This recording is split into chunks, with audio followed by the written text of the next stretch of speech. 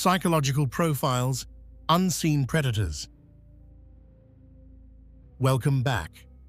Tonight, we're diving deep into the darkest corners of criminal psychology, exploring the minds of predators who lived among us, hidden in plain sight.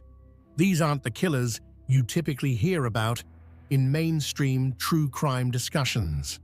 These are the ones who slipped through the cracks, who manipulated systems, who understood human psychology well enough to exploit it for years before anyone caught on.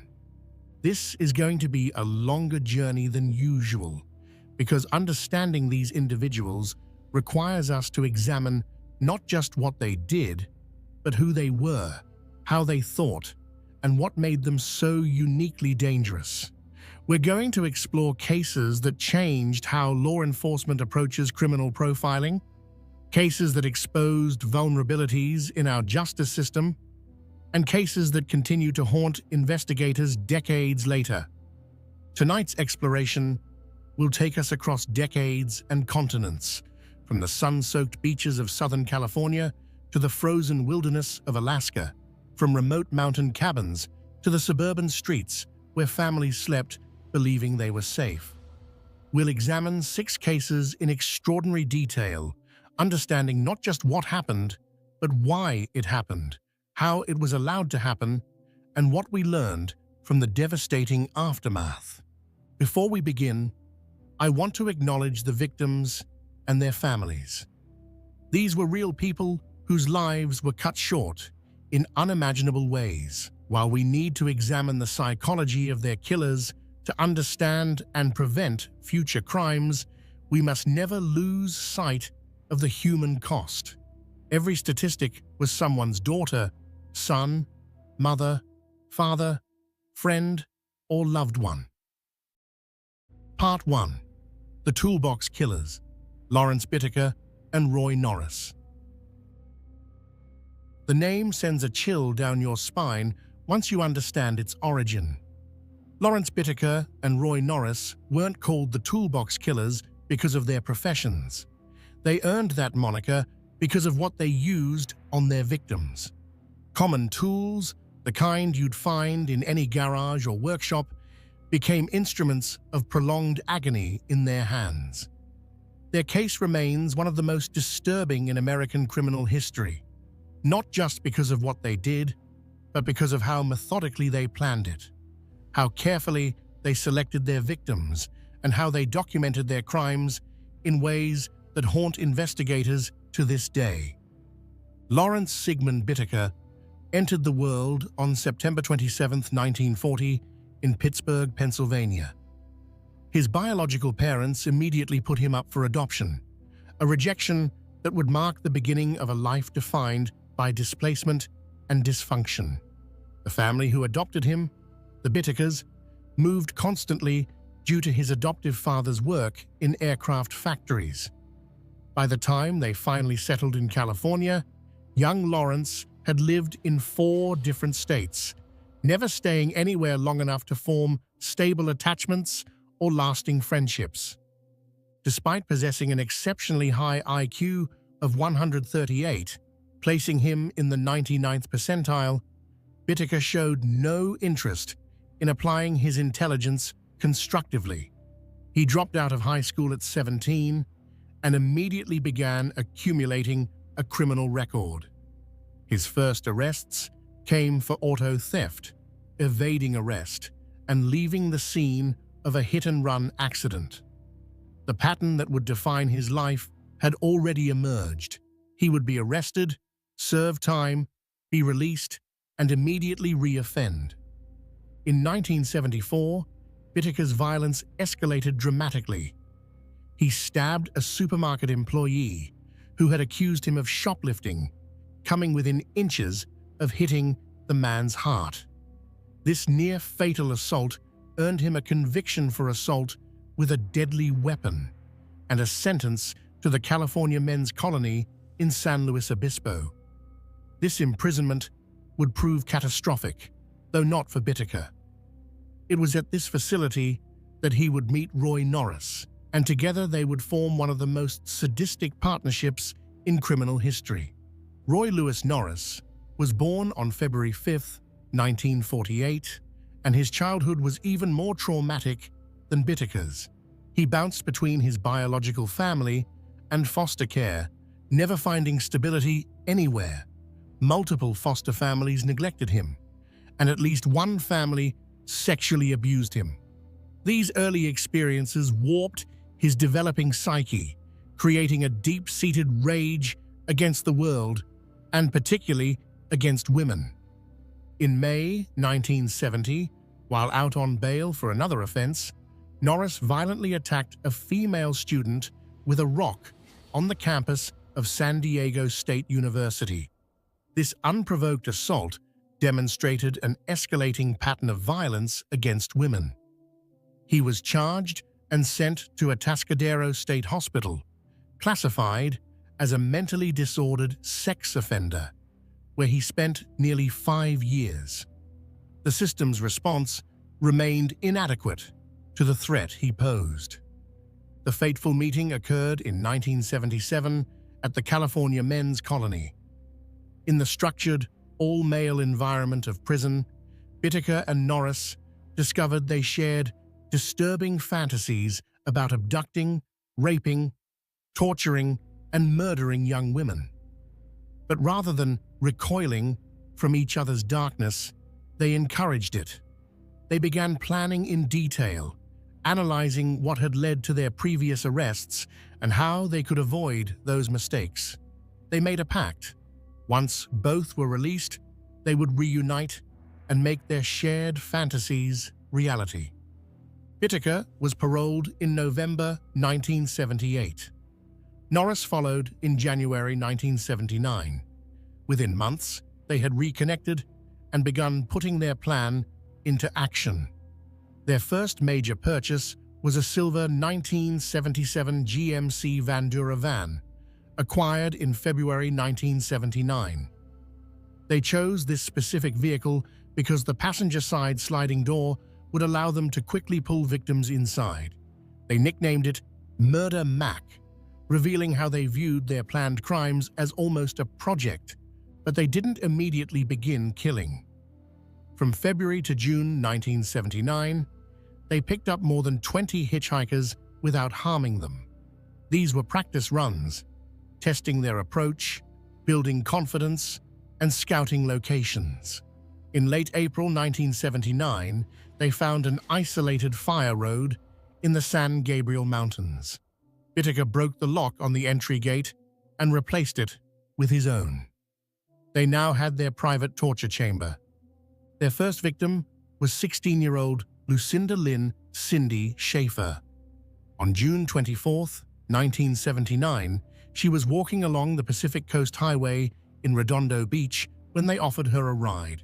When she refused, Norris pretended to repair the van. When Schaefer walked past, Norris grabbed her and dragged her into the vehicle. What happened over the next hours is almost too horrible to describe. They raped her, tortured her, and eventually strangled her to death. Her body was never recovered. Over the next 5 months, 4 more young women would die. 18-year-old Andrea Joy Hall, 13-year-old Jacqueline Leah Lamp, 15-year-old Jacqueline Doris Gilliam, and 16-year-old Shirley Lynette Ledford. Each killing was more brutal than the last, as their sadism escalated. They documented their crimes with photographs and audio recordings. The recordings, particularly the one of Ledford's torture, would later be played during Bittaker's trial. Many people fled the courtroom, unable to bear listening to it. FBI profiler John Douglas, who has interviewed dozens of serial killers, described Bittaker as the most disturbing individual for whom he ever created a criminal profile. Their capture came when Norris began bragging to an old prison friend named Jimmy Dalton about the murders. When Ledford's body was discovered, Dalton reported Norris to his lawyer, who passed the information to the Los Angeles Police Department. Under interrogation, Norris confessed but tried to minimize his role. He agreed to testify against Bittaker in exchange for a plea deal that spared him the death penalty.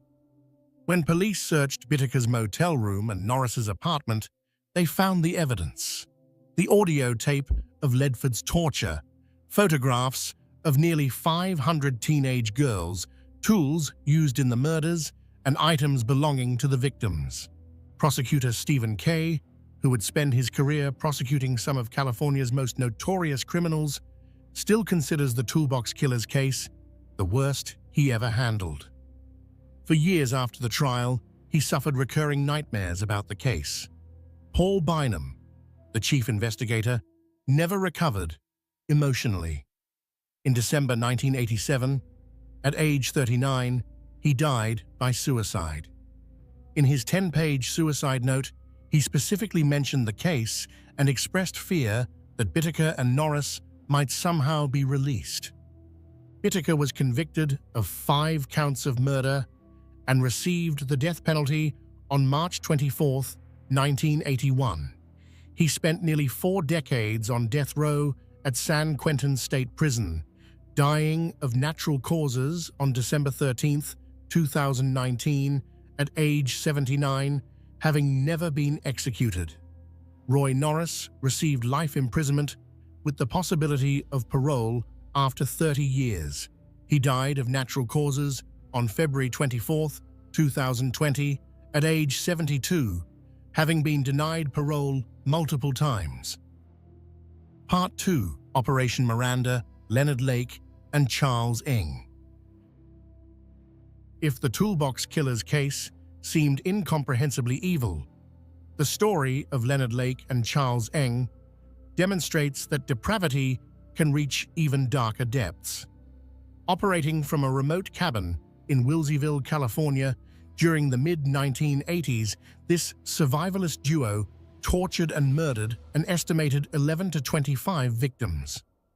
They called their operation Miranda, inspired by a novel about a man who kidnaps a woman and keeps her as a slave.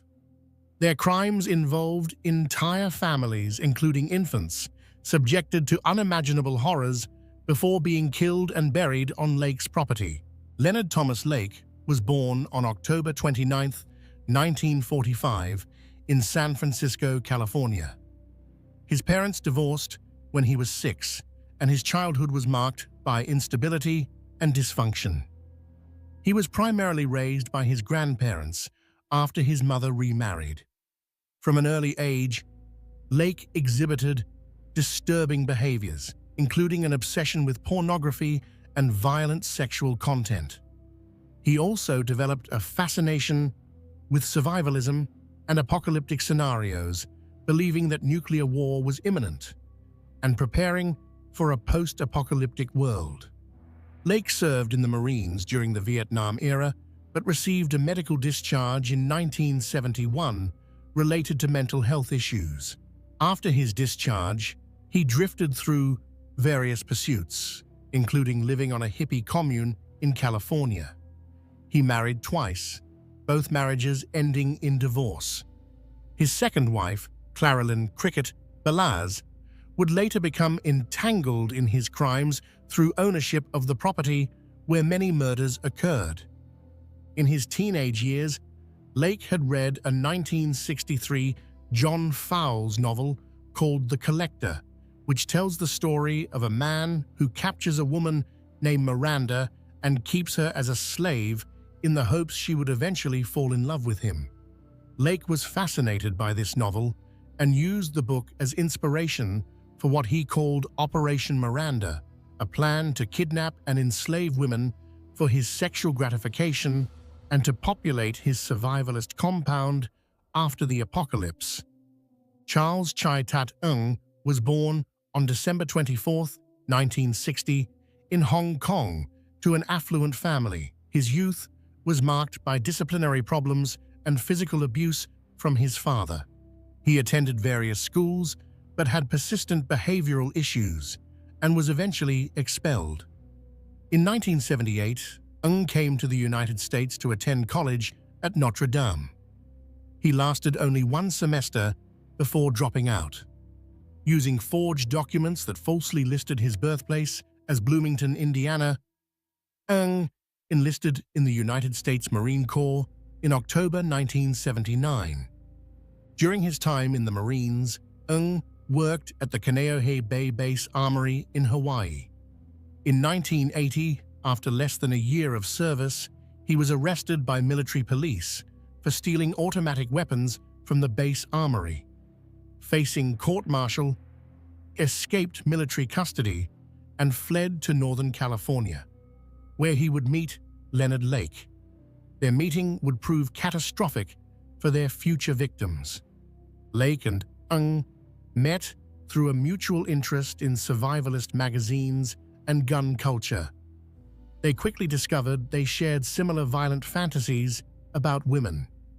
In 1982, federal authorities raided a mobile home that Lake and Ng shared in Ukiah, California, seizing a large stash of illegal weapons and explosives. Lake was released on bond but jumped bail. Ng was returned to Marine custody, where he pleaded guilty to the theft charges and was sentenced to Leavenworth Federal Prison. He served his sentence and was released in 1984. After Ng's release, he rejoined Lake, who had relocated to a remote cabin in Wilseyville, California, in Calaveras County, located in the foothills of the Sierra Nevada. The property was owned by Lake's wife, Claralyn Balaz, though the couple was separated. The cabin sat on a half-acre lot, isolated from neighbors, perfect for Lake and Ng's plans. Next to the cabin, they constructed a cinder-block bunker that would serve as their torture chamber and prison. The bunker was outfitted with soundproofing, chains, restraints, and various implements for torture. Lake maintained detailed journals documenting his crimes and filmed many of the assaults on videotape. These tapes would later become crucial evidence, showing the horrific abuse inflicted on victims before their deaths. On the tapes, Lake can be heard explaining to terrified women that they were now his property, that they would be his sex slaves, and that resistance was futile. Lake and Ng's first known collaborative victim was Charles Gunner, Lake's best man at his wedding. In May 1983, Lake invited Gunner on a road trip to Las Vegas. Several days later, Lake returned alone in Gunner's van, claiming Gunner had run off with a woman. Gunner was never seen again. Lake began using Gunner's identity and cashing his government checks. Their killing spree escalated in 1984 when Ng joined Lake at the Wilseyville property. They began targeting families, a particularly horrific aspect of their crimes. In one instance, they kidnapped Harvey Dubbs, his wife Deborah, and their infant son Sean from their San Francisco home. According to later testimony and evidence, Lake and Ng killed Harvey and baby Sean immediately. Deborah was kept alive for days, repeatedly raped and tortured, forced to perform sexual acts on camera while being told she would see her family again if she complied. Eventually, she too was murdered. Another family, Lonnie Bond, his girlfriend Brenda O'Connor, and their 2-year-old son, Lonnie Jr., lived just 50 yards from Lake's cabin, renting a house on the property. They vanished in 1985. According to the evidence, Bond and the infant were killed immediately, while O'Connor was subjected to prolonged sexual torture before being murdered. A friend of Bond's, Robin Scott Stapley, who had been staying at the house, was also killed. Lake maintained detailed journals about his crimes, referring to his victims by numbers rather than names, dehumanizing them completely. He documented the various ways he tortured them, his sexual assaults, and his methods of disposal. He and Ng would bury bodies on the property, burn remains, or dissolve them in chemicals. They kept a treasure map showing where they had hidden victims' belongings in barrels around the property. The case broke open on June 2, 1985, in a completely unexpected way. Ng was caught shoplifting a vice from a hardware store in South San Francisco. When security approached him, Ng fled.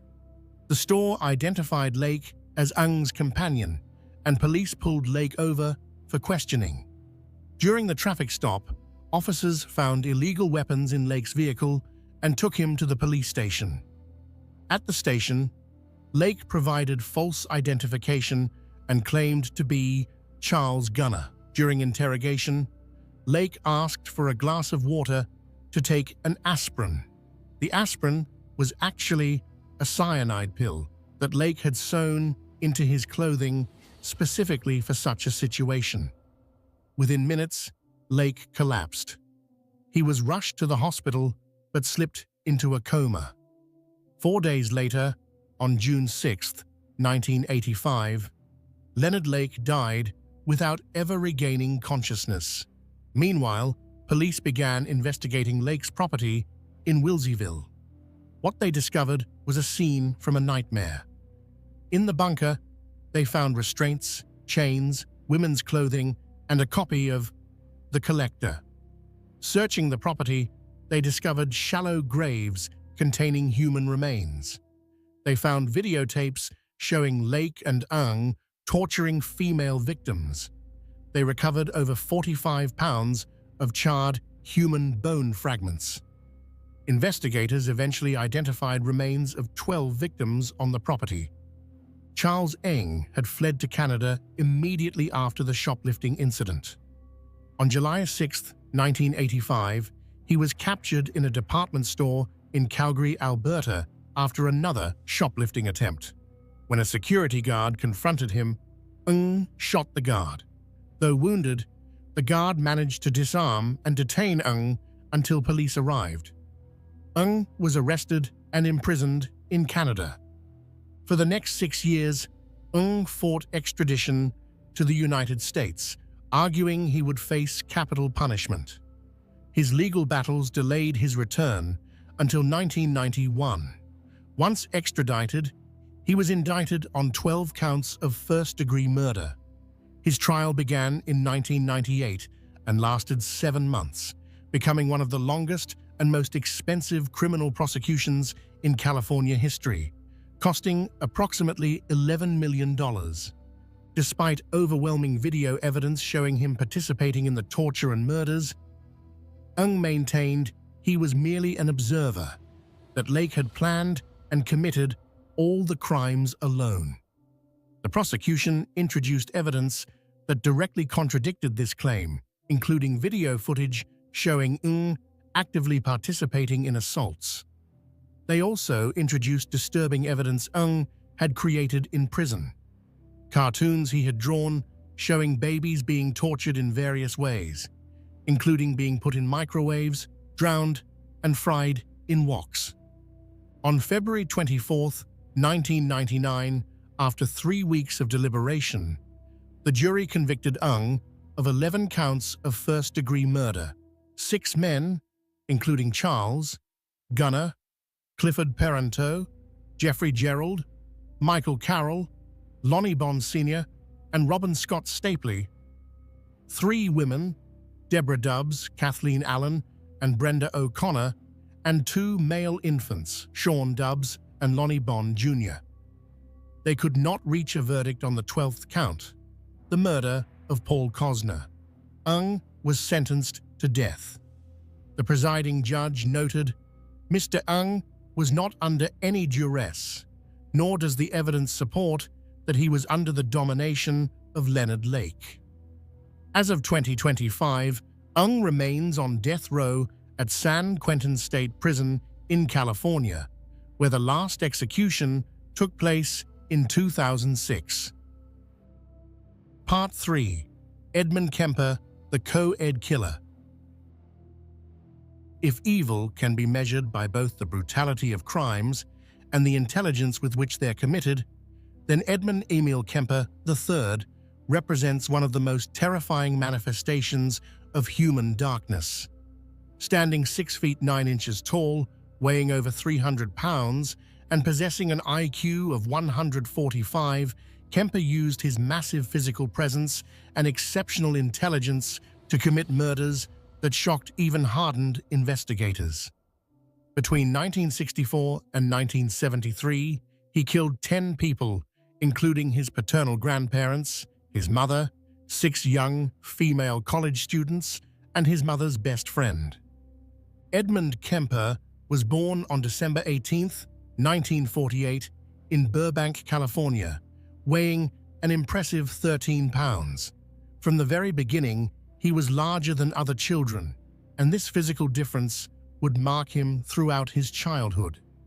His parents, Edmund Kemper Jr. and Clarnell Elizabeth Kemper, had a volatile marriage filled with constant conflict. When Edmund was 9 years old, his parents divorced. Clarnell Kemper was an alcoholic and deeply disturbed woman who emotionally and psychologically abused her son throughout his childhood. She constantly berated him about his size, calling him a real weirdo and telling him repeatedly that no woman would ever love him. She forced him to sleep in the basement, allegedly because she was afraid he would molest his sisters, a fear that had no basis in reality at the time, but may have been a self-fulfilling prophecy. Her abuse was relentless, designed to make him feel ashamed of his existence. Young Edmund began exhibiting disturbing behaviors. He killed the family cats, burying one alive and dissecting another. He played violent games with his sisters, including one where they acted out his execution in a gas chamber.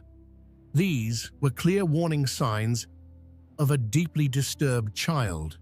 But in the 1950s and early 1960s, understanding of such behaviors was limited and nothing was done.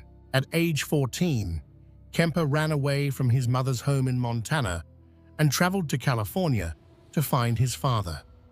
But Edmund Kemper Sr. wanted nothing to do with his son, rejecting him again. This rejection was crushing.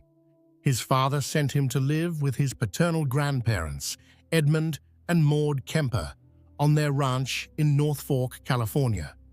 On August 27, 1964, at age 15, Edmund committed his first murders. After an argument with his grandmother, he shot her in the head with a .22 caliber rifle.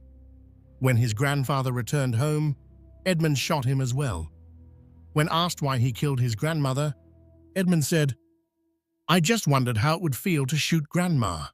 When asked why he then killed his grandfather, he said, "So he wouldn't have to see Grandma dead." Kemper was committed to Atascadero State Hospital, a maximum security facility for the criminally insane. He was diagnosed with paranoid schizophrenia, though later evaluations would question this diagnosis. At Atascadero, Kemper was considered a model patient. He was intelligent, cooperative, and insightful about his crimes. He even administered psychological tests to other patients, memorizing the answers and learning how to manipulate the tests. After 5 years, when he turned 21, the doctors determined he had been successfully rehabilitated.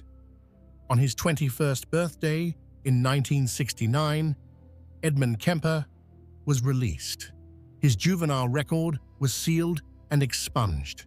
This decision was made despite warnings from several staff members who felt Kemper remained dangerous. Upon his release, Kemper moved back to California and lived with his mother, who was now working as an administrative assistant at University of California, Santa Cruz. Initially, Kemper tried to build a normal life. He attended community college briefly. He tried to join the California State Police, but at 6'9" and over 300 pounds, he exceeded their size requirements. But Kemper was developing elaborate violent fantasies, particularly about young women. He began picking up female hitchhikers, initially not harming them. These were practice runs. Kemper would later estimate that he gave rides to approximately 150 hitchhikers before he finally acted on his violent impulses. The killing began on May the 7th, 1972. Kemper picked up two Fresno State College students, 18-year-old Marianne Pesce and 18-year-old Anita Luchessa. He drove them to a remote area, killed them both, put their bodies in the trunk of his car, and drove back to his apartment. There, he dismembered them, decapitated them, and engaged in sexual acts with their corpses. He took photographs throughout this process. 4 months later, on September 14, 1972, Kemper picked up 15-year-old Aiko Koo. In January 1973, he killed 19-year-old Cindy Scholl. In February 1973, he encountered 23-year-old Rosalind Heather Thorpe and 20-year-old Alice Helen Allison Liu on the UC Santa Cruz campus. Kemper had obtained a university parking sticker because his mother worked there, making students more likely to trust him. Throughout this period, Kemper was friends with several police officers. He frequented a bar called the Jury Room that was popular with law enforcement, listening to them discuss the ongoing investigation into the co-ed murders. His inside knowledge helped him stay ahead of detection. The police discussing their case with him never suspected that the gentle giant sitting at the bar was the killer they were hunting. The end came on Good Friday, April 20th, 1973. Kemper had been drinking and dwelling on his rage toward his mother. In the early morning hours, he entered her bedroom while she slept and bludgeoned her to death with a claw hammer. He then cut off her head, raped her severed head, and removed her larynx, trying to feed it down the garbage disposal, later saying it seemed appropriate given how much she had yelled at him over the years. That evening, Kemper invited his mother's best friend, 59-year-old Sarah Taylor Hallett, over to the house. When Hallett arrived, Kemper strangled her. The next morning, he took his mother's car and drove east.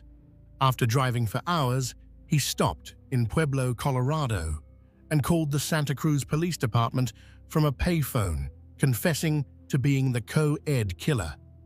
The police initially didn't believe him. He had to call back multiple times before they finally sent officers to arrest him. During his interrogation and trial, Kemper was extraordinarily cooperative and articulate. He provided detailed descriptions of all his crimes. He told investigators that he killed the young women because he wanted them for myself, like possessions. The jury didn't buy his insanity defense. On November 8, 1973, they declared Kemper sane and guilty on all counts. Kemper requested the death penalty, asking specifically for death by torture. However, California had placed a moratorium on capital punishment. So instead, he received 7 years to life for each count, to be served concurrently. Kemper became an unusual prisoner, volunteering for psychological studies and interviews. His interviews with FBI profilers John Douglas and Robert Ressler became foundational material for the FBI's criminal profiling program. But Kemper's articulateness shouldn't be mistaken for remorse. He shows no genuine empathy for his victims. When asked how he felt when he saw a pretty girl after killing his mother, he replied, "One side of me says, I'd like to talk to her, date her. The other side says, I wonder how her head would look on a stick." Kemper has been denied parole multiple times. At his most recent hearing in 2024, he was found to remain a high risk to reoffend. He's now 76 years old, his massive frame diminished by age and health problems. Yet the parole board continues to determine that Edmund Kemper is still too dangerous to release. Part 4. Robert Hansen, the Butcher Baker. The frozen wilderness of Alaska seems like it should be a place of pristine beauty, far removed from the darkness of serial crime. But in the late 1970s and early 1980s, that wilderness became a hunting ground for a predator who took the concept literally. Robert Christian Hansen, known as the Butcher Baker, abducted at least 17 women from Anchorage, flew them to remote wilderness locations, released them, and hunted them like animals before killing them. Robert Hansen was born on February 15, 1939, in Estherville, Iowa. His childhood was marked by severe insecurity and social rejection. He suffered from terrible acne that left his face scarred. He wore thick glasses and had buck teeth. Worst of all, he had a severe stutter that became more pronounced when he was stressed. In the cruel social environment of 1950s schools, these characteristics made him a target for relentless bullying, particularly from girls. His father, Christian Hansen, was a Danish immigrant who owned a local bakery. He was demanding and sometimes harsh, expecting his son to work long hours in the bakery from a young age. Combined with constant rejection from his peers, this created in young Robert a deep well of rage and resentment, particularly directed at women. Unable to connect with people, Hansen found solace alone in the woods. He became an avid hunter and outdoorsman, spending hours tracking and killing animals. Hunting gave him a sense of control and power. These skills would later become tools for murder. Hansen's criminal behavior started early. In 1960, at age 21, he convinced a young bakery employee to help him burn down a school bus garage. His stated motivation was revenge against people he believed had wronged him. He was caught, convicted, and served less than 2 years of a 3-year sentence. After his release, Hansen married and in 1967 moved with his second wife to Anchorage, Alaska. In Alaska, Hansen finally found something approaching success. He opened a bakery in downtown Anchorage that became popular with locals. He was known as Bob the Baker, a quiet, unassuming man. He and his wife had 2 children. He set hunting records. Police officers frequented his bakery for coffee and donuts. By all outward appearances, Robert Hansen had built a respectable life. But beneath that surface, Hansen's rage had never diminished. In 1971, he was arrested twice, first for abducting and attempting to rape a housewife, and second for raping a sex worker. He pleaded no contest to assault with a deadly weapon, and the rape charge was dropped. He was sentenced to 5 years, but released to a halfway house after only 6 months. This light sentence was catastrophic. If Hansen had been kept in prison, at least 11 women would still be alive. The late 1970s saw massive changes in Anchorage. The Trans-Alaska Pipeline brought tens of thousands of workers, and with them came a boom in bars, strip clubs, and prostitution. This transient population created the perfect hunting ground for Hansen. Women would appear, work briefly, then disappear, and no one would notice. Alaska State Trooper Glenn Floth later explained that Hansen quickly learned which victims were safest to target. Sex workers and exotic dancers were less likely to be missed, less likely to be believed if they reported an assault. Hansen's method was straightforward. He would cruise downtown Anchorage looking for women working the streets. He would offer money for sex. Once the woman was in his car, he would pull a gun and drive her to his home. He had a soundproofed room in his basement where he would handcuff victims, rape them, and torture them. When he was done, he would drive them to his airplane hangar. This is where Hansen's crimes became truly unique. He was a skilled pilot with his own bushplane. He would fly victims to remote wilderness locations. Once there, Hansen would release the woman and give her a head start. Then he would hunt her with his hunting rifle or bow and arrow, tracking her through the wilderness. Most victims were killed quickly, shot down as they ran. After the kill, Hansen would leave the bodies where they fell. The Alaskan wilderness is vast. He believed it would hide his victims forever. For many years, he was right. Between 1971 and 1983, 17 women that we know of were murdered by Robert Hansen. The break came on June 13, 1983, when Cindy Paulson, a 17-year-old sex worker, was picked up while hitchhiking. She was half-naked, handcuffed, hysterical.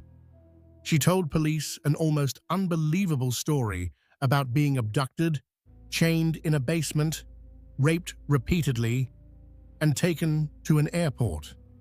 While her attacker was loading his plane, she had managed to escape. Paulson had seen the airplane and gotten its tail number. A security guard corroborated her story. The tail number led directly to Robert Hansen. When police questioned Hansen, he denied everything, claiming Paulson was lying. He had an alibi from a friend. Police initially found Hansen more credible than a teenage prostitute. But Detective Glenn Floth wasn't convinced.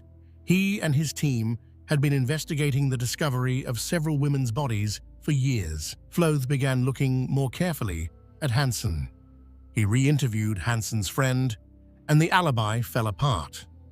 With the alibi cracked, investigators obtained a search warrant. What they found was damning.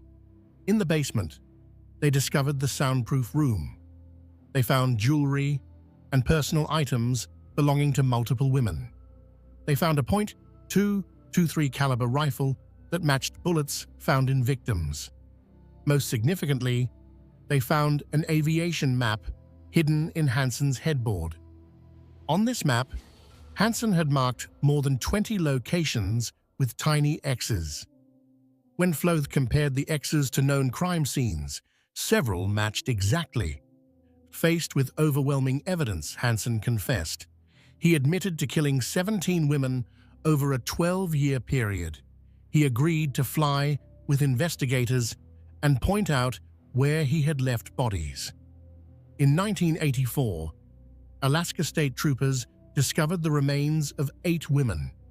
Only 12 of his 17 admitted victims have ever been found. 5 women remain lost in the Alaskan wilderness. In February 1984, Robert Hansen pleaded guilty to 4 counts of murder in exchange for the state not pursuing all 17 charges. He was sentenced to 461 years in prison plus life without the possibility of parole.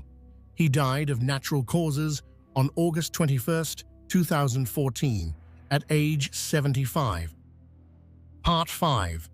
The Toy Box Killer, David Parker Ray. Some predators work quickly, killing their victims within hours.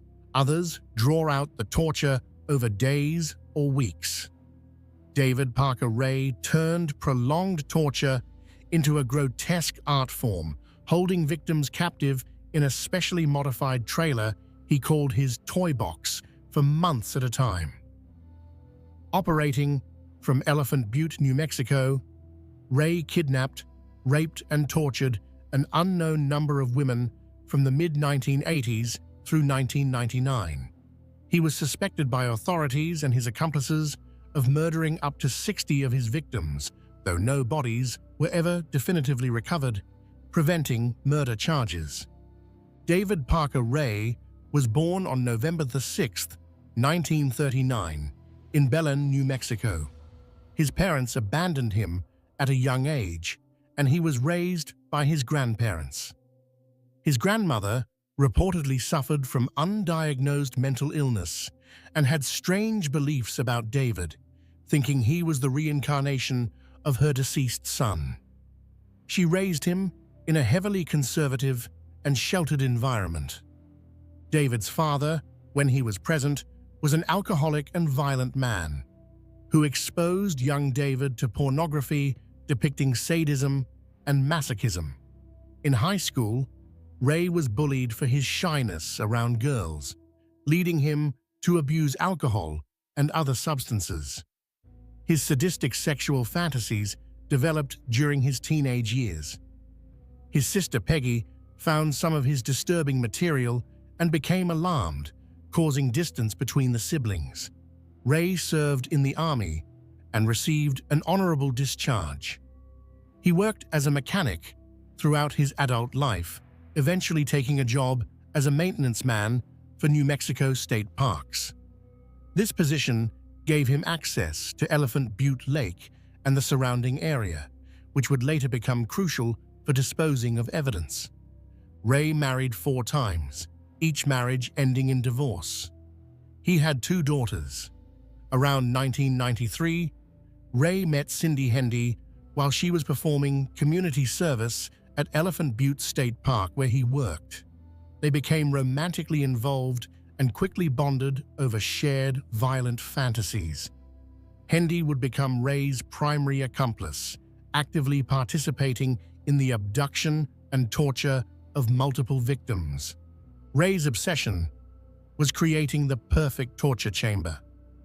He purchased a large cargo trailer and spent years and approximately $100,000 converting it into what he called his toy box. He soundproofed the interior, installed elaborate locks and restraints, and filled it with an extensive collection of torture implements: whips, chains, pulleys, straps, clamps, surgical instruments, electric shock devices, and various sexual devices. The centerpiece was a gynecological examination table to which he would strap his victims. A mirror was mounted on the ceiling above the table so victims could see what was being done to them. Ray constructed elaborate contraptions, including a fur-lined coffin and makeshift pillories to restrain captives. He even rigged the trailer with pulleys and mechanisms that would force victims into specific positions. One of the most disturbing aspects of Ray's crimes was his use of audio tapes. He recorded a lengthy tape specifically to play for victims when they first regained consciousness in the toy box. The tape, which ran approximately 30 minutes, explained to victims that they had been abducted, that they were now his sex slaves, that resistance was futile, and that they would be held captive for an extended period. The tape detailed the various tortures they would endure and explained that he would eventually drug them with powerful amnesiacs and release them, making it impossible for them to remember or report what had happened. According to accomplice Cindy Hendy's testimony, Ray would kidnap 4 or 5 women per year, holding each for approximately 2 to 3 months. During their captivity, victims would be repeatedly raped and tortured, sometimes multiple times per day. Ray would invite friends to participate. He even trained his dog to rape victims. He photographed and videotaped the assaults, creating an extensive library of his crimes. The victims Ray targeted were carefully selected. He primarily chose sex workers, drug addicts, and transient women who were less likely to be missed or believed if they reported crimes. He would approach them at bars near Elephant Butte, particularly a place called the Blue Waters Saloon, offering them money, drugs, or other inducements to come with him. Ray's daughter, Glenda Jean Jessie Ray, was involved in some of the abductions, using her presence to make potential victims feel safer. Another accomplice, Dennis Roy Yancey, participated in at least one murder. In July 1997, Yancey strangled 22-year-old Sylvia Marie Parker to death under Ray's orders. Yancey initially helped dispose of the body, but later led police to the location. However, when they returned, the body had been moved. Police suspect Ray came back to relocate it, fearing Yancey might eventually confess. On March 22, 1999, Ray made a critical mistake. He and Hendy abducted Cynthia Vigil, a 22-year-old sex worker. For 3 days, Vigil was held captive in the toy box, subjected to repeated sexual assault and torture. On the third day, while Ray was at work, Vigil managed to convince Hendy to come close enough that she could grab the keys. When Hendy struck her with a lamp, Vigil fought back, stabbing Hendy in the neck with an ice pick from the floor. She unlocked her chains and fled. Vigil ran naked except for a dog collar and chains still attached to her body. She ran to a mobile home whose owner immediately let her in and called 911. Police had already been alerted because a 911 call had been made from Ray's property but been interrupted. When officers arrived at Ray's home, they discovered the toy box trailer. Inside the trailer, investigators found overwhelming evidence: the restraints, torture implements, videos, and photographs showing victims being tortured, and the audio tape Ray played for his captives.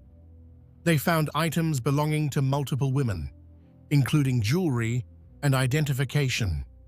Detailed diagrams showing methods of inflicting pain were mounted on the walls.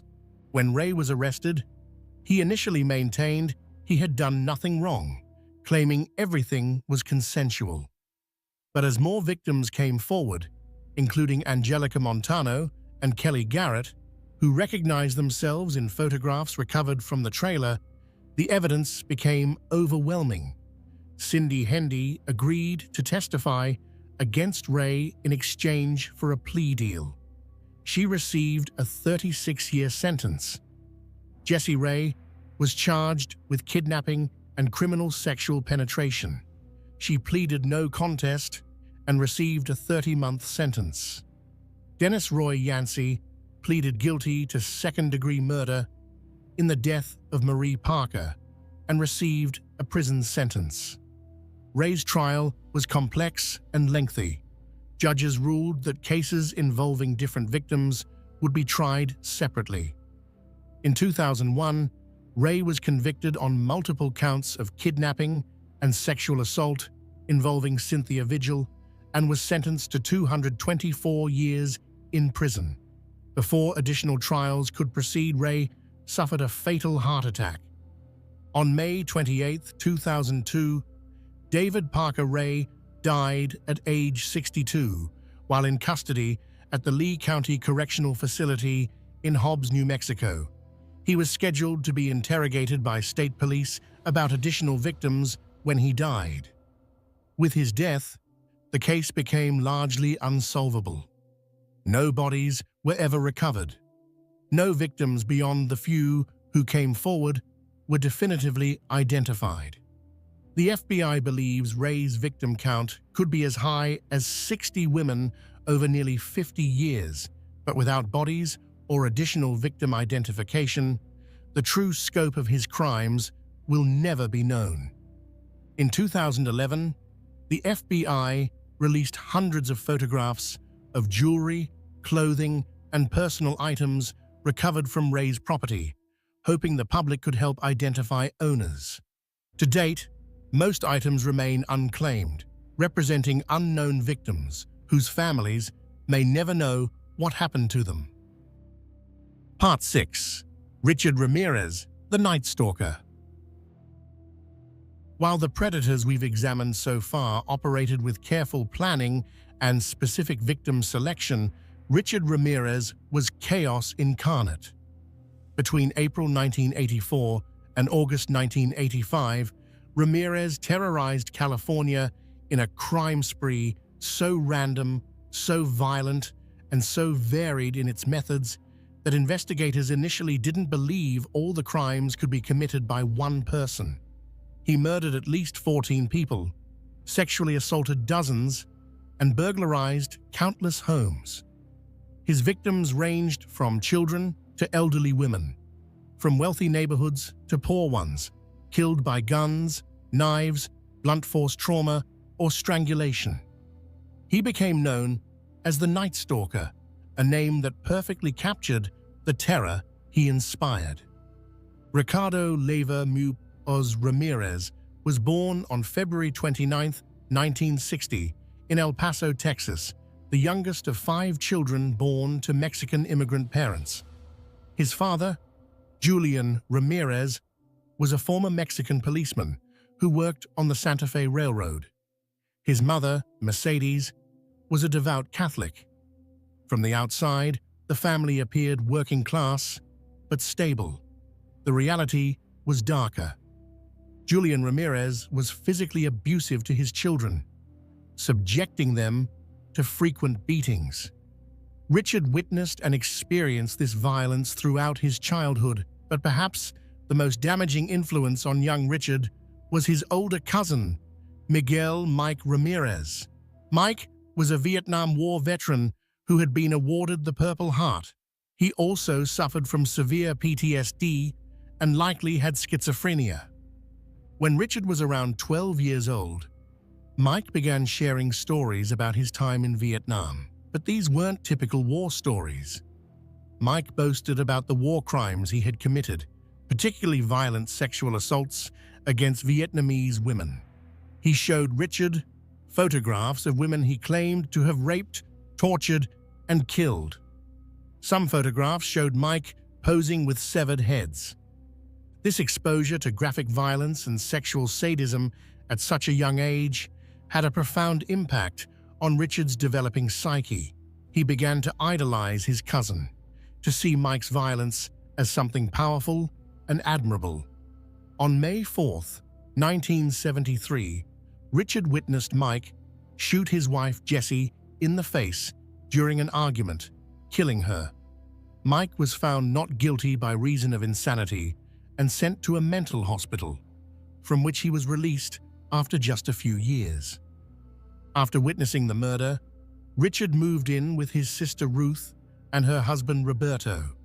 But Roberto was a peeping Tom who would prowl neighborhoods at night looking in windows. He took young Richard along on these voyeuristic excursions, further normalizing criminal behavior in Richard's mind.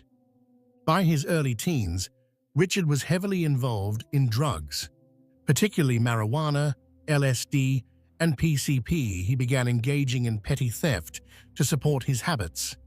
He dropped out of high school and took a job at a Holiday Inn, where he used his access to steal from guests. He molested children in the hotel elevator and attempted to rape a woman in her room before being caught by her husband and fired. Ramirez's obsession with Satanism began in his teenage years.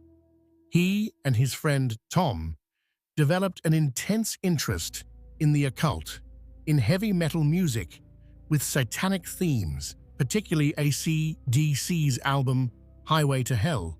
Ramirez believed that Satan was a real entity who gave him power and protected him. This belief would become central to his crimes and his public persona. Ramirez's first known murder occurred on April 10, 1984, when he broke into the San Francisco hotel where he was living and raped and murdered 9-year-old Mei Leung in the basement. He stabbed her to death and hung her body from a pipe. This murder wasn't connected to his later crimes until 2009, when DNA evidence linked him to the scene. On June 28, 1984, Ramirez committed what was long thought to be his first murder. He broke into the Glassell Park apartment of 79-year-old Jenny Vinco. He stabbed her repeatedly, slashed her throat so deeply she was nearly decapitated, and sexually assaulted her corpse. A fingerprint was found on a window screen, but computerized fingerprint databases didn't exist yet, so the print couldn't be matched.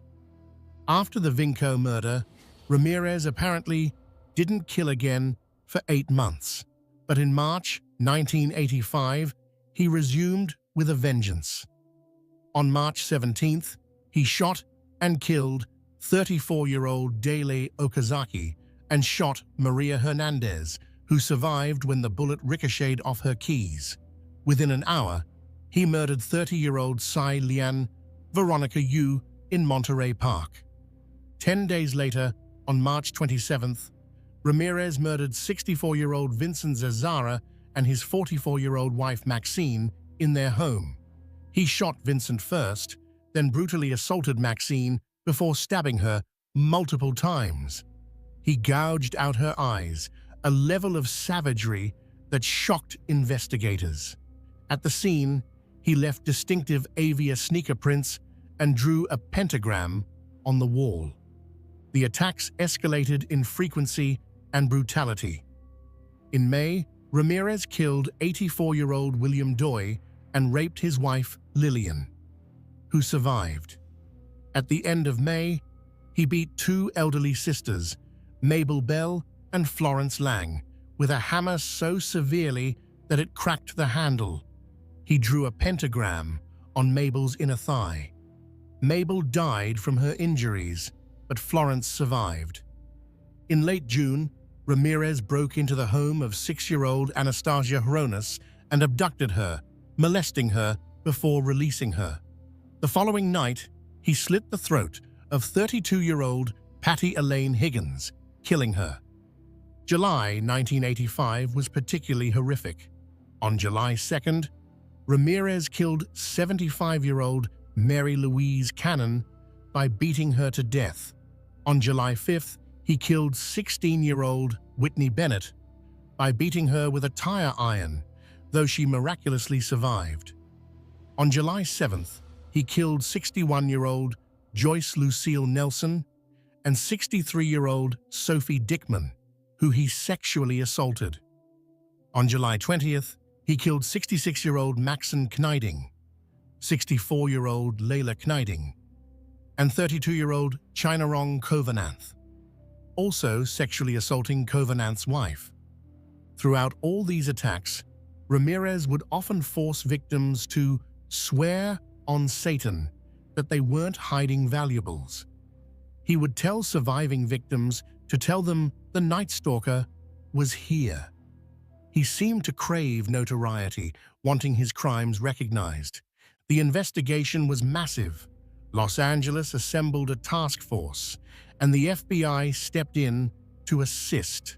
But Ramirez was frustratingly difficult to profile. His victims had no common characteristics. They were men, women, children, elderly, young, Asian, white, Latino, rich, poor. He used guns, knives, blunt objects, strangulation. Sometimes he committed burglary without violence. Sometimes he sexually assaulted. Sometimes he killed quickly. Sometimes he tortured victims for hours. The breakthrough came from fingerprint technology. One of Ramirez's fingerprints from a crime scene was run through a newly computerized system and matched to his records. On August 30th, 1985, Ramirez's name and photograph were released to the media. The next day, August 31st, Ramirez was in East Los Angeles when someone recognized him from the newspaper. Ramirez tried to flee, attempting to steal a car, when the car's owner and neighbors realized who he was. They chased him down. A crowd formed, beating Ramirez until police arrived and rescued him from the mob. He was arrested, bruised and bloody, but alive. Ramirez's trial began in July 1988. Throughout the proceedings, he displayed no remorse. He would hold up his palm, showing a pentagram he had drawn there, and shout, "Hail Satan," to the courtroom. He smiled and laughed when gruesome crime scene photos were shown. When asked why he hurt and killed his victims, he simply smiled and said, "No comment." On September 20th, 1989, Richard Ramirez was convicted of 13 counts of murder, 5 attempted murders, 11 sexual assaults, and 14 burglaries. He was sentenced to death. The judge stated that his crimes showed cruelty, callousness, and viciousness beyond any human understanding. Ramirez's response was big deal. Death always went with the territory. Ramirez spent over 23 years on death row at San Quentin State Prison. During this time, he married Doreen Lioy, a magazine editor who became obsessed with him. He received thousands of letters from admirers, a disturbing phenomenon where serial killers attract fans. In June 2013, Ramirez was diagnosed with B-cell lymphoma. He died on June 7, 2013, at age 53, having never been executed. Conclusion: understanding the unseen. We've journeyed through 6 cases tonight, each representing a different manifestation of the same underlying pathology: the need to dominate, control, and destroy other human beings for psychological gratification. Lawrence Bittaker and Roy Norris, finding in each other permission to enact their worst impulses. Leonard Lake and Charles Ng, building a survivalist torture compound where they enslaved and murdered entire families. Edmund Kemper, using his exceptional intelligence to understand his own pathology without being able to control it. Robert Hansen, using the Alaskan wilderness as his personal hunting ground. David Parker Ray, creating an elaborate torture chamber where victims were held for months. Richard Ramirez, embodying chaos and randomness, striking terror into an entire state. What connects these cases beyond their horror? Childhood trauma appears in every single case. Bittaker and Norris both experienced rejection and abuse. Lake witnessed family dysfunction and developed apocalyptic paranoia. Ng suffered severe physical abuse from his father. Kemper endured relentless emotional abuse from his mother. Hansen was bullied mercilessly for his appearance and stutter. Ramirez was exposed to graphic violence and war crimes by his cousin. The common thread is a fundamental warping of normal empathy and attachment. High intelligence is another common factor. Bittaker, Lake, Kemper, Hansen, and Ray all demonstrated above-average intelligence. They used their cognitive abilities not to contribute to society, but to more effectively prey upon it. They planned carefully, avoided detection for years, and manipulated those around them. The targeting of vulnerable victims appears repeatedly. Hansen explicitly chose sex workers and dancers. Lake and Ng targeted families who could be isolated. Ray chose transient women and sex workers.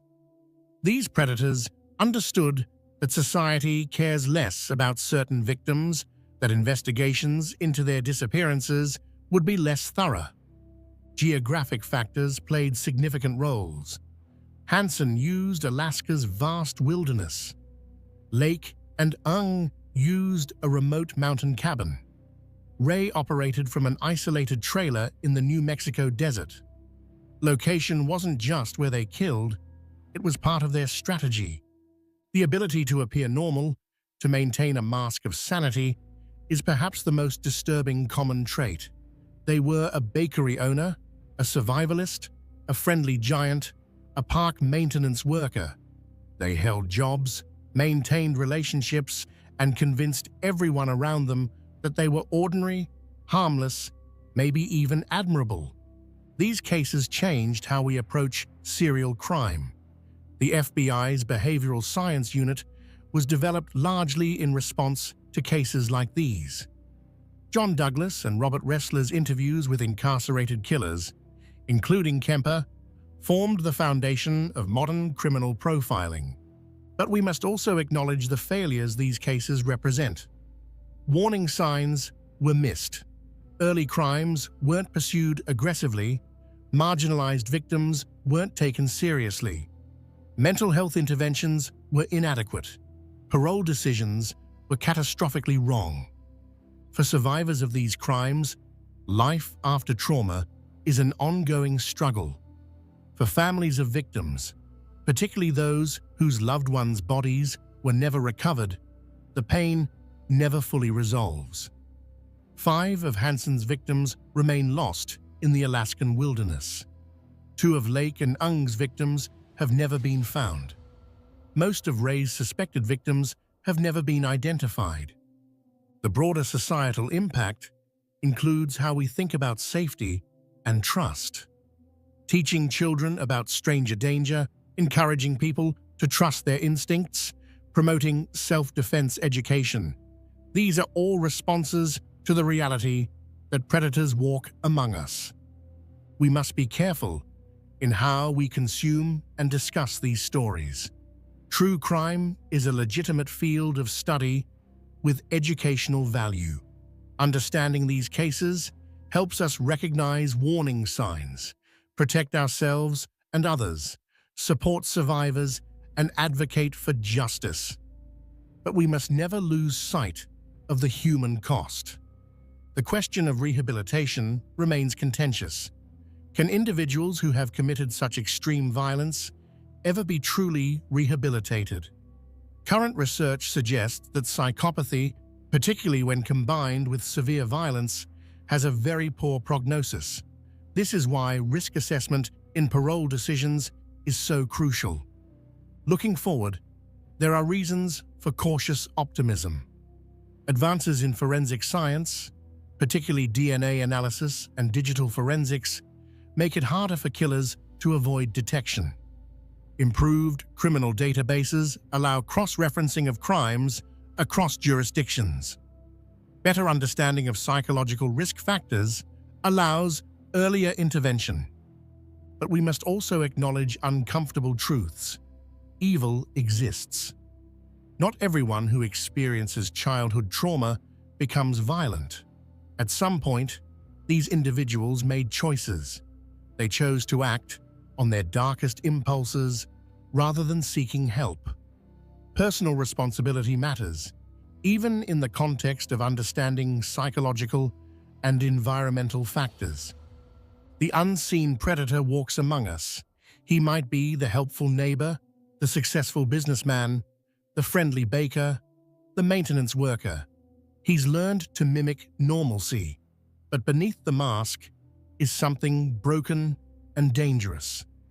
The key to protection is awareness, without paranoia, caution without fear, and recognition that intuition exists for a reason. We remember the victims tonight: Cindy Schaefer, Andrea Hall, Jacqueline Gilliam, Jacqueline Lamp, Shirley Ledford, Charles Gunner, Donald Lake, Harvey Dubbs, Deborah Dubbs, Baby Sean Dubbs, Lonnie Bond, Brenda O'Connor, Lonnie Bond Jr., Robin Stapley, and others whose names we may never know. The 17 women murdered by Robert Hanson, only 12 of whom have been identified. Mary Ann Pesce, Anita Luchessa, Aiko Koo, Cindy Scholl, Rosalind Thorpe, Alice Liu, Clarnell Kemper, Sarah Hallett, Marie Parker, and the many unidentified victims of David Parker Ray. Mei Leung, Jenny Vinko, Daly Okazaki, Tsai Lian Yu, Vincent Zazara, Maxine Zazara, William Doi, Mabel Bell, Patty Higgins, Mary Cannon, Joyce Nelson, Sophie Dickman, Maxon Niding, Layla Niding, Chainarong Kovananth. These were daughters and sons, mothers and fathers, sisters and brothers, friends and loved ones. They had dreams and plans and futures that were stolen. We honor them by learning from these tragedies, by working to prevent future ones, and by refusing to forget that these were real people whose lives mattered. Thank you for taking this difficult journey with me tonight. I know these cases are disturbing, and emotionally challenging. But understanding them is important. It helps us recognize warning signs, protect ourselves and others, support survivors, and advocate for justice. If you or someone you know has been affected by violent crime, please reach out to victim support services in your area. You're not alone, and help is available.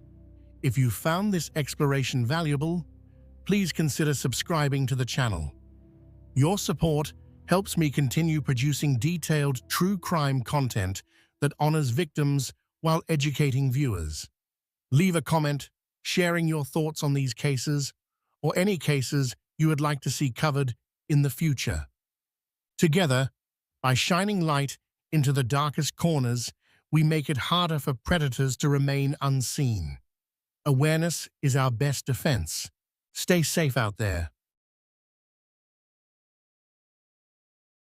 Ted Bundy, inside the mind of a serial killer. Introduction. Good evening, everyone. Tonight, we're going to explore one of the darkest chapters in American criminal history. The story we're about to examine goes far beyond the typical narrative of a serial killer. We'll be looking deep into the life, crimes, and psychology of Theodore Robert Bundy, a man whose name has become synonymous with evil itself, yet whose charming exterior fooled countless people for years. Ted Bundy killed at least 30 women that we know of, though experts believe the actual number could be much higher, possibly exceeding 100 victims.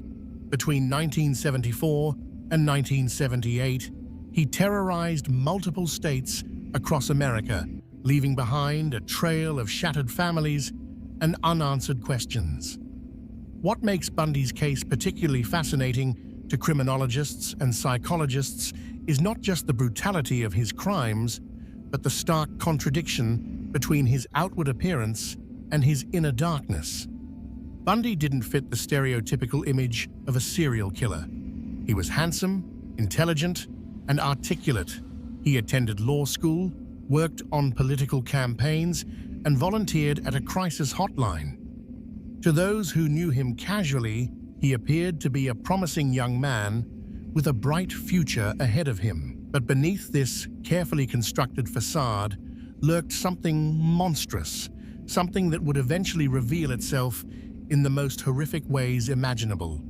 This is a story about manipulation, about how someone can wear a mask so convincing that even trained professionals failed to see through it.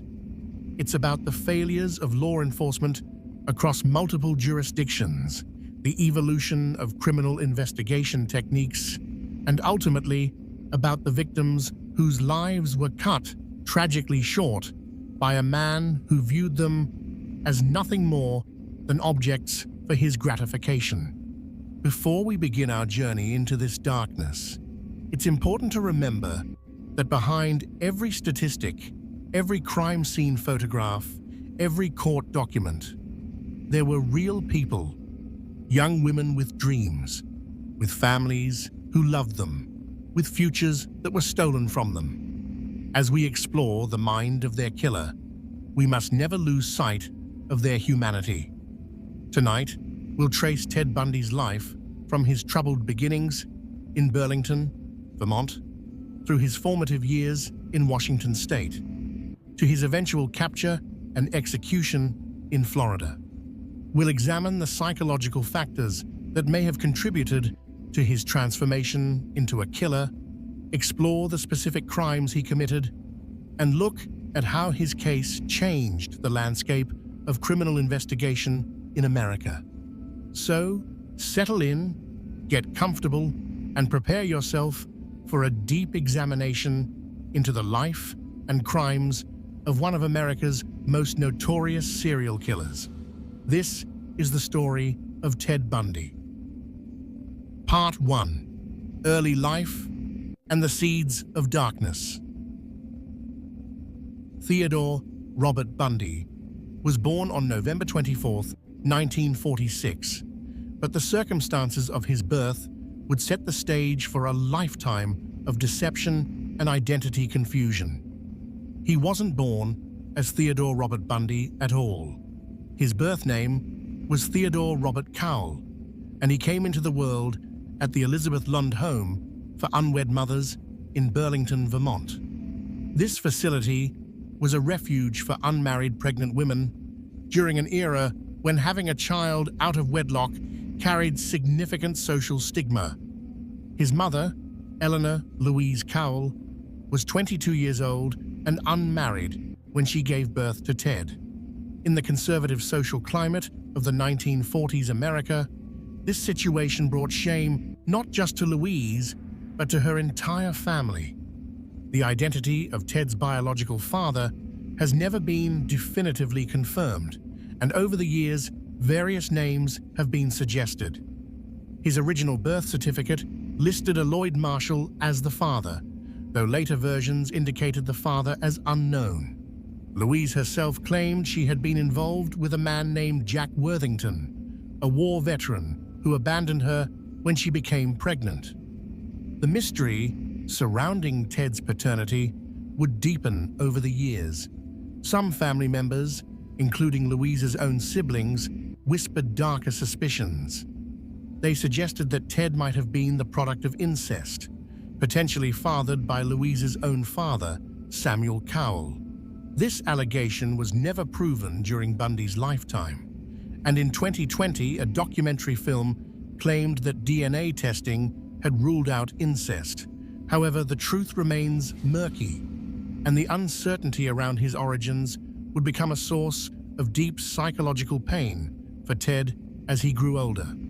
For the first 3 years of his life, Ted lived with his maternal grandparents in Philadelphia, Pennsylvania. But the arrangement came with a cruel deception designed to protect the family's reputation. Young Ted was told that his grandparents were actually his parents and that his biological mother, Louise, was his older sister. This elaborate lie was maintained to shield the family from social judgment, but it would have profound psychological consequences for Ted. Samuel Cowell, the man Ted believed to be his father, but who was actually his grandfather, has been described in conflicting ways.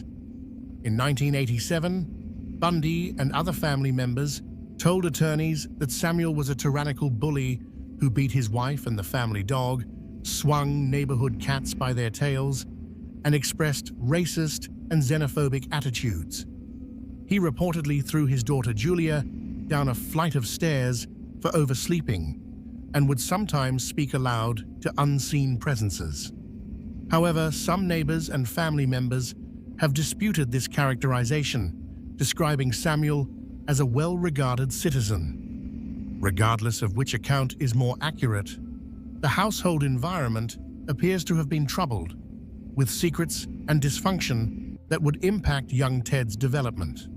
Ted's grandmother, Eleanor Cowell, suffered from severe depression and underwent electroshock therapy on multiple occasions.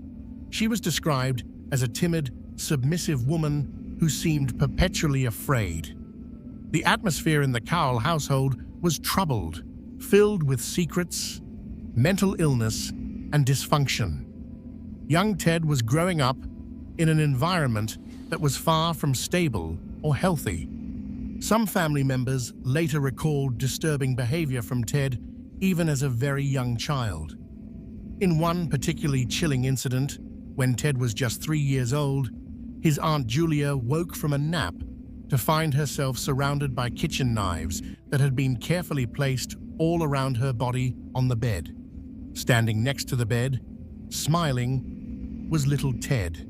This story, if true, suggests that even in early childhood, Ted was exhibiting behaviors that should have raised serious alarms. In 1950, when Ted was 4 years old, Louise made the decision to leave Philadelphia and start fresh. She moved with Ted across the country to Tacoma, Washington, where they stayed with relatives. This move represented Louise's attempt to escape her past and build a new life for herself and her son, away from the oppressive atmosphere of her parents' home and the whispers about her illegitimate child. In Tacoma, Louise met Johnny Culpepper Bundy, a hospital cook who worked at a military hospital. Johnny was, by all accounts, a decent and hard-working man. He and Louise married in May 1951, and Johnny legally adopted Ted, giving him the name that would become infamous, Theodore Robert Bundy. Together, Johnny and Louise would go on to have 4 more children, giving Ted several half-siblings. For Ted, the move to Washington and his mother's remarriage should have represented a fresh start, an opportunity to leave behind the dysfunction of his early childhood. But the damage had already been done. The lies about his parentage, the violent environment of his grandfather's home, and whatever genetic or psychological predispositions he might have inherited had already begun to shape his personality in dark ways. Ted's relationship with his stepfather Johnny was complicated. Publicly, he would sometimes speak positively about Johnny, acknowledging that he had been a good father figure, but in private conversations and interviews, a different picture emerged. Ted felt that Johnny was beneath his mother, that he wasn't sophisticated or educated enough. Despite Johnny's kindness and his willingness to accept Ted as his own son, Ted harbored resentment toward him. This sense of superiority, this belief that he was better than the people around him, would become a defining characteristic of Ted's personality. As a child in Tacoma, Ted was shy and somewhat awkward socially. He struggled to fit in with other children and often felt like an outsider. He wasn't particularly athletic, though he was intelligent and did well in school academically. But beneath his quiet exterior, something was developing, something that would eventually express itself in the most destructive ways possible. Ted himself would later describe feeling different from other children, sensing that he didn't experience emotions the same way others did. He spoke of feeling disconnected, of watching other people interact and trying to mimic their behaviors without actually understanding the feelings behind them. This description aligns closely with what psychologists now recognize as psychopathy, a personality disorder characterized by a lack of empathy, manipulativeness, and superficial charm. During his adolescent years in Tacoma, Ted's behavior began to show more obvious warning signs. He developed an interest in peering into windows, watching people in their homes without their knowledge. He began shoplifting, stealing things not out of necessity, but seemingly for the thrill of it. He was also developing an obsessive interest in violent sexual content, reportedly seeking out detective magazines that featured stories about crimes against women. One of the most controversial aspects of Ted's early life involves a possible connection to an unsolved disappearance. In 1961, when Ted was 14 years old, an 8-year-old girl named Anne Marie Burr vanished from her home in Tacoma. Anne's house was on Ted's newspaper delivery route, and the Bundy family lived just a few blocks away. For years, speculation swirled about whether Ted might have been responsible for Anne's disappearance, though he always denied any involvement. Anne's body was never found, and her case remains unsolved to this day. While there's no definitive proof linking Ted to this crime, the proximity and timing have kept the suspicion alive. As Ted entered his teenage years, he learned the truth about his parentage. The exact circumstances of how he discovered that his sister was actually his mother vary depending on which account you believe.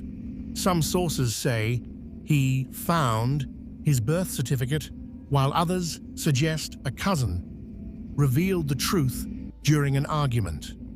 Regardless of how it happened, the revelation was devastating to Ted.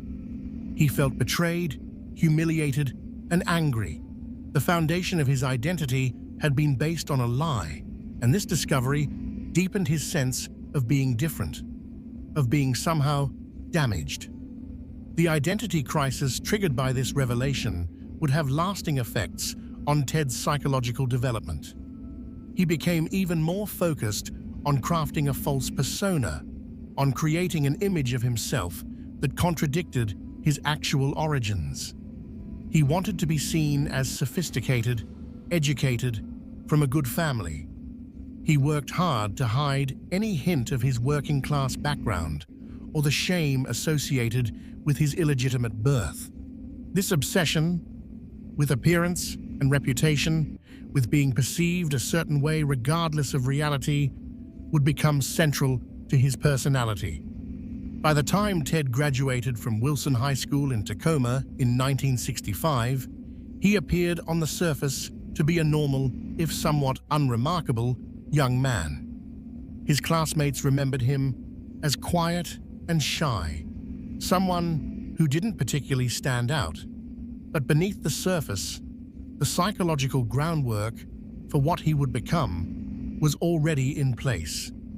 The childhood trauma, the identity confusion, the lack of genuine emotional connection to others, the early behavioral warning signs, all of these factors were combining to create something dangerous.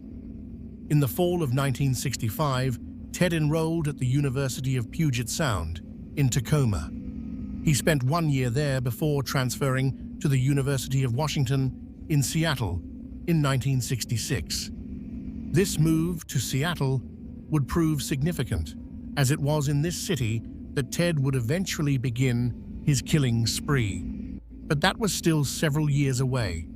For now, Ted was focused on reinventing himself, on becoming the person he wanted others to believe he was. During his college years, Ted's personality continued to develop along its troubling trajectory. He was charming when he wanted to be, capable of making good first impressions. He could be funny and engaging in conversation, but these social skills were learned behaviors, carefully studied and practiced rather than natural expressions of genuine feeling. Ted was like an actor playing a role, and he was getting better at it with each passing year. Part 2. College Years and the Woman Who Changed Everything. When Ted Bundy arrived at the University of Washington in Seattle in 1966, he was a young man determined to remake himself. Gone was the shy, awkward teenager from Tacoma.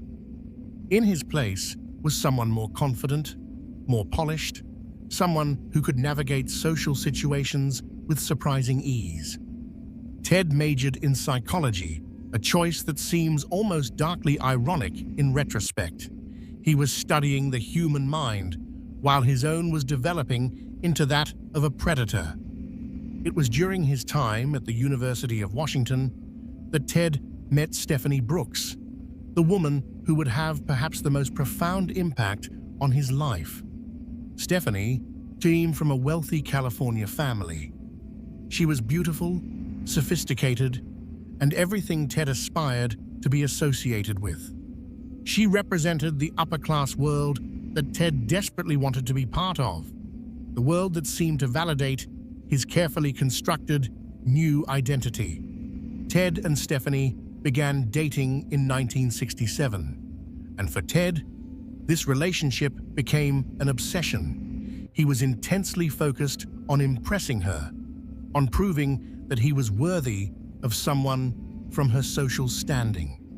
He wanted her to see him as sophisticated and cultured, someone with ambition and promise.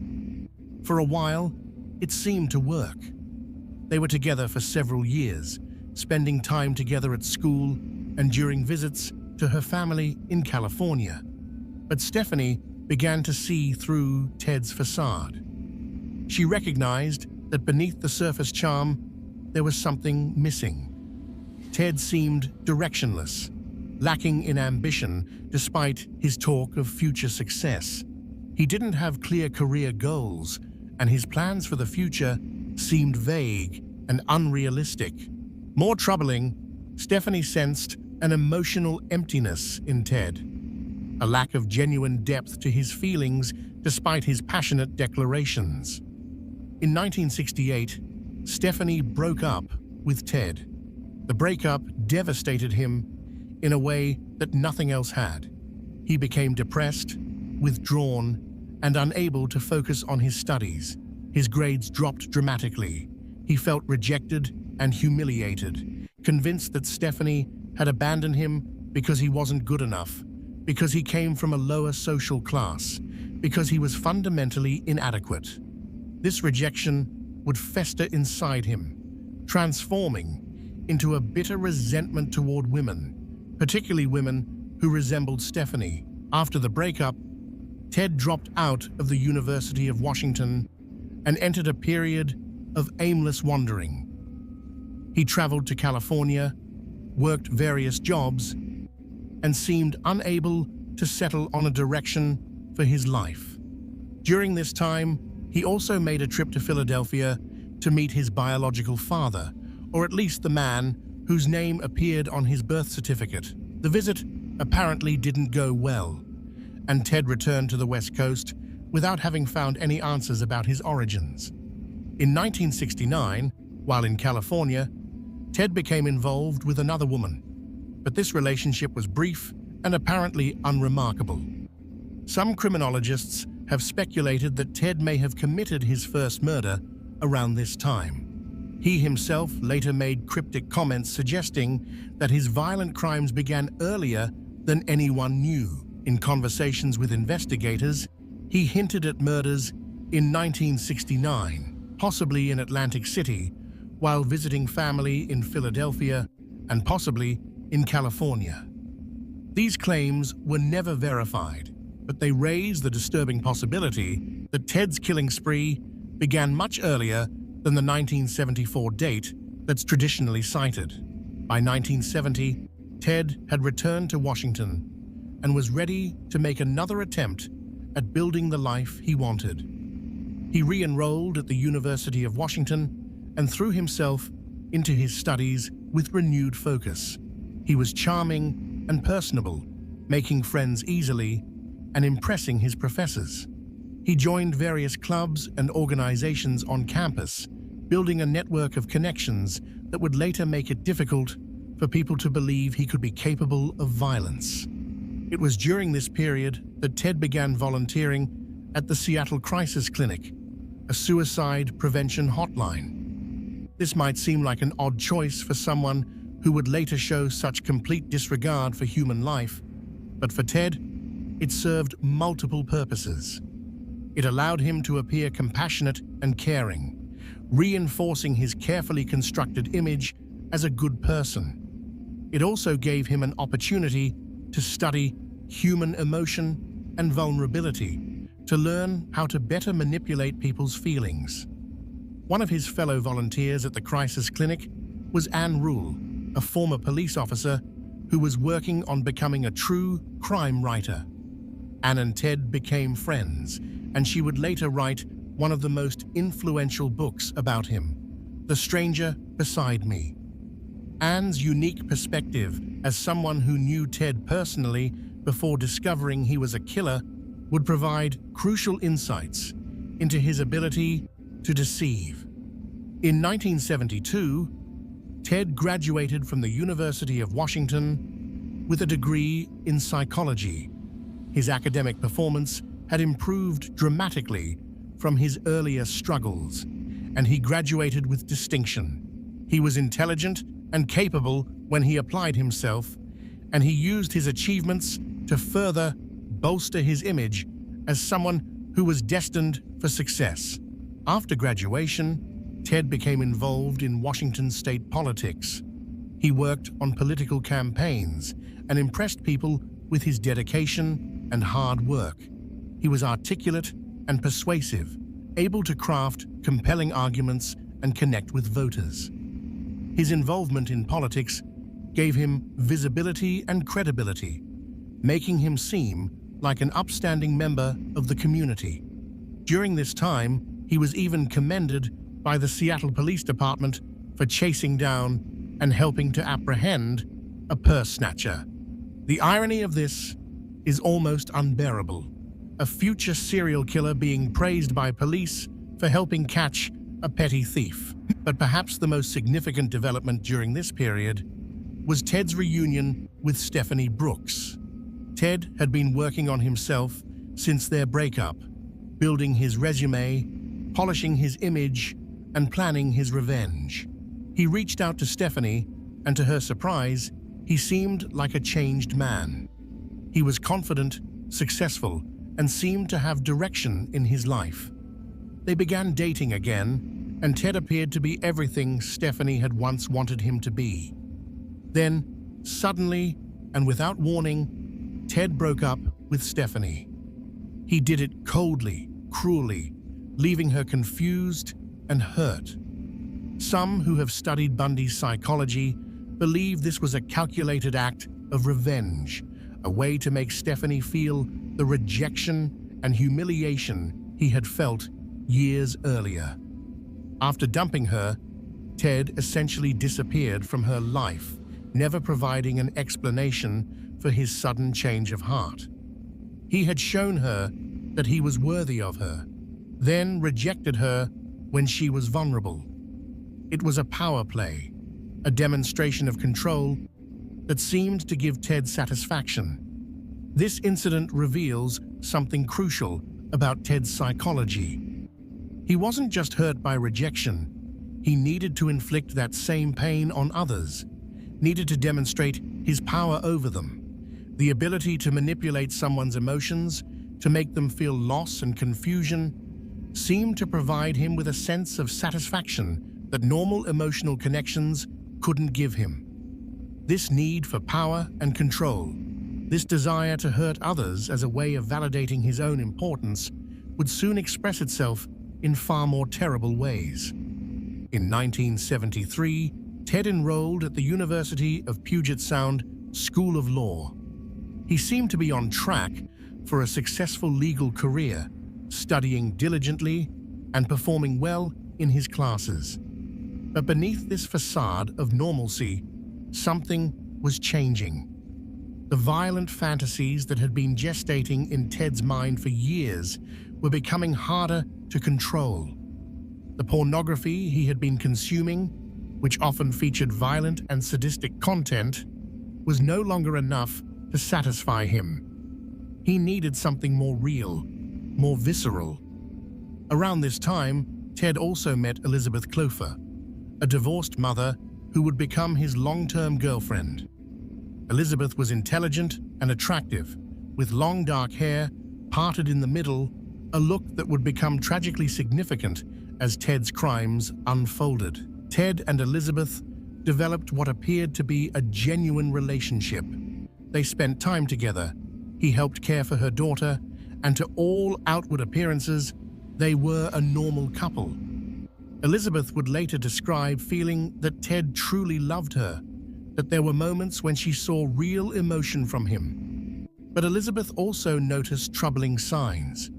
Ted would disappear for hours or days without explanation. He had medical equipment and other strange items in his apartment that he couldn't adequately explain. He would sometimes become cold and distant, seeming to withdraw into himself in ways that frightened her.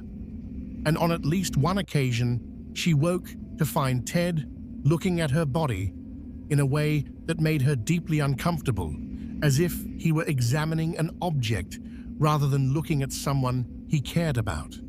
By early 1974, Ted was living a double life.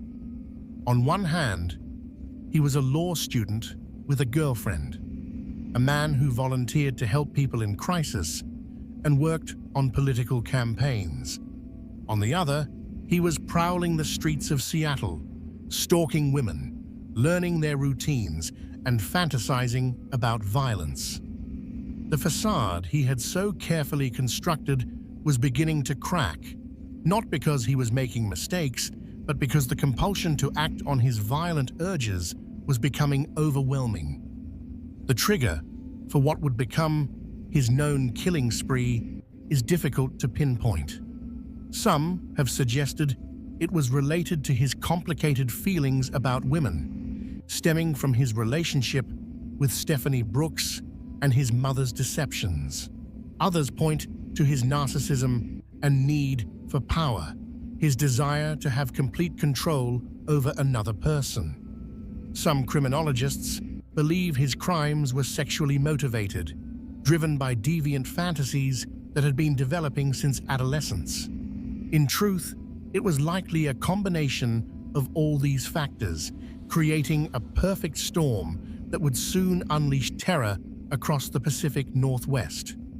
In January 1974, Ted Bundy would cross the line from fantasy to action. He would commit his first confirmed attack, and in doing so, begin a horrific series of crimes that would eventually claim at least 30 lives.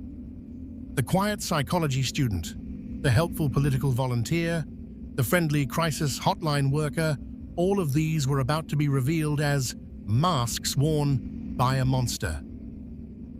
Part 3. The first attacks in Seattle. The winter of 1974 was when Ted Bundy's violent fantasies finally manifested into brutal reality. For years, he had been stalking women, learning their routines, perfecting his techniques. He had been breaking into homes, possibly even before his known crimes began. But on January 4th, 1974, he crossed a line from which there would be no return. 18-year-old Karen Sparks was a student at the University of Washington, living in a basement apartment in Seattle's University District. In the early morning hours of January 4th, Ted Bundy broke into her apartment while she slept.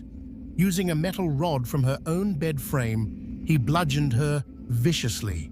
The attack was so savage that Karen's skull was fractured in multiple places. But Bundy didn't stop there.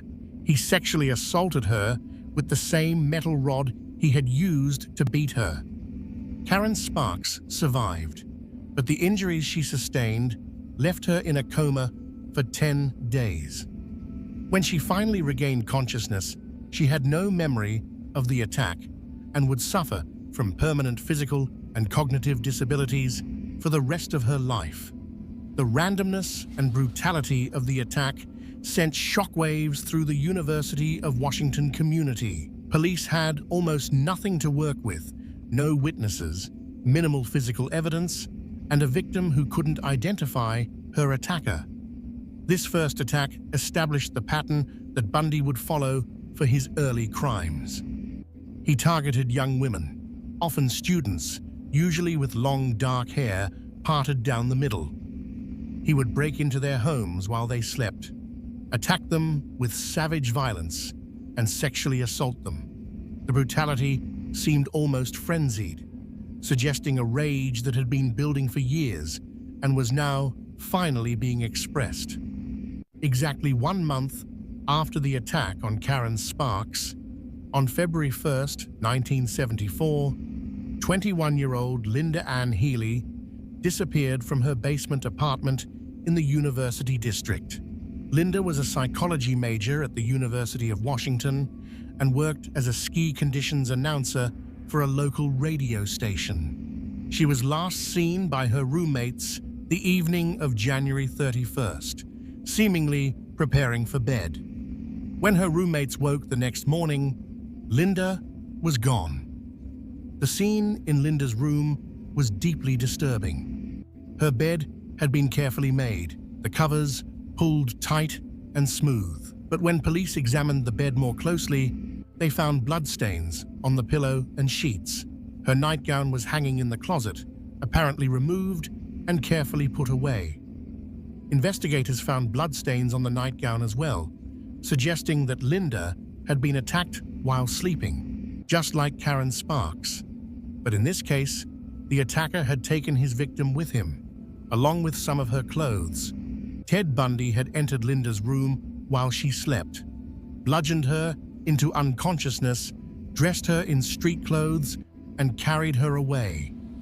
The calculated nature of this crime, the way Bundy had taken the time to redress his victim and make the bed suggested a killer who was organized and methodical.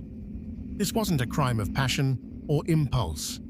This was carefully planned and executed with chilling precision. Linda Healy's disappearance sent the university district into a panic.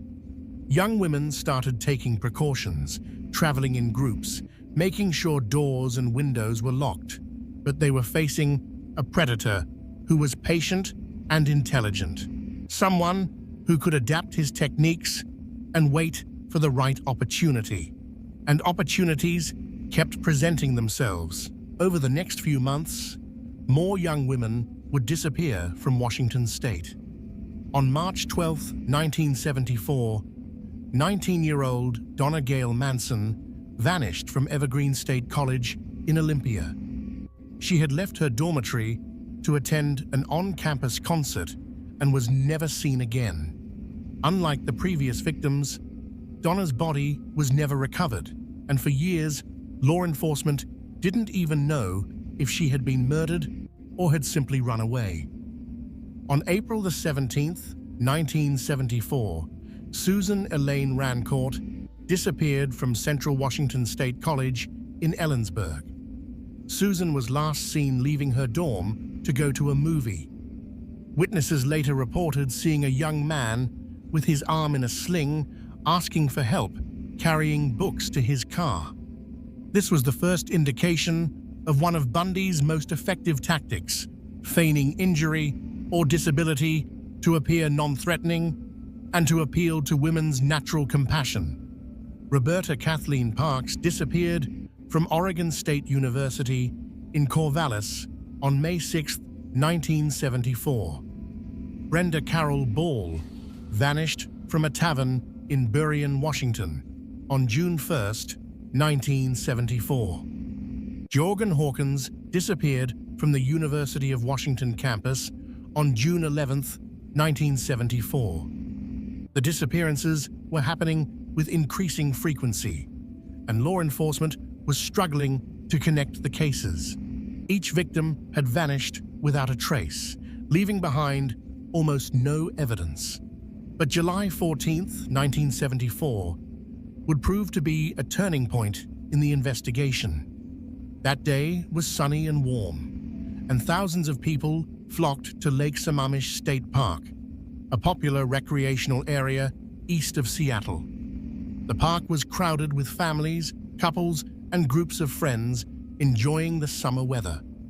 Among the crowd was Ted Bundy, and he was hunting. 23-year-old Janice Ott arrived at the park around noon. She spread out a blanket and settled in to sunbathe. Witnesses later reported seeing a handsome young man approach her. He was wearing his arm in a sling and asked if she could help him load a sailboat onto his car. Several people overheard him introduce himself as Ted. Janice agreed to help and walked away with the man. She was never seen alive again. That same afternoon, 19-year-old Denise Nasland arrived at the park with her boyfriend and friends. Around 4:30 p.m., Denise excused herself to use the restroom. She never returned.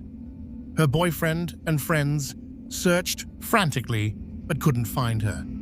Like Janice Ott, Denise had simply vanished. The disappearance of two women from the same crowded public place on the same day finally gave investigators the break they needed.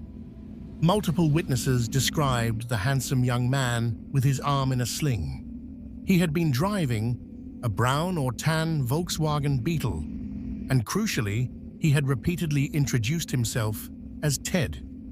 These details would prove invaluable, though it would still be more than a year before Ted Bundy would be arrested. Law enforcement agencies across Washington state now understood that they were dealing with a serial killer. The similarities among the victims were impossible to ignore. They were all young women, mostly in their late teens or early 20s. They all had long hair, usually dark, parted in the middle. They were all attractive, and appeared to be responsible, low-risk victims, not the type who would willingly go with a stranger without good reason. And they had all disappeared without any sign of a struggle or any substantial physical evidence left behind.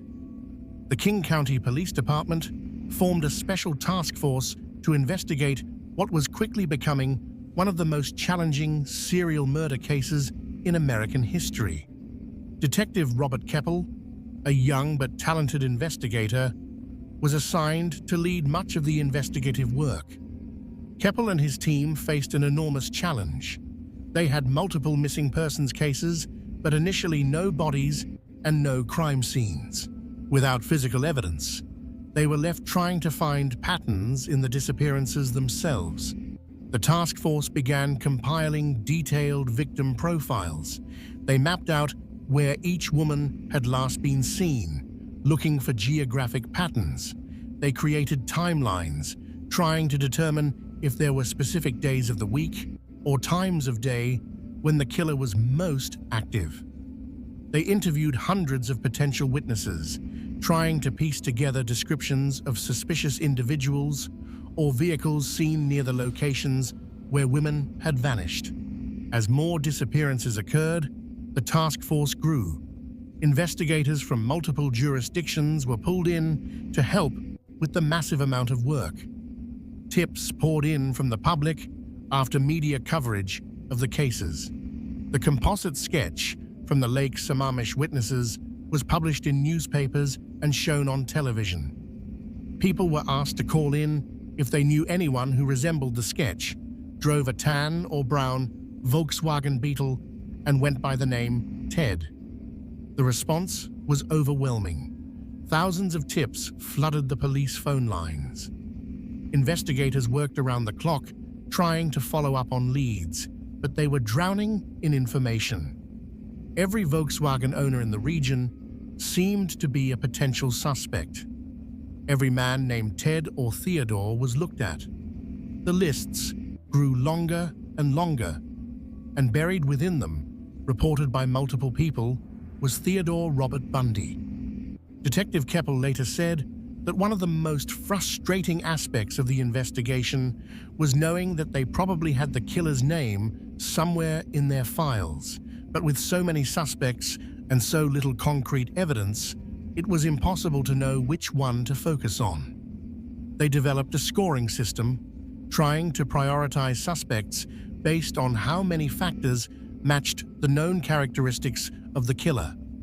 But even with this system, Ted Bundy didn't rise to the top of the list.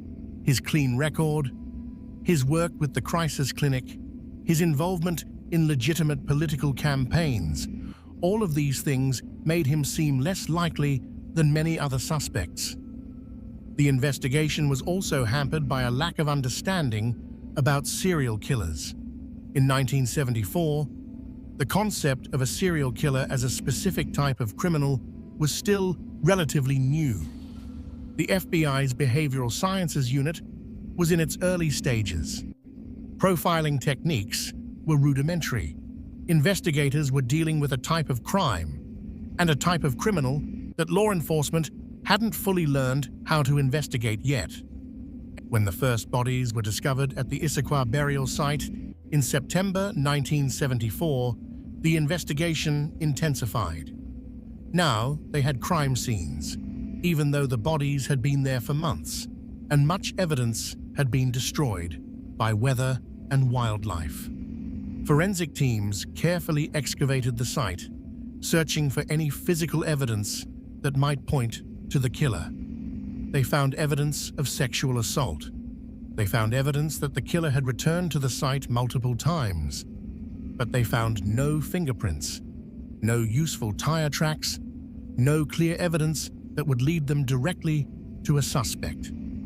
The discovery of the burial site did confirm that the victims had likely been taken to a secondary location, killed there, and then their bodies transported to who had access to a vehicle and who knew the area well enough to find isolated locations where he wouldn't be disturbed. It also suggested a level of planning and organization that made the crimes even more chilling.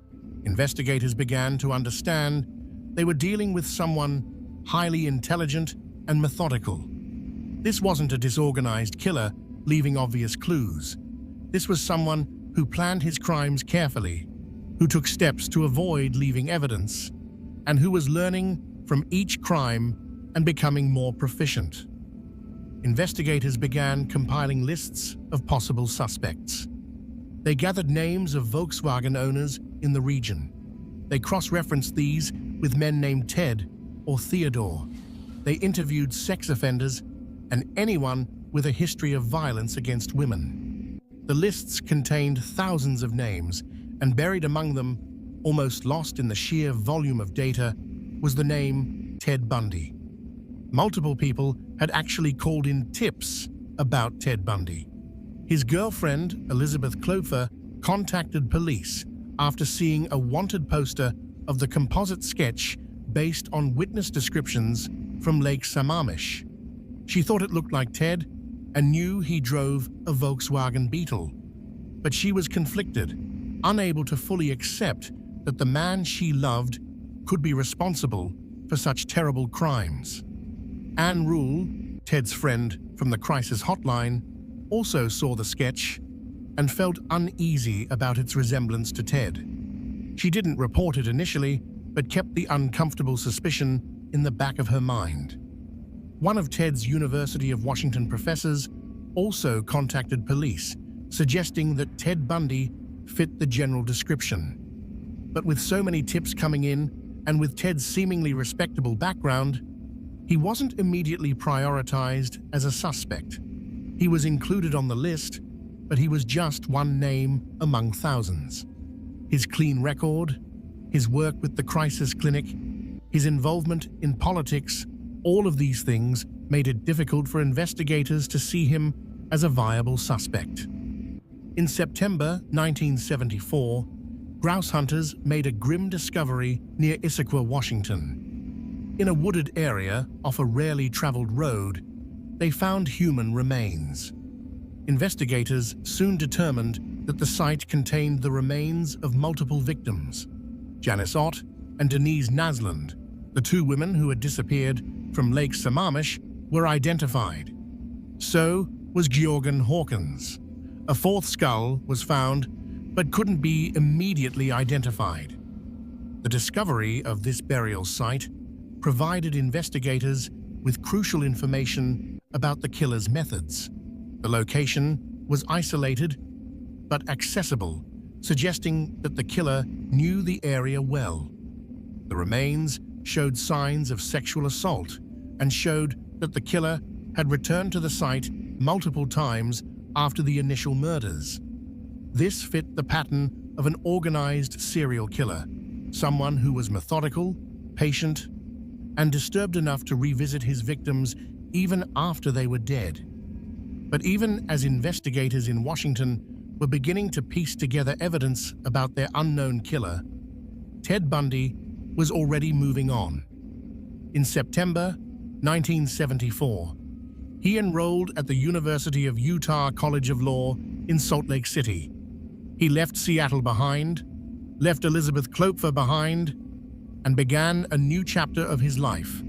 And he brought his murderous compulsions with him. The string of disappearances in Washington came to an abrupt end in late 1974, right around the time Ted left for Utah. This sudden cessation of crimes in the Seattle area, while similar crimes began in Utah, should have been a major clue. But law enforcement agencies in different states weren't effectively sharing information, and it would take more deaths before anyone made the connection. Part 4: The Utah Killings and a Crucial Mistake. When Ted Bundy arrived in Salt Lake City in the fall of 1974 to attend the University of Utah College of Law, he appeared to be starting fresh. He enrolled in classes, found an apartment, and seemed to be settling into his new life as a law student. But the move to Utah didn't represent an escape from his violent compulsions. Instead, it simply meant that his crimes would now be committed in a new jurisdiction, making it even harder for law enforcement to connect the dots. Ted wasted little time before resuming his killing spree in Utah. On October 2nd, 1974, 16-year-old Nancy Wilcox disappeared from Holiday, a suburb of Salt Lake City. Nancy was walking home from a school event when she vanished. Ted Bundy would later confess to killing Nancy, stating that he buried her body in a remote location approximately 200 miles from Salt Lake City. Her remains have never been recovered. 2 weeks later, on October 18, 1974, 17-year-old Melissa Smith disappeared from Midvale, Utah. Melissa was the daughter of Midvale Police Chief Louis Smith, a detail that made the case particularly high profile and added pressure on investigators to solve it. Melissa had been at a pizza parlor with friends and was walking home when she was abducted. Her body was discovered 9 days later in a canyon near Summit Park, Utah. The condition of Melissa's body indicated she had been held alive for at least a day before being killed. She had been sexually assaulted, beaten, and strangled. On October 31st, 1974, 17-year-old Laura Ann Aim disappeared from Lehi, Utah, after attending a Halloween party. Her body was found on Thanksgiving Day in American Fork Canyon. Like Melissa Smith, Laura had been sexually assaulted, beaten, and strangled. The brutality of these murders was escalating. Ted wasn't just killing quickly anymore, he was taking time with his victims, holding them captive, torturing them. The attacks continued with shocking frequency. On November 8, 1974, Carol DaRonch had an encounter that she would barely survive and that would ultimately help bring Ted Bundy to justice. Carol was 18 years old and had just left the Fashion Place Mall in Murray, Utah, when she was approached by a man claiming to be a police officer. The man told her that someone had attempted to break into her car and asked her to accompany him to the police station to file a report. Carol was initially suspicious, but the man seemed official and knowledgeable. He even showed her what appeared to be a police badge. She got into his Volkswagen Beetle, but as they were driving, she realized they weren't heading toward the police station. When the man pulled into a dark area and attempted to handcuff her, Carol fought back with everything she had. She managed to partially escape from the handcuffs and threw herself out of the moving car. The man chased after her, but Carol screamed for help and flagged down a passing car. Her attacker fled, and Carol DaRonch survived to tell her harrowing story. She was able to provide police with a detailed description of her attacker and his car. This description matched the composite sketch from the Lake Sammamish cases in Washington, though investigators in Utah and Washington weren't yet sharing information effectively. That same evening, a few hours after the attempted abduction of Carol DaRonch, 17-year-old Deborah Kent disappeared from Viewmont High School in Bountiful, Utah, where she had been attending a school play with her parents. Witnesses at the school reported seeing a strange man asking for help, claiming to need assistance finding his car. Deborah left the auditorium during intermission and never returned. A small bone that would later be identified as Deborah's was found near the high school, but the rest of her remains were never recovered. The murders continued into 1975. In Colorado, 4 women would disappear between January and April. Karen Campbell from Snowmass Village, Julie Cunningham from Vail, Denise Oliverson from Grand Junction, and Nancy Baird from Farmington. The pattern was consistent young women with long dark hair, victims who were attractive and appeared responsible, abducted from public places or their homes with minimal evidence left behind. But Ted Bundy's luck was about to run out. On August 16, 1975, a Utah Highway Patrol officer named Bob Haywood was on duty in the early morning hours in Granger, a suburb of Salt Lake City. Around 2:30 a.m., Haywood noticed a Volkswagen Beetle driving through a residential neighborhood with its headlights off. When Haywood tried to pull the car over, the driver sped away, running a stop sign before finally pulling over. The driver was Ted Bundy. When Officer Haywood approached the car to question Ted about why he had run, Ted's explanations were vague and unconvincing. He claimed he had been at a drive-in movie and had gotten lost trying to find his way home. But Haywood's instincts told him something was wrong. He asked permission to search the vehicle, and what he found was deeply suspicious.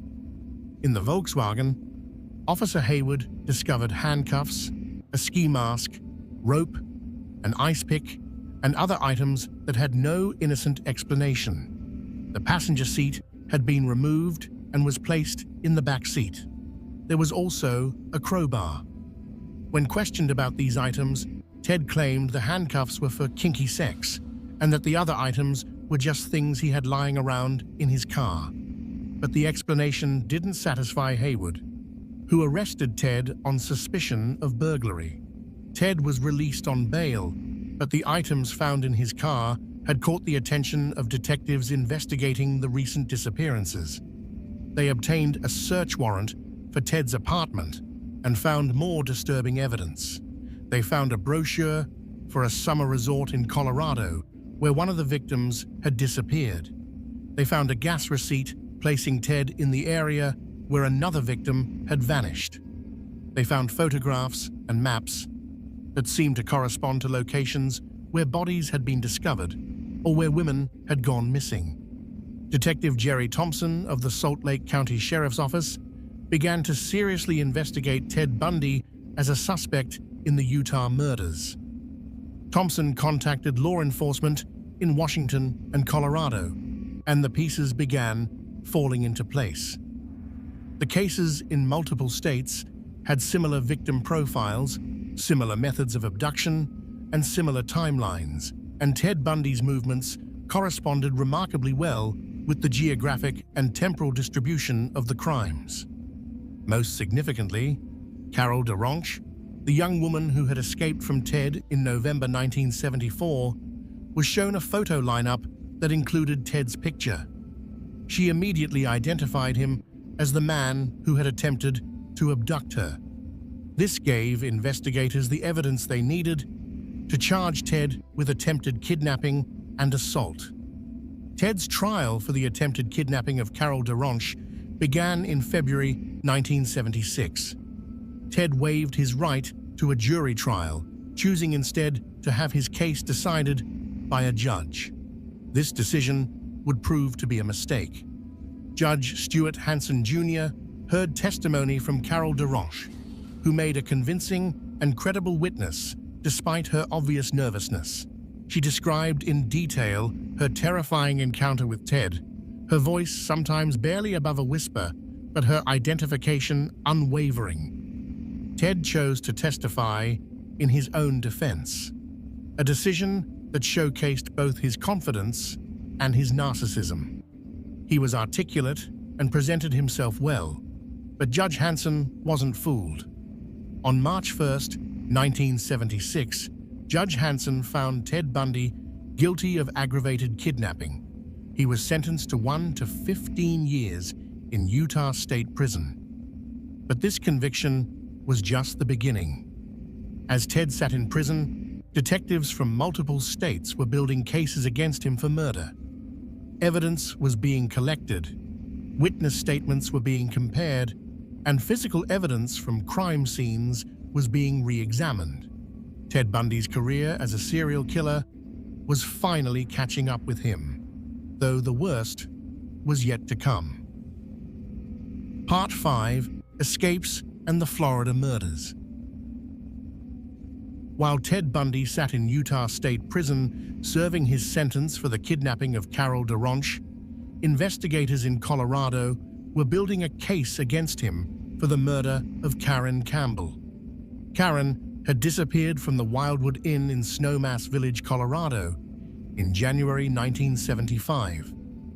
Her body had been found a month later, and physical evidence from the crime scene suggested Ted might be responsible.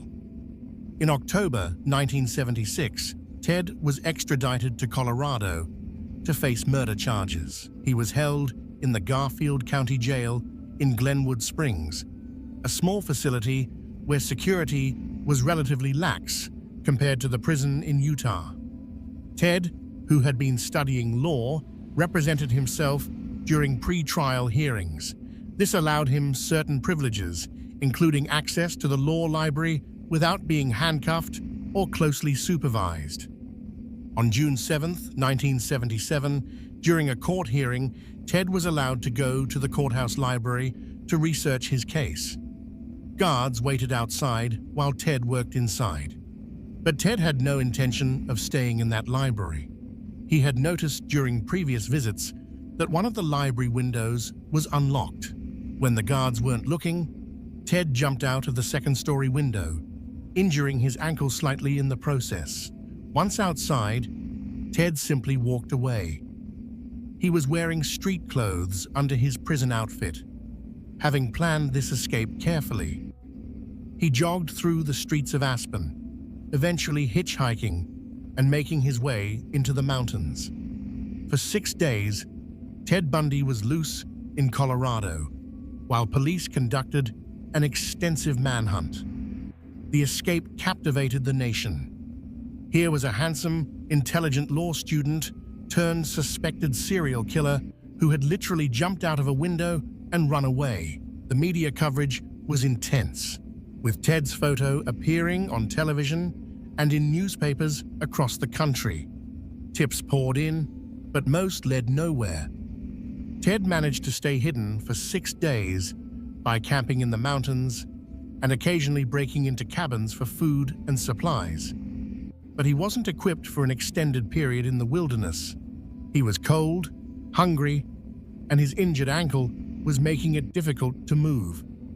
On June 13, 1977, Ted was spotted by police officers and recaptured. He was returned to jail, this time with much tighter security. Or so everyone thought. Ted was moved to the Garfield County Jail and placed in a cell on the top floor.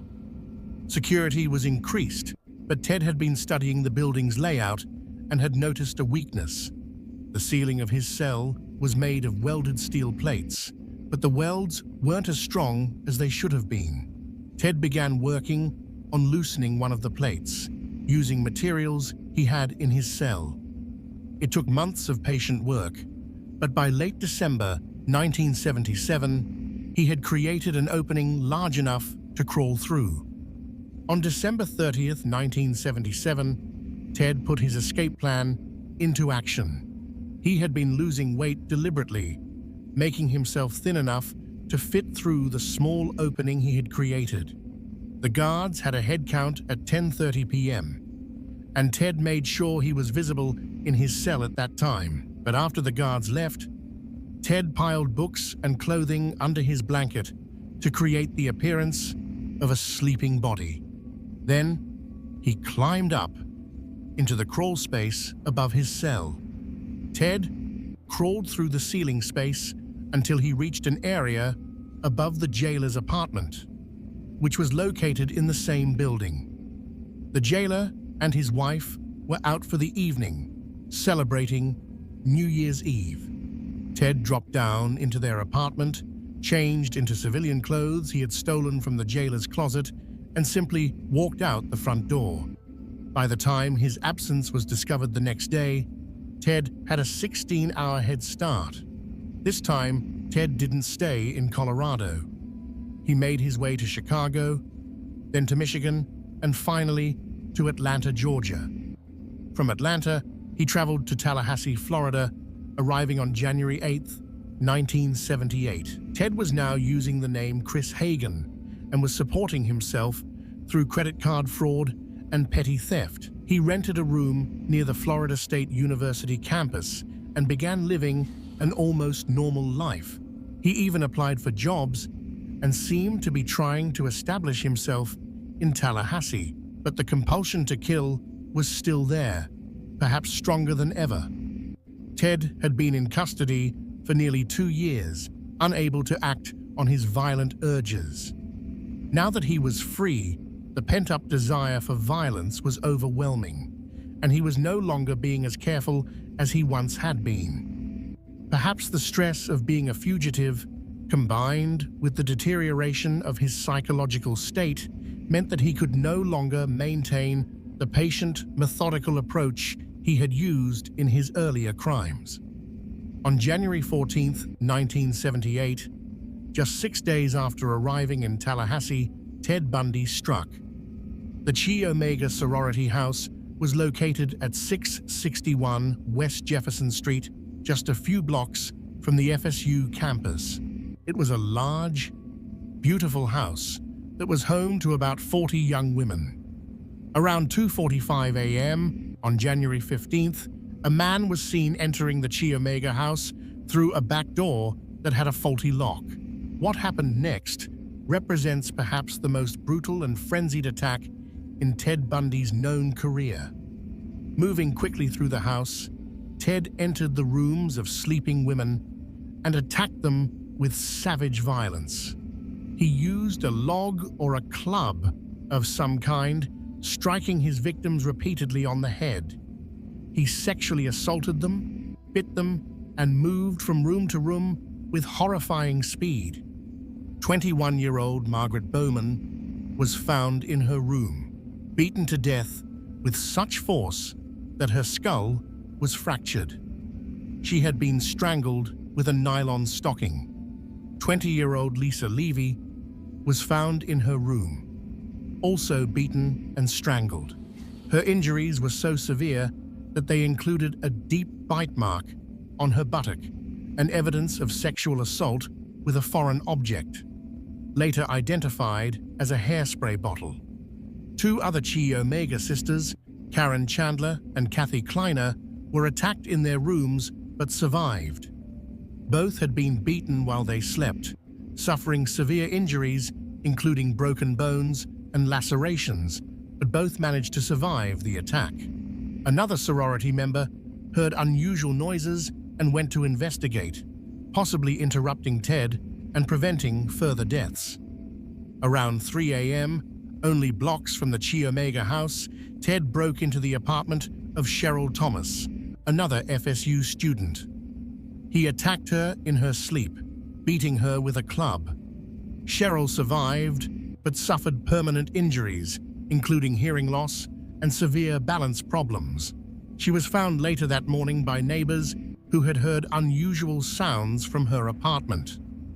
The Chi Omega murders shocked the nation. The brutality, the fact that it happened in a sorority house with so many potential witnesses, the speed and violence of the attack, all of these factors made it clear that the killer was devolving, losing whatever control he once had. Police had few leads, but they knew they were looking for someone extremely dangerous. Ted remained in Tallahassee for a few more weeks, but he was growing increasingly unstable. On February 8, 1978, he attempted to abduct a 14-year-old girl named Leslie Parmenter in Jacksonville, but she escaped when her brother intervened. That same day, Ted kidnapped 12-year-old Kimberly Diane Leach from her junior high school in Lake City, Florida. Kimberly was last seen leaving her homeroom class to retrieve a purse she had forgotten. A PE teacher saw her get into a van driven by an unidentified man. Kimberly's disappearance sparked an intensive search, but she was already dead. Ted had taken her to an abandoned farm building where he sexually assaulted and murdered her. Her body wasn't discovered until April 7, 1978, found in a state of advanced decomposition in a shed near Suwannee River State Park. The murder of 12-year-old Kimberly Leach marked a departure from Ted's usual victim profile. She was much younger than most of his victims, and the crime seemed even more impulsive and poorly planned than the Chi Omega attacks. It was as if Ted was completely unraveling, no longer capable of the careful planning that had allowed him to evade capture for so long. On February 15th, 1978, Ted was driving a stolen Volkswagen Beetle through Pensacola when he was pulled over by police officer David Lee for having stolen license plates. When Lee approached the vehicle, Ted tried to flee, and a struggle ensued. Officer Lee eventually subdued Ted and took him into custody.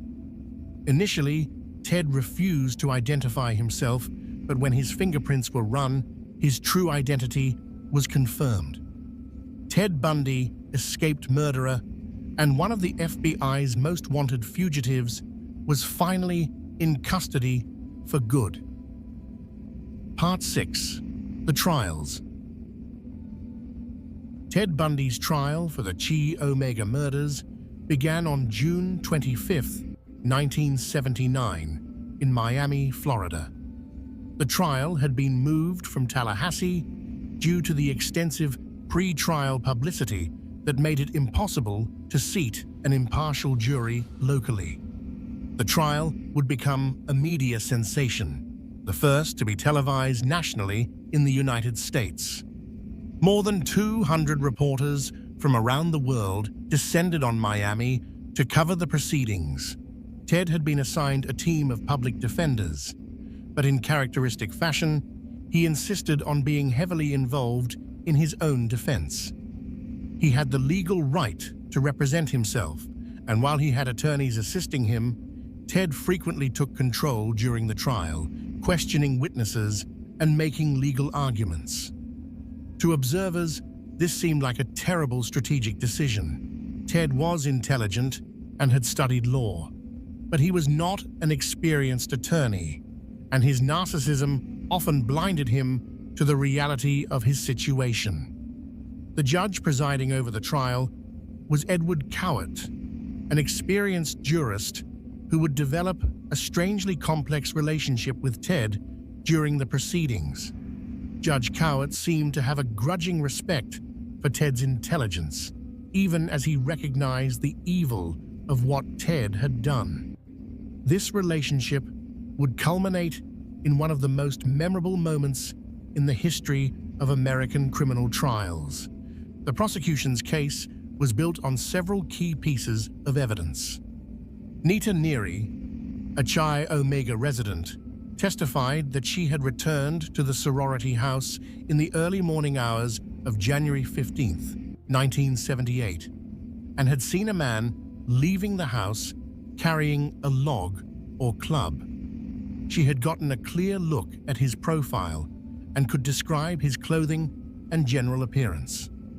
When shown photographs of suspects, Nita positively identified Ted Bundy as the man she had seen. Nita Neary's testimony was crucial, but it came at a personal cost. She had to relive the trauma of that night in front of a packed courtroom and television cameras broadcasting to the nation. She described in detail the moment she realized something was terribly wrong, the fear she felt seeing the man leaving the house, and the horror of discovering her sorority sisters brutally attacked. Her voice shook at times, but she maintained her composure, and her identification of Bundy remained firm under aggressive cross-examination by the defense. Connie Hastings, another Chi Omega member, testified that she had seen Ted Bundy in the area of the sorority house on the night of the murders.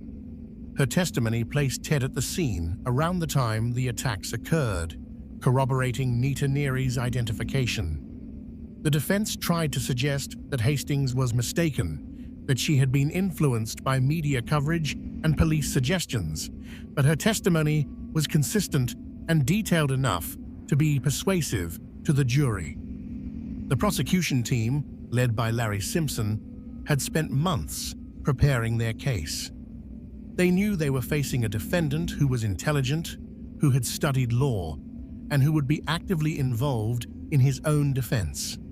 Simpson and his team anticipated every possible defense strategy, prepared responses to expected objections, and assembled their evidence in a way that would be clear and compelling to jurors who might not understand complex forensic science. The decision to allow television cameras in the courtroom was controversial. Judge Cowart believed that the public had a right to see justice being done and that the transparency of a televised trial would serve the public interest. But this decision also turned the trial into a media spectacle. Reporters filled the courtroom every day. Cameras captured every moment, every expression on Bundy's face, every dramatic point made by the attorneys. Outside the courthouse, crowds gathered, some drawn by curiosity, others seeking a glimpse of the infamous killer. For the families of Bundy's victims, the trial was an excruciating experience. Margaret Bowman's parents and Lisa Levy's parents were present for much of the trial, forced to sit through graphic testimony about what had happened to their daughters. They had to look at photographs of the crime scene. They had to hear medical examiners describe in clinical detail the injuries their daughters had suffered.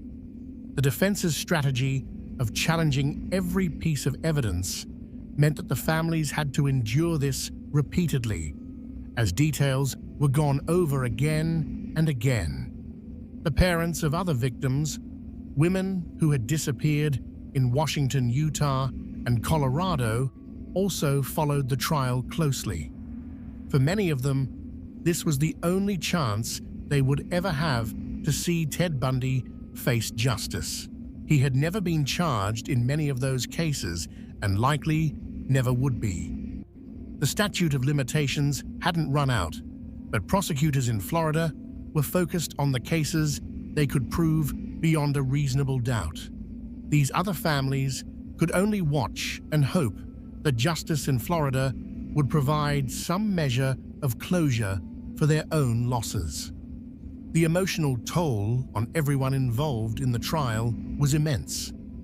Jurors who had been carefully selected and sequestered to avoid media contamination had to view graphic photographs and listen to disturbing testimony day after day. Court personnel who typically handled routine criminal cases found themselves working on something that felt historically significant but also deeply troubling. The judge himself, despite his experience, later spoke about the difficulty of maintaining judicial composure while presiding over a case of such depravity. But perhaps the most damning evidence came from forensic odontology, the science of comparing dental impressions. Lisa Levy's body had shown a distinctive bite mark on her buttock. Photographs of the bite mark had been taken during the autopsy, and these photographs were compared with dental impressions taken from Ted Bundy.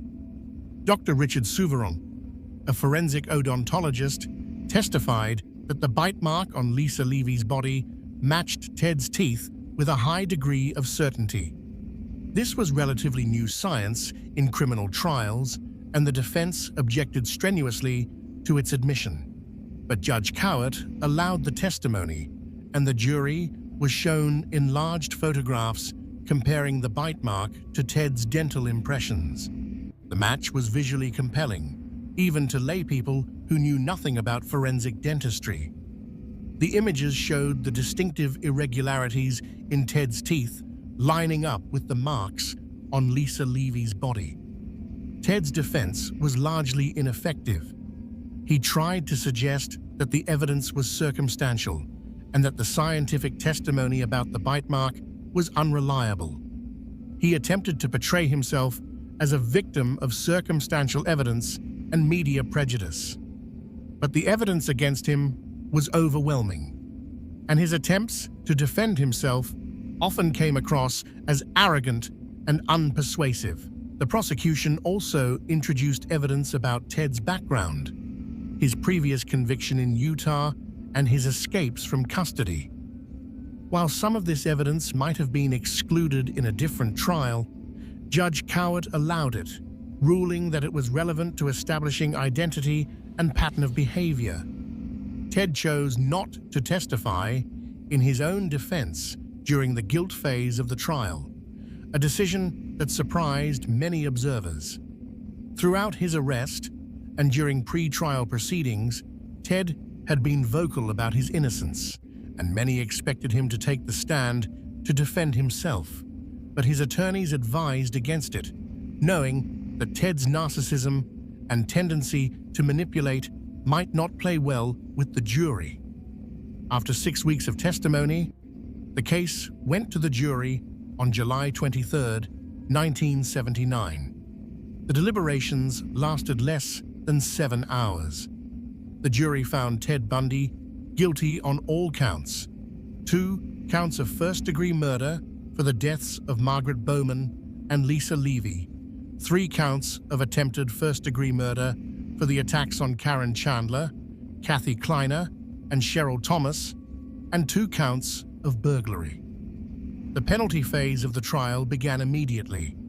Under Florida law, the jury would recommend a sentence, and the judge would make the final determination. The prosecution argued forcefully for the death penalty, emphasizing the brutal nature of the crimes and the danger Ted posed to society.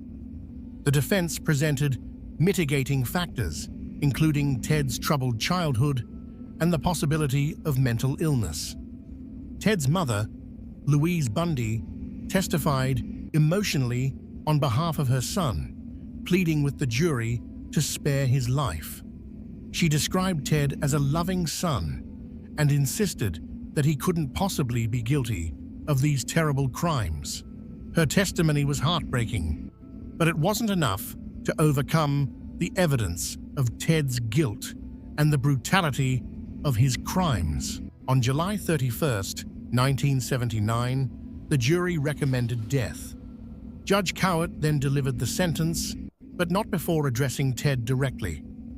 In a moment that would be replayed countless times over the years, Judge Cowart said, "The court finds that both of these killings were indeed heinous, atrocious, and cruel, and that they were extremely wicked, shockingly evil, vile, and the product of a design to inflict a high degree of pain and utter indifference to human life." Then, in a bizarre turn, Judge Cowart added, "Take care of yourself, young man. I say that to you sincerely. Take care of yourself, please. It is an utter waste of humanity, I think, that you went another way, partner. I don't feel any animosity toward you. I want you to know that. Take care of yourself." This moment captured the strange dynamic that had developed during the trial. Judge Cowart seemed genuinely troubled by the fact that someone as intelligent and potentially successful as Ted had turned to such evil. But the judge's compassion didn't prevent him from formally sentencing Ted to death by electrocution. 6 months later, in January 1980, Ted stood trial again, this time in Orlando for the kidnapping and murder of Kimberly Leach. This trial was less theatrical than the Chi Omega trial, but the evidence was equally compelling. Clarence Anderson, a part-time firefighter, testified that he had seen a man matching Ted's description, leading a young girl into a white van near Kimberly's school on the day she disappeared. Anderson had later been hypnotized to enhance his memory, a controversial technique that would later be ruled inadmissible in Florida courts, but his testimony was allowed in Ted's trial. Fiber evidence also played a crucial role. Fibers found in the van Ted had been driving matched fibers found on Kimberly's clothing. These fibers had a rare manufacturing defect, making the match particularly significant. Additionally, fibers from the clothing Ted was wearing when arrested matched fibers found on Kimberly's body, The testimony about Kimberly's death was particularly difficult for everyone in the courtroom. The medical examiner described the condition of her body when it was found and the injuries she had sustained. Kimberly had been sexually assaulted and murdered. Her body left in a shed where it decomposed for weeks before being discovered.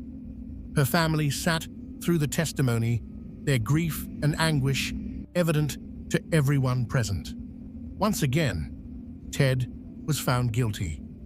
The jury deliberated for less than 8 hours before returning a verdict of guilty on all counts, kidnapping and first-degree murder. The penalty phase was brief, and on February 12, 1980, Ted Bundy received his third death sentence. Part 7. Death Row Confessions. After his convictions, Ted Bundy was sent to Florida State Prison in Rayford, where he would spend the next 9 years on death row. During this time, Ted filed appeal after appeal, challenging his convictions and sentences on various legal grounds. His legal team argued issues ranging from ineffective assistance of counsel to jury selection problems to the admissibility of evidence. Each appeal was carefully crafted, and Ted's cases worked their way through the Florida state courts and the federal court system. For most of these 9 years, Ted continued to maintain his innocence, at least publicly.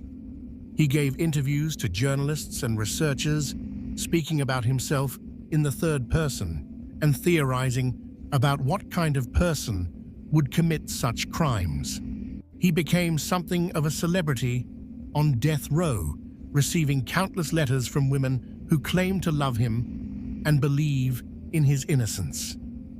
In 1980, Ted married Carol Ann Boone, a woman who had known him during his time in Washington and who had testified as a character witness during his trial.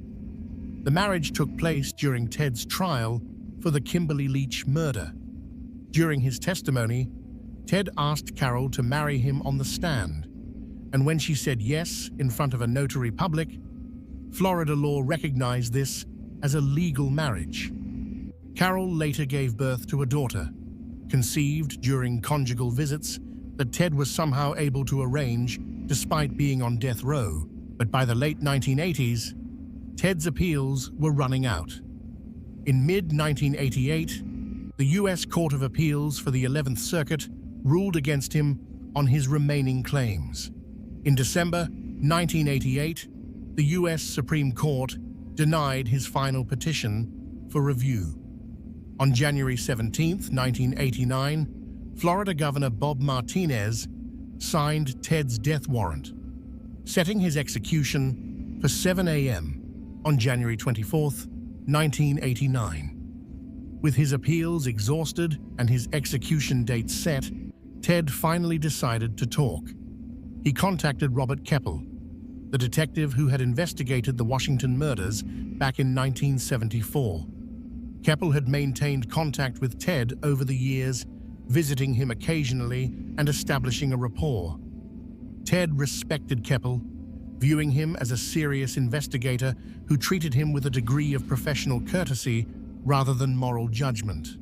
In the days leading up to his execution, Ted also spoke with FBI Special Agent Bill Hagmaier, who had been interviewing him on and off for years. Ted had developed a relationship with Hagmaier, seeing him as someone who was genuinely interested in understanding the psychological aspects of serial murder rather than simply condemning him. Bill Hagmaier was one of the FBI's original Behavioral Analysis Unit agents assigned to what was then a relatively new field of criminal profiling. When Hagmaier first approached Bundy in 1984, the serial killer was skeptical. The FBI had a reputation among criminals, and Bundy initially dismissed Hagmaier as just another investigator trying to extract information from him. But Hagmaier had a different approach. He wasn't there primarily to solve specific cases or get confessions that would lead to prosecutions. Bundy was already on death row for murders he'd been convicted of. Instead, Hagmaier wanted to understand how serial killers thought, how they selected victims, how they avoided detection, and what psychological factors drove them to kill. Over the course of 5 years, from 1984 to 1989, Hagmaier visited Bundy more than 20 times. These visits resulted in over 200 hours of recorded interviews, conversations that would become foundational documents in the field of criminal psychology and profiling. Hagmaier's approach was patient and strategic. He didn't push Bundy to confess. He didn't judge or condemn. Instead, he engaged Bundy in discussions about criminal behavior in general, about psychology, about philosophy, even about mundane topics like family and daily life. This approach worked because it appealed to Bundy's narcissism and his desire to be seen as intelligent and insightful. Bundy liked the idea that he could contribute to the understanding of serial killers. He enjoyed being treated as an expert rather than just a criminal. Hagmaier understood this about Bundy and used it to gradually build trust. The agent made promises he kept, never asking directly if Bundy had killed anyone, never pressing for admissions of guilt in their early conversations. As their relationship developed, something unexpected happened. A genuine connection formed between the FBI agent and the serial killer, though it was a connection built on a foundation of manipulation and necessity. Bundy began to see Hagmaier as perhaps his only real friend, someone who visited him regularly and seemed genuinely interested in his thoughts. For Hagmaier, this relationship was deeply troubling. He was developing rapport with a man whose hands had brutally murdered dozens of women. The cognitive dissonance of this situation weighed heavily on the agent. In their conversations, Bundy revealed details about his psychology that would prove invaluable to criminal profilers. He described how serial killers often go through what he called an amateur phase, where they make mistakes and are impulsive. As they gain experience, they become more organized, more careful, more successful at avoiding detection. This developmental model of serial killer behavior would become an important part of FBI profiling methodology. Bundy also spoke extensively about his methods of victim selection. He described how he would conduct surveillance, watching potential victims to learn their routines and identify vulnerabilities. He talked about the importance of appearing non-threatening, of creating personas that would disarm suspicion. He explained his technique of feigning injury or disability, how this simple prop of an arm sling or crutches could transform him from a potential threat into someone who needed help. In discussions with Hagmaier, Bundy revealed the psychological satisfaction he derived from his crimes. He spoke about murder not just as an act of violence or sexual gratification, but as a form of possession. In one chilling statement that Hagmaier would later recount, Bundy explained, "Murder is not just a crime of lust or violence. It becomes possession. They are part of you, and you are forever one. The grounds where you kill them become sacred to you, and you will always be drawn back to them." This concept of possession helped explain Bundy's pattern of returning to burial sites and engaging in necrophilia with his victims' bodies. For Bundy, the murder wasn't the end of his relationship with his victims.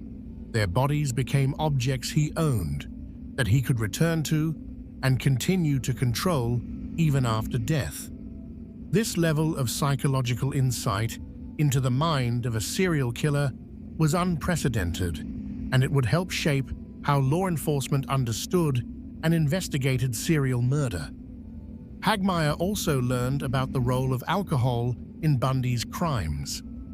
Bundy revealed that he often got drunk before attacking victims, using alcohol to lower his inhibitions and disconnect from the moral implications of what he was about to do. This pattern of using substances to facilitate violence was something that would be found in many other serial killers as research continued. As Bundy's execution date approached, the nature of his conversations with Hagmaier changed. With his appeals exhausted and death imminent, Bundy finally became willing to talk specifically about his own crimes, rather than just theorizing about serial killers in general.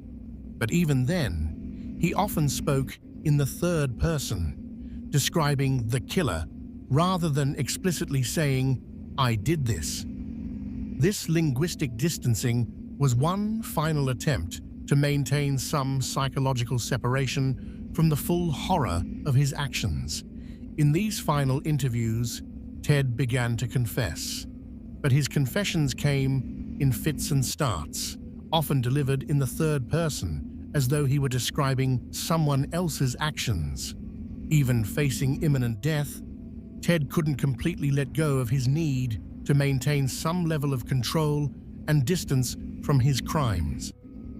To Keppel, Ted confessed to all 8 of the Washington and Oregon murders for which he had been the prime suspect. He described abducting Linda Ann Healy from her apartment, detailing how he had entered through a window, knocked her unconscious, dressed her in street clothes, and carried her to his car. He admitted to the Lake Sammamish abductions, explaining how he had lured Janice Ott and Denise Nasland to his car by asking for help with a sailboat that didn't actually exist. Ted described 3 additional murders in Washington that investigators hadn't previously connected to him. He also admitted to 2 murders in Oregon, but declined to identify the victims, suggesting he might not have even known their names.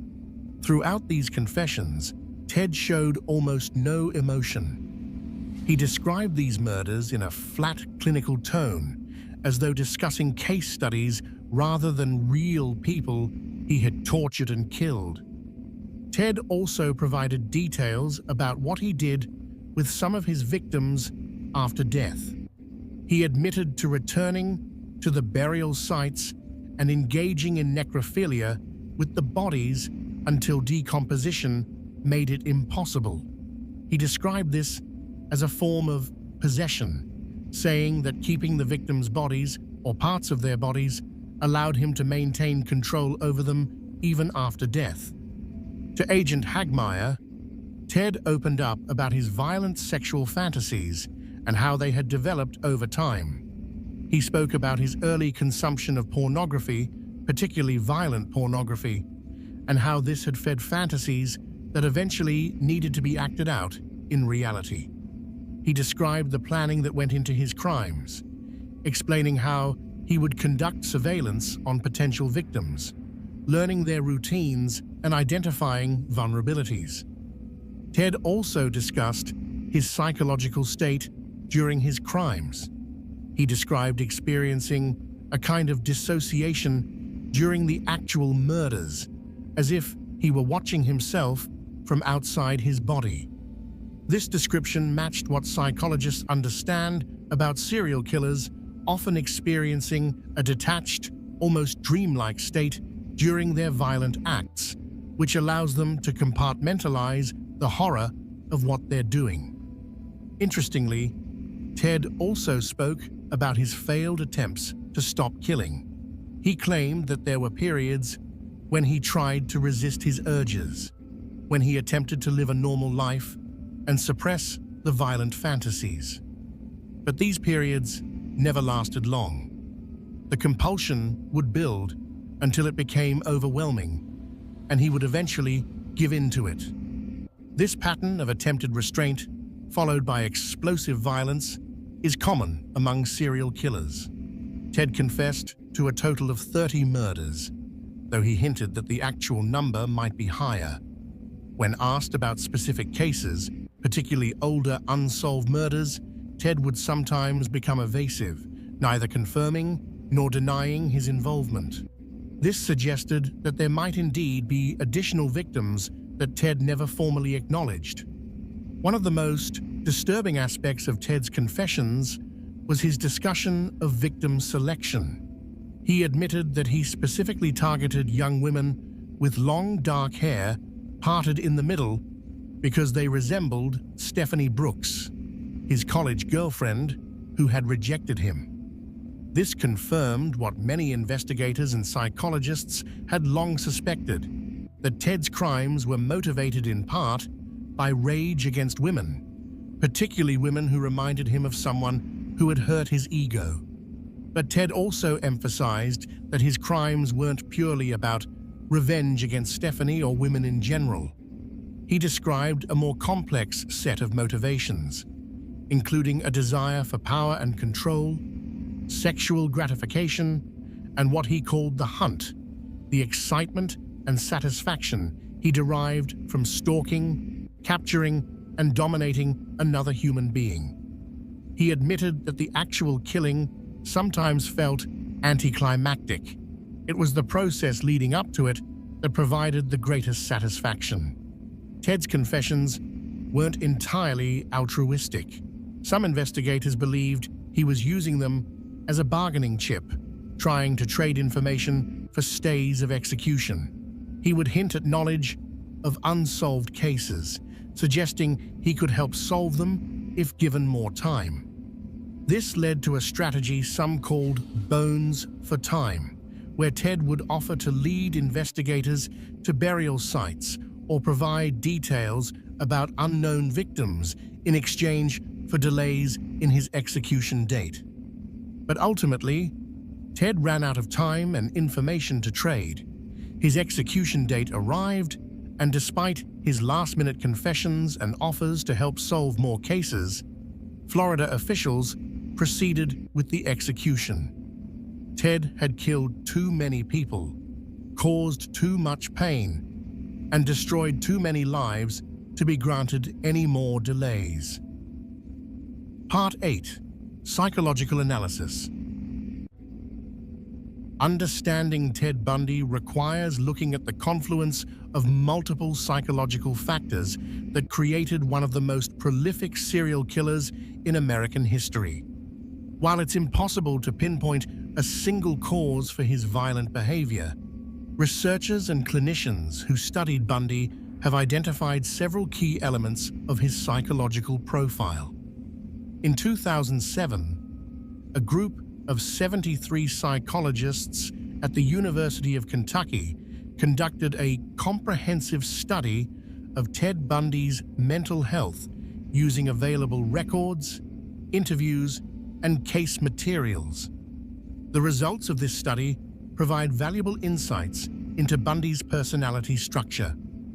Almost all of the psychologists agreed that Bundy met the criteria for antisocial personality disorder, with nearly 80% describing him as a prototypical case of the disorder. Antisocial personality disorder is characterized by a pervasive pattern of disregard for the rights of others, lack of empathy, manipulative behavior, and a failure to conform to social norms. Individuals with this disorder often display superficial charm, are highly intelligent, and can appear perfectly normal in casual interactions. They lack genuine emotional connections to other people and view others primarily as objects to be used for their own gratification. Ted Bundy exemplified all of these characteristics, but the diagnosis goes deeper than just antisocial personality disorder. Approximately 95% of the psychologists in the study also believed that Bundy met criteria for narcissistic personality disorder. This disorder is marked by an inflated sense of self-importance, a need for excessive admiration, a sense of entitlement, and a lack of empathy for others. Narcissistic individuals often have a grandiose view of their own abilities and accomplishments, combined with an underlying fragility of self-esteem that makes them hypersensitive to criticism or perceived slights. In Ted's case, this narcissism manifested in multiple ways. He believed he was smarter than everyone around him, including law enforcement and even the attorneys trying to help him. He insisted on representing himself in court, convinced that he could outmaneuver the prosecutors despite having no actual trial experience. His narcissism also made him hypersensitive to rejection, as evidenced by his reaction to Stephanie Brooks's breakup and his apparent need to punish her by later dumping her when she became vulnerable to him again. Dr. Thomas Whittaker, a psychology professor at the University of Kentucky who has studied Bundy extensively, characterized his personality using the 5-factor model of personality. According to Whittaker's analysis, Bundy scored extremely high on antagonism, which encompasses traits like being deceptive, manipulative, callous, exploitative, and arrogant. He also showed high levels of disinhibition, marked by irresponsible and impulsive behavior, despite his ability to plan carefully when it served his purposes. Whittaker concluded that Bundy could be described as a successful psychopath, someone who possessed the core traits of psychopathy: antagonism, lack of empathy, manipulativeness, but who also had enough conscientiousness and intelligence to function effectively in society for extended periods. This allowed Bundy to maintain his facade of normalcy while secretly engaging in horrific crimes.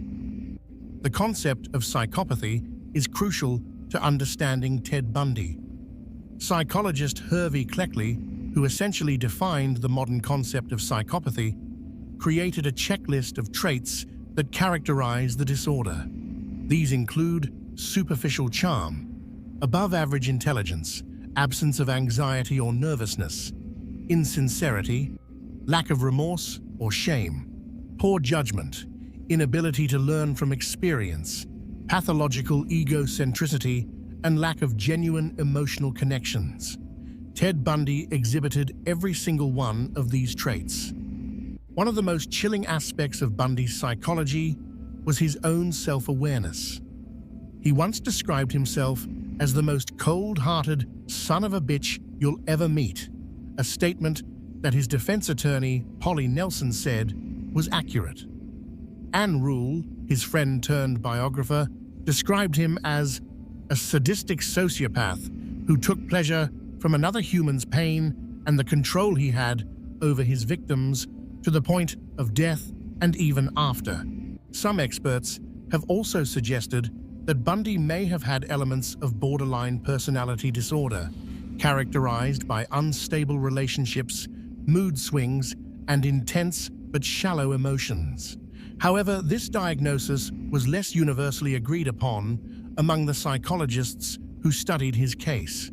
The extreme mood swings and emotional volatility that characterize borderline personality disorder didn't align perfectly with Bundy's generally controlled demeanor, though he did show instability in his personal relationships. Dr. Dorothy Lewis, a psychiatrist who specialized in evaluating violent offenders, argued that Bundy suffered from bipolar disorder. She pointed to periods of depression and potential manic episodes as evidence. However, this diagnosis was controversial and not widely accepted by other experts who studied Bundy. Lewis's attempt to use this diagnosis to argue against Bundy's execution was unsuccessful. The question of nature versus nurture in Bundy's case remains unresolved. His childhood was undeniably troubled. The deception about his parentage, exposure to violence, and mental illness in his grandfather's home, the confusion and shame surrounding his origins. But plenty of people experience difficult childhoods without becoming serial killers. Conversely, research suggests that psychopathy has significant genetic and neurobiological components. It's likely that Bundy's development involved both genetic predisposition and environmental factors. Bundy's own explanations for his behavior changed over time and depending on his audience.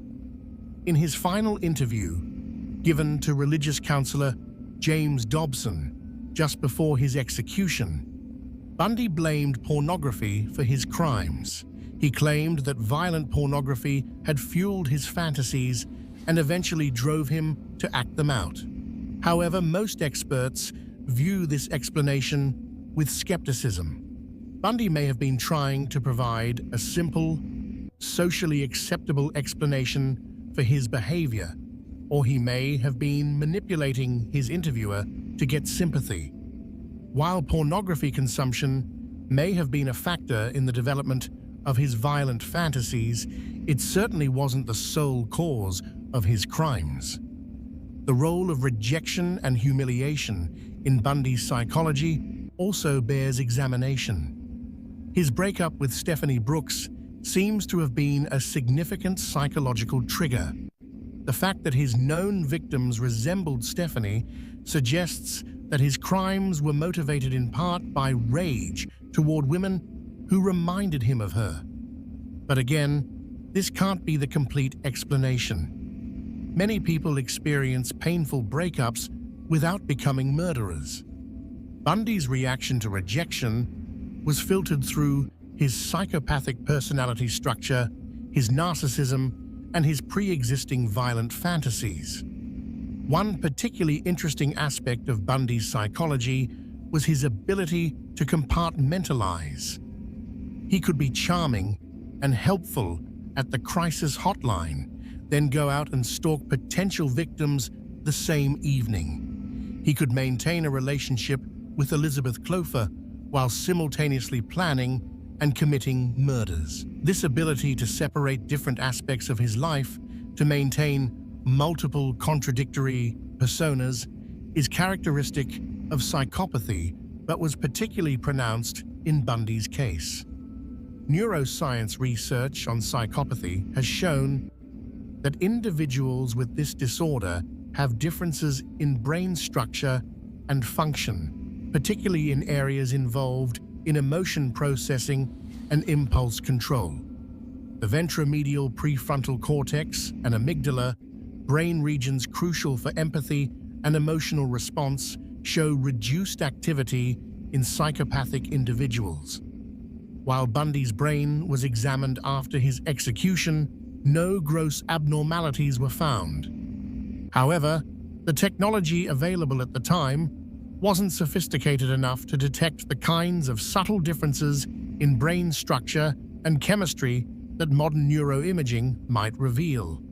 What makes Bundy's case particularly significant from a psychological perspective is how completely he violated expectations. He didn't fit the stereotype of a serial killer. He was educated, charming, and attractive. He had relationships, held jobs, and functioned in society. This has led to important advances in understanding that serial killers can come from any background and don't necessarily exhibit obvious signs of their pathology.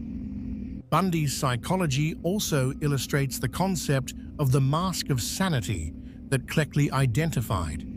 Psychopaths can appear completely normal, even exemplary, on the surface, while hiding profound emotional and moral deficits underneath. They learn to mimic normal emotions and social behaviors, creating a convincing facade that allows them to move through society without detection.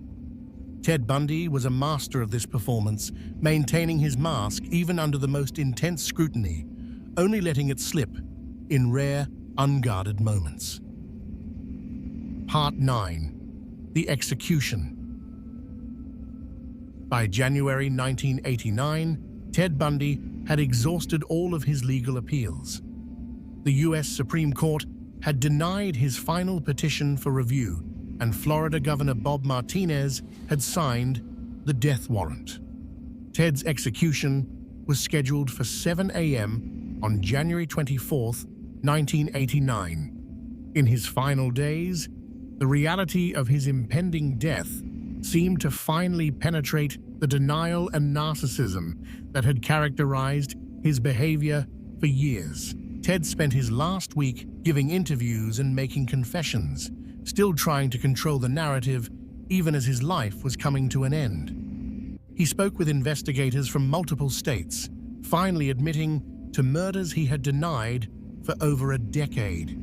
But even in these confessions, Ted maintained a certain level of control, speaking often in the third person and withholding details that might have brought closure to additional families.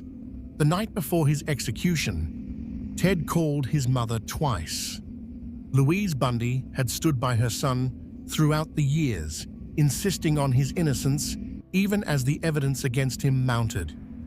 In their final conversations, what they discussed remains private, but Louise would later say that she told Ted she loved him and that she would always believe in him. The pain in her voice when she spoke to reporters after Ted's death was evident. She had lost her son twice, once to his crimes and once to the electric chair. Ted declined a special last meal, a tradition often offered to condemned prisoners. Instead, he was given the standard prison fare: steak, eggs, hash browns, and toast. He reportedly didn't eat it, perhaps too nervous, or perhaps finally confronting the reality of what was about to happen. He spent the evening with Reverend Fred Lawrence, a Methodist minister who had been counseling him. They prayed together, though what Ted actually believed at that point is impossible to know. Throughout his life, Ted had used religion instrumentally, claiming faith when it served his purposes, but showing little evidence of genuine spirituality. Outside Florida State Prison in Rayford, a crowd had begun gathering the night before the execution. By the early morning hours, approximately 2,000 people had assembled across from the prison gates. They wore T-shirts with slogans like "Burn Bundy" and "Toast Ted." They carried signs celebrating the execution. Some brought coolers of beer, turning the event into a tailgate party. A woman sold coffee and donuts to the crowd. Someone distributed electric chair lapel pins. When news came that the execution had been carried out, the crowd erupted in cheers. They chanted "Burn, Bundy, burn," and set off fireworks. It was a scene that made some observers uncomfortable, a public celebration of death that seemed to reduce a solemn legal proceeding to a festival of vengeance.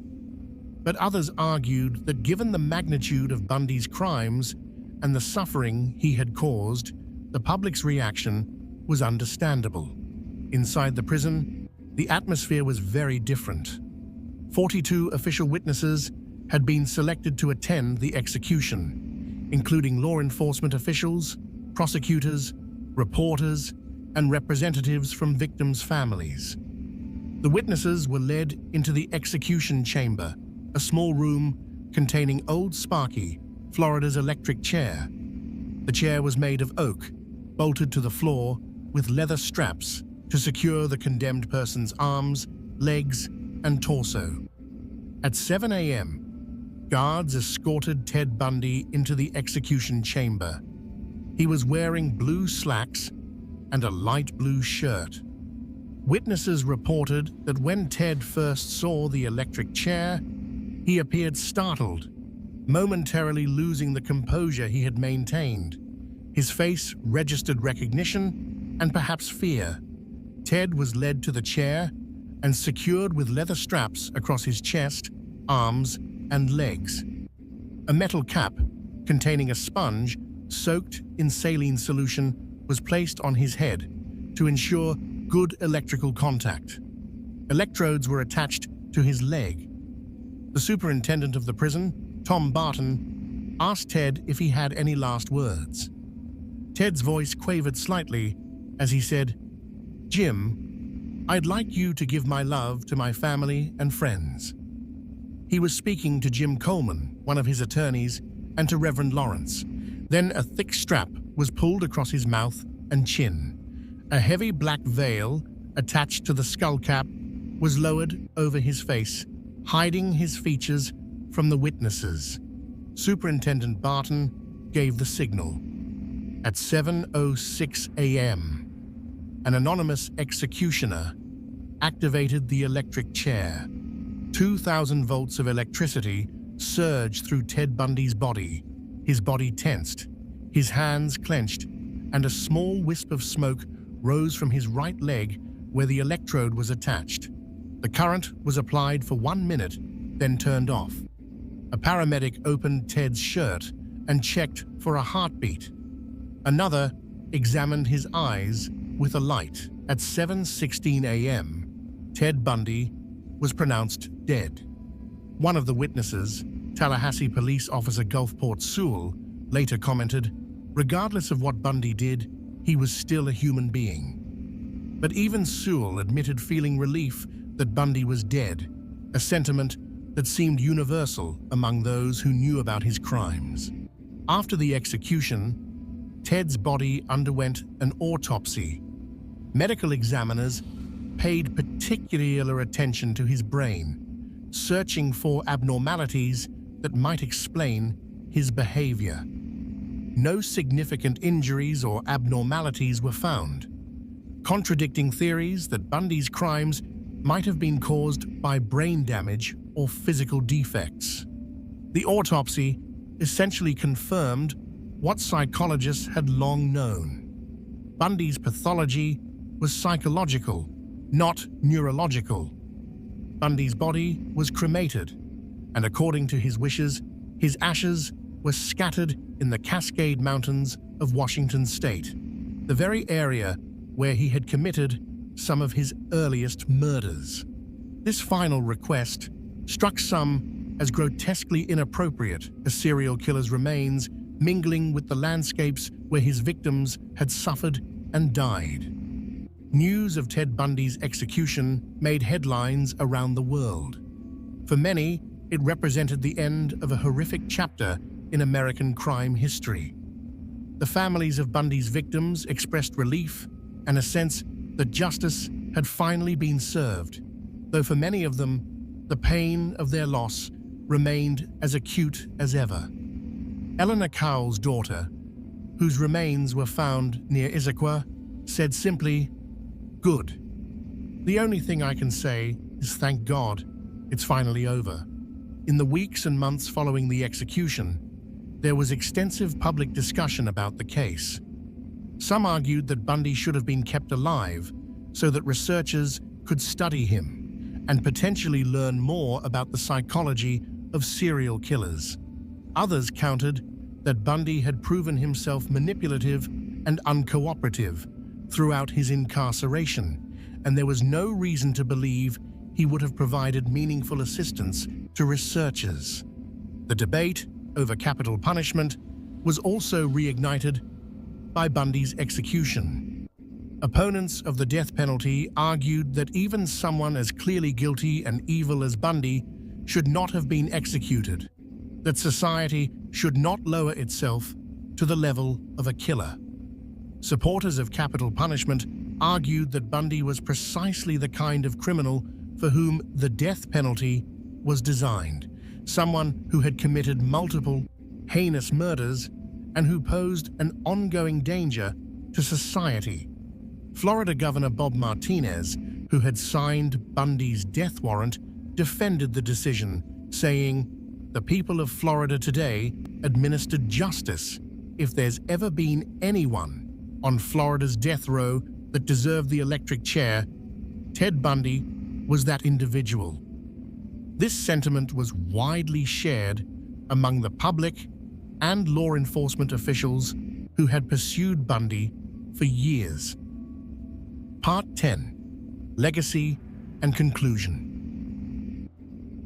Ted Bundy's impact on American society and the field of criminal justice extends far beyond his individual crimes.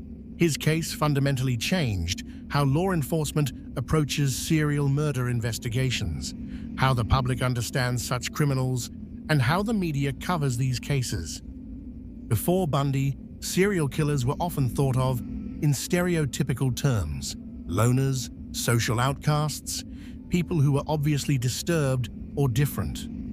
Bundy shattered these preconceptions. He proved that serial killers could be charming, educated, and superficially normal.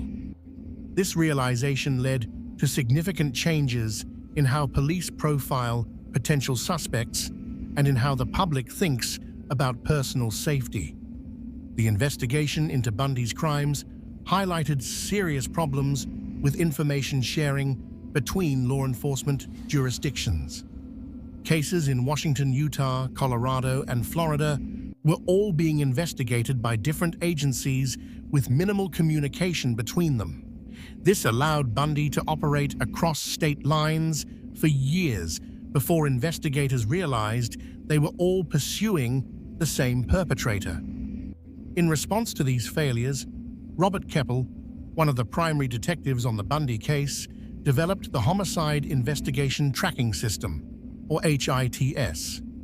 This database system allows law enforcement agencies to input and analyze information about violent crimes, making it easier to identify patterns and connect cases across jurisdictions.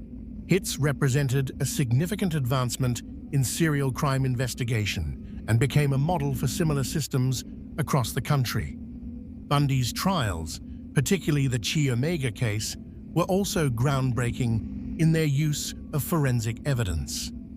The bite mark testimony was controversial but ultimately accepted by the jury, helping to establish forensic odontology as a legitimate forensic science. The case also involved fiber analysis and other forensic techniques that were relatively new at the time.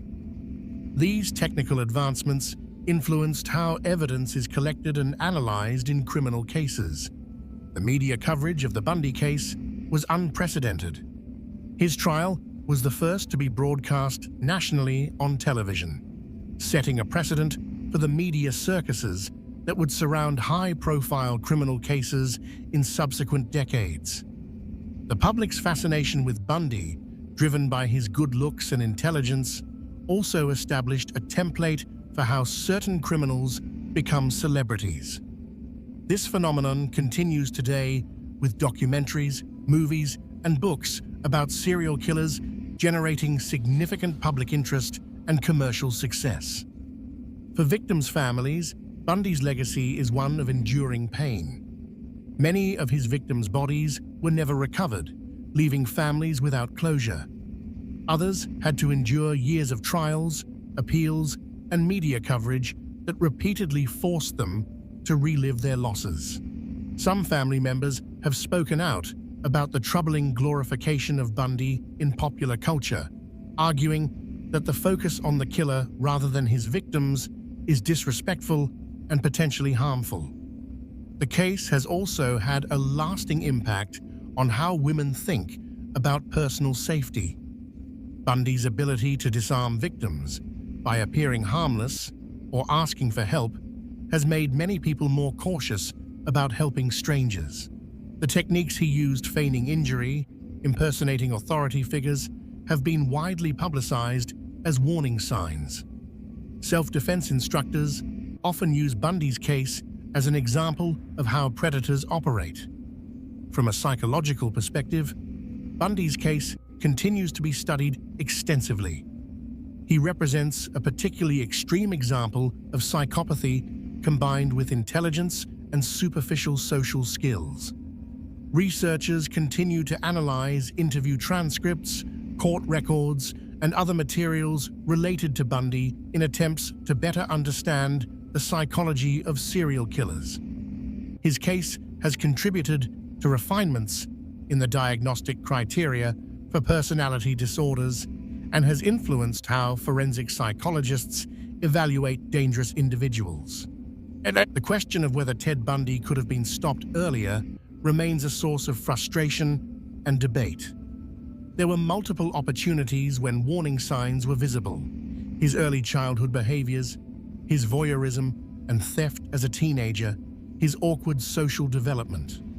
But none of these, taken individually, were sufficient to identify him as someone who would become a serial killer. This reflects the difficulty in predicting violent behavior many people exhibit concerning behaviors without becoming violent criminals. Some have argued that if Elizabeth Clover had reported her suspicions earlier, or if Anne Rule had come forward with her concerns, lives might have been saved. But this criticism seems unfair. Both women did eventually contact police, and when they did, their tips were added to lists containing thousands of other names. The system for processing and prioritizing these tips was inadequate, and even credible information often got lost in the volume of data. Others have suggested that the criminal justice system failed by allowing Bundy to escape twice. The security lapses that permitted these escapes were certainly problematic, and they did result in additional deaths, but they also reflected a more general underestimation of Bundy's danger and manipulativeness. He presented himself as a rational, educated person who might be guilty of some crimes, but was fundamentally reasonable. This image allowed him to be housed in facilities with inadequate security for someone of his true nature. The exact number of Bundy's victims will never be known. He confessed to 30 murders, but investigators believe the actual number could be much higher. Some estimates suggest he may have killed more than 100 people, though this number is speculative. Criminologist Matt DeLisi has argued, based on the pacing and confidence of Bundy's known crimes, that he almost certainly killed for years before his first confirmed murder in 1974, possibly starting as early as his teenage years. Unsolved disappearances and murders in areas where Bundy lived or traveled continue to be examined for possible connections to him. The case of 8-year-old Anne-Marie Burr, who disappeared in 1961 from Tacoma when Bundy was 14, remains open. While Bundy denied involvement even before his execution, the proximity and timing keep suspicions alive. Other cases, particularly missing women from the Pacific Northwest in the late 1960s and early 1970s, also raise questions about whether Bundy was responsible. What lessons can be drawn from Ted Bundy's life and crimes? Perhaps the most important is the danger of judging people solely by their surface appearances. Bundy looked and acted like someone trustworthy, and this allowed him to evade suspicion for years.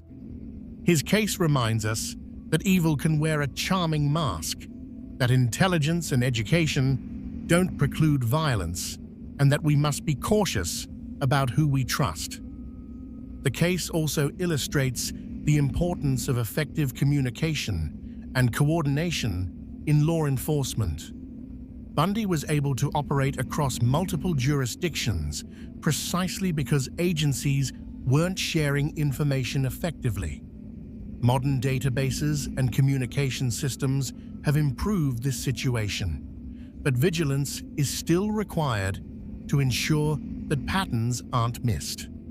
From a psychological perspective, Bundy's case reinforces the understanding that psychopathy is a serious and dangerous personality disorder.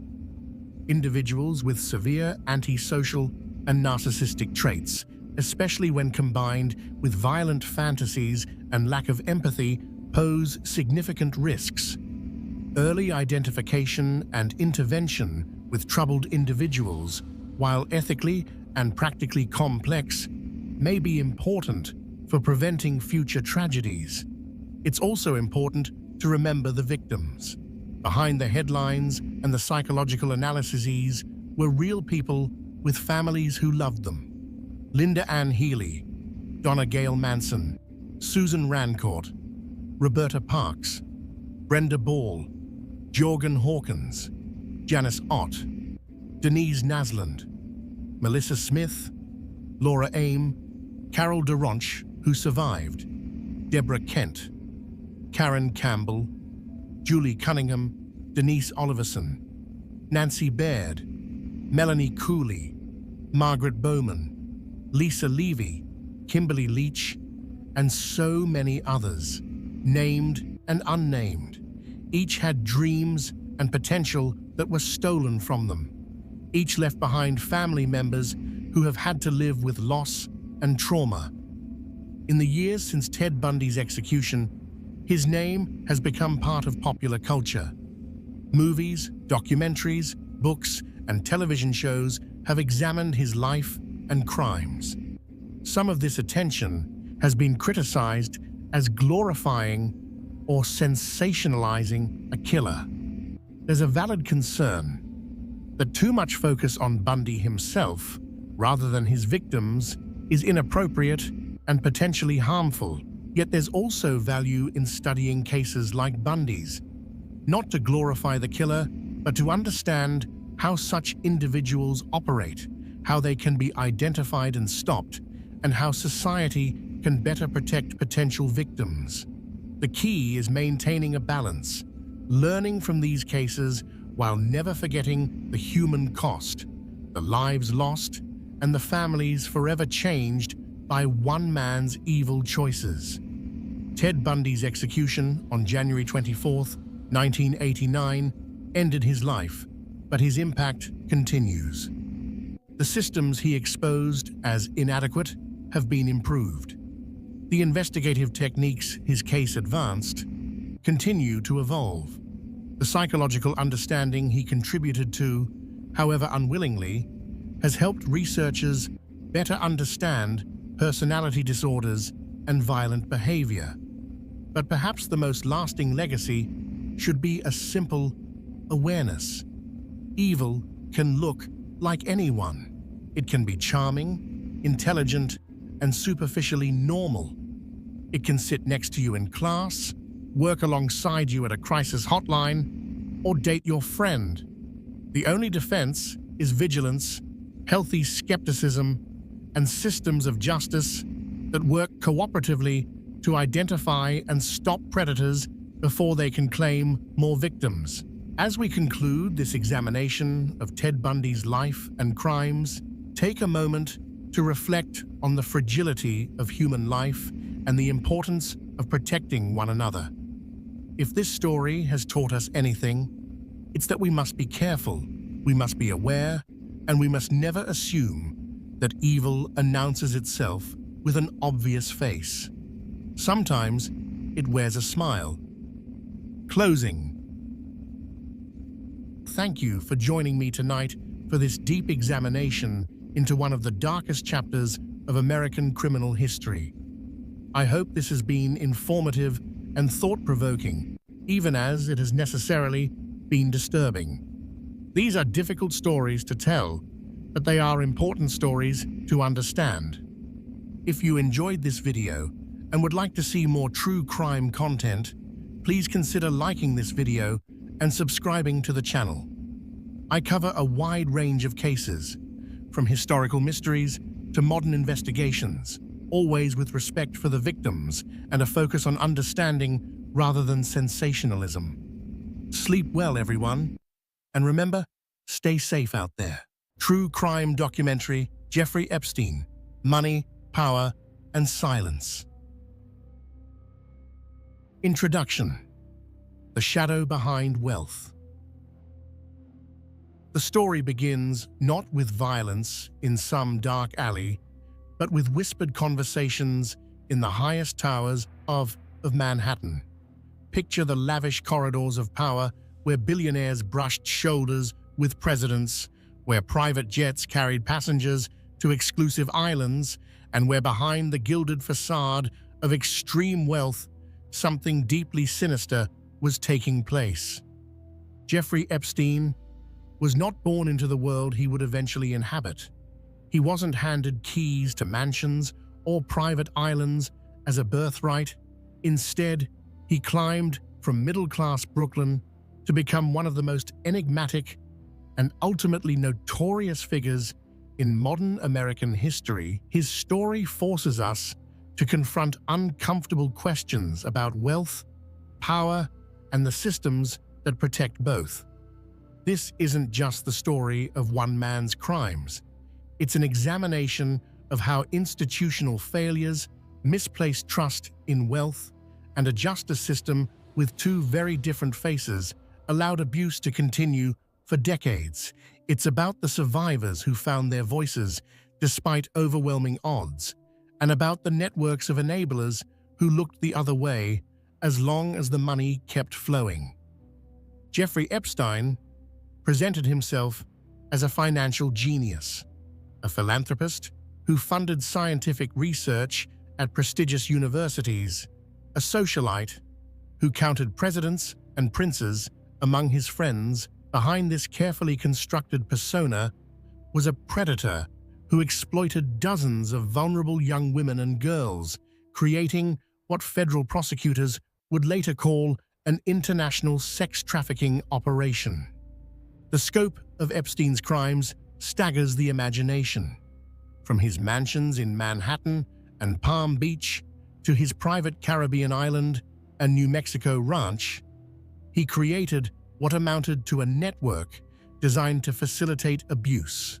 The girls were often from troubled backgrounds, runaways seeking stability, or simply young women working regular jobs who thought they were being offered legitimate opportunities. Many were just 14 years old when they first encountered him. What makes this case particularly disturbing is not just what Epstein did, but how he got away with it for so long. His first known arrest came in 2005, but whispers about his behavior had circulated for years. Before that, when he was finally caught, when evidence of abuse involving dozens of girls had been compiled by federal investigators, he received what can only be described as a sweetheart deal: 13 months in a county jail with work release privileges that allowed him to spend most of his time at his office. The non-prosecution agreement that made this possible was kept secret from his victims. For over a decade after that 2008 conviction, Epstein continued to move through elite circles. He maintained his wealth, his connections, his properties, and according to later investigations, the abuse never really stopped. It wasn't until 2019, when fresh federal charges were brought against him in New York, that the full weight of justice seemed poised to finally catch up with Jeffrey Epstein. But even that resolution would be denied. On August 10, 2019, Epstein was found dead in his Manhattan jail cell. His death ruled a suicide by hanging the man who had so many secrets, who allegedly possessed so much compromising information about powerful people, died before facing trial. His death sparked immediate speculation and conspiracy theories that persist to this day. Questions about whether he truly took his own life or whether darker forces were at work. The Epstein case didn't end with his death. It exploded into something larger, something that forced a reckoning about how society treats sexual abuse, especially when money and power are involved. His longtime associate, Ghislaine Maxwell, would eventually face trial for her role in recruiting and grooming victims. Financial institutions that enabled his operation would face lawsuits. Survivors would continue to seek accountability and justice.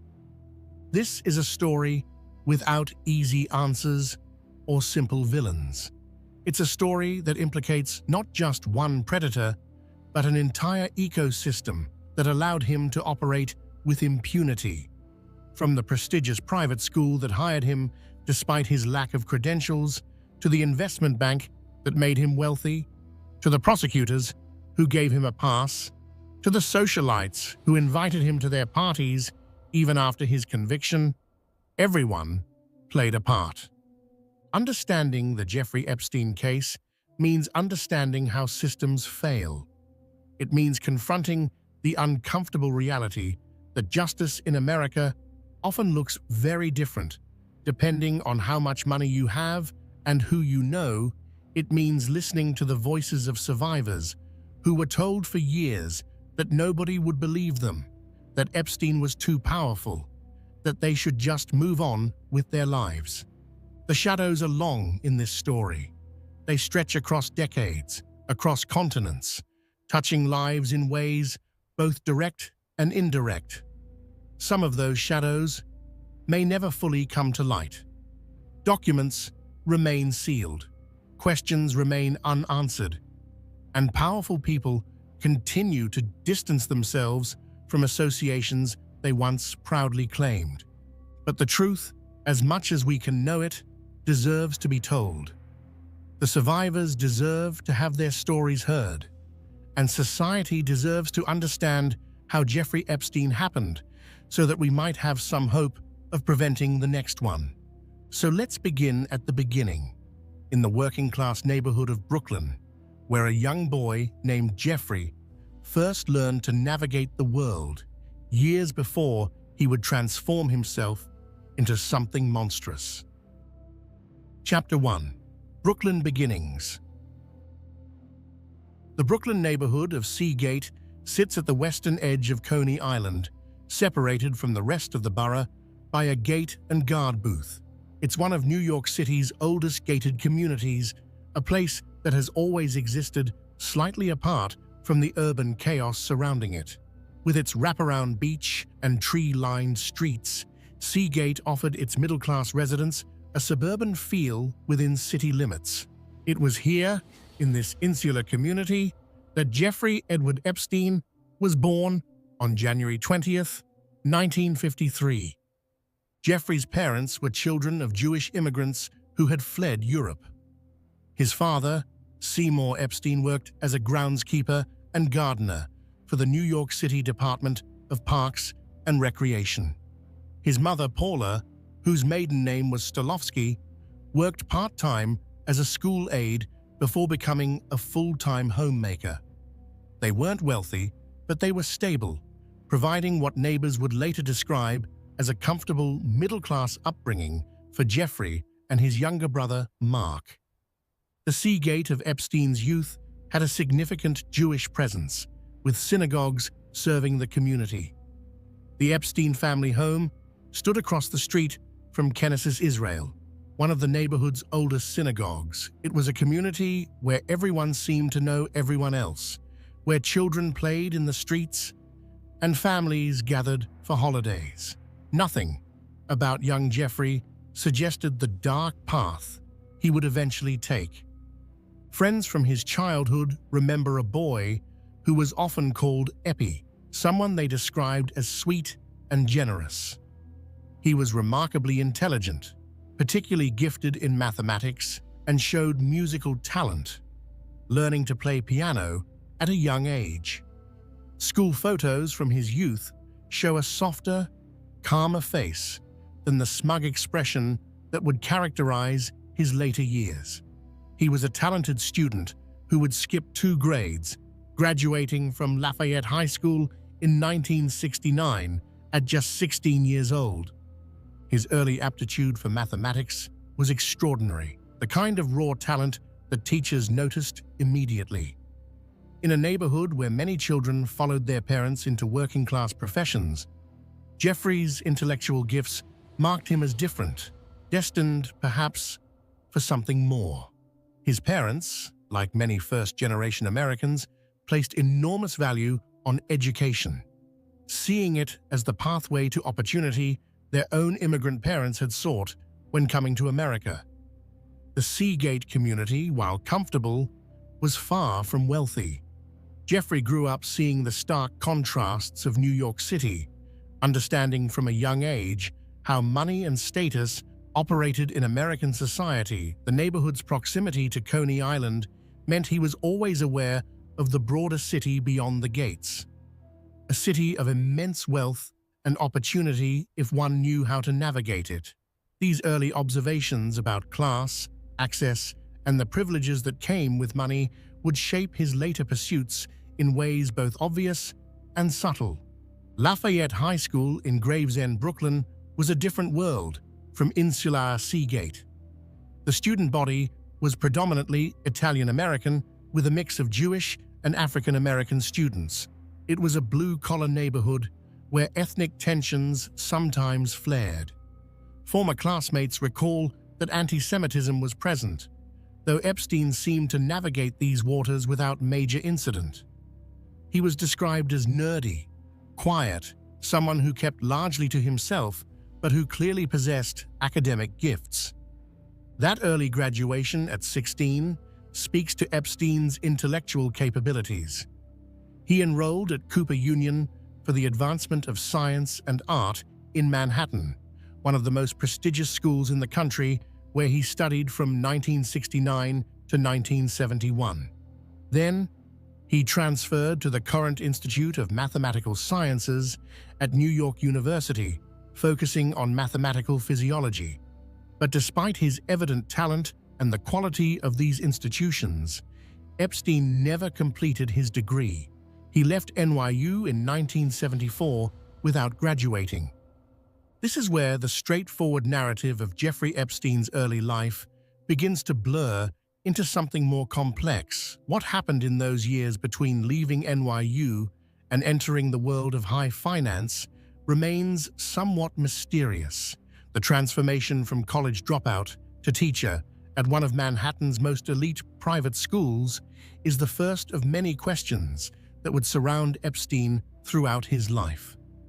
In 1974, despite having no teaching credentials and no college degree, 21-year-old Jeffrey Epstein was hired to teach physics and mathematics at the Dalton School on Manhattan's Upper East Side. The Dalton School was and remains one of the most prestigious private schools in America, educating the children of New York's wealthiest families. How exactly Epstein secured this position without the typical qualifications is a question that has been asked many times. The circumstances of his hiring reveal the first hints of what would become Epstein's greatest talent: making connections with powerful people and leveraging those connections for personal advancement. The headmaster who hired him, Donald Barr, was himself a controversial figure who would later resign under pressure. Barr, interestingly, was the father of William Barr, who would serve as Attorney General decades later when Epstein died in federal custody. Epstein's tenure at Dalton would prove to be brief and, in retrospect, troubling.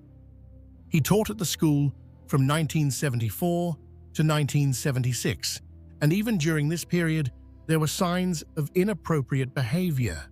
Some former students later recalled that Epstein would show up at parties attended by high school students, that he was overly friendly with female students, that he seemed to blur the boundaries that should exist between teacher and pupil. At the time, this behavior apparently raised eyebrows, but not alarm. It was chalked up to him being young himself, perhaps to his lack of formal training as an educator. By the end of the 1975 to 76 school year, Epstein's performance review was negative. He was told his teaching had not improved and was subsequently dismissed from his position. Most young teachers who wash out of their first job would simply move on, finding work elsewhere in education or pivoting to a different career entirely. But Jeffrey Epstein had already made a connection that would prove far more valuable than any teaching credential could have been. During a parent-teacher conference at Dalton, Epstein so impressed one student's father with his intelligence and capability with numbers that the parent offered to help him. That parent was Alan Ace Greenberg, the CEO of Bear Stearns, one of Wall Street's most prestigious investment banks. Greenberg was known for hiring unconventional candidates, people he felt had drive and intelligence even if they lacked traditional credentials. He famously sought what he called PSD candidates: poor, smart, and with a deep desire to get rich. Jeffrey Epstein fit that profile perfectly. In 1976, Greenberg brought Epstein to Bear Stearns, initially planning for him to work on the American Stock Exchange floor trading options, but Epstein refused that assignment, wanting something different. Instead, he started in a more junior role, learning the business from the ground up. What became immediately clear was that Epstein had a gift for networking, for making himself indispensable to the wealthy clients he encountered. His rise at Bear Stearns was meteoric. Within just 4 years, by 1980, Epstein had been made a limited partner, a position that typically took much longer to achieve. Jimmy Kane, who would later become Bear Stearns' CEO, praised Epstein's skills and capabilities. The young man from Seagate had found his calling, or so it seemed. He was working with incredibly wealthy clients, managing their money, learning the ins and outs of high finance, and building relationships with some of the richest people in America. What exactly made Epstein so successful at Bear Stearns? By all accounts, it wasn't just his mathematical ability, though that certainly helped. Epstein had a gift for reading people, for understanding what they wanted and how to make himself indispensable to them. He was charming when he needed to be, deferential to those with power, confident in his own abilities. He dressed well, presented himself as sophisticated and worldly, and worked tirelessly to cultivate the image of someone who belonged in elite circles, even though he'd started from middle-class Brooklyn. His work at Bear Stearns brought him into contact with some of the wealthiest families in America. These weren't just clients, they were connections, relationships that Epstein cultivated carefully. He understood intuitively that in the world of high finance, who you know is often more important than what you know. He collected powerful acquaintances the way others might collect art or cars, seeing each relationship as an asset that might be valuable someday. But even this success story was about to take a strange turn. In 1981, just 5 years after joining Bear Stearns and only 1 year after making partner, Jeffrey Epstein left the firm. The reasons for his departure have always been murky. Epstein himself claimed he was fined $2,500 by the firm for loaning money to a friend to buy stock, a violation of Bear Stearns' policies, and that this prompted his exit. However, there was also an SEC investigation into insider trading involving St. Joe Minerals Corporation that touched on Bear Stearns. During this period, no charges were ever brought against Epstein, but the timing raised questions. What Epstein did next would set the pattern for much of his subsequent career. He started his own consulting firm, Intercontinental Assets Group, operating it out of his Manhattan apartment. The nature of his business was deliberately opaque.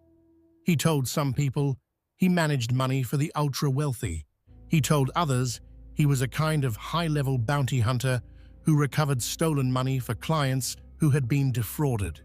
The truth was difficult to pin down, and Epstein seemed to prefer it that way. For several years, in the early 1980s, Intercontinental Assets Group struggled. Then, in 1987, Epstein began working with Steven Hoffenberg. The head of Towers Financial Corporation. Hoffenberg was a flamboyant figure who briefly owned the New York Post. Towers Financial was ostensibly a bill-collecting company, but it also engaged in corporate raiding during the merger and acquisition frenzy of the 1980s. Epstein and Hoffenberg attempted several corporate takeovers together, though most failed.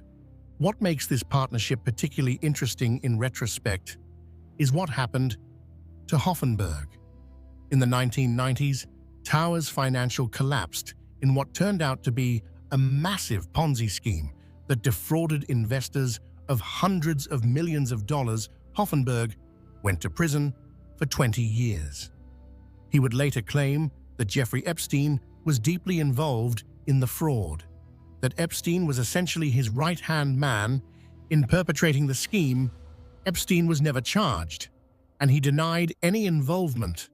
But Hoffenberg maintained until his death that Epstein had played a central role. Whether or not Epstein was involved in Hoffenberg's fraud, what's clear is that by 1988, he had enough money and credibility to start a new firm, J. Epstein and Company. This time, he positioned himself even more explicitly as a money manager, exclusively for billionaires. He claimed his firm only took on clients with a net worth exceeding $1 billion. The message was clear. Jeffrey Epstein operated at the very pinnacle of wealth. This exclusivity became part of his mystique, part of what made him attractive to potential clients. But for years, only one client was publicly known, Leslie Wexner, and it was Wexner who would make Jeffrey Epstein truly wealthy. Chapter 2: The Wexner Connection. If Jeffrey Epstein's life can be divided into chapters, the one that begins with Leslie Wexner represents his transformation from successful Wall Street operator to inexplicably wealthy financier with access to the highest levels of American society. The relationship between Epstein and Wexner remains one of the most puzzling aspects of this entire story, a connection that granted Epstein not just money, but legitimacy and entree into circles he could never have accessed on his own. Leslie Wexner was and remains one of the most successful retailers in American history. He founded The Limited in 1963, a company that would grow to include brands like Victoria's Secret, Bath and Body Works, and others. By the time he met Jeffrey Epstein in the mid-1980s, Wexner was worth billions of dollars and was one of the most powerful businessmen in America. He was also a major philanthropist, particularly within the Jewish community, supporting numerous causes and institutions. Epstein and Wexner met through mutual business contacts, likely in Palm Beach, Florida, where both had homes and where Wexner spent considerable time. What exactly impressed Wexner about Epstein is unclear, but the relationship deepened quickly. By the late 1980s, Epstein had become not just Wexner's money manager, but effectively his right-hand man, someone Wexner trusted implicitly with his most sensitive financial affairs. In July 1991, Wexner took the extraordinary step of granting Jeffrey Epstein full power of attorney over all of his financial affairs. This gave Epstein sweeping authority to hire people, sign checks, buy and sell properties, borrow money, and do anything else legally binding on Wexner's behalf. Even among the ultra-wealthy, who often delegate significant authority to trusted advisors, this level of power was unprecedented. Epstein essentially had the legal authority to act as Wexner in virtually any financial matter. The fruits of this relationship became visible in Epstein's lifestyle. In 1996, Wexner transferred to Epstein what would become one of New York City's most notorious addresses, a massive townhouse at 9 East 71st Street in Manhattan. This wasn't just any Manhattan residence. It was a 21,000-square-foot mansion, one of the largest private homes in the city. Wexner had purchased the property in 1989 for $13 million and had it extensively renovated. The circumstances of the transfer were unusual.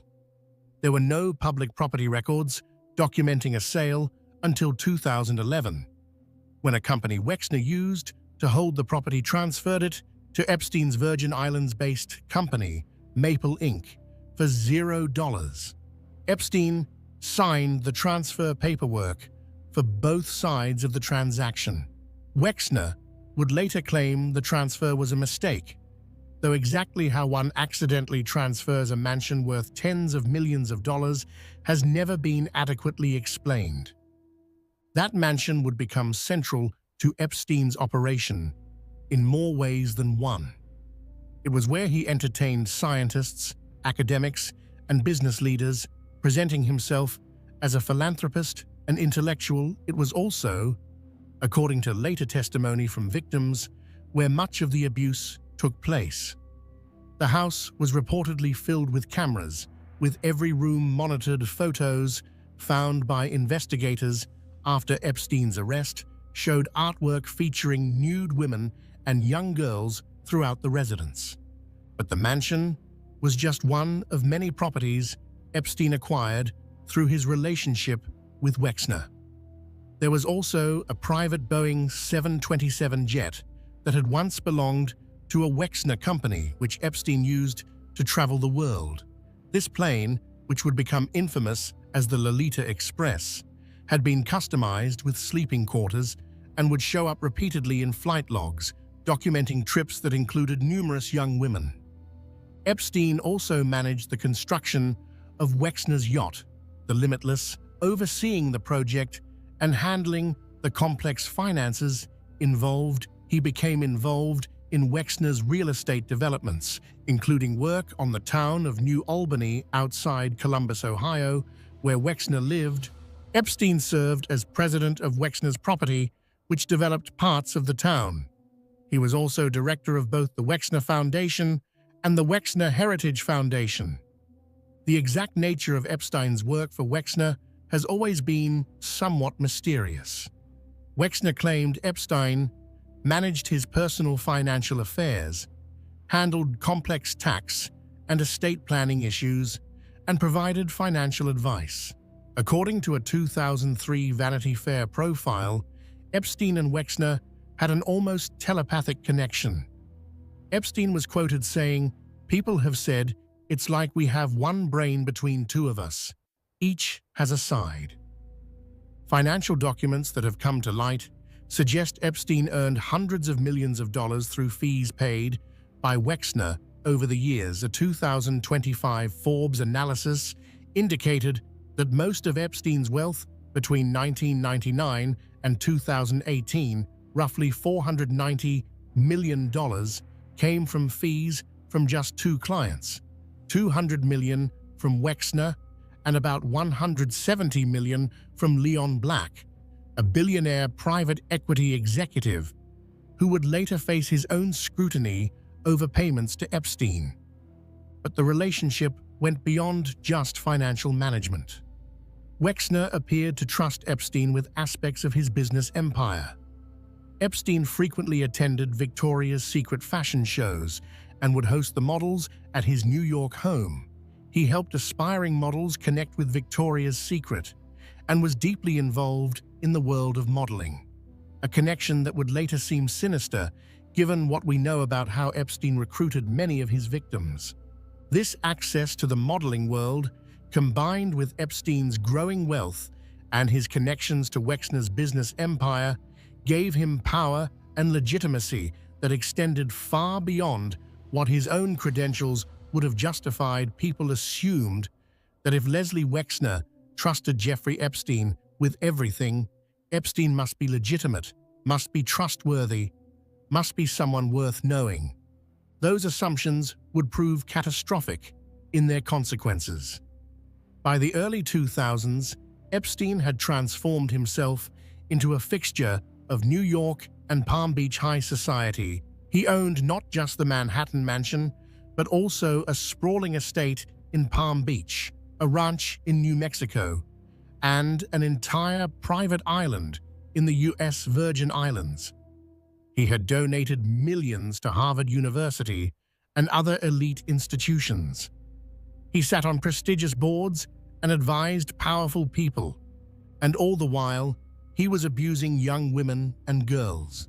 According to later testimony and court documents, some of this abuse happened with Epstein using Wexner's name, and properties victims reported being told they would meet with Wexner or would be modeling for Victoria's Secret, only to find themselves trapped in situations with Epstein. How much Wexner knew about what was happening has been a subject of intense speculation and legal scrutiny. Wexner has consistently maintained that he was unaware of Epstein's criminal behavior, that he was deceived just like everyone else. In 2019, after Epstein's arrest on new charges, Wexner wrote to his L Brands employees, "I would not have continued to work with him if I had any knowledge or suspicion of the crimes he committed." He described Epstein's actions as abhorrent and said he was never aware of the illegal activity charged in the indictment.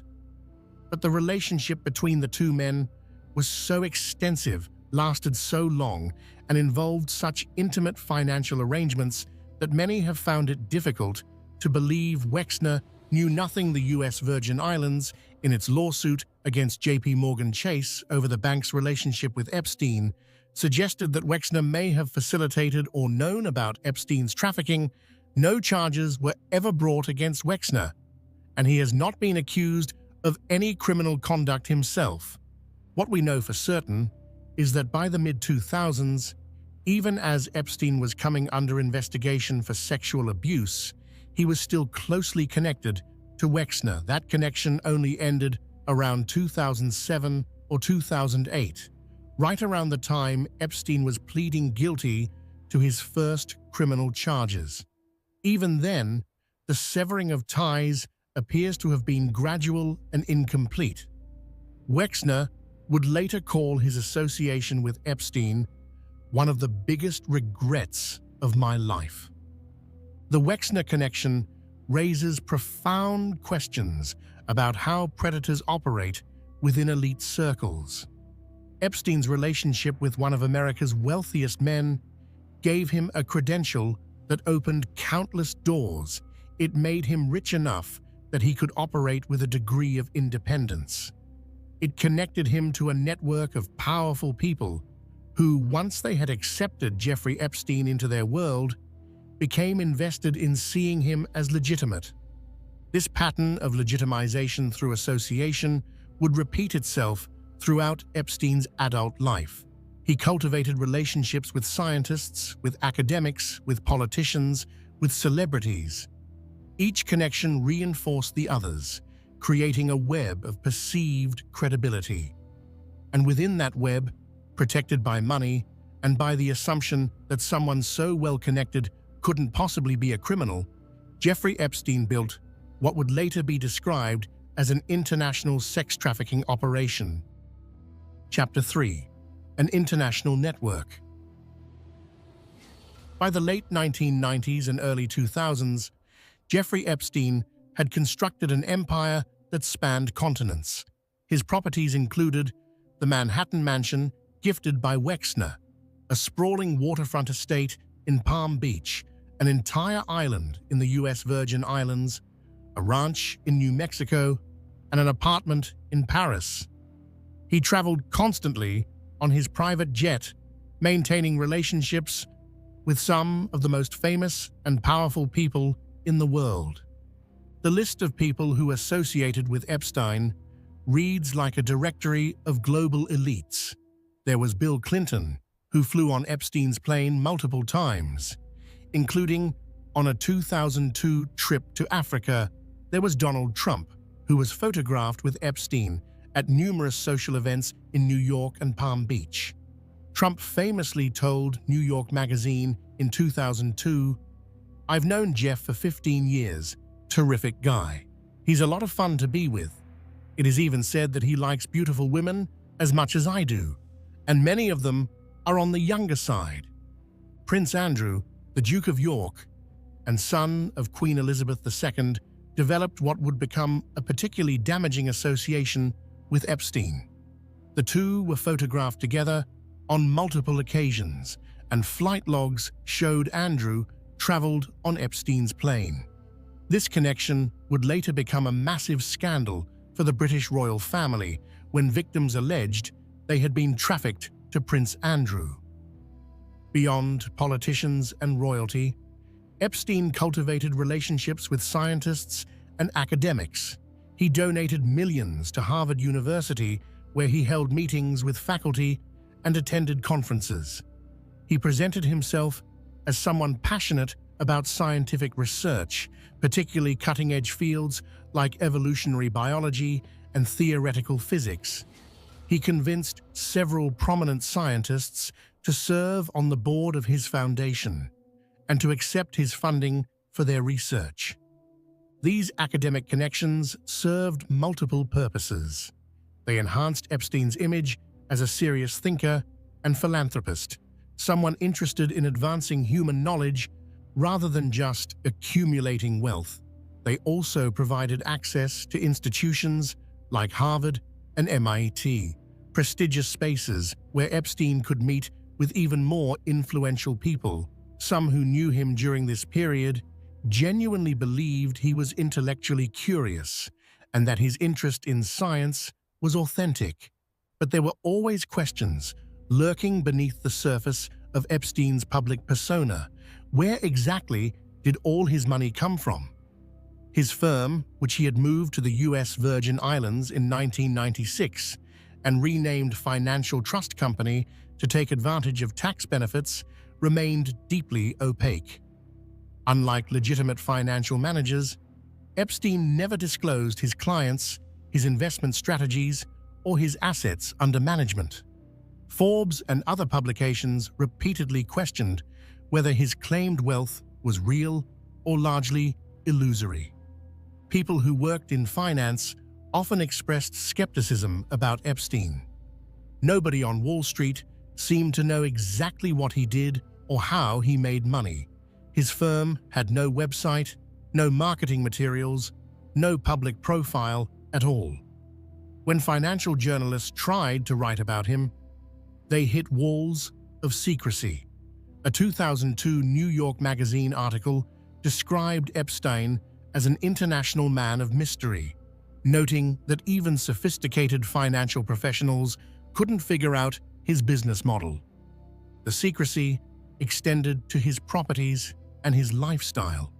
The Manhattan Mansion was essentially a fortress with limited access and heavy security.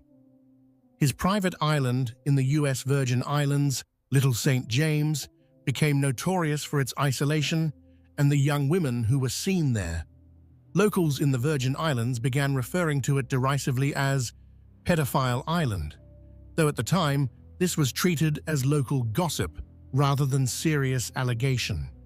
What we now know, based on years of investigation and testimony from survivors, is that all of this wealth and all of these connections were enabling something monstrous Epstein was creating and maintaining what federal prosecutors would eventually describe as a vast network for trafficking and abusing underage girls. The properties served as locations where the abuse occurred. The plane served as transportation for victims. The money served as both a lure for victims and a means of intimidation. Each property served a specific purpose in Epstein's operation.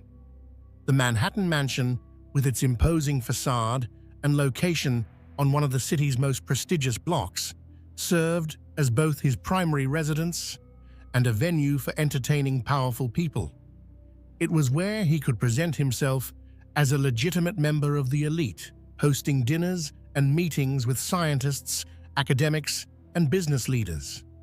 But it was also where much of the abuse took place, with a massage room set up specifically for that purpose and bedrooms where victims testified they were assaulted.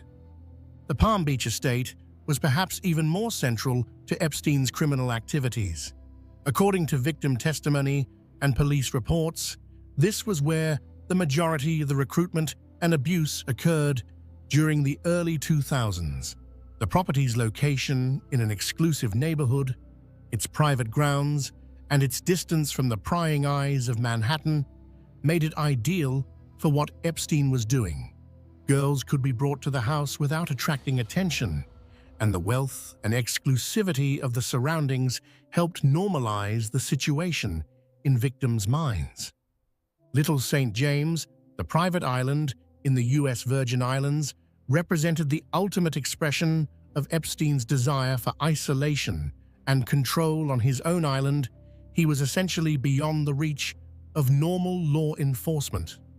Boats and helicopters were required to access it, meaning every arrival and departure could be monitored and controlled. Victims who were taken there described feeling trapped, cut off from any possibility of help or escape.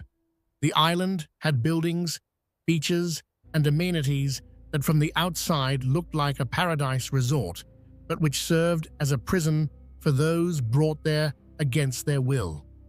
The New Mexico Ranch, while less well known than his other properties, was another location where abuse allegedly occurred. The remote property gave Epstein yet another isolated venue, far from the oversight of authorities in New York or Florida. Each property offered something different, whether it was the prestige of Manhattan, the accessibility of Palm Beach, the isolation of the island, or the remoteness of New Mexico. The pattern, according to testimony from numerous survivors, was remarkably consistent. Young women, many of them teenagers, would be recruited with offers of money for giving Epstein massages.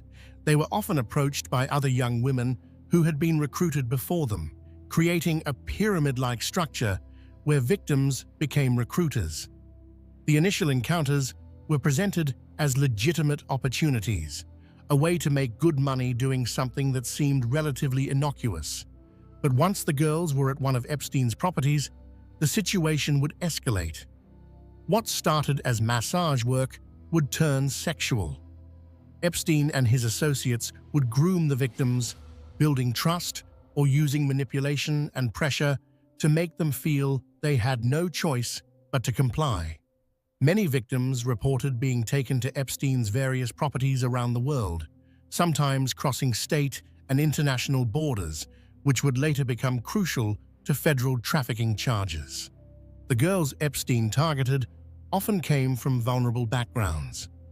Many were from low-income families. Some had histories of abuse or unstable home situations. Some were runaways or foster children. Epstein and his associates specifically sought out vulnerability, understanding that these girls would be less likely to be believed if they came forward, less likely to have resources to fight back, more desperate for the money he offered. The targeting was deliberate and calculated. Epstein and those working for him looked for girls who fit a specific profile: young, often blonde, slender, and most importantly, vulnerable. In some way, they sought out girls from broken homes, girls who had experienced trauma, girls who were desperate for attention or affirmation or money. They understood with predatory precision that these girls would be easier to manipulate, easier to control, and less likely to be believed if they ever spoke out. The recruitment often happened in mundane places: shopping malls, schools, beach clubs.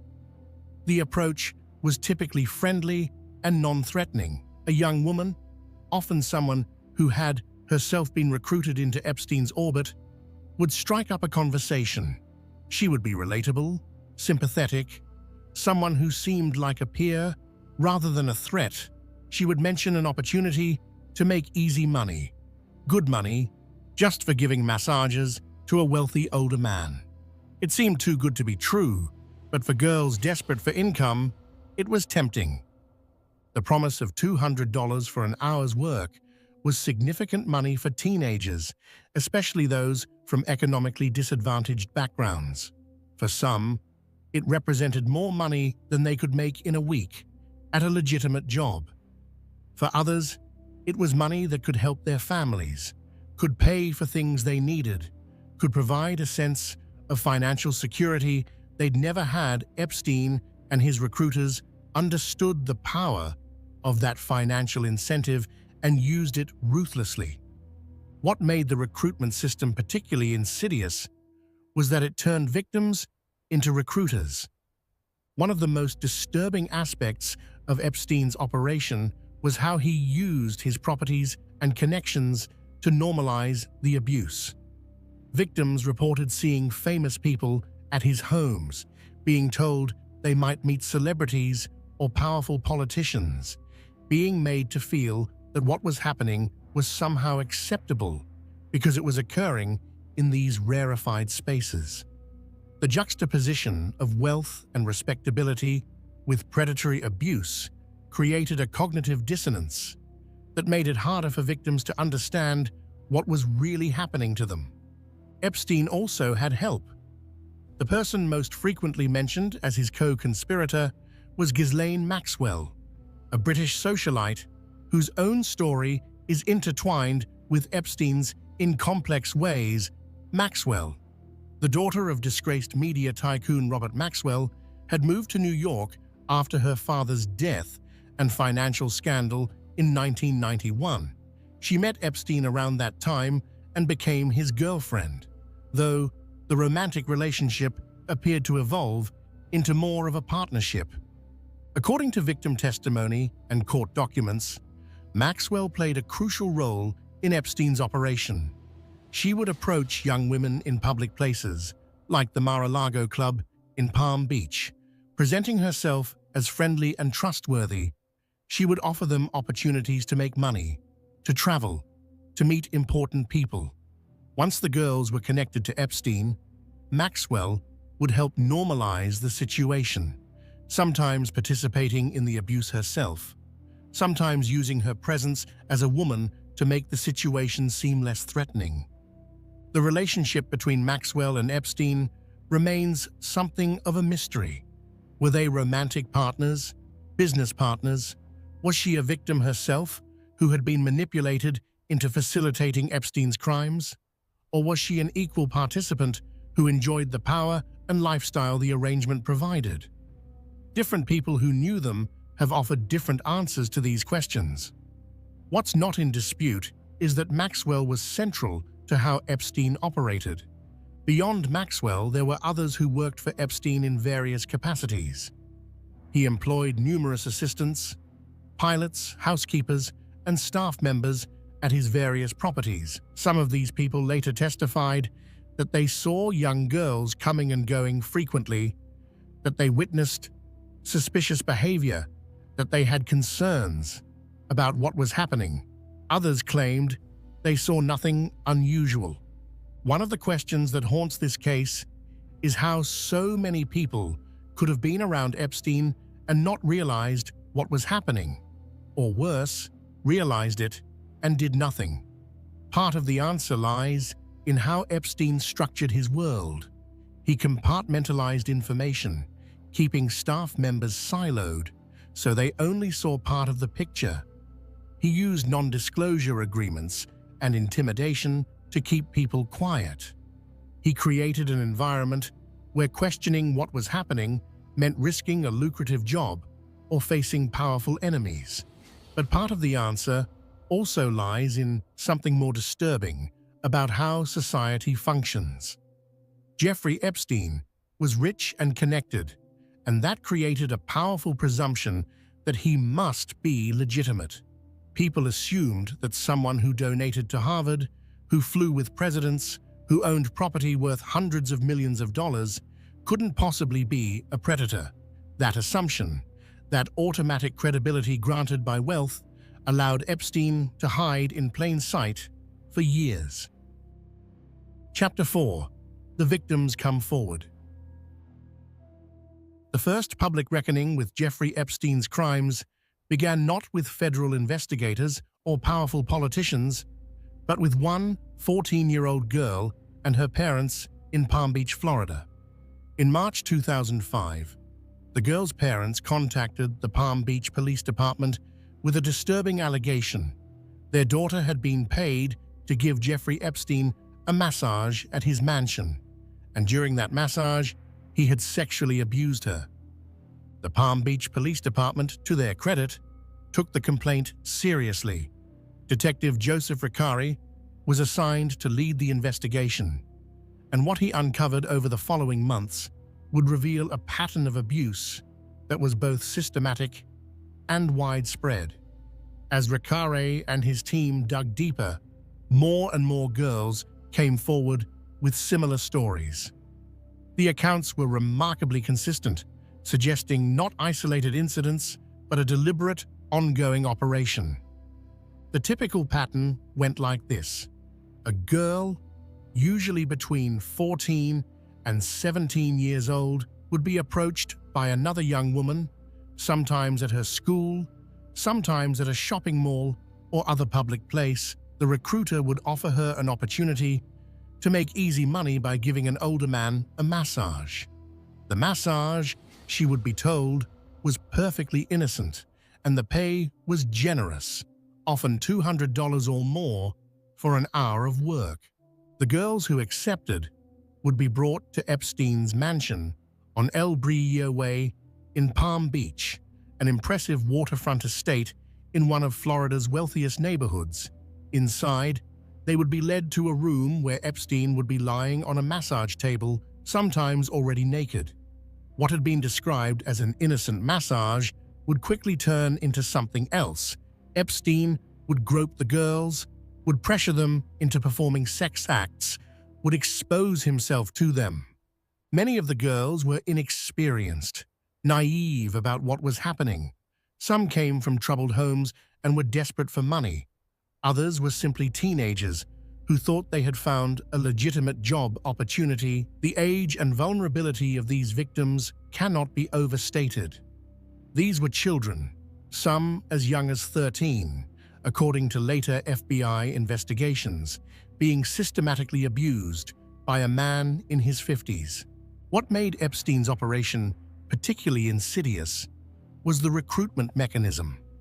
After being abused themselves, many victims were asked to bring other girls to recruit their friends, their classmates, anyone who might want to make money. They were paid finder's fees for each new girl they brought. This turned victims into unwitting accomplices, creating a self-perpetuating system that made it harder for the girls to see themselves as victims and easier for Epstein to avoid direct recruitment. By October 2005, Detective Reccari had a growing list of girls who had come forward with similar accusations. The police investigation included interviews with more than 30 victims, statements from Epstein's butler corroborating that young girls frequently visited the house, and a search of the mansion that turned up evidence supporting the girls' accounts. Officers found stacks of photographs of nude girls throughout the house, including some of girls who appeared to be very young. They also found books about young women and sex. The search of Epstein's Palm Beach mansion revealed disturbing details about how he had set up his life. The massage room where much of the abuse occurred was filled with photographs of nude women. There were sex toys, lubricants, and other items consistent with the victims' accounts of what had happened to them there. Investigators also found numerous message pads with the names and contact information of young girls, along with notes about who had referred whom, creating a map of the recruitment network. What struck investigators was how systematic everything was. This wasn't opportunistic crime, it was organized and deliberate. Epstein had created an entire infrastructure for abuse, with specific rooms, specific routines, specific payments. He kept records, maintained lists, and operated with the confidence of someone who believed he would never be caught, or if caught, never seriously punished.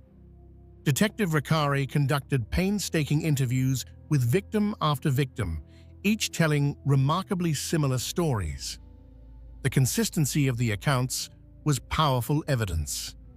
These girls didn't know each other in many cases, yet their descriptions of what had happened, of how they had been recruited, of what Epstein had said and done, matched in crucial details. For an experienced investigator, this consistency was compelling proof that the allegations were true. The evidence was damning. Reccari believed they had a strong case, not just for a few counts, but for potentially dozens of charges related to sexual abuse of minors. In May 2006, Palm Beach Police Chief Michael Reiter signed paperwork recommending that Epstein be charged with multiple counts of unlawful sexual activity with minors, along with a count of lewd and lascivious molestation. But then something unusual happened. The The case was taken to Florida State Attorney Barry Krischer, and instead of immediately filing the charges police had recommended, Krischer took the unusual step of convening a grand jury. This move surprised and frustrated police officials, who felt they had more than enough evidence for direct charges. A grand jury proceeding, they worried, could limit the scope of charges and potentially give Epstein's legal team opportunities to shape the narrative. Those fears proved well-founded.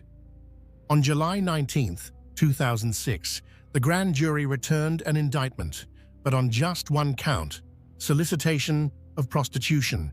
That single charge was a fraction of what police had built their case around.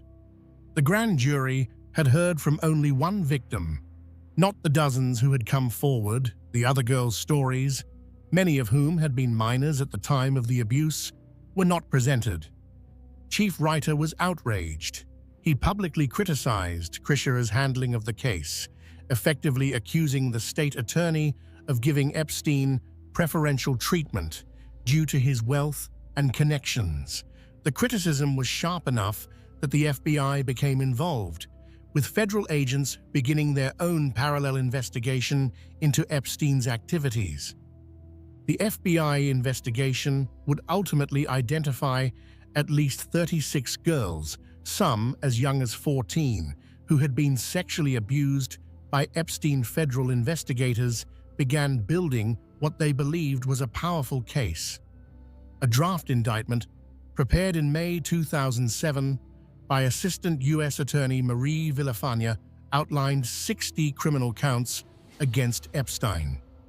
The document detailed a pattern of abuse spanning years and involving numerous underage victims. If prosecuted fully, Epstein could have faced a sentence effectively amounting to life in prison. But the federal case would never go to trial. Instead, something even more unusual than the grand jury proceedings would occur. Federal prosecutors would negotiate a deal with Epstein's legal team, a deal that would become one of the most controversial prosecutorial decisions in modern American history. Chapter 5. The Sweetheart Deal.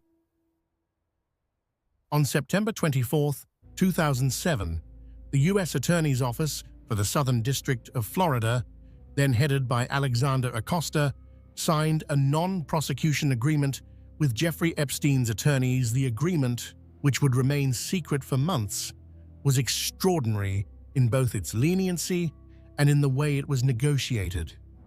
Under the terms of the agreement, the federal government agreed not to bring any federal charges against Epstein.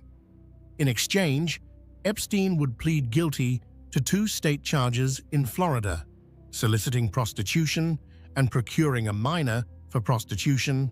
He would serve 18 months in county jail, register as a sex offender, and pay restitution to victims. But crucially, he would avoid federal prosecution entirely, and the non-prosecution agreement would extend immunity not just to Epstein, but to any potential co-conspirators. This last provision meant that anyone who might have helped Epstein in his crimes, including Ghislaine Maxwell and others, could not be prosecuted federally for conduct related to this case. It was an unusually broad immunity deal, the kind typically reserved for cooperating witnesses turning state's evidence against higher-level criminals. But Epstein wasn't cooperating against anyone. He was simply being let off the hook and taking everyone around him off the hook too. The agreement was also kept secret from Epstein's victims. Federal law, specifically the Crime Victims' Rights Act of 2004, requires prosecutors to confer with victims before entering into plea agreements. But in this case, the victims were deliberately kept in the dark about the negotiations and the final deal. They only learned about it after everything had been finalized, when it was too late for them to object or provide input. How did this happen? How did a case involving dozens of underage victims, backed by extensive federal investigation, result in what many would call a slap on the wrist. The answer involves a combination of aggressive legal maneuvering by Epstein's team, questionable decisions by prosecutors, and the influence of wealth and connections on the justice system. Epstein had assembled a dream team of high-powered attorneys. The list included Alan Dershowitz, the famous Harvard law professor, Kenneth Starr, the former federal judge and Whitewater special prosecutor, Roy Black, a renowned Miami defense attorney, and Jay Lefkowitz, among others. This wasn't just legal representation. It was a show of force, a signal that Epstein would fight with every resource available to him. These attorneys engaged in extensive negotiations with the U.S. Attorney's Office, meeting repeatedly with Acosta and other senior prosecutors. They argued that Epstein's conduct, while inappropriate, didn't rise to the level of sex trafficking. They suggested that many of the girls had presented themselves as older than they were, that some had accepted money voluntarily, that the situation was more complicated than prosecutors believed. They also apparently made it clear that Epstein would fight any charges vigorously, that going to trial would be a long, expensive, and potentially embarrassing process for the government. They raised questions about the credibility of victims, many of whom were teenagers from troubled backgrounds. They suggested that juries might not believe these girls, especially when confronted with Epstein's wealth and respectable connections.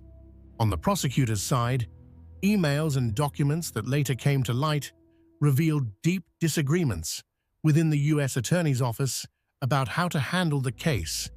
The lead prosecutor, Marie Villafaña, fought hard for a federal indictment. She believed the evidence was strong and that Epstein deserved serious federal charges. She was frustrated when her supervisors began negotiating with the defense without her input or approval. Villafaña sent emails expressing her concerns about the direction the case was taking. She felt that the proposed resolution didn't adequately reflect the seriousness of Epstein's conduct or serve the interests of justice. She was particularly troubled by the idea of keeping victims in the dark about negotiations. But her objections were overruled by senior officials, including Acosta himself. Acosta later defended his decision, arguing that at the time he had concerns about whether the federal case was strong enough. He pointed to potential issues with victim credibility and to questions about whether federal jurisdiction properly applied, since much of the conduct had occurred within Florida rather than across state lines. He insisted that getting Epstein to plead guilty, register as a sex offender, and serve some jail time was better than risking an acquittal at trial. But internal documents and testimony from the investigations into the deal tell a different story. They suggest that Acosta made the decision to resolve the case through a state plea deal before the federal investigation was complete, before all victims had been interviewed, and while evidence was still being gathered. The Justice Department's Office of Professional Responsibility would later conclude that Acosta had shown poor judgment in handling the case, though they stopped short of finding prosecutorial misconduct. What makes Acosta's role particularly notable is what happened after he negotiated the Epstein deal. He went on to serve as U.S. Secretary of Labor in the Trump administration, a position he resigned from in July 2019, after Epstein's new arrest brought renewed scrutiny to the 2008 agreement. Throughout his tenure and after, Acosta maintained that he had done the best he could with a difficult case, but critics argued he had let a wealthy predator escape justice. The secrecy around the deal only deepened suspicions.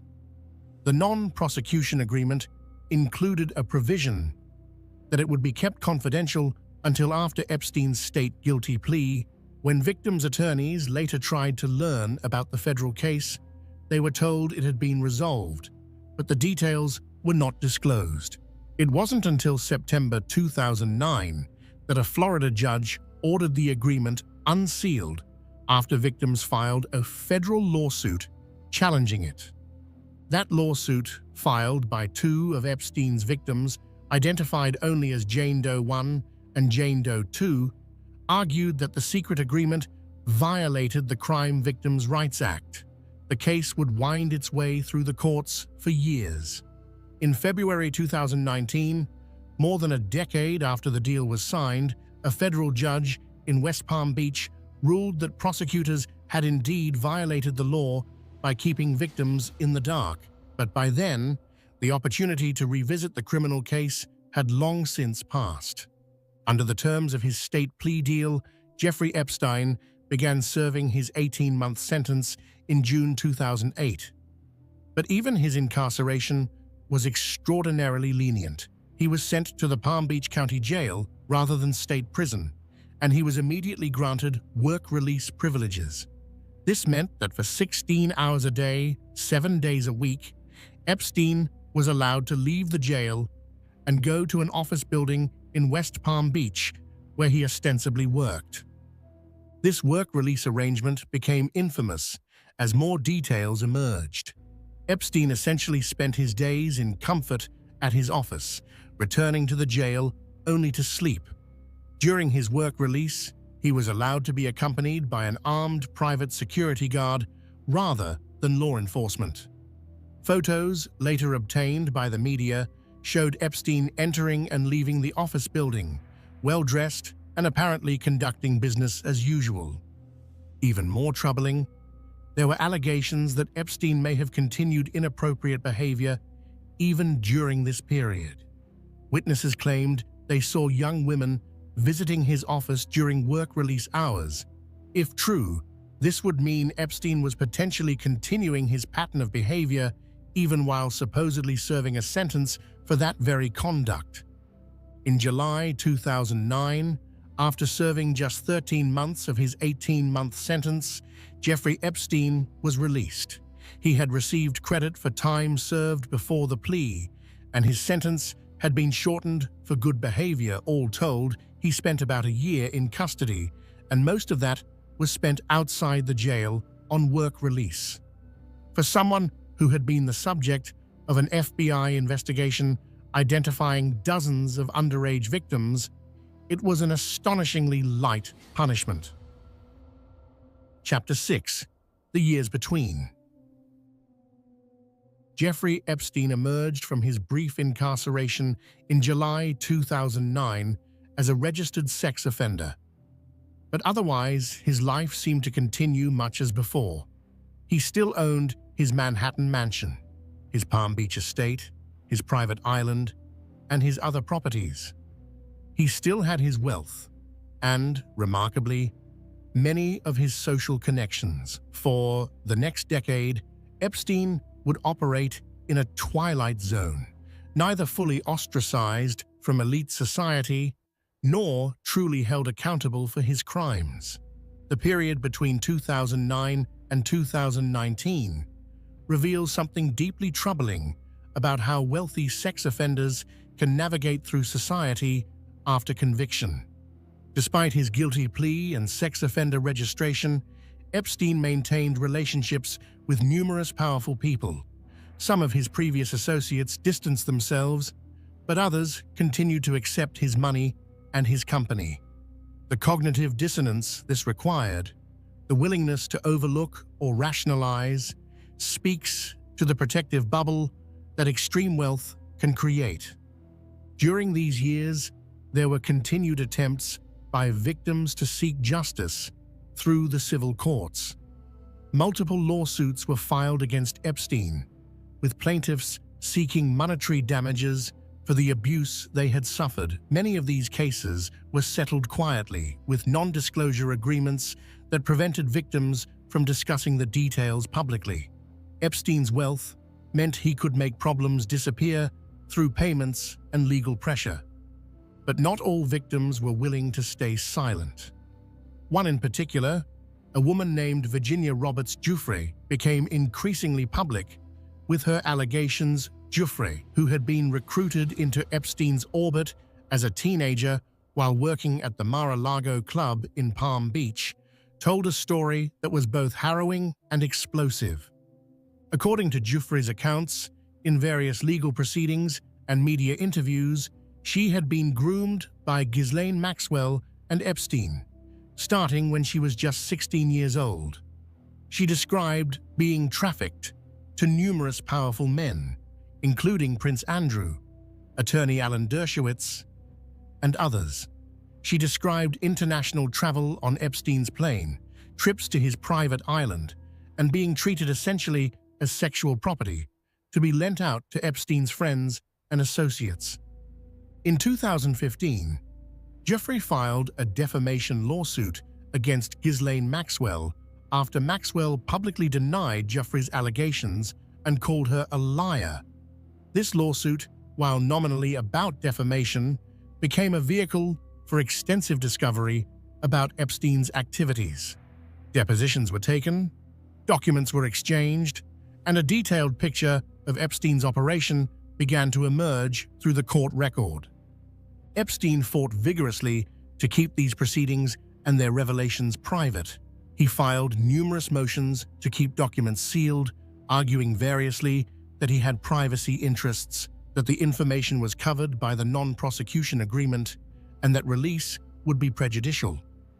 For several years, these efforts largely succeeded, with much of the record remaining under seal or heavily redacted. During this same period, journalists continued to investigate Epstein's story. The most significant of these efforts was undertaken by Julie K. Brown of the Miami Herald. Starting in 2017, Brown spent months tracking down victims, reviewing court records, and piecing together the full scope of what had happened. Her reporting would eventually include interviews with about 80 women who said Epstein had abused them between 2001 and 2006. Brown's investigation culminated in a series of articles published by the Miami Herald in November 2018 under the title Perversion of Justice.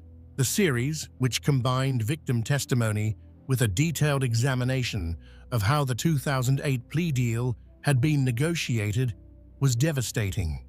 It laid out in clear terms how the justice system had failed these girls, how prosecutors had given preferential treatment to a wealthy defendant, and how Epstein had been allowed to continue living a life of privilege despite his crimes.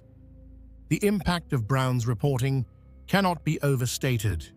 It reignited public attention on the Epstein case at a time when the hashtag #MeToo movement had already heightened awareness of sexual abuse and institutional failures to address it. The articles were shared widely on social media, read by millions of people, and created mounting pressure for new action. Politicians began asking questions. Senator Ben Sasse of Nebraska wrote to the Justice Department requesting an investigation into how the plea deal had been negotiated. The Miami Herald and victims' attorneys filed motions to unseal additional court records related to the case. Media outlets around the world picked up the story, and Jeffrey Epstein's name was suddenly back in headlines everywhere. Meanwhile, Epstein's behavior during this period remained, by many accounts, problematic. While the Miami Herald reporting focused on historical abuse from 2001 to 2006, there were suggestions that Epstein had continued to surround himself with young women. Flight logs from his plane showed continued international travel. Workers at his various properties reported seeing young women coming and going. Law enforcement officials, who later reviewed the case, would conclude that Epstein had, in effect, never really stopped his pattern of behavior. The 2008 conviction had slowed him down, made him somewhat more cautious, but it hadn't fundamentally changed what he was doing. The infrastructure he had built, the network of properties and employees and connections, remained in place and operational. This is one of the most disturbing aspects of the entire Epstein story. A man had been investigated by the FBI, had been identified as having abused dozens of underage girls, had pleaded guilty to soliciting a minor for prostitution, had served time in jail, and had registered as a sex offender. And yet, for years afterward, he continued to operate with relative impunity, his wealth and connections protecting him from further scrutiny. The non-prosecution agreement played a role in this. By granting immunity to Epstein and his co-conspirators for federal crimes, it had effectively closed the door on further federal prosecution for conduct during that time period, even if new evidence emerged about activities during the years covered by the agreement. Prosecutors would be legally barred from bringing charges. But the agreement only covered the Southern District of Florida and only covered conduct up to a certain date. As prosecutors in New York would eventually realize, Epstein could still be charged for activities in other jurisdictions or for conduct that occurred after the agreement. The question was whether anyone would have the will to pursue those charges, whether the evidence would be sufficient, and whether victims would be willing to come forward again to testify. As 2018 turned to 2019, it became clear that the answer to all of these questions was yes. The Miami Herald's reporting had created a groundswell of public pressure. Victims were finding courage in numbers and in the visibility of the hashtag #MeToo movement. And prosecutors in the Southern District of New York were quietly building a new case. Chapter 7. The Second Arrest. On July 6, 2019, Jeffrey Epstein was arrested by FBI NYPD Crimes Against Children Task Force officers at Teterboro Airport in New Jersey. He had just returned from Paris on his private plane, expecting to continue his normal life. Instead, he was placed under arrest and charged with sex trafficking of minors and conspiracy to commit sex trafficking of minors. The indictment unsealed by the U.S. Attorney's Office for the Southern District of New York laid out charges covering the years from 2002 to 2005, the same period covered by the original federal investigation that had resulted in the 2008 non-prosecution agreement. But crucially, the Southern District of New York was not bound by the agreement signed by the Southern District of Florida. The new prosecutors argued that the non-prosecution agreement only applied to that district, and they were free to pursue charges. The indictment alleged that Epstein had created and maintained a network for trafficking and sexually abusing dozens of girls, some as young as 14. It detailed how he had enticed and recruited minor girls to his residences in Manhattan and Palm Beach, how he paid them hundreds of dollars in cash for massages that turned into sex acts, and how he encouraged the girls to recruit other victims. The charges could carry up to 45 years in prison if Epstein was convicted. Following his arrest, federal agents executed search warrants on Epstein's Manhattan mansion. What they found there was both horrifying and illuminating. Investigators seized what they described as a vast trove of nude photographs of girls who appeared to be underage. They found photographs stashed throughout the residence, including some in a locked safe. They also found CDs and other materials, some labeled with names and dates, that appeared to document Epstein's activities. U.S. Attorney Geoffrey Berman, announcing the charges, made it clear that the investigation was ongoing and that prosecutors were actively seeking additional victims. He emphasized that anyone who believed they had been abused by Epstein should come forward. Berman also made a pointed statement about the earlier non-prosecution agreement, essentially repudiating it. The prior plea and non-prosecution agreement, fashioned by the U.S. Attorney's Office in Miami, was not binding on this office. Epstein's arrest dominated news coverage for days. The case had everything: a billionaire sex offender, prominent connections to powerful people, private islands and jets, and dozens of victims. Media organizations dug into every aspect of Epstein's life: his properties, his finances, and his associations. Old photos of Epstein with Trump, with Clinton, with Prince Andrew, and other celebrities circulated widely. On July 8th, Epstein appeared in court for an initial hearing. He pleaded not guilty to all charges. His attorneys requested bail, offering to surrender his passport, to remain under house arrest in his Manhattan mansion, and to post significant collateral. They argued that Epstein was not a flight risk, pointing to his ties to New York and his presumption of innocence. But prosecutors vehemently opposed bail. They argued that Epstein posed both a danger to the community and a serious flight risk.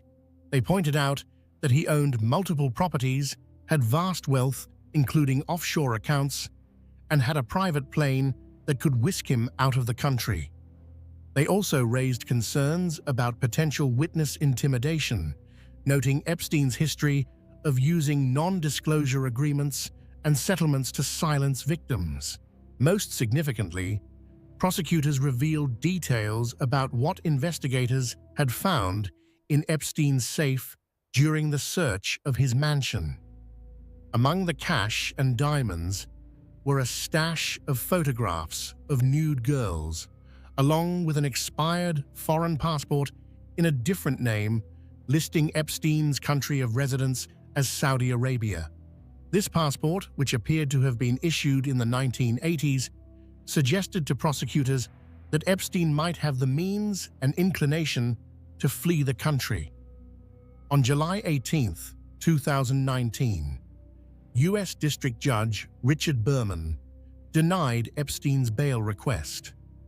In a detailed ruling, Judge Berman found that Epstein posed both a flight risk and a danger to the community. He cited the strength of the government's evidence, the seriousness of the charges, Epstein's vast wealth and international connections, and evidence that Epstein had been in contact with potential witnesses.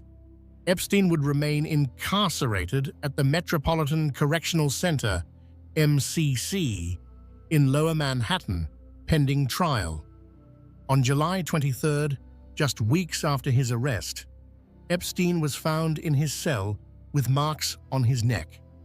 The incident occurred around 1:30 in the morning, and a correctional officer discovered Epstein semi-conscious on the floor with a bedsheet around his neck.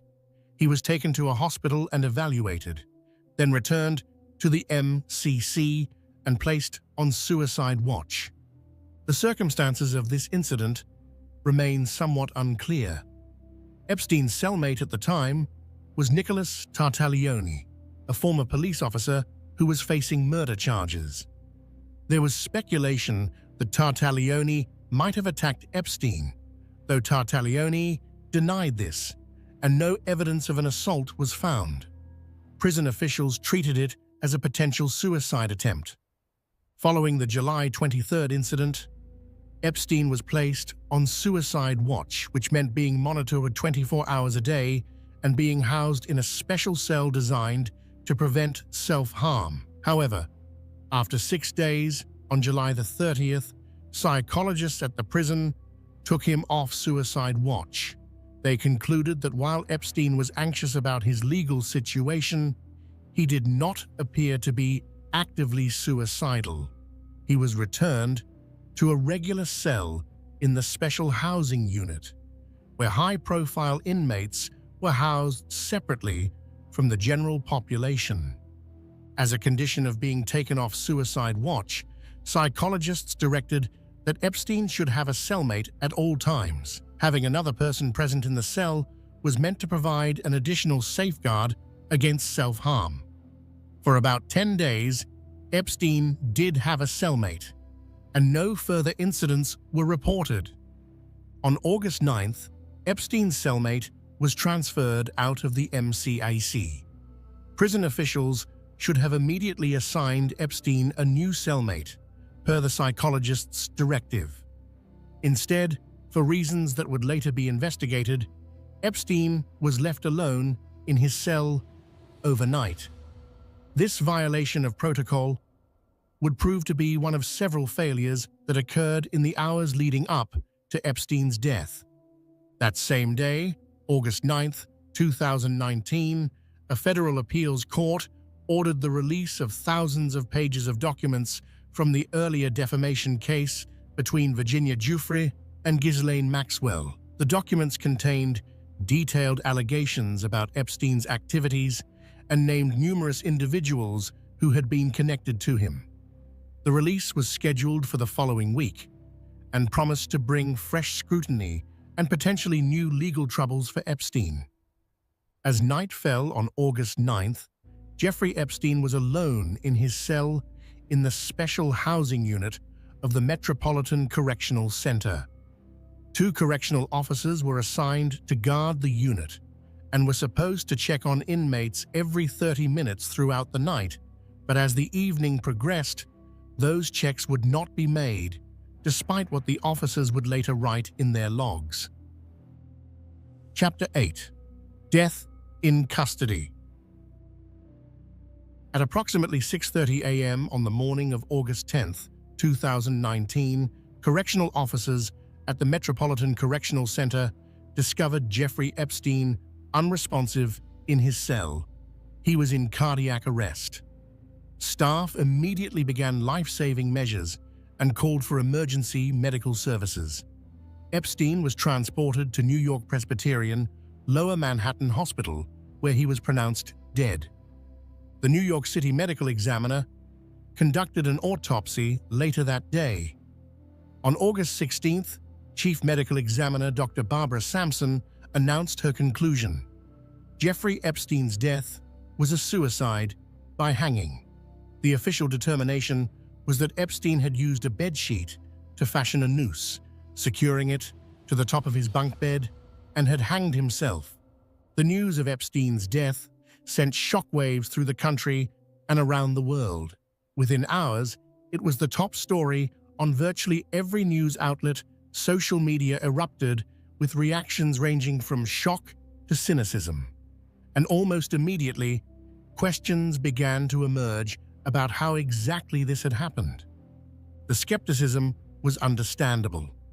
Here was a man who had been on suicide watch just days earlier, who was supposedly under close monitoring in one of the most secure federal facilities in the country, who held potentially damaging information about numerous powerful people, and who had every incentive to stay alive to potentially negotiate a plea deal. The timing seemed almost impossibly suspicious. Attorney General William Barr, whose Justice Department was responsible for the Bureau of Prisons that operated the MCC, said he was appalled by Epstein's death. He announced that the FBI and the Justice Department's Office of Inspector General would conduct investigations into the circumstances. Barr called the apparent failures at the MCC serious irregularities that needed to be thoroughly examined. As details began to emerge about what had happened in the hours leading up to Epstein's death, those irregularities became more and more troubling. It turned out that multiple things had gone wrong. Multiple protocols had been violated, and multiple failures had combined to create the circumstances that allowed Epstein to die. First, there was the cellmate situation. Epstein should not have been alone in his cell. The psychological services at the MCC had specifically directed that he have a cellmate at all times after being removed from suicide watch. When his cellmate was transferred on August 9th, prison officials should have immediately assigned a new one. Instead, Epstein was left alone overnight, in direct violation of the directive. Second, there were the security cameras. 2 cameras positioned to capture the corridor outside Epstein's cell malfunctioned on the night he died, while one camera inside the tier was working. The two that would have shown anyone approaching Epstein's cell were not recording usable footage. Prison officials would later claim this was a technical malfunction, but the timing raised obvious questions. Third, there were the guards assigned to watch Epstein's unit. It turned out that neither of the two officers working that night were regular correctional officers. One was a trained officer who was working overtime, having already worked a full shift earlier. The other was not a correctional officer at all, but a teacher who had been temporarily assigned to guard duty due to staffing shortages. Both officers had been on duty for nearly double their normal shift length. Most significantly, despite being required to check on inmates in the special housing unit every 30 minutes, the guards did not complete a single check on Epstein between approximately 10:30 p.m. on August 9th and 6:30 a.m. on August 10th. For 8 hours, nobody looked in on Epstein.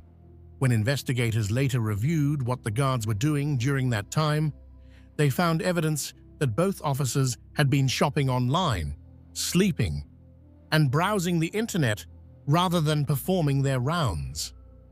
In an attempt to cover up their failure to perform checks, the two guards falsified the logbooks to make it appear they had completed all required rounds.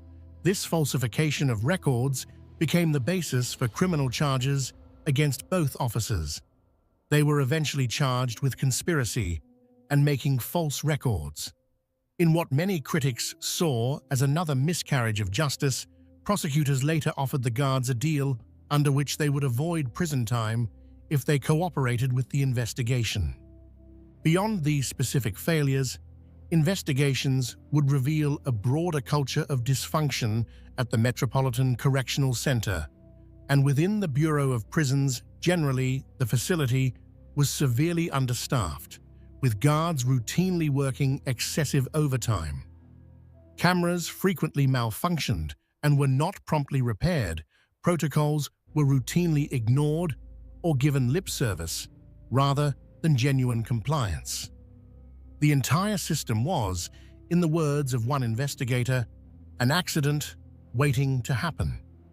Dr. Michael Baden, a renowned forensic pathologist hired by Epstein's brother to observe the autopsy, publicly questioned the suicide ruling. Baden pointed to several findings he considered more consistent with homicide by strangulation than suicide by hanging. Most notably, Epstein had fractures to multiple bones in his neck, including his thyroid cartilage and hyoid bone. While Baden acknowledged that such fractures can occur in hanging deaths, he noted they were more common in cases of strangulation homicide. The medical examiner's office strongly defended its conclusion, noting that they had considered all the evidence, including the absence of any signs of a struggle, the method of death, and other factors. They maintained that the fractures, while unusual, were not inconsistent with hanging, particularly in a man of Epstein's age. They also pointed out that there was no debris under Epstein's fingernails, no defensive wounds, and no other physical evidence suggesting he had struggled with an attacker. The FBI investigation, which reviewed all available evidence, including video footage, witness statements, and the autopsy findings, concluded that Epstein had indeed committed suicide. A 2023 report from the Justice Department's Office of Inspector General, which spent years investigating the circumstances of Epstein's death, reached the same conclusion. While the report was sharply critical of the numerous failures that allowed the suicide to occur, it found no evidence of foul play. Despite these official conclusions, skepticism persists. Public opinion polls taken in the months after Epstein's death showed that only a small minority of Americans believed he had killed himself. The "Epstein didn't kill himself" phrase became a meme, showing up in unexpected places and contexts as a shorthand for believing that powerful people can make problems disappear. The conspiracy theories surrounding Epstein's death are understandable even if they're not supported by evidence. Epstein was connected to numerous powerful people, some of whom had reportedly engaged in behavior with underage girls that could have led to criminal charges. He had reportedly told journalists off the record that he had compromising information on powerful people. It's not unreasonable to wonder if someone with a lot to lose might have wanted Epstein silenced. But wanting something to be true and having evidence for it are different things. The more mundane explanation, supported by extensive investigation, is that Epstein killed himself because he saw no way out of his situation. He was facing decades in prison. His wealth and connections, which had protected him for so long, had finally failed. The world knew what he had done. He had gone from being a billionaire socialite to a despised prisoner. For someone with his ego and his need for control, suicide may have seemed like the only way to maintain some agency over his fate. Regardless of the truth about how Epstein died, his death had immediate and significant consequences. Most obviously, it ended the criminal case against him on August 29, 2019.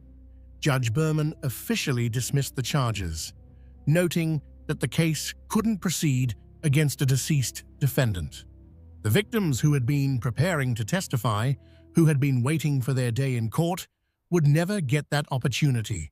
Prosecutors vowed to continue investigating Epstein's co-conspirators and anyone else who might have facilitated his crimes.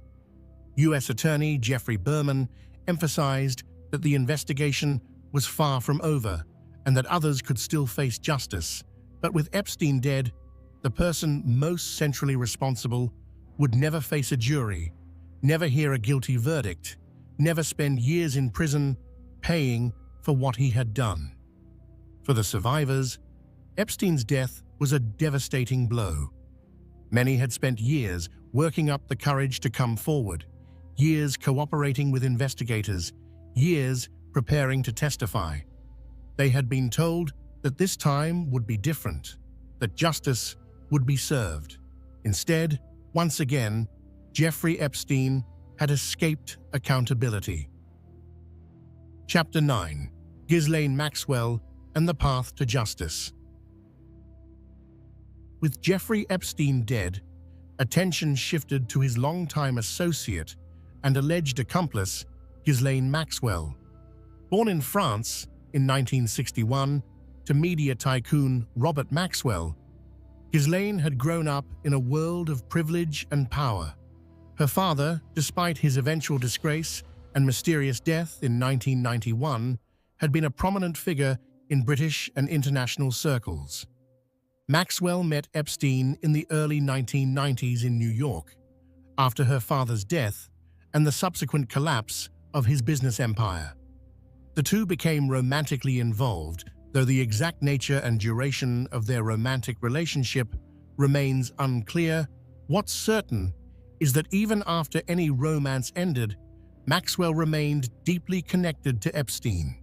She was his frequent companion, his co-host at social events, and according to numerous victim testimonies, his partner in recruiting and grooming young girls. For nearly a year after Epstein's death, Maxwell remained free. She apparently split her time between various locations, maintaining a relatively low profile but not completely disappearing. She denied any wrongdoing and hired her own high-powered legal team to defend against the growing civil litigation targeting her.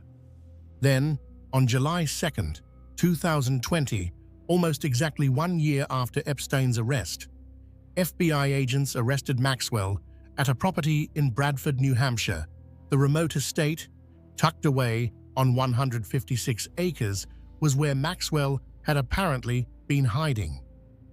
When agents arrived, they found that she had fled from one room to another inside the house, attempting to avoid arrest, even as they announced their presence. The indictment against Maxwell charged her with 6 counts related to her role in Epstein's sex trafficking operation. The charges included conspiracy to entice minors to travel to engage in illegal sex acts, enticement of a minor to travel to engage in illegal sex acts, conspiracy to transport minors with intent to engage in criminal sexual activity, transportation of a minor with intent to engage in criminal sexual activity, and 2 counts of perjury for statements she had made under oath in earlier civil proceedings. The indictment detailed Maxwell's role from 1994 through at least 2004. It alleged that she had helped Epstein recruit, groom, and ultimately abuse multiple girls, some as young as 14. The document described how Maxwell would befriend girls by asking about their lives, taking them shopping or to movies, building trust, before introducing them to Epstein's abuse. It alleged that Maxwell participated in some of the abuse herself and was present for much of it. Maxwell was denied bail and held at the Metropolitan Detention Center in Brooklyn, where she would remain for the next 16 months leading up to her trial. Her attorneys repeatedly complained about her conditions of confinement, alleging she was being treated more harshly than other prisoners and subjected to invasive monitoring. They also argued that she was being scapegoated for Epstein's crimes, that she was being prosecuted only because Epstein was no longer available to face justice himself. The trial began in November 2021 in federal court in Manhattan. It would last about a month and featured testimony from 4 women who described how Maxwell and Epstein had groomed and abused them when they were teenagers. The testimony was often emotional and detailed, painting a picture of systematic manipulation and abuse. One witness, using the pseudonym Jane, testified that she was 14 when Maxwell first approached her at a summer camp in 1994. Maxwell befriended her, introduced her to Epstein, and then encouraged increasingly sexualized behavior. Jane described how what started as seemingly innocent massages gradually escalated into abuse, with Maxwell sometimes participating.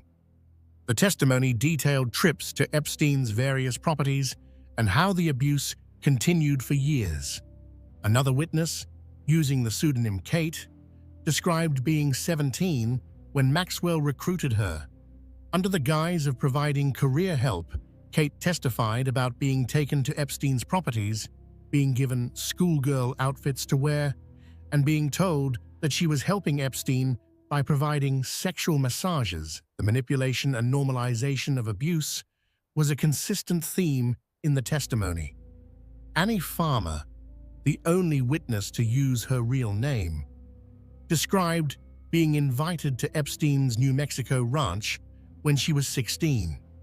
She testified about how Maxwell gave her a massage that became sexually inappropriate and how Epstein later engaged in unwanted sexual contact. Farmer's decision to testify under her real name was seen as particularly courageous given the media scrutiny involved. The 4th witness, using the pseudonym Carolyn, testified about being 14 when she first went to Epstein's Palm Beach house. Introduced by another girl, Carolyn described a pattern of abuse that continued for years. She testified about Maxwell's role in grooming her, measuring her breasts, and treating her more as an object than a person. Maxwell chose not to testify in her own defense. Her attorneys argued that the government was blaming her for Epstein's crimes, that the witnesses' memories were flawed after so many years, and that Maxwell was herself a victim of Epstein's manipulation. They suggested that prosecutors were using Maxwell as a proxy to punish Epstein since he was no longer available. On December 29, 2021, after about 5 days of deliberation, the jury returned its verdict. Maxwell was found guilty on 5 of the 6 counts. She was convicted of conspiracy to entice minors to travel to engage in illegal sex acts, conspiracy to transport minors with intent to engage in criminal sexual activity, transportation of a minor with intent to engage in criminal sexual activity, conspiracy to commit sex trafficking, and sex trafficking of a minor. She was acquitted only on the count of enticing a minor to travel to engage in illegal sex acts. The conviction was seen as a victory for survivors and for the prosecutors who had worked to hold someone accountable for Epstein's operation. For many victims, it was the closest thing to justice they would ever see, even if the person most responsible for their abuse had escaped through death. On June 28, 2022, Maxwell was sentenced by U.S. Circuit Judge Allison Nathan to 20 years in federal prison, followed by 5 years of supervised release. She was also fined $750,000. Before sentencing, 4 victims addressed the court, describing the lasting impact of the abuse they had suffered. Maxwell also spoke, saying it was the greatest regret of my life that I ever met Jeffrey Epstein, and claiming she hoped her conviction would bring some measure of peace to the victims. Judge Nathan, in imposing the sentence, emphasized that while Epstein was central to the criminal scheme, Maxwell was not being punished as his proxy. She noted that Maxwell had been an adult who made her own choices, who had participated directly in serious crimes against children, and who deserved to be held accountable for those choices. Maxwell's attorneys have appealed her conviction, arguing, among other things, that she should have been protected by the non-prosecution agreement Epstein signed in 2008, since that agreement granted immunity to any potential co-conspirators.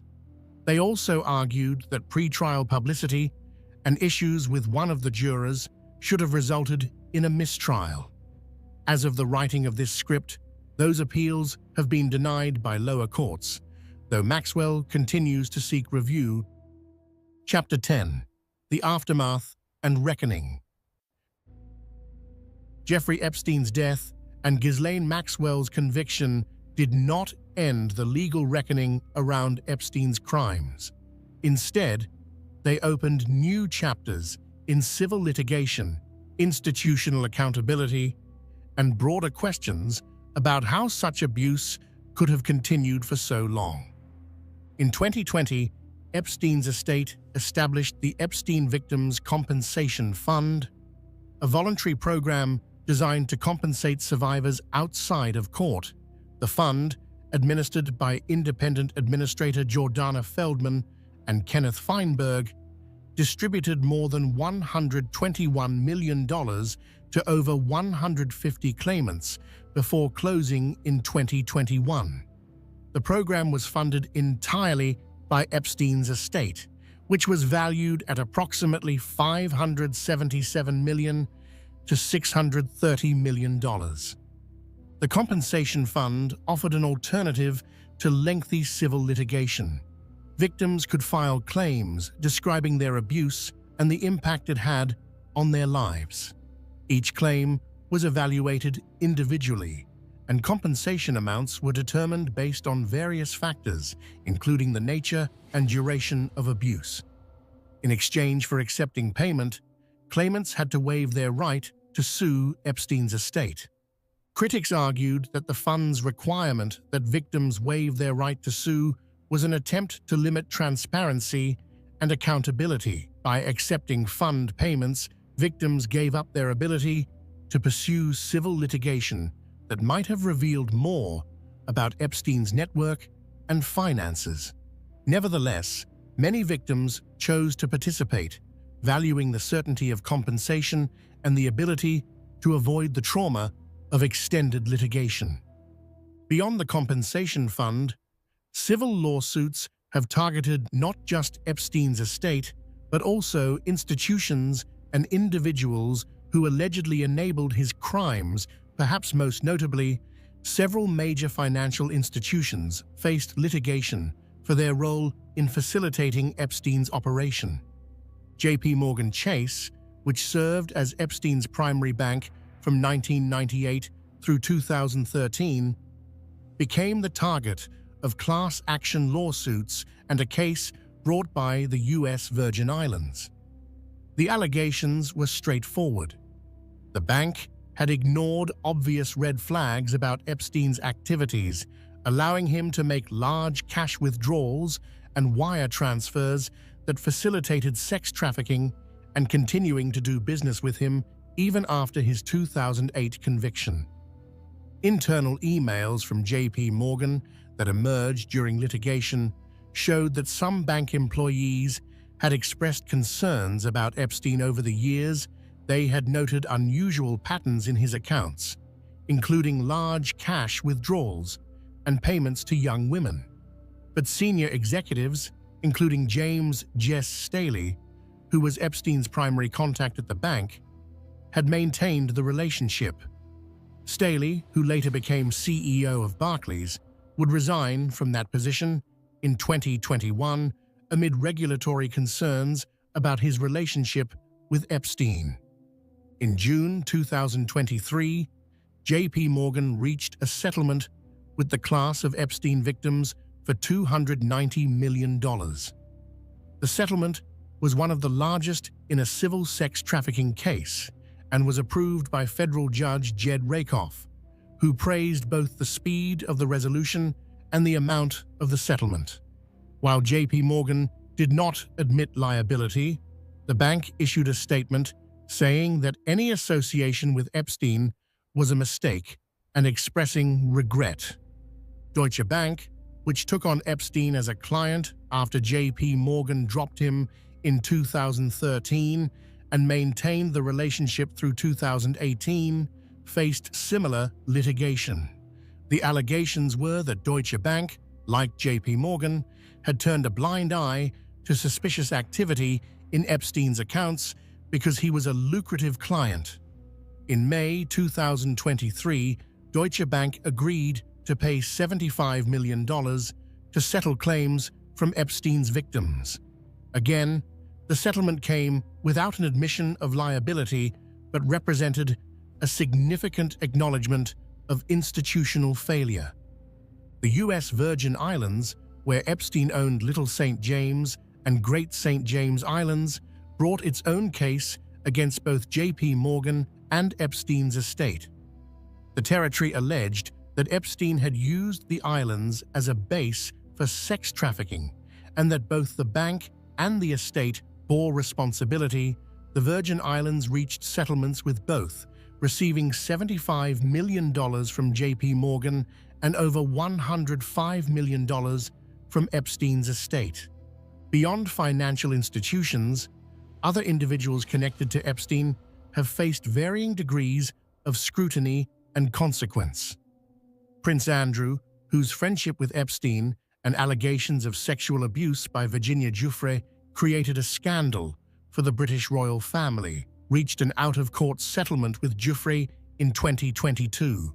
While the terms were not disclosed, Andrew agreed to make a substantial donation to Giuffre's charity, supporting victims' rights, and issued a statement acknowledging Giuffre's suffering and expressing regret that he had been friends with Epstein. The scandal significantly damaged Andrew's reputation and led to him stepping back from royal duties. For an institution as protective of its image as the British monarchy, the association with Epstein and the allegations of abuse represented a crisis that required dramatic action to contain. Other prominent figures who had been connected to Epstein in various ways have sought to distance themselves or clarify the nature of their relationships. Bill Clinton's office has emphasized that while Clinton did travel on Epstein's plane and attend dinners with him, he was unaware of Epstein's crimes and had no knowledge of the abuse. Donald Trump has said that while he knew Epstein socially in the 1990s and early 2000s, he had a falling out with him and banned him from Mar-a-Lago. Bill Gates, who met with Epstein on several occasions after Epstein's 2008 conviction, reportedly seeking Epstein's help with philanthropy connections, has expressed regret about those meetings in a 2021 interview. Gates called those meetings a mistake and said he should have been more careful about who he associated with. The varying responses from Epstein's associates reveal a fundamental tension. Many powerful people had social or business connections to Epstein without being aware of or involved in his crimes. But the revelation of those crimes has forced a reckoning with why so many people were willing to associate with a registered sex offender, why wealth and social connections provided such effective camouflage for criminal behavior. Academic institutions that received donations from Epstein have also faced questions about whether they properly vetted the source of funding. MIT, Harvard, and other universities accepted millions of dollars from Epstein after his 2008 conviction. Some institutions have since returned donations or established processes to examine funding sources more carefully. The director of MIT's Media Lab resigned after it was revealed he had continued accepting donations from Epstein even after internal concerns were raised. Chapter 11. Legacy and Lessons. The Jeffrey Epstein case forces us to confront uncomfortable truths about wealth, power, and justice in America. It demonstrates how systematic failures across multiple institutions, combined with the protective bubble that extreme wealth can create, allowed a predator to operate with impunity for decades. The case reveals fundamental flaws in how our society deals with sexual abuse, particularly when the accused has money and connections. Every system that should have protected Epstein's victims failed them at some point. The initial police investigation in Florida, despite being thorough and professional, was undermined by prosecutors who chose to minimize the charges. The federal investigation, despite identifying dozens of victims and building a strong case, was resolved through a secret plea deal that gave Epstein a slap on the wrist. The 2008 conviction, which should have been the beginning of accountability, turned into a joke as Epstein served most of his minimal sentence on work release. Even after he was a registered sex offender, prestigious institutions continued to associate with him. Wealthy people continued to socialize with him, and according to later investigations, the abuse never really stopped. This pattern of failure wasn't accidental. It was structural, built into the way wealth and power operate in American society. Epstein had money to hire the best lawyers money could buy. He had connections to powerful people who could open doors and make problems disappear. He had the social capital that comes from moving in elite circles, the presumption of legitimacy that wealth confers. All of these advantages combined to create a protective shield that allowed him to avoid the consequences that an average person would have faced for similar crimes. Consider what would have happened if Jeffrey Epstein had been a poor man living in a working-class neighborhood without powerful friends or expensive lawyers. If he had been accused of sexually abusing dozens of underage girls, if police had found evidence throughout his home, if victims had come forward with consistent, detailed accounts of abuse, what would have happened? Almost certainly, he would have been arrested immediately, held in jail awaiting trial, faced with serious federal charges, carrying decades in prison, and if convicted, sentenced to effectively spend the rest of his life behind bars. There would have been no secret negotiations, no non-prosecution agreement granting immunity to co-conspirators, no county jail sentence with work release privileges, no continued acceptance in elite circles after conviction. The victims in this case were systematically targeted because of their vulnerability. Many came from troubled homes, were runaways, or were simply young women working regular jobs who were offered what seemed like legitimate opportunities. Epstein and his associates understood that these girls would be less likely to be believed, less likely to have resources to fight back, more desperate for the money and opportunities dangled before them. The failure to protect these victims started early and continued through multiple opportunities for intervention. When the first police investigation began in 2005, there was sufficient evidence to bring serious charges. But the case was handled in a way that minimized Epstein's conduct, characterizing the girls as prostitutes rather than victims, limiting the scope of charges, and ultimately resulting in a plea deal that was unconscionable in its leniency. The 2008 non-prosecution agreement represents one of the most egregious examples of a two-tiered justice system in recent American history. Had Epstein been a poor man? Had he been unable to afford the dream team of lawyers he assembled?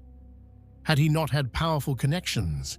It's almost impossible to imagine he would have received the deal he got.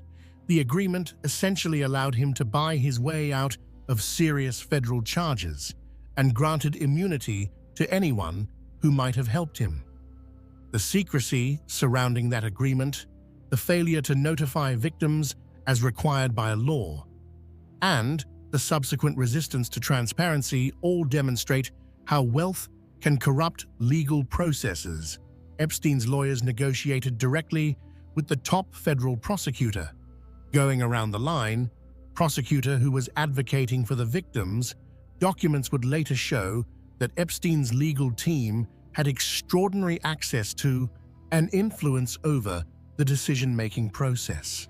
Even after his conviction and sex offender registration, Epstein continued to move through elite circles with a significant degree of acceptance.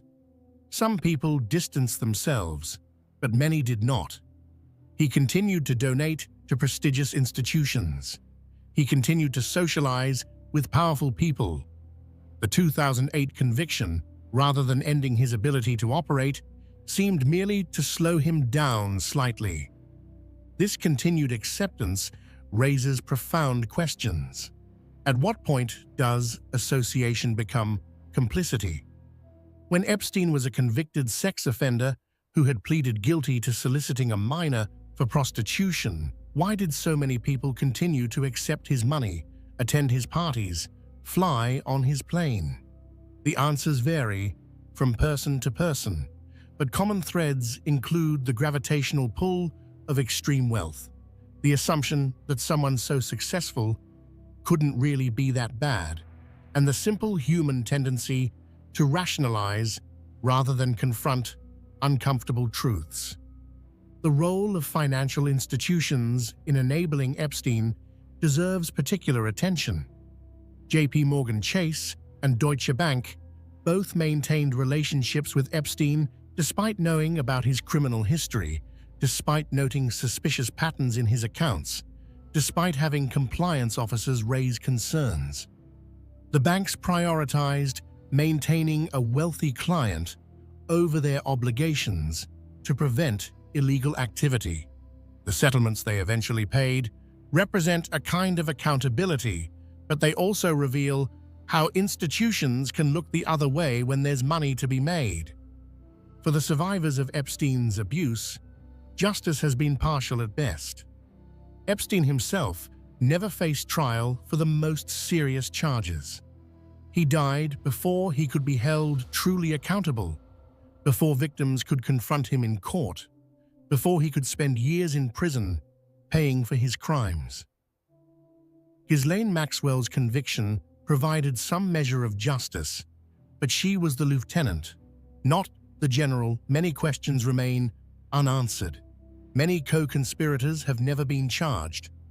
Many powerful people connected to Epstein have never fully accounted for their associations. The civil settlements, while significant in monetary terms, cannot undo the trauma that victims experienced. No amount of money can give these women back their childhoods, can heal the psychological wounds, can fully restore what was taken from them. The settlements represent acknowledgement and compensation, but not justice in its fullest sense. The case has had broader impacts on how society understands and responds to sex trafficking. The public attention to Epstein's crimes, combined with the Me Too movement and increasing awareness of institutional failures to protect victims, has led to some reforms. There is greater scrutiny of non-disclosure agreements that might be used to silence victims. There is increased attention to how wealth and power can corrupt justice. There is more awareness of grooming tactics and how trafficking often doesn't look like the stereotypical image of kidnapping and chains. But significant work remains. The systems that allowed Epstein to operate, the deference shown to wealth and connections, the reluctance to believe victims, especially when they accuse powerful men, all of these factors still exist. The Epstein case is in many ways exceptional because of the wealth and connections involved, but the dynamics that enabled it are disturbingly common. One of the most important lessons from this case is about listening to victims. Time and again, girls came forward to report what Epstein had done to them. Time and again, they faced skepticism, victim blaming, and a system more interested in protecting the powerful than believing the vulnerable. The girls who first reported Epstein in 2005 told the truth. They deserved to be believed. They deserved aggressive prosecution of their abuser. They deserved justice. Instead, they got a system that failed them at almost every turn. Virginia Giuffre, who became one of the most prominent survivors to speak publicly about Epstein's crimes, tragically died by suicide in April 2025. Her death was a stark reminder of the lasting trauma that abuse inflicts and the continued suffering of survivors. Even years after the abuse ended, Giuffre had spent years advocating for other survivors, fighting for transparency and accountability, and speaking out about what had been done to her. Her loss was mourned by advocates and survivors around the world. Conclusion: the question of truth. As this script comes to a close, it's important to acknowledge what we know and what remains unknown about Jeffrey Epstein. We know that he abused dozens of girls and young women over a period of decades. We know that he built a network of properties, employees, and associates that facilitated this abuse. We know that he escaped serious accountability until the very end, and that even then, his death prevented full justice. We know that Ghislaine Maxwell played a central role in recruiting and grooming victims.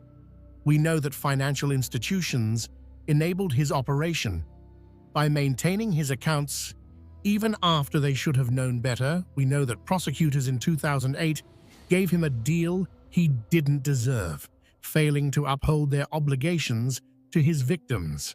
But we don't know the full extent of Epstein's crimes. We don't know all of his victims. We don't know all of his co-conspirators. Documents remain sealed, questions remain unanswered, and powerful people continue to hide behind layers of privacy and legal protection. We don't know for certain how Epstein died, though the official conclusion is suicide. The circumstances were so suspicious, the failures so egregious, that doubts will likely persist indefinitely whether he killed himself or was killed. His death prevented answers to many questions that survivors and the public deserved to have answered. We don't know the full extent of what Epstein knew about the powerful people in his orbit, or what compromising material he might have possessed. His death ensured those secrets, if they existed, would remain buried. The speculation about what might have been revealed had he lived and gone to trial will continue indefinitely. What we do know is that the Jeffrey Epstein case represents a colossal failure of multiple systems designed to protect the vulnerable. It represents the corrupting influence of extreme wealth on justice. It represents the price paid by survivors when powerful people are allowed to operate above the law. The story of Jeffrey Epstein is not ultimately about one man, no matter how monstrous his crimes. It's about the systems that enabled him, the institutions that failed to stop him, the people who chose not to see what was happening right in front of them.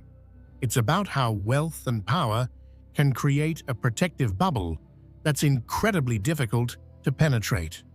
It's also about the courage of survivors who came forward despite enormous odds, who faced skepticism and blame and legal systems that often seem designed to protect their abuser rather than them. Their persistence, their willingness to speak truth, even when it cost them dearly, eventually led to some measure of accountability. For those interested in learning more about this case, there are numerous resources available. Julie K. Brown's book, Perversion of Justice, provides an excellent overview of the 2008 plea deal and the failures of the justice system. The documentary series, Jeffrey Epstein, Filthy Rich on Netflix, includes interviews with survivors and deep dives into various aspects of the case. Court documents that have been unsealed are available through various legal databases and have been reported on extensively by media organizations. The scope and scale of Epstein's operation, revealed gradually through years of investigation and litigation, is staggering. He wasn't just a single predator acting alone. He created and maintained a sophisticated network designed specifically to facilitate abuse. He had properties strategically located to provide isolation and control. He had employees who helped manage his schedule and logistics. He had recruiters who brought new victims into his orbit. He had lawyers who protected him from consequences. He had wealthy associates who provided him with social legitimacy and access to their own networks. Every piece of this machine served the purpose of enabling abuse, while minimizing the risk of being caught or punished. The financial institutions that enabled Epstein represent another layer of failure. Banks saw suspicious transactions, large cash withdrawals, payments to young women labeled as tuition or modeling fees, patterns that should have triggered serious questions. Compliance officers raised concerns, yet the business relationship continued because Epstein was a wealthy client who generated fees. The settlements these banks eventually paid, hundreds of millions of dollars combined, represent a recognition of their failure to fulfill their obligations to prevent criminal activity. But those settlements came far too late to prevent the harm Epstein caused. The academic institutions that accepted Epstein's money, that gave him office space and access to their campuses, that allowed him to present himself as a legitimate philanthropist and intellectual, also bear some responsibility for legitimizing him after his 2008 conviction, when it was publicly known that he had pleaded guilty to soliciting a minor for prostitution. These institutions should have immediately cut all ties. Some did. Others continued to accept his donations, to meet with him, to provide him with the respectability that came from association with prestigious universities. That respectability helped Epstein maintain his position in elite society and likely helped him continue his abuse. The case continues to evolve. New information occasionally emerges. Civil litigation continues in various forms. The ripples from Epstein's crimes continue to spread outward, touching more lives and raising more questions. If there's one thing we can take from this dark story, it should be a renewed commitment to believing victims, to holding powerful people accountable, to not being blinded by wealth and status. The next Jeffrey Epstein is out there somewhere. The systems that enabled him still exist. Only vigilance, courage, and a commitment to real justice can prevent the next tragedy. Thank you for listening to this examination of the Jeffrey Epstein case. If you enjoyed this content and want to hear more true crime stories told in this format, please consider subscribing to the channel if you or someone you know has been affected by sexual abuse. Resources are available through organizations like RAINN, the Rape, Abuse, and Incest National Network. You are not alone, and help is available. Until next time, take care of yourselves and each other.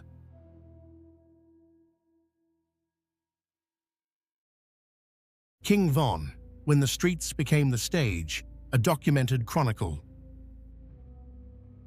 The rain fell steady on that November morning in 2020, streaking down the windows of Grady Memorial Hospital in Atlanta, Georgia. Inside, doctors worked frantically to save a 26-year-old man who had been rushed through their doors with multiple gunshot wounds. His name was Davon Daquan Bennett, though the world knew him better as King Von, one of Chicago drill music's brightest rising stars. Despite their best efforts at 4:48 in the morning, Von was pronounced dead.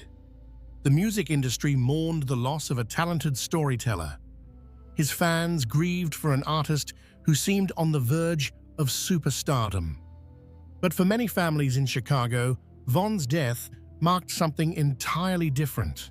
For them, it closed a chapter on years of terror, violence, and loss at the hands of someone they believed was responsible for multiple murders and who had weaponized fame to continue violence. This is not a story about redemption or wasted potential. This is not a tale of a troubled youth who made mistakes and found his way.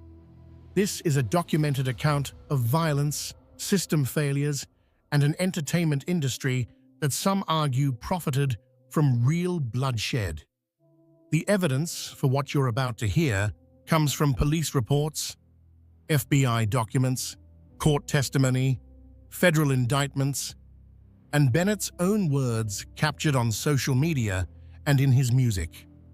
Before we continue, it's critical to establish what can be proven versus what remains alleged or speculative. Bennett was acquitted of one murder charge in 2017. He was never charged in most of the other deaths discussed in this video.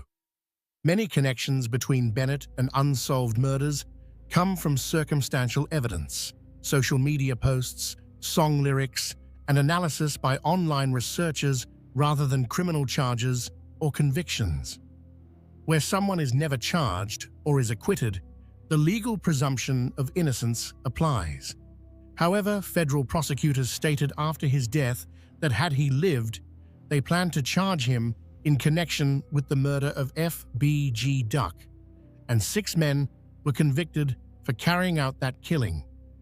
What emerges is a portrait of a man who was charged in 2 murder cases, acquitted in one, and killed before facing charges in another, who turned his street experiences, whether lived or imagined, into chart-topping music, and who federal authorities believe ordered a killing that would destroy families and send 6 men to prison for life. Part 1. The Foundation of Violence: Understanding Chicago's South Side. To understand Davon Bennett's story, you first have to understand where he came from. Chicago's South Side has been shaped by decades of policies and practices that concentrated poverty, segregated communities, and created the conditions for cycles of violence that continue to this day. The Parkway Gardens apartment complex, located at 6400 block of South Dr. Martin Luther King Jr. Drive, wasn't always known as O Block.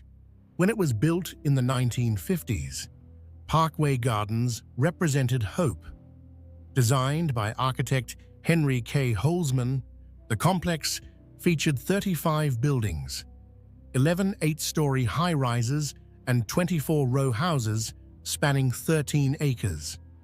The buildings had modern heating, appliances, and elevators, luxuries many African-American families couldn't access elsewhere in Chicago due to discriminatory housing practices.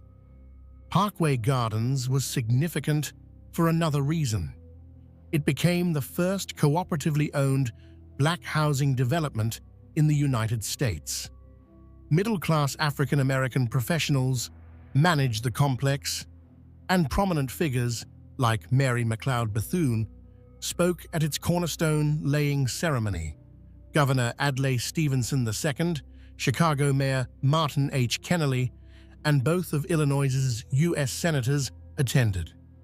The complex was meant to provide quality, affordable housing during an era when redlining and racial covenants severely limited where black families could live. Among its early residents was a young girl named Michelle Robinson, who would later become Michelle Obama, First Lady of the United States. But the dream didn't last. In 1972, Parkway Gardens Cooperative defaulted on a $13.8 million hard-insured loan. The U.S. Department of Housing and Urban Development took control, and almost immediately, maintenance and investment declined. The buildings began to deteriorate. By the 1980s, the complex had fallen into such disrepair that when HUD foreclosed in 1986, the entire property, 35 buildings, was appraised at only $4.4 million. On March 11, 1987, it sold for $1 to the National Development Council. As the buildings decayed, gangs moved in. The 1970s and 80s saw Greater Grand Crossing, the community surrounding Parkway Gardens, become one of Chicago's most dangerous neighborhoods. The gangster disciples and black disciples fought for territory. The crack epidemic devastated families. Mass incarceration removed fathers and brothers from homes. Schools struggled. Jobs disappeared. The ladder to prosperity that Parkway Gardens was meant to provide had broken. Then, in 2006, something happened that would change Parkway Gardens forever. The Chicago Housing Authority demolished the Randolph Tower, known as the Calumet Building, at 6217 South Calumet Avenue. This 16-story red brick project had been the headquarters for the Black Disciples Gang. According to a 2004 Chicago Tribune article, drug dealers in the Randolph Tower were generating as much as $300,000 per day in drug profits. When the building came down, the Black Disciples needed a new base. They chose Parkway Gardens, which had traditionally been gangster disciples' territory. The result was catastrophic. Between June 2011 and June 2014, Parkway Gardens and the surrounding block experienced the highest number of shootings of any location in Chicago. The Chicago Sun-Times would later describe it as the most dangerous block in Chicago. In just 3 years, 19 people were shot and killed in and around the complex. Most were teenagers and young adults, some barely out of high school. The victims included innocent bystanders, gang members, and anyone unfortunate enough to be in the wrong place at the wrong time. The violence was personal and localized. These weren't organized crime families or drug cartels. These were kids from neighboring blocks, killing each other over perceived disrespect. Social media posts, lyrics in songs. The territorial lines were drawn street by street. Parkway Gardens, renamed O Block after the murder of Black Disciples member O.D. Perry in 2011, was controlled by the Black Disciples. Just blocks away, at 63rd Street and St. Lawrence and Eberhart Avenues, an area that would be renamed Tuckerville after the murder of 15-year-old gangster disciple Shondale Tucker Gregory, the rival faction held territory. These kids could see each other's homes from their front porches, and they were killing each other with an almost casual frequency that spoke to how normalized violence had become. Community members described hearing gunshots every day, sometimes multiple times a day. Mothers stopped letting their children play outside. Young men couldn't cross certain streets without risking their lives. And into this environment, on August 9, 1994, Davon Daquan Bennett was born. Part 2. A childhood shaped by violence. Davon's father was Walter E. Bennett, known in the streets as Silk. According to family members and later interviews, Silk was himself a documented member of the Black Disciples with a fearsome reputation in the neighborhood around Altgeld Park. But Silk's life as a gang member meant constant incarceration.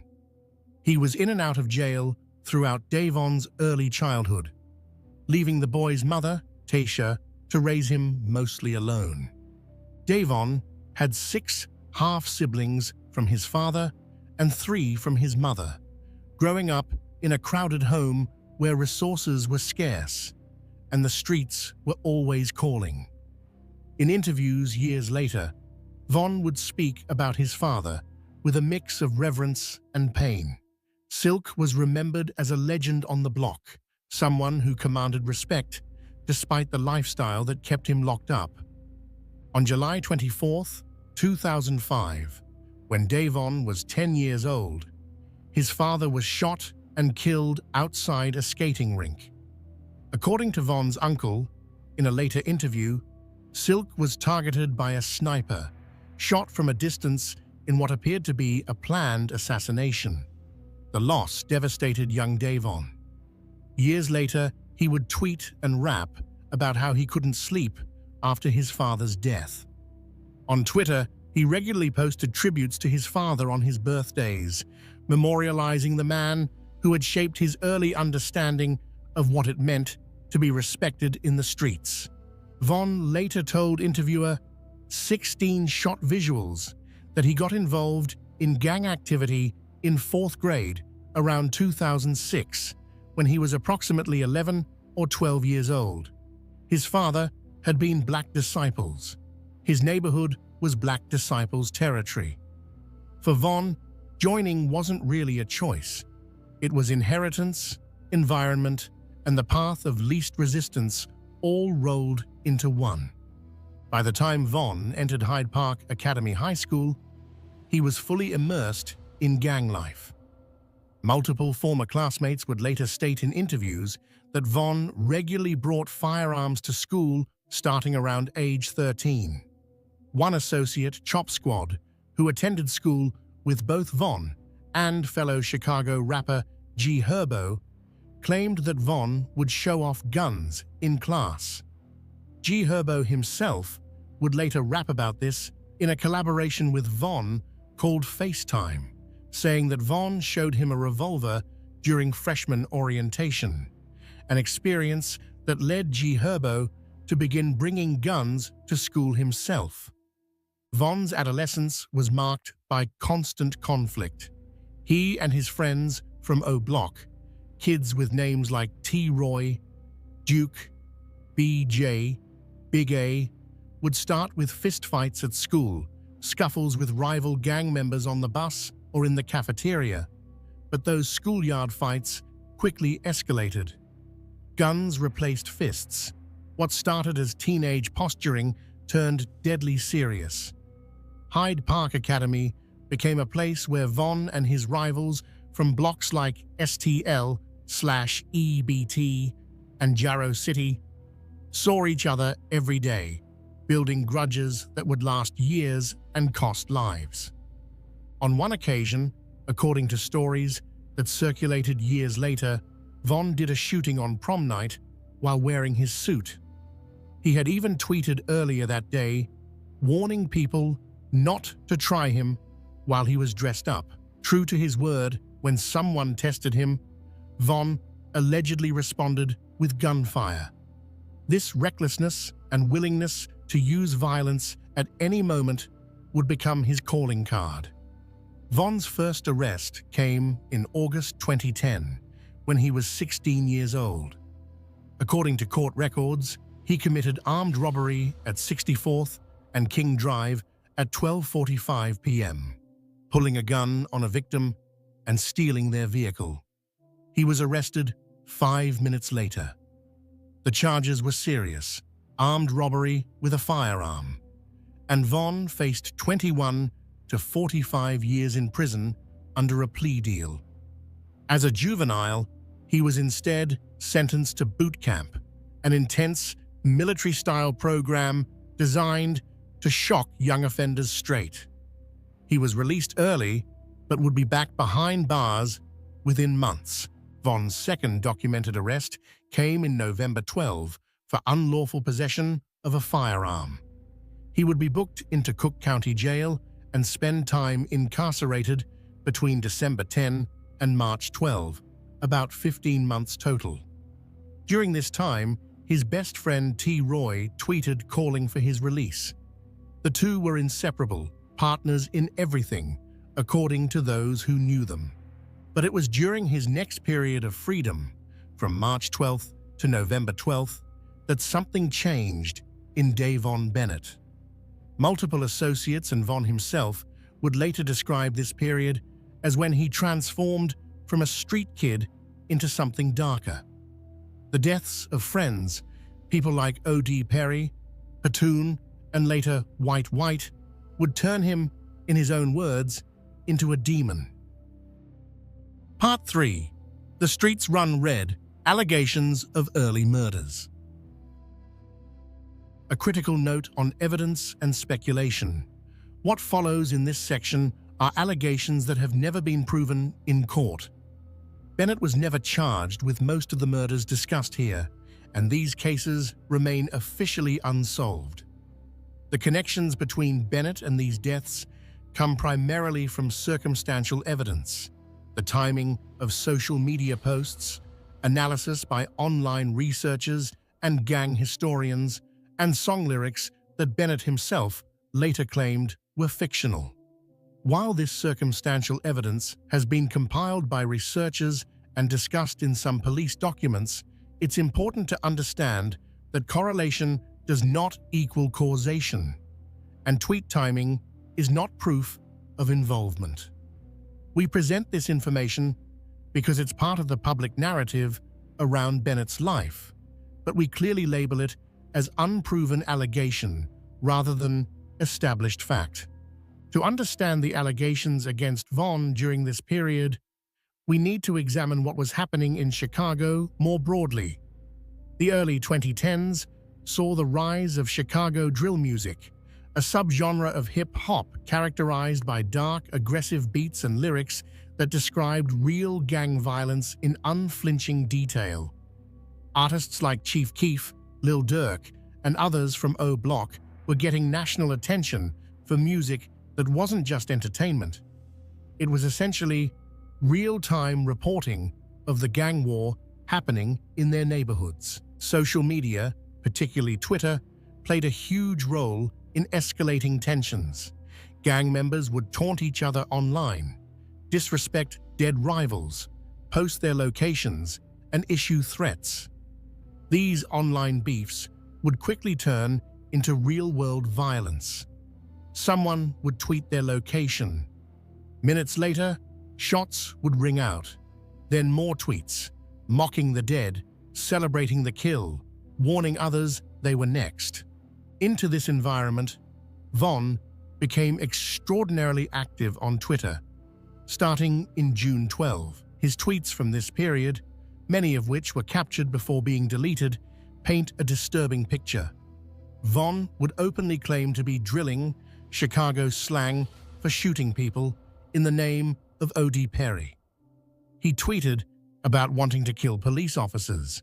He warned people not to diss him and T. Roy. He claimed to shoot people like it's nothing. He said he'd been drilling since he was young.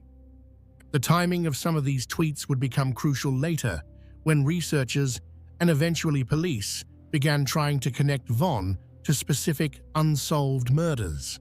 While Von was never charged in these early cases, online researchers, gang historians, and eventually police documents would connect him to several killings between 2012 and 2014. These connections came from multiple sources: the timing of Von's tweets, witness statements that didn't result in charges, and Von's own later references in songs after he became a rapper. One oft-cited example involves a man known as P5 or Crack, whose real name was Edric Johnson. On October 30th, 2012, which happened to be T. Roy's birthday, Von allegedly tweeted that he was drilling like OD and told people to check the stats. According to Chicago police reports, less than 30 minutes later, at around 9:13 a.m., P5 was shot multiple times in the 6200 block of South Eberhart Avenue. He was rushed to the hospital but pronounced dead at 9:54 a.m. Von's Twitter activity around this time was notable.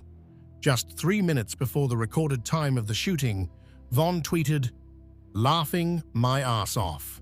At 9:13, the exact time police recorded the shooting, Von tweeted about his gun making someone do 40 flips. Then, just after noon, he tweeted, "The early bird catches the worm." In the days that followed, Von's tweets became even more brazen. He tweeted wondering if he was messed up in the head and indicating he thought he'd gone crazy. 2 days later, he tweeted, "Damn, Modell got killed in October and Crack. Who's going to get killed in November?" Stay tuned. Von was never charged in P5's death. No arrests were made. The case remains officially unsolved. The connection between Von and this murder is based entirely on the timing correlation between his tweets and the shooting. While the timing is striking, it's important to note that tweet timing alone is circumstantial evidence, not proof of involvement. The pattern, however, was unmistakable to online researchers paying attention. Von would hint at violence on social media, someone would die, and then Von would post again in what appeared to be celebration, using barely coded language. Another example involves a young man named Rodney Stewart, known as Boss Trell. On November 7th, 2012, Von tweeted about bodies dropping and beating cases. That evening, he tweeted that he was out sliding with T-Roy. T-Roy himself tweeted about going to get his gun. The following morning, the news reported the shooting of Boss Trell. The 17-year-old had been found with a gunshot wound to the head around 6:50 a.m. and was rushed to the hospital. While Boss Trell fought for his life, Von and T-Roy were active on Twitter. T-Roy tweeted "man down" only hours after the body was discovered. Von tweeted "struggle" and suggested people weren't dying on time. T-Roy mockingly tweeted, "No, Trell, stay alive." Boss Trell was pronounced dead that night at 11:30 p.m. The next day, Von took to Twitter to mock him further, tweeting that STL doesn't stand for St. Lawrence, but instead for steady taking L's. He told people, "Don't worry about who killed who, just be glad that you didn't get killed and shut up." Again, Von was never charged. The case remains officially unsolved. Some alternative theories exist. One suggests Boss Trell was killed by someone trying to retrieve a gun that had been taken. But regardless of the truth, Von and T-Roy's Twitter activity suggested they were at minimum celebrating the death, if not responsible for it. The pattern continued. In late 2012 and early 2013, Von's Twitter account was a running commentary on violence in Chicago. He'd tweet about being ready to shoot random people in traffic. He'd declare himself an STL killer, St. Lawrence killer. He'd reference specific murders and mock deceased rivals. He'd count bodies. And incredibly, no one seemed to stop him. This wasn't happening in the shadows. Von was broadcasting his alleged involvement in murders to thousands of followers. He was creating a digital paper trail that would later be analyzed, frame by frame, tweet by tweet, trying to piece together just how many people Davon Bennett had allegedly killed. Part 4. The Murders That Changed Everything.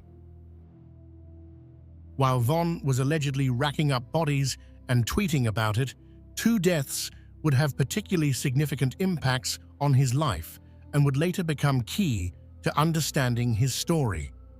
The first was the death of Tony Dunn, known as White White. On August 8, 2012, Von and White White went to a convenience store together on East 63rd Street and South Martin Luther King Drive. Von went inside while White White waited outside. At approximately 11:30 p.m., a gunman pulled up and shot White White in the back. A police officer on the scene even returned fire, hitting the shooter, who managed to escape. White White was pronounced dead in the early hours of August 9th, Von's 18th birthday. This killing devastated Von. He tweeted numerous times about White White's murder, describing how he'd just bought White White a pill and gone inside the store only to come back outside to find a crowd surrounding his shot friend. At first, Von believed White White would be okay. When he learned his friend had died, Von's tweets became darker. He pledged to kill his enemies publicly. He said this killing was what led him to act out. Years later, Von would elaborate on this in his song Demon, saying outright that witnessing White White's death on his 18th birthday was what turned him into a demon. He rapped that after this, he and T-Roy would be doing hits back-to-back to avenge the loss. The second death that profoundly affected Von and would later become central to a police investigation was that of Gakira Barnes, known as K.I. K.I. was a 17-year-old gangster disciple from the STL/EBT faction, rivals to Von's O Block Black Disciples. The Chicago Sun-Times would later publish a feature article describing her as a female assassin in Chicago's gang war, comparing her to Snoop from the HBO series The Wire, a masculine female killer. Police suspected K.A.Y.'s involvement in multiple shootings, though she was never charged. Some investigators believed she was involved in the 2011 killing of O.D. Perry, the Black Disciples member after whom O Block was named, though this was never proven. Von and Key had an extensive, strange history on Twitter. Their first interaction occurred in September 2012, when Von tweeted about beating up an OPP girl on the train. K.I. responded, indicating she'd been injured but wasn't bothered because her gun would put holes in her ops' faces. What followed was months of back and forth that mixed genuine animosity with what seemed like flirtation. Von would ask K.I. if she was a gangster or a bitch. She'd say she was a gangster. He'd ask why he never sees her when he comes to her block. She'd say he could die just like White White. He'd warn her to kill him because he'd kill her if she didn't. Then, bizarrely, when K.I. tweeted asking for retweets if people thought she looked good, Von retweeted it. When K.I. tweeted that she'd beaten up someone from O Block and they should tell Von she's tough, Von replied that he could tell she was tough and jokingly asked if she was looking for a boyfriend. He began referring to her as wifey. In 2016, someone on the message board 4chan claimed to have hacked K.I.'s private DMs and published alleged messages between her and Von. According to these alleged DMs, Von had asked K.I. if she wanted to hook up. She replied she wasn't interested. Von said that when all of this is over, he'd have her. K I allegedly asked Von straight up if O-Block was plotting to kill her. Von reportedly said yes. There were people looking to kill her, but he didn't think he could do it because she seemed cool. He even asked when she was going to stop gangbanging. K.I. replied she wasn't going to stop, calling Von a goofy and asking when he was going to stop. Von said he was gangbanging until he died. K.I. agreed, saying she planned the same thing. Whether these DMs were authentic is impossible to verify. But what is verified is that Von and K.I. continued their public Twitter exchanges for years, with Von seemingly both threatening and attracted to her. Then came April 11th, 2014. Part 5. The Gakira Barnes murder, a case that should have stuck. On April 11, 2014, 17-year-old Gakira Barnes was standing on a porch in the 6400 block of South Eberhart Avenue at approximately 3:30 p.m. According to the Chicago Police Department report, Barnes was with two other individuals when a man wearing a gray hoodie and blue jeans approached and opened fire. Witnesses described the shooter hopping out of a vehicle, catching KYY and the others about to shoot dice. They ran into a gangway, but the shooter kept firing. One witness reported hearing the gunman shout, "Yeah, bitch," as he fired at KY multiple times. She was struck 9 times. She managed to crawl to a nearby porch before losing consciousness. She was transported to a hospital where she died approximately 2 hours later. On April 29, 2014, at 12:15 p.m., Davon Bennett was arrested at 7807 South Paulina Street. He was charged with first-degree murder and 2 counts of aggravated assault with a firearm in connection with Barnes's killing. According to Chicago Police Department documents released in July 2021, 7 years after the murder and 8 months after Bennett's death, 4 witnesses were brought in for identification. Witness 1 could not identify Bennett. Witness 2 pointed to Bennett but was unsure. Witness 3 claimed it was Bennett but couldn't make a positive identification. Witness 4 pointed directly to Bennett with confidence. Bennett was questioned about the murder and agreed to undergo a polygraph examination. The police had enough to believe they had their shooter. 4 witnesses, 1 positive ID, and Bennett in custody just days after the killing. But there was a problem. The witness statements were inconsistent. Some descriptions didn't fully match. There were discrepancies in the accounts of exactly what happened and when. And Cook County prosecutors made a determination. While they believed Bennett was the shooter, the inconsistencies meant they couldn't prove it beyond a reasonable doubt at trial. The official Chicago Police Department document, released after Bennett's death, stated the investigation revealed that the victim was killed by Davon Bennett. The CCSAO, Cook County State's Attorney's Office, reviewed the investigation and concurred that Bennett was positively identified as the offender in the incident and felt that they would be unable to meet the burden of proof in court and formally rejected charges. The document continued. It should be noted Davon Bennett was charged with first-degree murder recorded under HX2 81542 in that he shot and killed Malcolm Stuckey, no IR, on May 29, 14. So police believed Von killed KI. They had witness identification.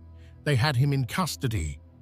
But the case never went to trial because prosecutors didn't think they could win a conviction.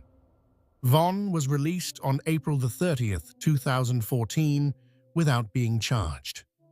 Hours after KI was pronounced dead, on April 11th, Von tweeted that he loves his gang and they love him.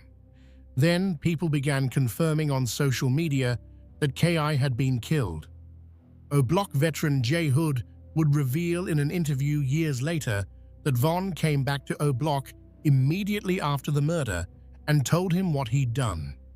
The day after the hit, fellow Black Disciple rapper Lil Reese tweeted Von's catchphrase, "You got to do your thing," seemingly a congratulatory post to Von, who replied, "You got to." Von later tweeted that he needs a real one. Over the next few days, Von delivered a flurry of activity on Twitter. He tweeted that his ops don't scare him and the whole gang war is funny to him. He said he'd lost a lot of friends, so his enemies must die in retaliation. He tweeted saying people wouldn't believe the things he does in the streets and that he'll never tell. He even copied KI's earlier tweet about people not getting the picture until you put them in the frame. Then Von posted something particularly incriminating. He tweeted asking if the streets could be his Valentine, saying they're tired of dying. This was one day before the anniversary of KI's death. The next day, he made a biblical tweet saying God told him to cut her off. At this point, Von would seemingly update his body count to 6, openly tweeting about homicide in the air and that he'd made 6 people extinct for playing hard. He tweeted that he put people's brains in their lap and asked followers if they'd still be there for him when he gets 100 years in jail. But Von's celebration was short-lived. On April 29th, 18 days after KI's murder, he was arrested. Despite the strong circumstantial evidence and witness identification, he was released the next day when prosecutors rejected charges. Years later, after becoming a rapper, Von would make multiple references in songs that prosecutors and analysts interpreted as admissions to Barnes's murder. In War With Us from 2018, he rapped, "Put a pretty op bitch in the morgue, call her drop dead gorgeous." In GTA from 2019, he said, "Keep a strap like KI." In Cousins from 2019, he rapped, "I kill women and men, can't tell the difference." KI's family received no justice. The person police documents identify as her killer never faced trial. He walked free and weeks later would be implicated in another murder, one that would finally land him in jail for an extended period. Part 6. The Malcolm Stuckey Murder, An Innocent Life Taken. On the afternoon of May 29, 2014, there was a birthday party at 5722 South LaSalle Street in Chicago's Englewood neighborhood. The house was divided into 3 apartments, situated a couple blocks east of Interstate 94 and 3 miles west of the Museum of Science and Industry.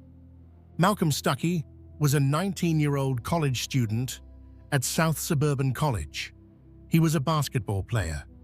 He worked as a janitor at the Museum of Science and Industry. According to friends and family, he wasn't involved in gang activity.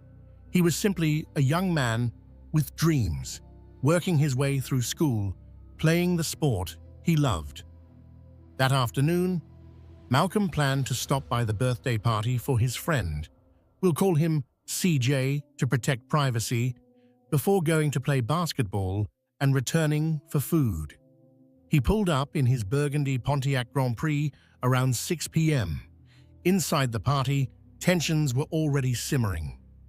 Davon Bennett had arrived earlier with a woman named Jasmine Mitchell. According to court documents and witness testimony from the subsequent trial, Bennett spotted 2 rival gang members at the party. He left briefly. CJ's mother, who was throwing the party, told police that when she returned home from work around 5:15 p.m., she saw her son with other people on the front porch. Bennett was there, chatting with party guests, when he spotted the rival gang members, identified in court records as Timothy Robinson and Marquis Carpenter, he took off. "Don't start no mess in my house," CJ's mother told Bennett. According to witness statements, Bennett replied, "I'm not on that." But he was on that. Bennett left the party and called a friend, Michael Wade, known as Big Mike, telling him to bring a gun. According to court testimony, Bennett also called someone at the party and told them to bring the children inside. At that moment, Malcolm Stuckey arrived. He got out of his Pontiac, planning to smoke a cigar before heading to play basketball. He had no idea what was about to unfold. At approximately 6:09 p.m., Bennett and Big Mike returned. They approached from an alley with guns drawn. Witnesses heard 14 to 15 gunshots. Timothy Robinson, one of the intended targets, started running. Bennett chased him, firing. Malcolm Stuckey, who had been standing on the sidewalk, was struck by a bullet that tore into his brain. He collapsed immediately. Bennett then chased Marquis Carpenter, who had been shot in the left leg and was trying to escape. According to Big Mike's statements to police, Bennett was yelling, "Why are you running?" as he pursued Carpenter and fired at him. Big Mike also opened fire, shooting approximately 15 to 16 rounds at Timothy Robinson, striking him in the foot. When the shooting stopped, Malcolm Stuckey lay dead on the grass between the sidewalk and the street. Marquis Carpenter had been shot in the face, suffering a broken jaw. Timothy Robinson had been shot in the leg and foot. Chicago police responded to the scene at 6:10 p.m.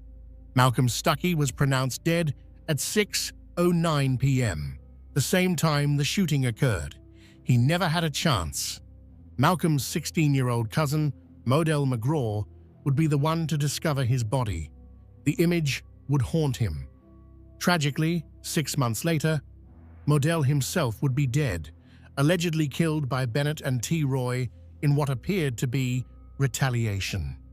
Malcolm Stuckey's death was devastating to everyone who knew him. His friend, Deontay Willis, told reporters, "He was supposed to be on his way to see me. He had stopped answering his phone." Willis also spoke about the broader problem of gun violence in Chicago, saying, "It's everywhere. It can happen anytime. You learn to look over your shoulder." The murder weapon in this case tells its own disturbing story about gun trafficking.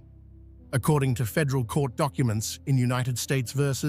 Smalley, the gun was a .40 caliber Smith & Wesson handgun, purchased on March 29, 2014, exactly 2 months before Malcolm's murder, in Natchez, Mississippi. The buyer was Jonathan Smalley, who ran a gun trafficking operation that funneled at least 25 firearms from Mississippi to Chicago gang members between 2009 and 2016. 11 of these weapons, including the one that killed Malcolm Stuckey. Ballistics testing confirmed the same gun was used in Malcolm's murder and in at least one other shooting shortly after, where Bennett allegedly fired it 12 times into another man who survived. Smalley would eventually be sentenced to more than 5 years in federal prison in 2018 for his gun trafficking operation. But Malcolm Stuckey was already long dead, another victim of easy gun access and a system that couldn't stop weapons from flowing from states with lax gun laws into one of America's most violence-plagued cities. Part 7. Justice Denied, the Malcolm Stuckey Trial. On July 20, 2014, at 3:06 p.m., Michael Wade was arrested and charged with first-degree murder and 2 counts of attempted murder in connection with the shooting. 2 days later, on July 22, 2014, at 12:40 p.m., Davon Bennett was also arrested at his home and charged with 1 count of first-degree murder and 2 counts of attempted murder. Big Mike initially agreed to cooperate with prosecutors. He would testify against Bennett as part of a plea deal. This was huge for the prosecution. They had an eyewitness who was present during the shooting, willing to describe exactly what happened and Bennett's role in it. But the case would drag on for over 3 years. Bennett was held in Cook County Jail from July 14 to December 17, awaiting trial. During that time, several things happened that would ultimately lead to his acquittal. First, witnesses became hard to find or their stories changed. In cases involving gang violence, witness intimidation is common. People fear retaliation if they testify. Some witnesses who initially spoke to police became unavailable or gave inconsistent statements when prosecutors tried to prepare for trial. Second, and most critically, Big Mike changed his mind.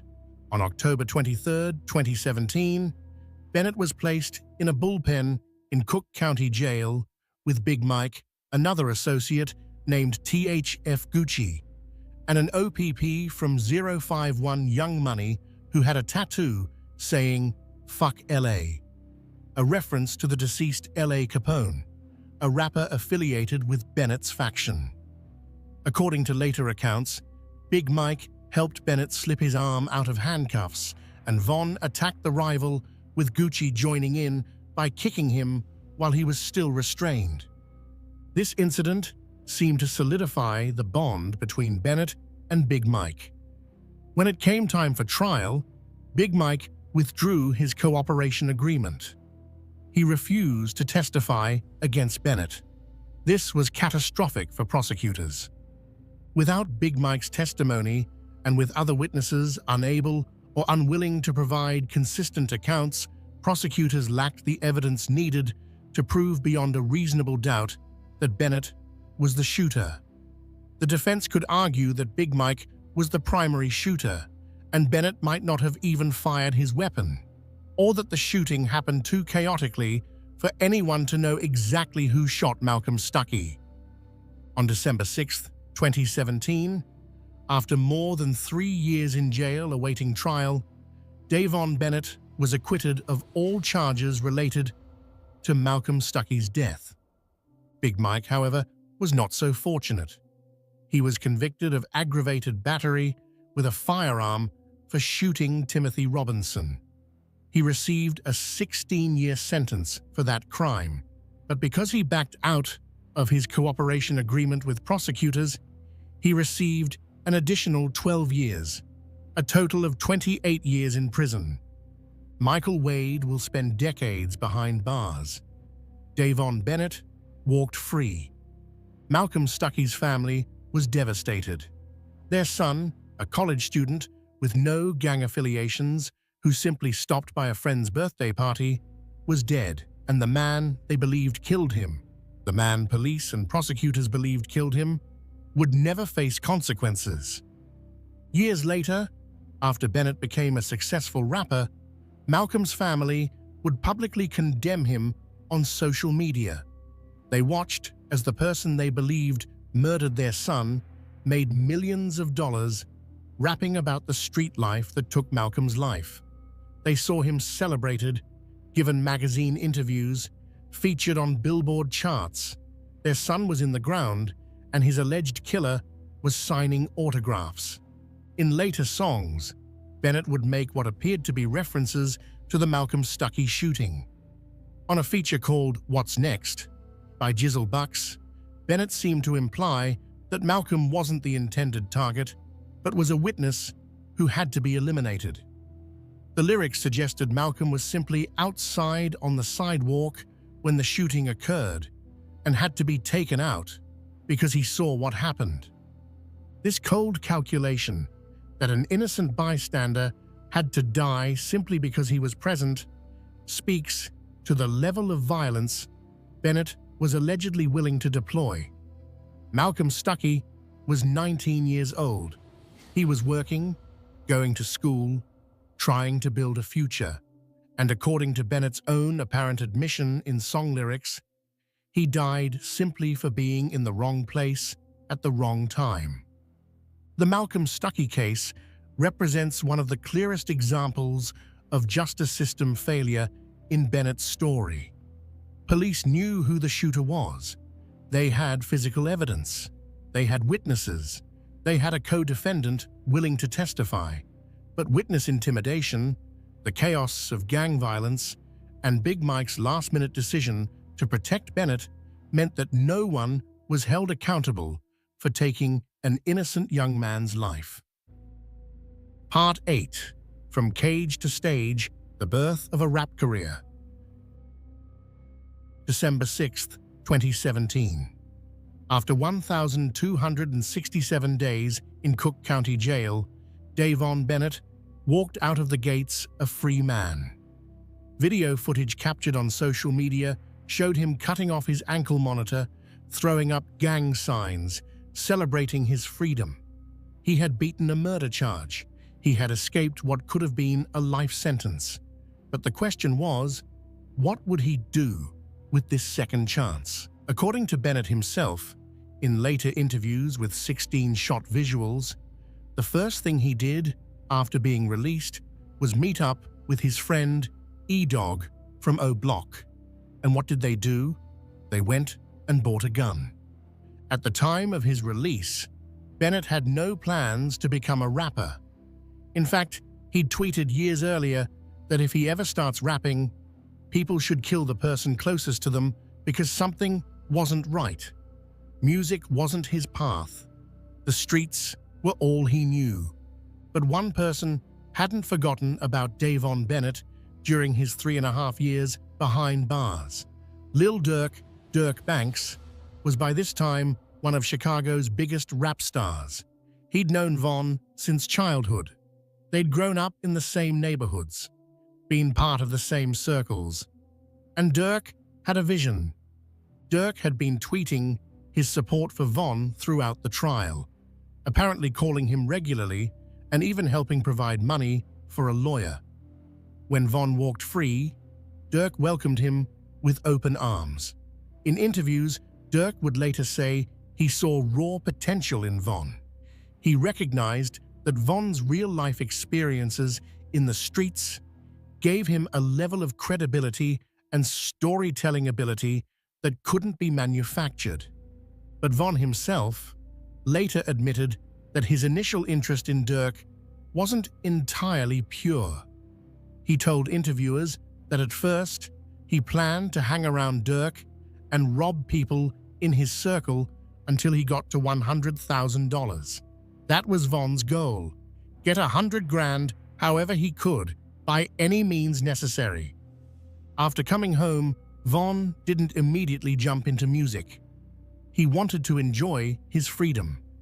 Social media posts from late 2017 and early 2018 show Von posing in new clothes, flexing his newfound freedom, posting pictures on Instagram. His enemies, including people like FBG Cash, would leave threatening comments. But Von's friends were looking out for him, and no one was looking out more than Lil Durk.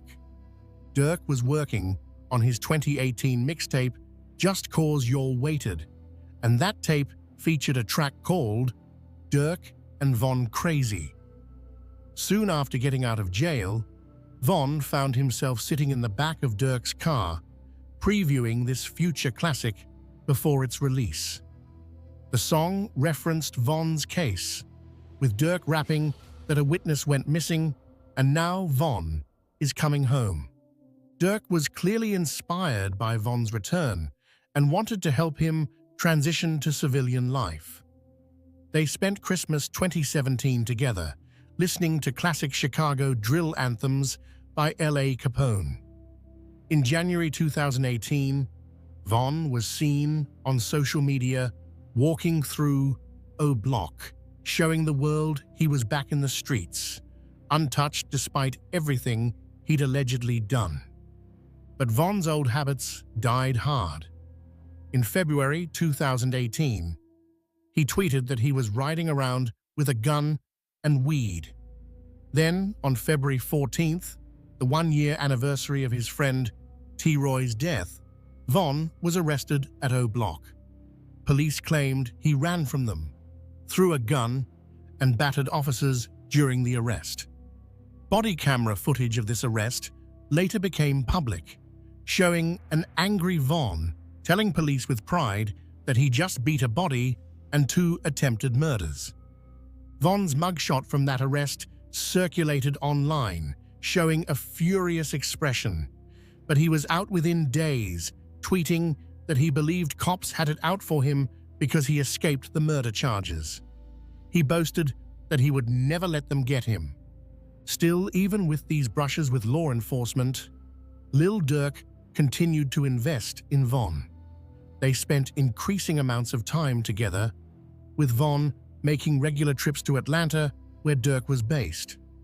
Then, in February 2018, something significant happened. Von was reunited with another friend who'd beaten a murder charge, THF Beizou, who had been acquitted of a 2014 murder charge for a shooting that occurred in 2009. Durk saw an opportunity. He had 2 certified Chicago shooters who'd both beaten murder cases. Both had real street credibility. Both had stories that weren't fabricated or exaggerated. They'd lived every word they could rap. Durk's plan wasn't for them to keep shooting. It was to transform these hardened street figures into rap superstars, to turn their real-life experiences into art, to make them the realest rappers who had ever rapped. Von started posting pictures in the studio with Durk, hinting at an upcoming career in the rap game. On May 27, 2018, King Von and THF Beizou released their first song together, Beat That Body. The title wasn't subtle. It was about both of them beating murder charges. Von's lyrics were shocking, essentially admitting to catching bodies, beating the cases, and planning to catch more. This song, with its brazen admission of violence, should have been a red flag, but instead, it became exactly what made Von's music irresistible to drill fans. Here was someone who wasn't just rapping about the street life. According to police documents and court records, he'd lived it.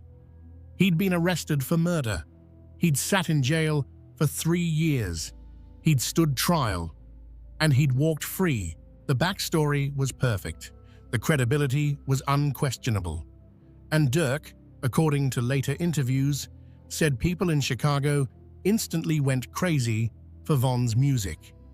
But Von didn't initially seem optimistic about his rap career. He barely promoted Beat That Body and appeared to have no plans to give up his full-time role as an O Block shot caller. Because even as Von was recording his first songs, violence continued to play out in the streets, and Von, according to various sources, remained plugged into the action. Part 9. The Songs and the Streets. Violence continues. While Von was in jail from 2014 to 2017, numerous people from O Block and surrounding areas had been killed. His friend T. Roy, his partner in crime, his right-hand man, had been shot and killed in a convenience store on Valentine's Day 2017. Von's people posted Twitter tributes, and Von later opened up about the devastating moment when he got the news about T. Roy's death while locked up. Von took T. Roy's death extremely seriously. Even after becoming a famous rapper, he would threaten to kill trolls who DM'd him mocking T. Roy on his birthday. The loss of his closest friend seemed to fuel something darker in Von. A need not just for revenge, but for systematic elimination of enemies. After T. Roy's death, a new group formed in O Block called Get Back Gang. This was a hardened crew of shooters whose sole focus was to get revenge, to get back for T. Roy and other O Block members who'd been killed. Members included people like Muwop, C. Thang, C Murder, and others who would later become central to federal investigations. One person Get Back Gang allegedly killed was a man known as Can't Get Right, real name DeAndre Wallace. On June 15, 2018, around 9:50 p.m., Can't Get Right was waiting for food outside a store on the 400 block of East 63rd Street. Two people pulled up, waited outside, and when they spotted their target, they ran up and opened fire. Can't Get Right was killed. An innocent bystander, a man who was simply sweeping outside the restaurant, was also killed in the shooting. The shooting and immediate aftermath were captured on CCTV footage too graphic to describe in detail, but which shows the calculated brutality of the attack. King Von was in Atlanta with Lil Durk's team when this murder occurred. But hours after the killing, Von went live on Instagram alongside Memo 600, mocking the murder in real time. They lit a blunt and said they were smoking Can't Get Right, asking viewers what just happened. When people started commenting Can't Get Up, the O Block crew seemed to find this hilarious. Von said it was two people down and they'd have to roll another one. They mocked the ops posting tributes to their fallen friend on Instagram. They joked about how the victim got a fresh fade from the gun. Von came back on camera saying Can't Get Right must have known he was going to die and that no one would care, he's gone. Von's involvement in this killing is debated. He was in another city when it happened. But what's not debatable is his celebration of it, his detailed knowledge of how it occurred, and his apparent role as someone who ordered or encouraged these hits. Friends of Can't Get Right would post on social media that they believed Von paid for the hit. Only days before the Can't Get Right murder, Von had tweeted that you can only diss or smoke a dead person if you actually played a role in killing them. His celebration of Can't Get Right's death seemed to indicate he believed he had played such a role, whether by ordering it, financing it, or planning it. This would become Von's pattern. Violence would occur, and he would celebrate publicly while maintaining just enough distance to avoid direct culpability. He was in another city. He wasn't the shooter. He just knew about it. He just talked about it. He just rapped about it. And somehow, that was supposed to make it okay. On July 31st, 2018, Lil Durk's Only the Family Involved Volume 1 compilation album was released. It featured Von's song, Problems, a track entirely about Von having hitters who catch bodies for him. The song included an intro where Von shouted out, "Get Back Gang." The lyrics described killing both targets and witnesses. Von rapped that killing was his hobby and that his loyal shooters were the ones catching bodies for him. A music video for Problems dropped on Von's 24th birthday, August 9th, 2018.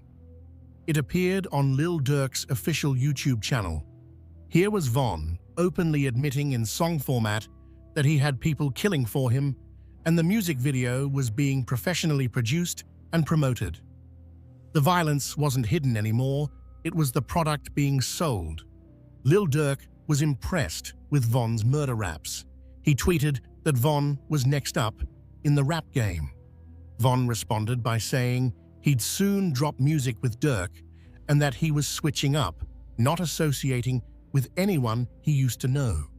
But even as Von laid foundations for a rap career, he couldn't stop being reckless. Around this time, Von appeared in a viral Instagram live clip training a small child on O Block to disrespect rival dead gang members and teaching the kid to shoot people in the head with a water pistol.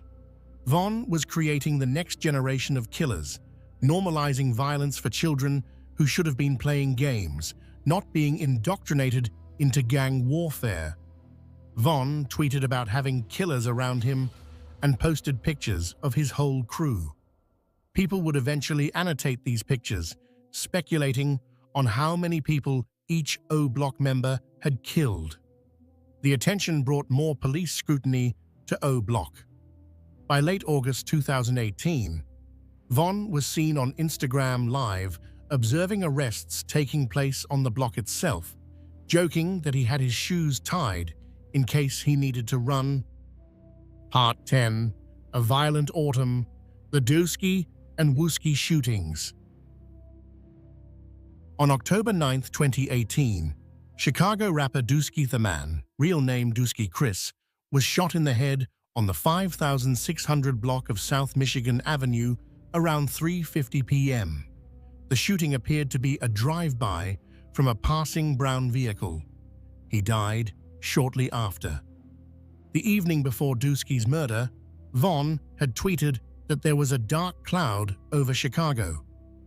A few days after Dusky's death, Von went live with Lil Durk, saying he was smoking Dusky, K.I., Tuka, and P5, a list of dead rivals that read like a scorecard. Only a week after Dusky's murder, on October 18, 2018, Von released a new song called War With Us.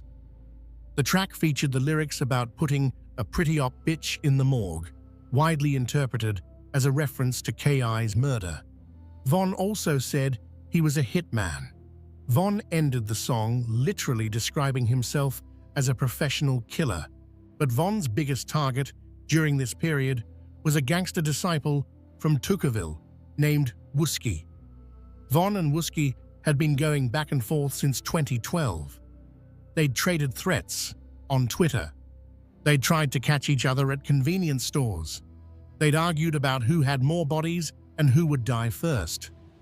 Wooski had also become a rapper, releasing a song called Computers at the start of 2018 that dissed multiple dead O Block members, including Big A, J Money, White White, Chino, and O.D. Perry.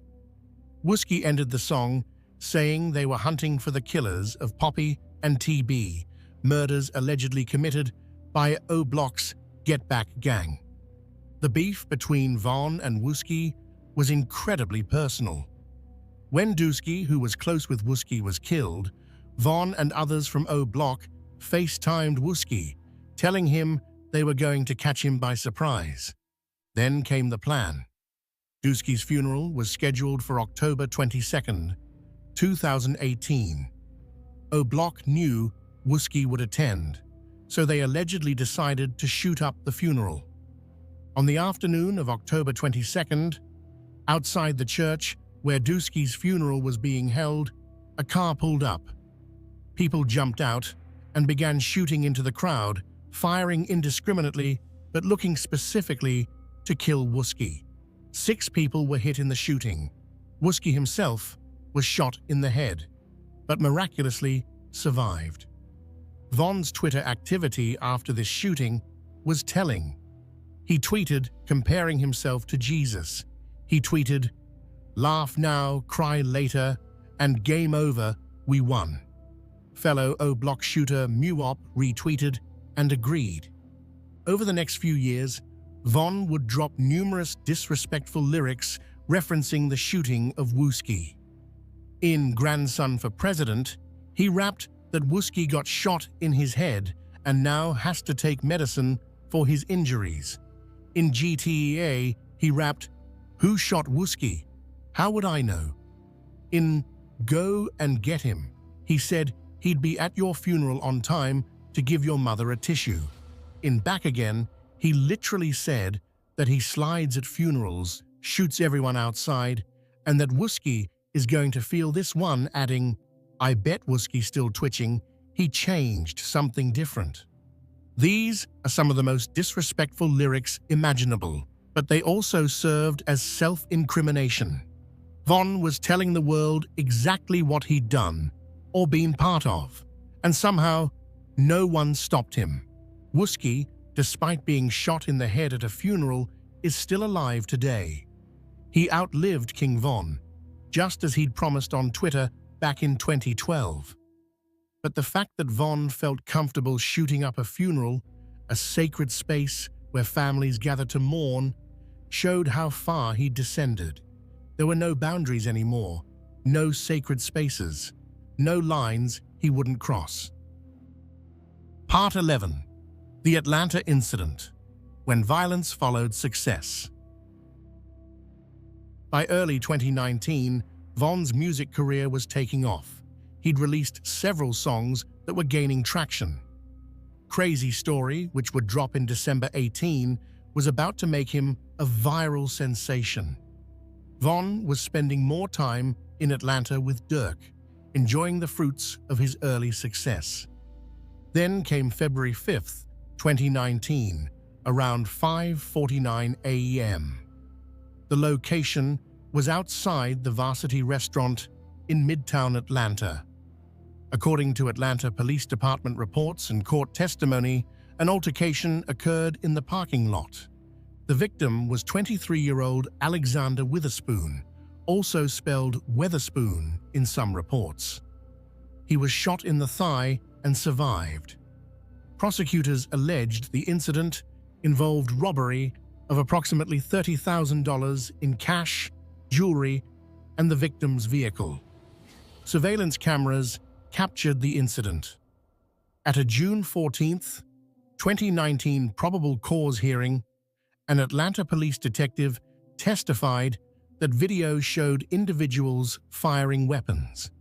The detective stated that footage showed one person firing from a vehicle and another person on foot. 4 people were allegedly involved: Davon Bennett, Durk Banks, Lil Durk, THF Bezu, and a 4th individual named Amir Hellerbands Golston. The judge found probable cause and charged Bennett and his co-defendants with criminal attempt to commit murder, aggravated assault, participation in criminal street gang activity, possession of a firearm during commission of a felony, and possession of a firearm by a convicted felon. What's particularly interesting about this case is the alleged involvement of Lil Durk's custom Jeep Trackhawk. Detectives claimed that video showed someone shooting from this distinctive vehicle, a camouflage-wrapped Jeep with a large 300 on the side that Durk was known to own. Durk had even posted clips of this car to Twitter with the caption, "Spin, spin," slang for doing drive-by shootings. Von himself had reposted these clips. The afternoon after the shooting, Von posted on Twitter with a handful of cash and a gun on the couch next to him. Later, he tweeted, "You never know who's going to snitch when the cops come." The next day, Von tweeted asking if you can be a killer and a good person at the same time. A few days later, on February 9th, 2019, Von was seen in the background of an Instagram Live with rapper Asian Doll, talking to his friend on the phone, seemingly about the shooting. He appeared to be telling his friend that he made all the wrong moves and that the feds were now watching him. But Von wasn't too worried. On February 21st, he tweeted that he was ready to catch another body. The next day, he went live on Instagram with fans, showing off money from features, dissing dead rivals, and saying he wasn't a rapper, just a gangster who raps for the money. The Atlanta authorities were building their case slowly. On May 4th, 2019, a massive force of over 30 Chicago police officers raided O Block to arrest Von. Dramatic footage shows him being tackled to the ground while an enraged mob of his friends accused the cops of stealing his chain. Police had to draw assault rifles to keep the crowd at bay. Von was transferred to Atlanta to face charges on May 17th. While he sat in jail, his music career continued to rise. On May 20th, Crazy Story 2.0 dropped with Lil Durk's verse.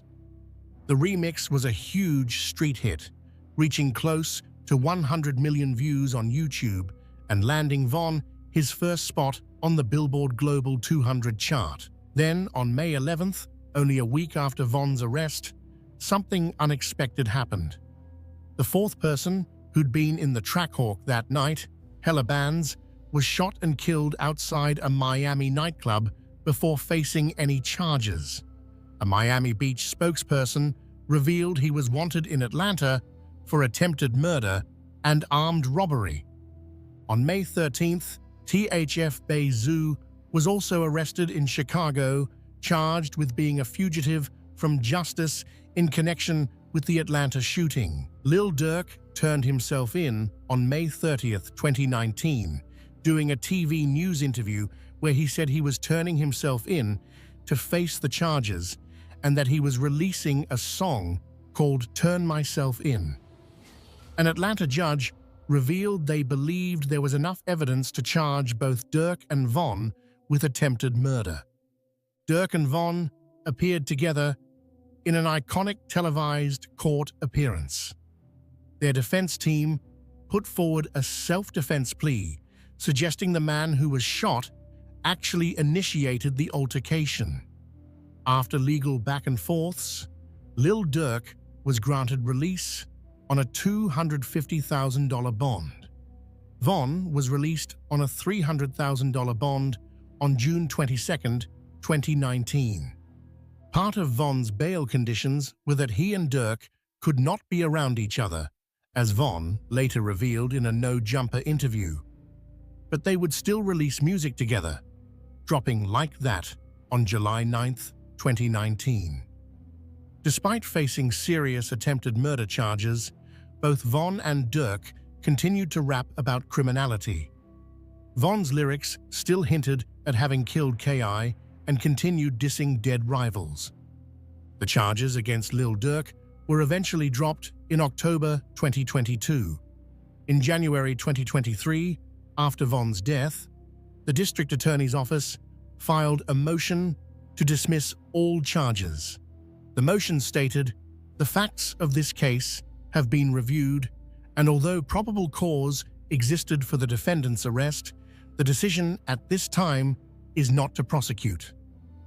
Critically, the statement added, if co-defendant Davon Bennett, aka King Von, had not died in 2020, he would have been indicted for this incident. So once again, Bennett escaped consequences for his alleged actions, this time only because he'd be killed before facing trial. Part 12, Crazy Story, the song that changed everything. While Von was dealing with legal troubles in Atlanta, a song he'd recorded before his arrest was about to change his life forever. On December 6, 2018, exactly 1 year after beating his murder charge, Von released Crazy Story. The song was a storytelling masterpiece in the drill format. Von rapped an entire narrative about plotting an armed robbery on a rich drug dealer using a woman to set him up. The robbery goes wrong when Von's ops catch him lacking, resulting in a shootout. The accompanying music video brought the story to life, with Von playing the main character and narrator. Von ended the song with what would become his iconic catchphrase. From 64th and from 65th, we not from 63rd, shouting out "O Block" on 64th and 65th King Drive while dissing his ops from 63rd and St. Lawrence/Eberhart. Dissing 63rd became a huge part of Von's brand. He later sold merchandise showing the street sign for 63rd with a big cross over it. The popularity of Crazy Story was explosive. It racked up 3 million views in a week. Today, it sits at over 69 million views on YouTube and has been certified triple platinum by the RIA. Von was on a high after the release, tweeting a picture with a caption about people seeing you shine and forgetting you're dangerous. The success of Crazy Story got Von significant mainstream attention. He'd already appeared on The Breakfast Club with Lil Durk in November 18, where Charlemagne the God asked him directly about his murder charge. Von, with Dirk trying to help him navigate the questions, confirmed he'd beaten the case but was coy about whether he actually committed the murder. He told Charlemagne he couldn't get a normal job in Chicago because he'd done so much dirt that he'd probably be killed on sight if seen working a regular job. Von's debut mixtape, Grandson Volume 1, dropped on September 19, 2019, while he was still in jail for the battery charge. He'd beaten up a man who called his girlfriend a bitch. The project landed at number 75 on the Billboard 200. Impressive for a debut from someone sitting in a jail cell. The mixtape featured What It's Like, an introspective track where Von opened up about life in the gang, catching people who killed his friends while in jail, and witnessing his friend D. Rose getting sentenced to 40 years for a 2014 murder. Von said the cops who locked up D. Rose, C-Day, and Rondo Number 9 told him they were trying to catch him too, but they never could. Von got out of jail on October 10, 2019, and immediately began promoting his music and announcing tour dates. He played huge shows with fans going crazy. His music was resonating not just because of the beats or his flow, but because people knew the stories weren't fiction. When Von rapped about beating a murder charge, he'd actually beaten one. When he rapped about shootings, police documents suggested he'd been involved in them. The authenticity was undeniable and disturbing. Part 13. The Took Her to the O music video, foreshadowing FBG Duck's death.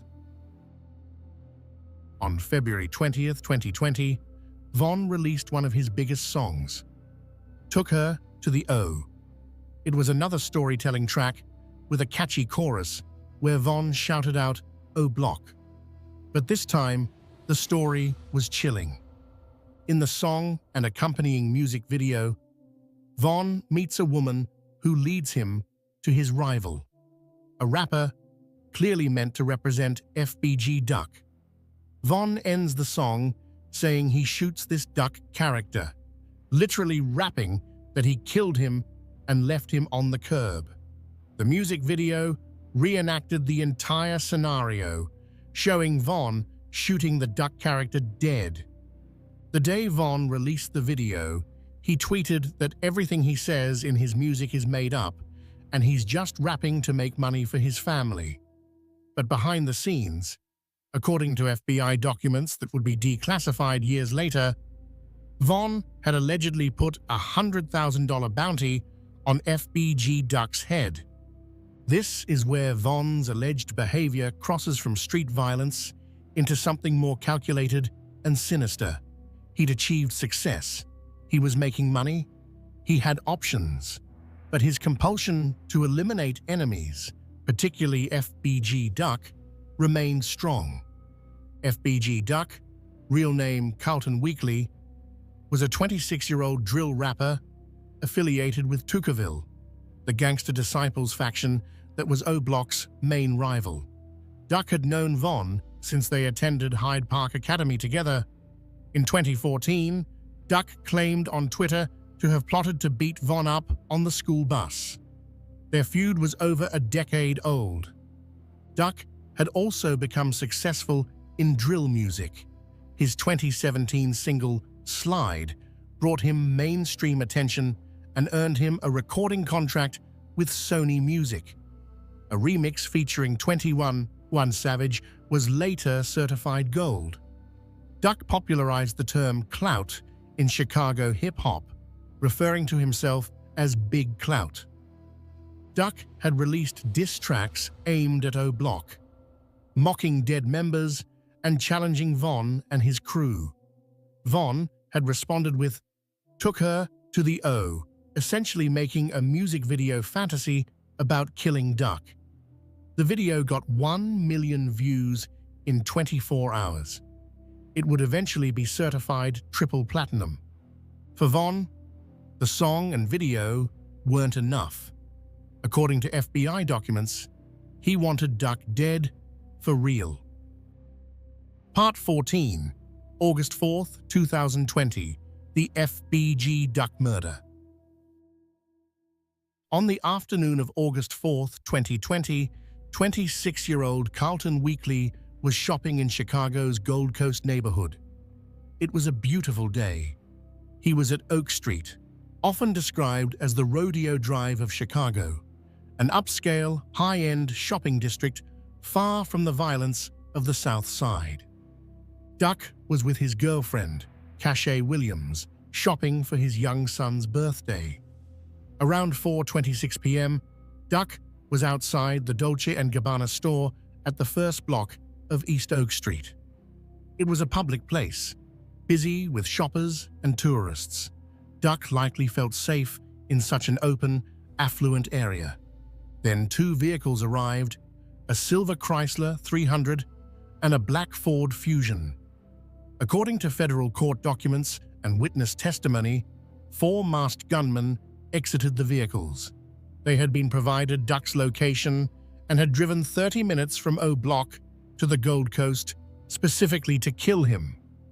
The shooting lasted approximately 12 seconds. The gunman fired 38 rounds.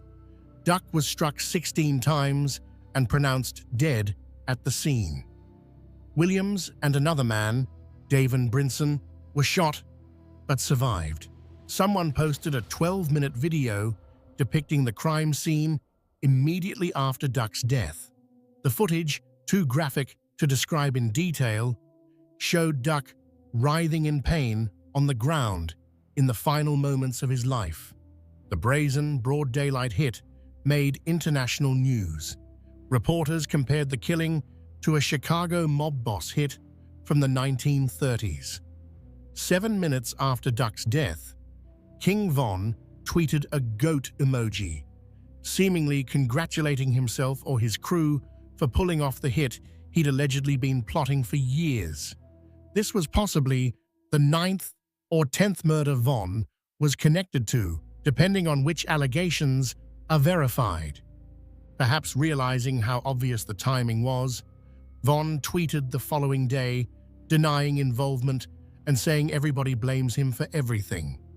He later tweeted that he and Duck had settled their differences before his death and suggested they were even going to make a song together. This appeared to be a transparent lie, an attempt to distance himself from the murder. But Von's music would tell a different story. The day after Duck's death, Von and Dirk dropped All These N Hawks, a track without specific lyrics about Duck, but released as what seemed like a victory lap. OTF Duty Low would later release a song with Von, where they rapped about people getting killed while shopping, and Von giving out $100,000 to send his boys to do it. In Don't Miss with DQ, Von rapped that Duck got nailed. Even Lil Durk would later release a song called Should've Ducked, directly dissing Duck after his death. The murder of FBG Duck was prosecuted at the federal level under ROTCO statutes. On October 13, 2021, federal authorities arrested 5 individuals: Charles C. Murder Liggins, 32, Kenneth Kenny Mac Robertson, 30, Marcus Muops Smart, 24, Von's close associate, who appeared frequently in his social media posts, Christopher C. Thang, Thomas, 24, and to Carlos Los Offord, 32. A 6th defendant, Ralph Teasy Turpin, 34, was later added to the indictment. All were charged with murder in aid of racketeering, conspiracy to commit murder, and firearm violations. A 7th individual, Ezel Zel Mona Rawls, was believed to be involved but died on August 24, 2021, before he could be charged. The trial began in late 2023 and lasted over 3 months. Prosecutors presented extensive evidence. Surveillance footage from Parkway Gardens showing defendants entering vehicles just before the murder. License plate reader data tracking both vehicles from the South Side to Gold Coast. Cell phone records placing defendants at the crime scene. A shell casing found in the seized Chrysler, matching casings from the crime scene. Testimony from cooperating witnesses with plea deals. One witness testified that Roberson told him Bennett had placed a $100,000 bounty on Weekly. FBI documents showing Bennett purchased $128,000 in diamond-encrusted O-block pendants from an Atlanta jewelry store, some before Weekly's death, some after. Photo evidence showing Marcus Smart with Bennett at the jewelry store on August 10, 2020, 6 days after Duck's murder. Bennett's music video took her to the O, showing him killing a character named Duck. On January 17, 2024, after approximately 16 hours of deliberation over 3 days, the jury convicted all 6 defendants of murder in aid of racketeering and conspiracy to commit murder. Most were also convicted of firearms charges. All 6 face mandatory life sentences without possibility of parole. According to multiple news reports, federal prosecutors stated that if Bennett had not died in November 2020, he would have been indicted and tried alongside the other defendants as the person who ordered the hit. Duck's mother, Lashina Weekly, cried and hugged family members as the verdict was read. She later told reporters, "When stuff like that happens to a good person, regardless of what somebody else thinks of them, it ain't gonna go unpunished. Knowing that they will not do that to another family brings me comfort, knowing they will not terrorize nobody else. They're done, the whole crew. O-Block and everything of it is done." Part 15, November 6, 2020, the final night. While King Von was allegedly orchestrating murders and achieving rap success, he was also feuding with another rapper, NBA Youngboy, from Baton Rouge, Louisiana. The beef stemmed partly from Von allegedly having a relationship with the mother of Youngboy's child, a woman named Jania. Pictures surfaced of Von spending time with Jania, and speculations swirled about whether they'd created a sex tape. Youngboy responded by posting that he'd make sure his son grows up and sleeps with Von's daughter, since Von was trolling him with his baby mother. The feud escalated from there, with Von making threats and Youngboy's associate, Quando Rondo, getting involved. Von was also on again, off again with a female rapper named Asian Doll. Their relationship was tumultuous and public. When things were good, Von would show off gifts from her. When they were bad, he'd tweet about breakups. Asian Doll even ended up briefly connecting with NBA Youngboy during one of her splits from Von, which only intensified the animosity. On October 30th, 2020, Von released his debut studio album, Welcome to O-Block. The timing was notable. It was the anniversary of T-Roy's birthday and the anniversary of P5's murder. The album peaked at number 5 on the Billboard 200 and was later certified platinum. It contained some of Von's most revealing lyrics, including songs where he seemingly admitted to multiple murders. In Demon, Von rapped that he'd killed 7 people, saying, "Bodies, I got a few, 4 plus 3, 3 plus 2. Some interpreted this as 7 kills and 5 assists. In Armed and Dangerous, which opened the album, Von rapped that cops were onto him. In The Code, he rapped about splitting $100,000 with his team, the same amount FBI documents alleged he'd put on Duck's head. Von recorded a freestyle for LA Leakers where he rapped that he had 7 bodies. He did an interview with DJ Academics where, when asked about FBG Duck's death, Von slowly ate cereal while claiming to be hurt by it, an unconvincing performance that many saw as mocking. The album's success meant Vonn should have been celebrating. Instead, 8 days after its release, he'd be dead.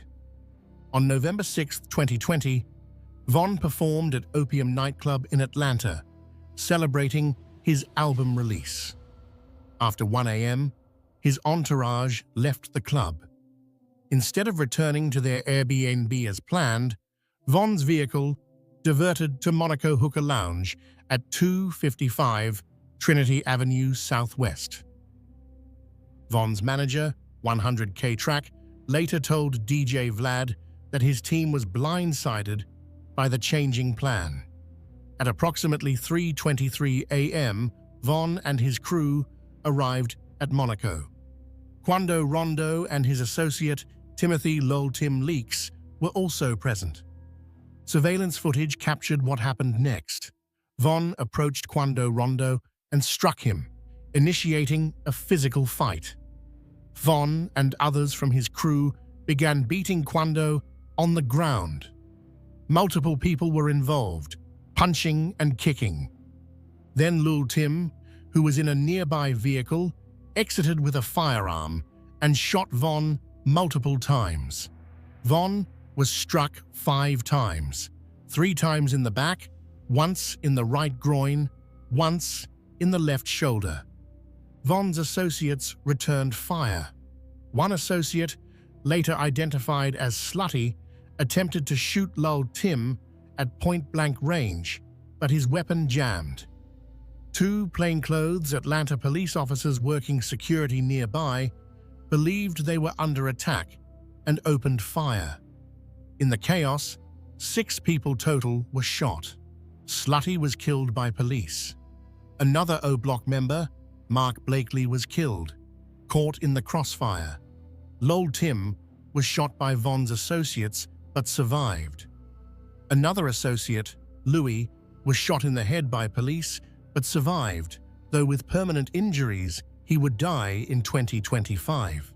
Vonn's manager was grazed by a bullet but survived.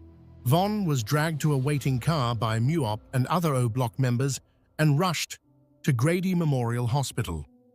He was admitted in critical condition and went into emergency surgery. Despite doctors' efforts, Davon Bennett was pronounced dead at 4:48 a.m. He was 26 years old. Timothy Leaks was arrested on November 7, 2020, and charged with felony murder. However, on August 2023, all charges were dropped under Georgia's Stand Your Ground law. Prosecutors determined Leaks acted in defense of Quando Rondo, who was being beaten by multiple attackers. Surveillance footage supported this determination. The irony was stark. A man allegedly responsible for multiple deaths died when someone defended another person from his attack. The act was ruled justified self-defense. Part 16. The Aftermath, Retribution and Federal Charges. Vonn's death sparked immediate reactions. Friends and affiliates from STL/EBT, people whose friends Vonn had allegedly killed, posted tributes to their fallen ones, suggesting they were happy Vonn would meet them in the afterlife. Billionaire Black posted a picture of Modell McGraw. Someone who'd been shot alongside Modell posted a picture of FBG Duck. P5's cousin posted on Facebook that he'd been praying for the day Vonn would be killed. Crack's family posted their relief that their friend's alleged killer was gone. On Vonn's side, Asian Doll claimed to want to die when the news broke. Lil Durk mourned the loss of his twin. Even Drake posted a tribute. 12 days after Vonn's final tweet, someone took control of his account and released a statement thanking everyone who supported him. Vonn's funeral was held on November 14, 2020. Finding a funeral home willing to take his body was difficult due to fears of violence. When a location was finally secured, the funeral was announced with only 1 day's notice. Von was buried in Chicago, but being such a divisive figure, his grave would be disrespected by enemies for years to come. He was memorialized in a mural in O Block, though it was later removed. The cycle of violence didn't end with Von's death. On August 19, 2022, 21 months after Von was killed, Quando Rondo and his cousin Xavier Lulpab Robinson were at a gas station in Los Angeles. Multiple shooters opened fire on their vehicle, firing at least 18 rounds. Lulpab was killed. Quando Rondo survived. On October 24, 2024, federal authorities arrested Lil Durk on murder-for-hire charges. 5 only the family associates were also arrested: Kayvon London Grant, DeAndre Dontrell Wilson, Keith Jones, David Brian Lindsay, and Asa Houston. According to federal court documents, prosecutors allege Banks orchestrated the hit on Quando Rondo in retaliation for Von's death. Credit cards linked to OTF and Banks were allegedly used to book flights, hotels, and rental cars for the hitmen. The conspiracy allegedly resulted in Robinson's death when shooters missed Quando Rondo. If convicted, Lil Durk faces life in federal prison. The case is ongoing as of this writing. The man who helped Von become a rap star, who signed him, who promoted him, who collaborated with him, now faces spending the rest of his life in prison for allegedly ordering a retaliatory killing for Von's death. Part 17. The Victims' Lives Cut Short. This story would be incomplete without acknowledging those who lost their lives, the real human cost of the violence.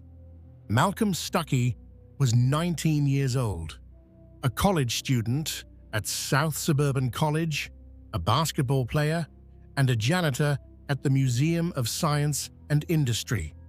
He wasn't involved in gang activity. He stopped by a friend's birthday party to smoke a cigar before playing basketball. According to Bennett's own apparent admission in song lyrics, Malcolm died simply for being in the wrong place. He was shot in the head, and his family received no justice when his alleged killer was acquitted. Kakira Barnes was 17 years old. Whatever her alleged involvement in gang activity, she was a teenager shot 9 times and left to crawl to a porch before dying. The person police documents identify as her killer never faced charges. Her family never got closure. F.B.G. Duck, Carlton Weekly, was 26, a rapper shopping for his son's birthday when he was shot 16 times in a coordinated assassination in one of Chicago's most affluent neighborhoods. While 6 men are now serving life sentences for his murder, federal documents suggest the person who ordered the hit and offered $100,000 for it never faced trial because he was already dead. Xavier Lulpab Robinson was 24 when he was killed in what federal prosecutors allege was retaliation for Bennett's death. Another victim of an endless cycle of violence. There were others. The 2 men wounded in the Malcolm Stuckey shooting, Alexander Witherspoon, who was shot and robbed in Atlanta, Can't Get Right, and the innocent bystander killed alongside him, Wooski, who was shot in the head at a funeral, and countless others affected by O Block's ongoing gang war. The victims of gang violence in Chicago are overwhelmingly young, black, and from impoverished neighborhoods. They're killing each other over territory that spans just a few blocks, over perceived slights, over social media posts, over songs. The zip codes where they're born essentially predict whether they'll survive to 30. These are communities that have been failed by decades of discriminatory housing policies, economic disinvestment, underfunded schools, and a criminal justice system that can't or won't protect them. The violence isn't random. It's the predictable result of systemic failures that concentrate poverty, limit opportunities, and leave young people with few paths forward. Part 18. The Civil Lawsuit and Industry Accountability. On October 9, 2024, FBG Duck's mother, Lashina Weekly, along with survivors Cache Williams and Davon Brinson, filed a wrongful death lawsuit. The defendants named include the 6 convicted men, the estate of Davon Bennett, Derek Lil Durk Banks, Only the Family Records, OTF, several major record labels, Alamo Records, Sony Music Entertainment, Interscope Records, Universal Music Group, Empire Distribution, the City of Chicago, Dolce & Gabbana, private security firms. The lawsuit alleges that Bennett and Banks profited off of Weekly's death through negligence and misconduct, and that record labels knew about Bennett's vendetta against FBG Duck and consistently sought to build a brand of violence and reality rap based on committing real acts of violence. This lawsuit raises important questions about music industry responsibility. Major labels signed, promoted, and profited from an artist whose lyrics appeared to describe and celebrate real murders. They distributed music videos that reenacted killings. They platformed someone that police documents and FBI files connected to multiple homicides. The suit argues these labels knew what they were promoting. They marketed Bennett's authenticity, his real street credibility, his actual criminal background. That authenticity was the selling point. But if the crimes were real, and the labels knew they were real, what is their ethical and legal responsibility? The entertainment industry has long grappled with this question. How much are labels, streaming platforms, and media outlets responsible for the real-world consequences of the art they profit from? Where is the line between artistic expression and incitement to violence? Can you market reality rap when the reality includes actual murder? Bennett's career represents perhaps the most extreme example of this dilemma. This wasn't a case of an artist using violent imagery metaphorically or describing a past they'd left behind. According to extensive documentation, Bennett was allegedly actively committing or ordering murders while simultaneously rapping about them and profiting from those raps. His music wasn't art imitating life, it was life being broadcast in real time, with major labels collecting the revenue. The lawsuit seeks to hold these entities accountable for their role in allegedly enabling Bennett's violence by providing him with a platform, financial resources, and celebrity status that may have emboldened him and protected him from consequences. Part 19. System Failures. How did this happen? Bennett's story reveals multiple catastrophic failures in systems meant to protect public safety, witness protection, and intimidation. In both the Malcolm Stuckey and Gakira Barnes cases, prosecutors had evidence, but witnesses were too intimidated to testify or gave inconsistent statements. The criminal justice system cannot function when witnesses, often themselves gang-affiliated or living in gang territory, reasonably fear for their lives if they cooperate with police. Chicago has struggled to implement effective witness protection programs. The city's gang territories are small and overlapping. Moving a witness to another neighborhood doesn't help if gang members can easily find them. Federal witness protection is typically reserved for high-level organized crime cases, not street gang murders. Social media evidence. Underutilized. Bennett openly posted content that appeared to reference or confess to crimes. His Twitter activity in 2012 through 2014 was a near real-time documentation of alleged murders. Yet these posts weren't effectively used in investigations until after his death. Law enforcement has struggled to keep pace with how gang members use social media. By the time police identify incriminating posts, they're often deleted. Even when preserved, establishing that a tweet at a certain time proves involvement in a crime is legally difficult. LMAO posted minutes before a shooting is suspicious but not proof of murder. Gun trafficking, the weapon used in Malcolm Stuckey's murder, came through an illegal gun trafficking operation that supplied 25+ firearms to Chicago gang members. Mississippi's lax gun laws and interstate trafficking mean that even with strict gun laws in Chicago, weapons flow freely into the city. The trafficker, Jonathan Smalley, faced only 5 years in prison, despite knowing his guns were going to gang members and being used in murders. The system punishes the shooters when it catches them, but does little to stop the pipeline supplying weapons. Delayed federal intervention. The FBG Duck case was only prosecuted federally under RICO statutes after Duck's death. Had federal authorities intervened earlier in Bennett's pattern of alleged criminal activity, lives might have been saved. Federal RICO cases are powerful tools against organized criminal enterprises, but they're typically reactive rather than proactive.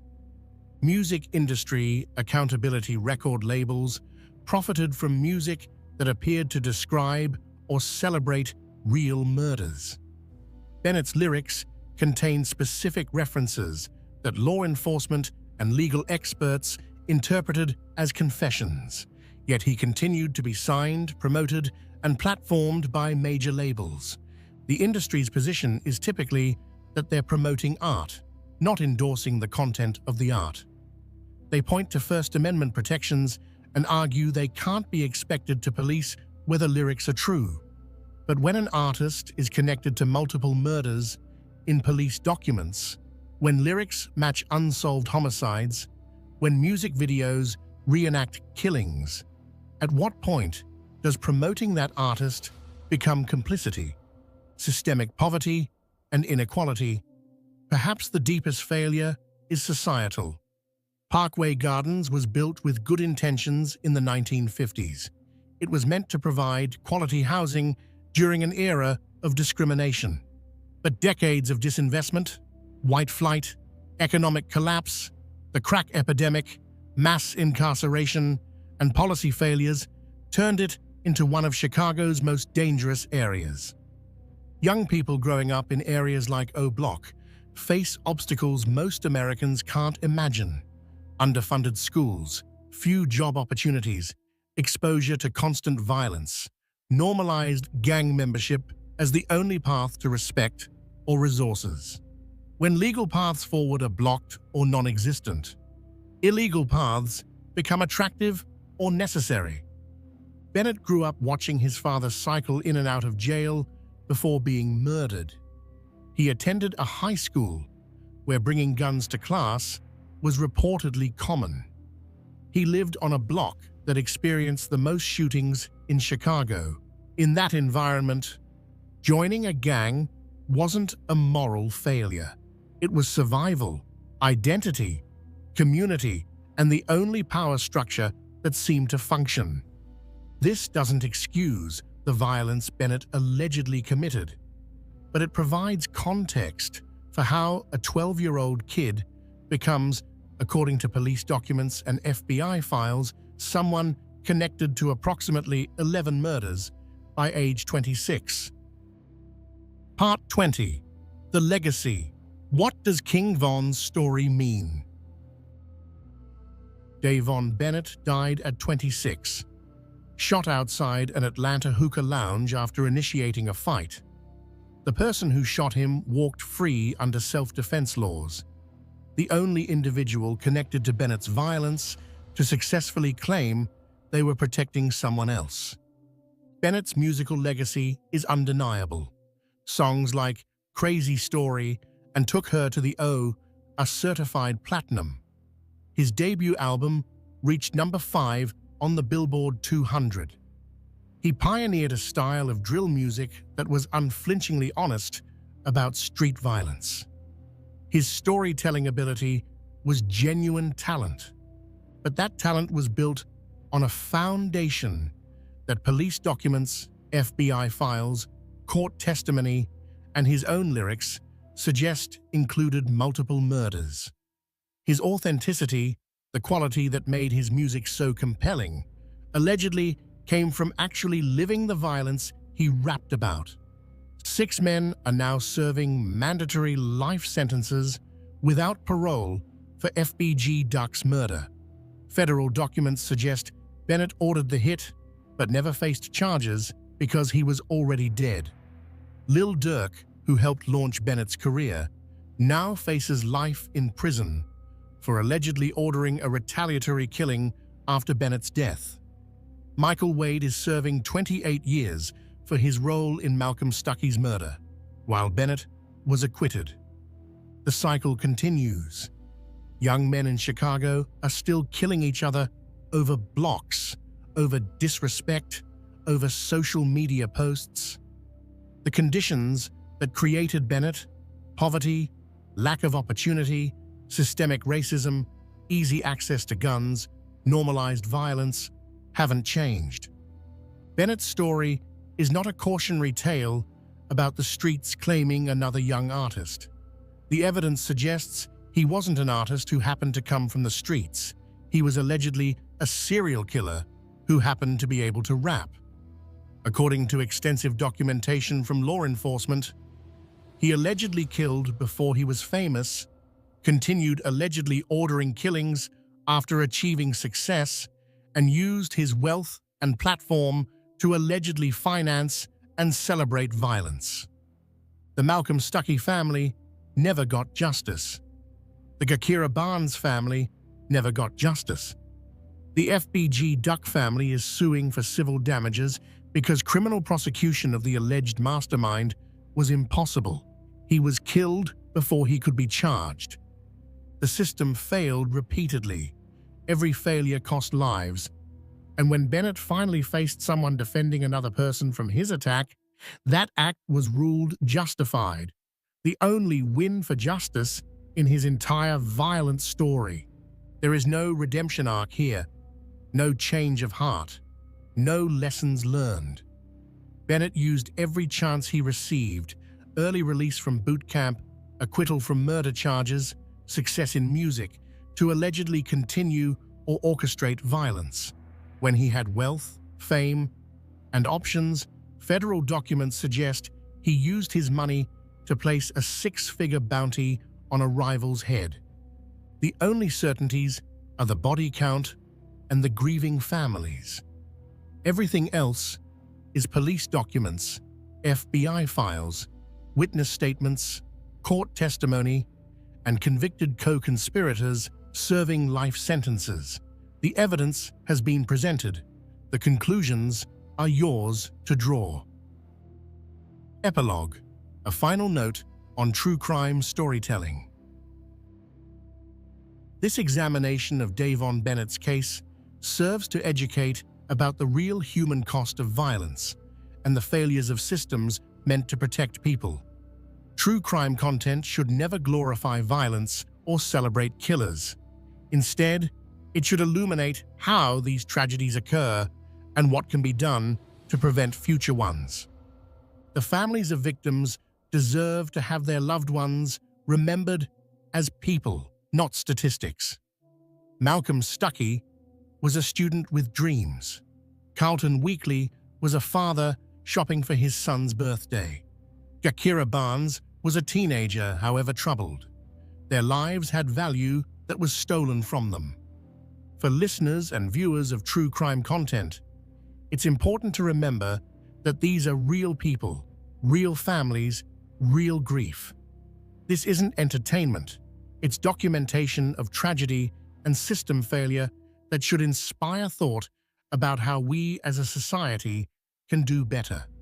If you found this information valuable and want to support this channel's mission of educating about true crime while respecting victims, please like and subscribe. Take care of yourselves and each other. Bennett's story illustrates how violence perpetuates itself across generations, creating cycles that can span decades and devastate entire communities. His father was killed when he was 10. That trauma likely contributed to his own path into violence. He allegedly killed others, creating trauma for their families that may lead to more violence. His death led to alleged retaliation that killed Saviaya Robinson, creating more trauma, more grief, more desire for revenge.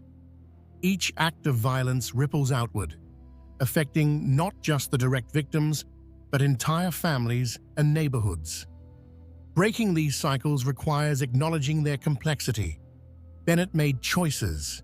He chose violence repeatedly, even after having opportunities to change course. He's responsible for those choices. Individual accountability matters, and nothing in this examination should be taken to excuse or minimize the harm caused by his actions. But his choices didn't occur in a vacuum. They occurred in a context of poverty, segregation, trauma, and limited opportunity that shaped what options seemed available. Understanding context doesn't mean removing responsibility. It means recognizing that preventing future tragedies requires addressing both individual choices and systemic conditions. The families of victims, the Stuckeys, the Barneses, the Weekleys, the Robinsons, deserve justice and closure. Many receive neither. The system failed them repeatedly. Better witness protection, more effective prosecution, and earlier intervention might have prevented some of these tragedies. The music industry needs to grapple with its role in promoting and profiting from content that documents real violence. The First Amendment protects artistic expression, but that protection doesn't eliminate moral responsibility for amplifying content that may fuel further harm. Record labels, streaming platforms, and media outlets all play a role in deciding what content receives promotion, investment, and mainstream visibility.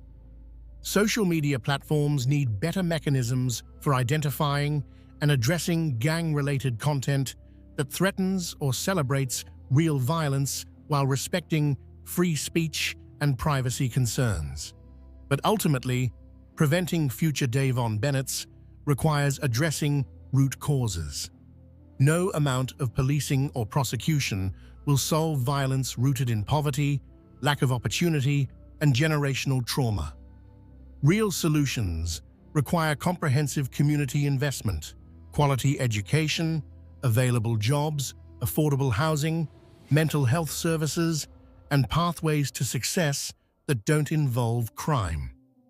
If we're serious about preventing similar tragedies, we need to invest in communities before crises occur, not just respond after violence erupts. We need to treat trauma in children before it manifests as violence in adolescence. We need to create economic opportunities that make legitimate paths more attractive than illegal ones. Davon Bennett's story is a tragedy for him, for his victims, for their families, and for communities devastated by cycles of violence. May we learn from this tragedy and work toward preventing the next one. Thank you for watching this comprehensive examination of the Davon Bennett case. If you found this information valuable, please like and subscribe. Take care of yourselves and each other. How the serial killer hid in plain sight. Content Advisory. This presentation discusses violent crimes, including murder and sexual assault. While graphic details have been minimized, some content may be disturbing. Listener discretion is advised. Disclaimer on victim counts. Victim counts in this presentation represent confirmed murders, unless otherwise stated. Many of these killers are suspected of additional crimes that remain unproven.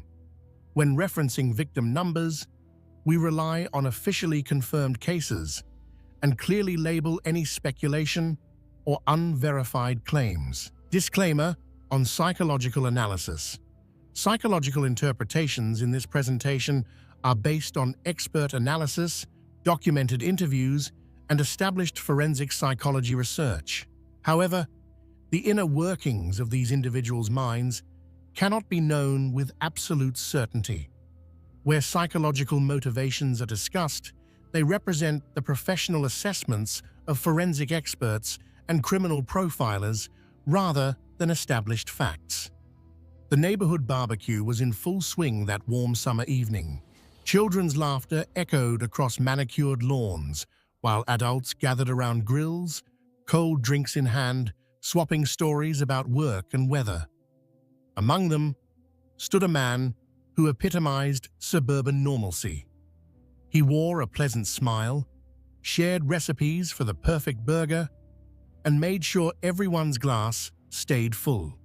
Neighbors knew him as the guy who volunteered at the local church, the one who always showed up when someone needed help with yard work or moving furniture. He was, by every visible measure, one of the good ones. But beneath that carefully constructed facade lurked something else entirely, something dark, something predatory. Because this same man, the one flipping burgers and telling dad jokes, had murdered multiple people. Their bodies lay hidden, not far from where these good people stood laughing and living their ordinary lives. The predator wasn't lurking in some distant shadow or abandoned building. The killer was right there, shaking hands and asking about your weekend plans.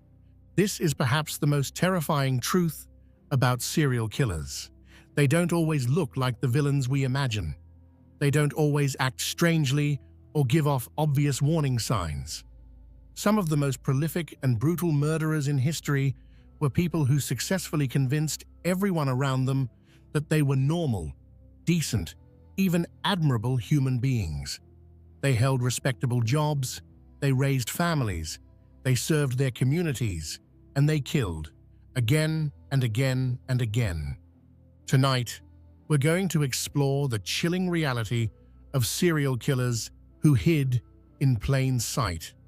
These are the stories of men who perfected the art of the double life, who wore masks so convincing that even those closest to them never suspected the truth. We'll examine how they did it, why it worked, and what their cases teach us about the nature of predatory behavior. Because understanding how these killers concealed themselves isn't just morbidly fascinating, experts believe this knowledge may help law enforcement and communities recognize warning patterns before more lives are lost. So settle in, get comfortable, and prepare yourself for a journey into the darkest corners of human psychology, where we'll meet the neighbors, the volunteers, the family men, who turned out to be something else entirely. The psychology of the mask. Before we delve into specific cases, we need to understand something fundamental about how certain killers operate. Psychologists have a term for what these individuals do. It's called compartmentalization.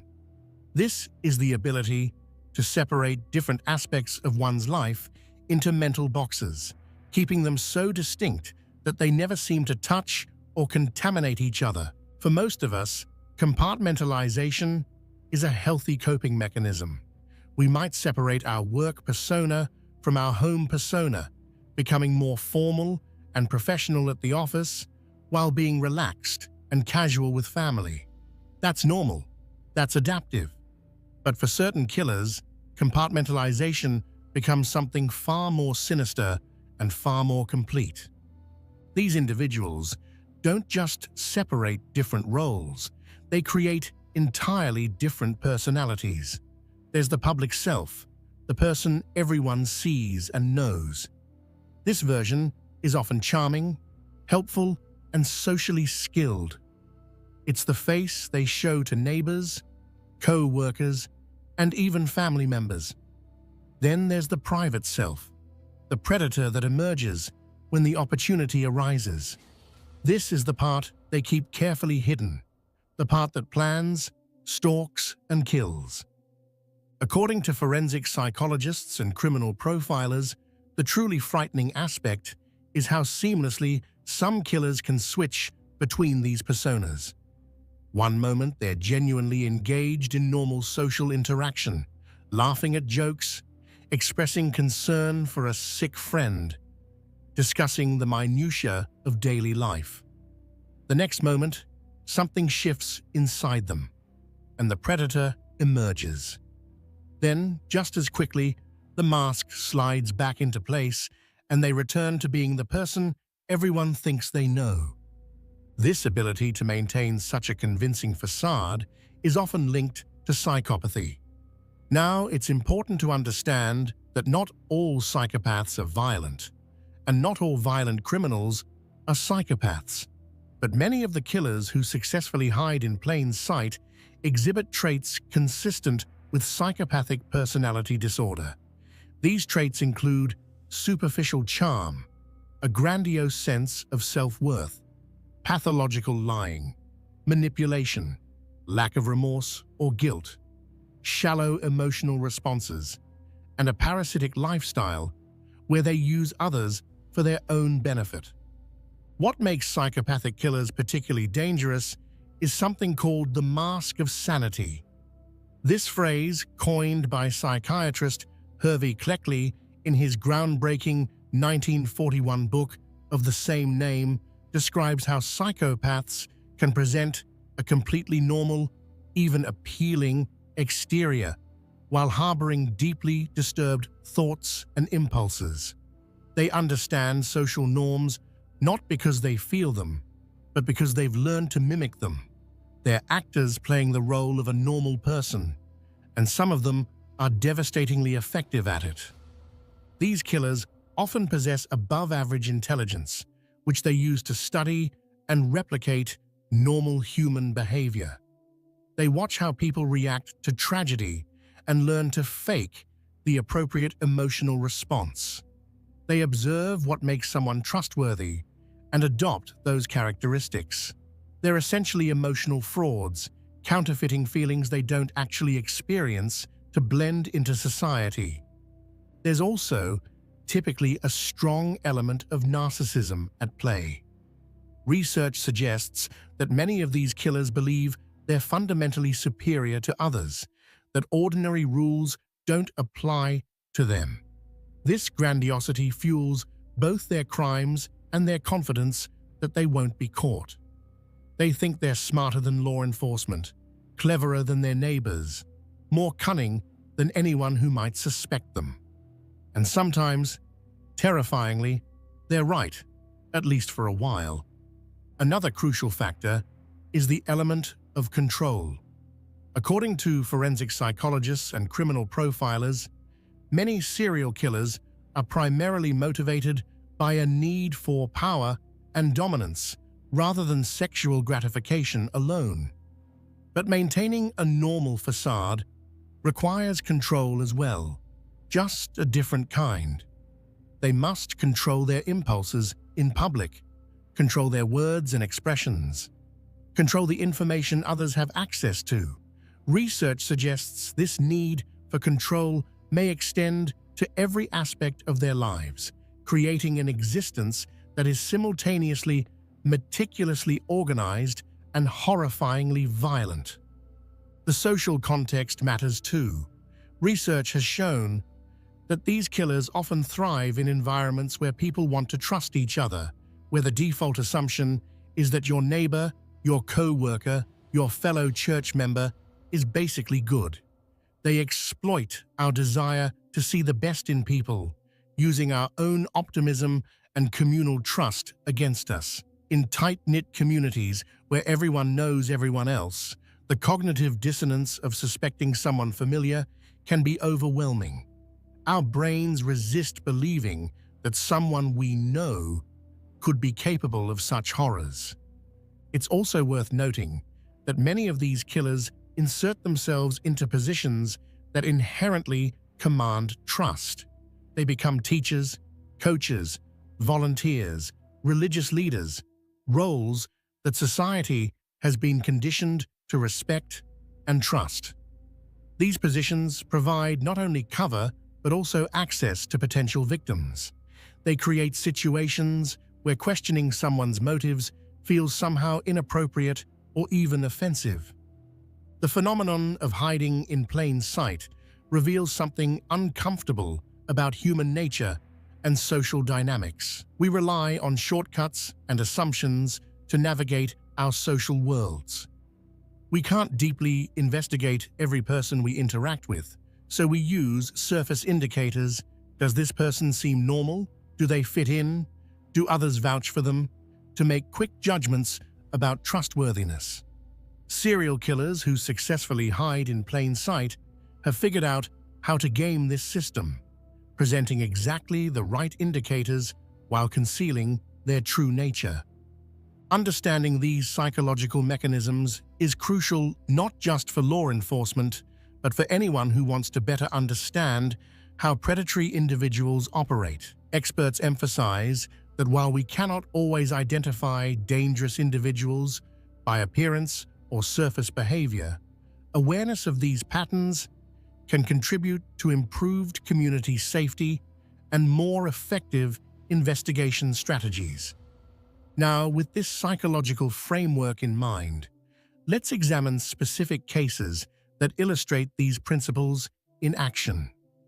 We'll start with a man who maintained his cover for over 30 years, fooling his family, his friends, his church congregation, and his entire community while committing some of the most brutal murders in American history.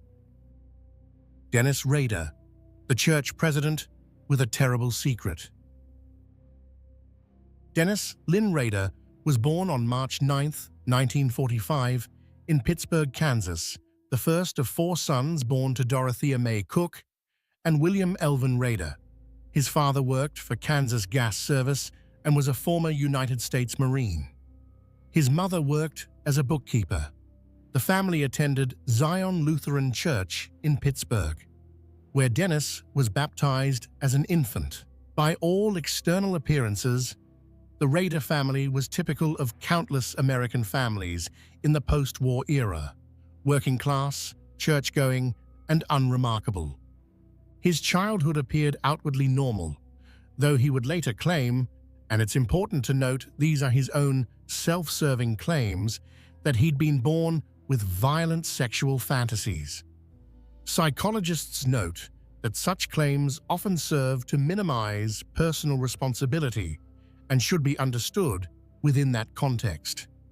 Rader would also later claim to have tortured and killed animals as a child, including hanging stray cats, though the extent of these early behaviors remains difficult to verify independently.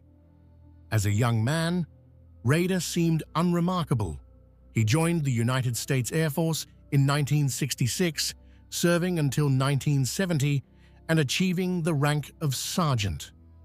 During his service, he received training and experience that would later prove useful in his crimes: discipline, attention to detail, and the ability to follow procedures meticulously. He returned to Kansas after his service and attended Wichita State University, eventually earning a degree in administration of justice in 1979. The irony of a serial killer studying criminal justice would later be noted by many observers. It was during this period that he met Paula Dietz, who worked as a secretary for the American Legion. They married on May 22, 1971, in a ceremony held at Christ Lutheran Church in Wichita, the same church where Rader would later become a pillar of the congregation. Together, they would have 2 children, a son, Brian, born in 1975, and a daughter, Kerry, born in 1978. By all outward appearances, Dennis Rader was building a stable, respectable life. He worked as an assembler for the Coleman Company, a manufacturer of outdoor recreational products. He attended church regularly at Christ Lutheran Church, becoming increasingly involved in the congregation. He was active in the Boy Scouts, serving as a troop leader. He was, by every metric his neighbors could see, a good man, perhaps a bit rigid and particular about rules, but certainly not dangerous. In 1974, Rader obtained a position with ADT Security Services, installing home security systems. The irony would later be almost unbearable for his clients and community. The man charged with protecting their homes was the very threat they sought protection from. Co-workers at ADT nicknamed him Blue Book Man because he always followed the rules meticulously and scolded others for even making small talk during work hours.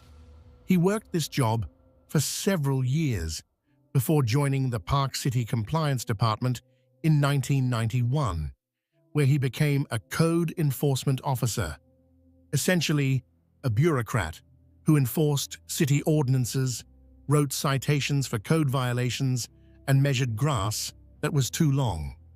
This position suited Rader perfectly. It gave him a modicum of authority, allowed him to enter people's properties, and provided a legitimate reason to be driving through neighborhoods, observing homes and residents. His co-workers would later describe him as officious, someone who relished his small amount of power, perhaps a bit too much.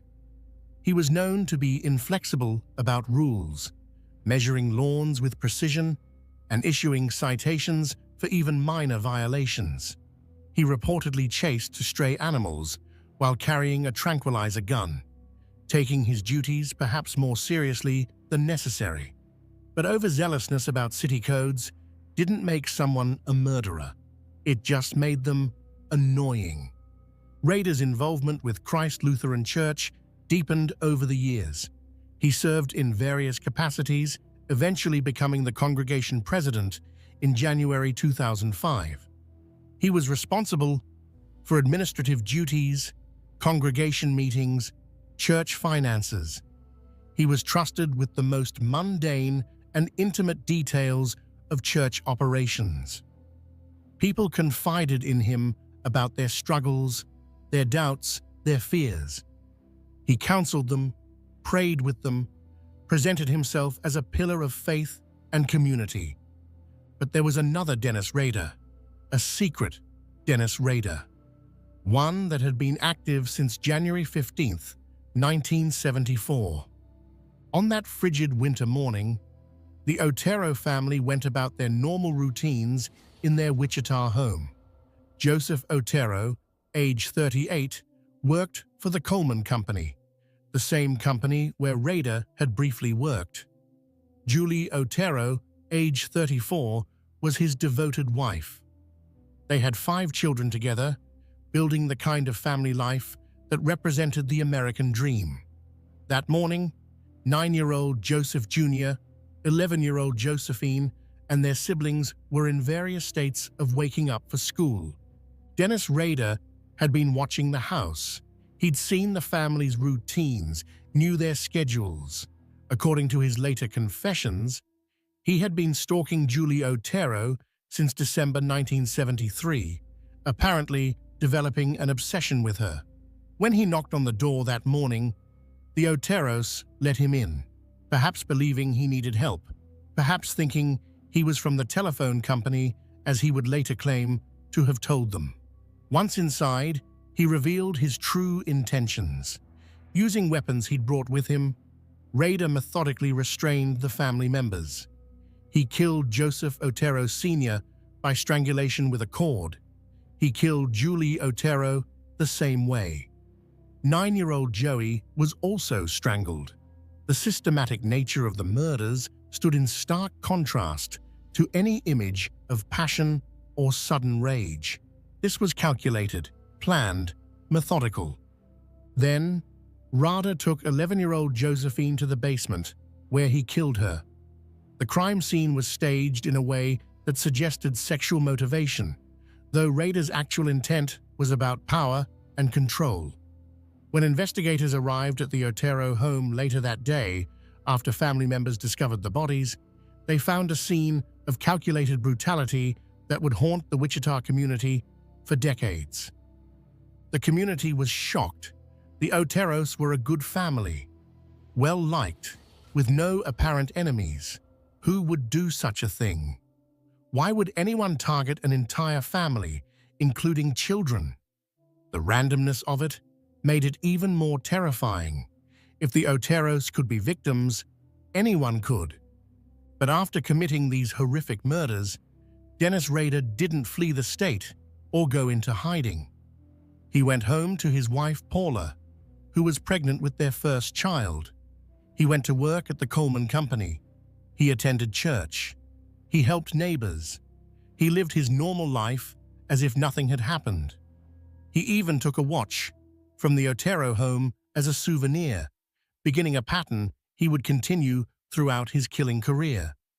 This ability to commit savage murder and then seamlessly return to mundane normalcy is what Rader would later describe, using his own terminology, as cubing.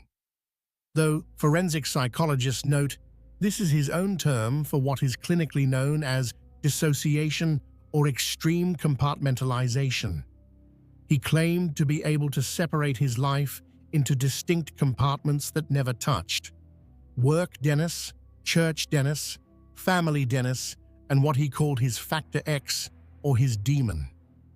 Experts emphasize that such self-serving explanations should be viewed critically, as they often serve to minimize the killer's responsibility for their conscious choices. 3 months after the Otero murders, on April 4, 1974, Rader struck again.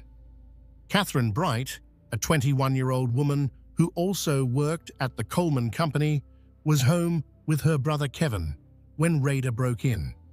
He shot Kevin Bright, who survived despite serious injuries and would later provide descriptions to police. Rader then murdered Catherine by stabbing her multiple times.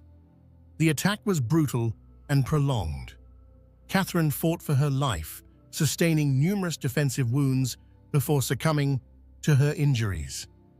Kevin Bright's survival and his ability to describe the attacker should have led to Rader's capture, but somehow the investigation didn't connect him to the crime. Then, something happened that would define the BTK case for the next 30 years. Dennis Rader wanted credit for his crimes.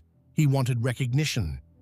He wanted people to know what he'd done and to acknowledge his work. On October 22, 1974, a Wichita Eagle reporter received a phone call directing him to a book at the Wichita Public Library. Inside that book was a letter describing the Otero murders in detail that only the killer could know. The letter was chilling in its matter-of-fact tone, describing the crimes as though they were ordinary events. At the bottom, the author had provided a name for himself: BTK, bind, torture, kill. The letter stated, "The code words for me will be bind them, torture them, kill them, BTK."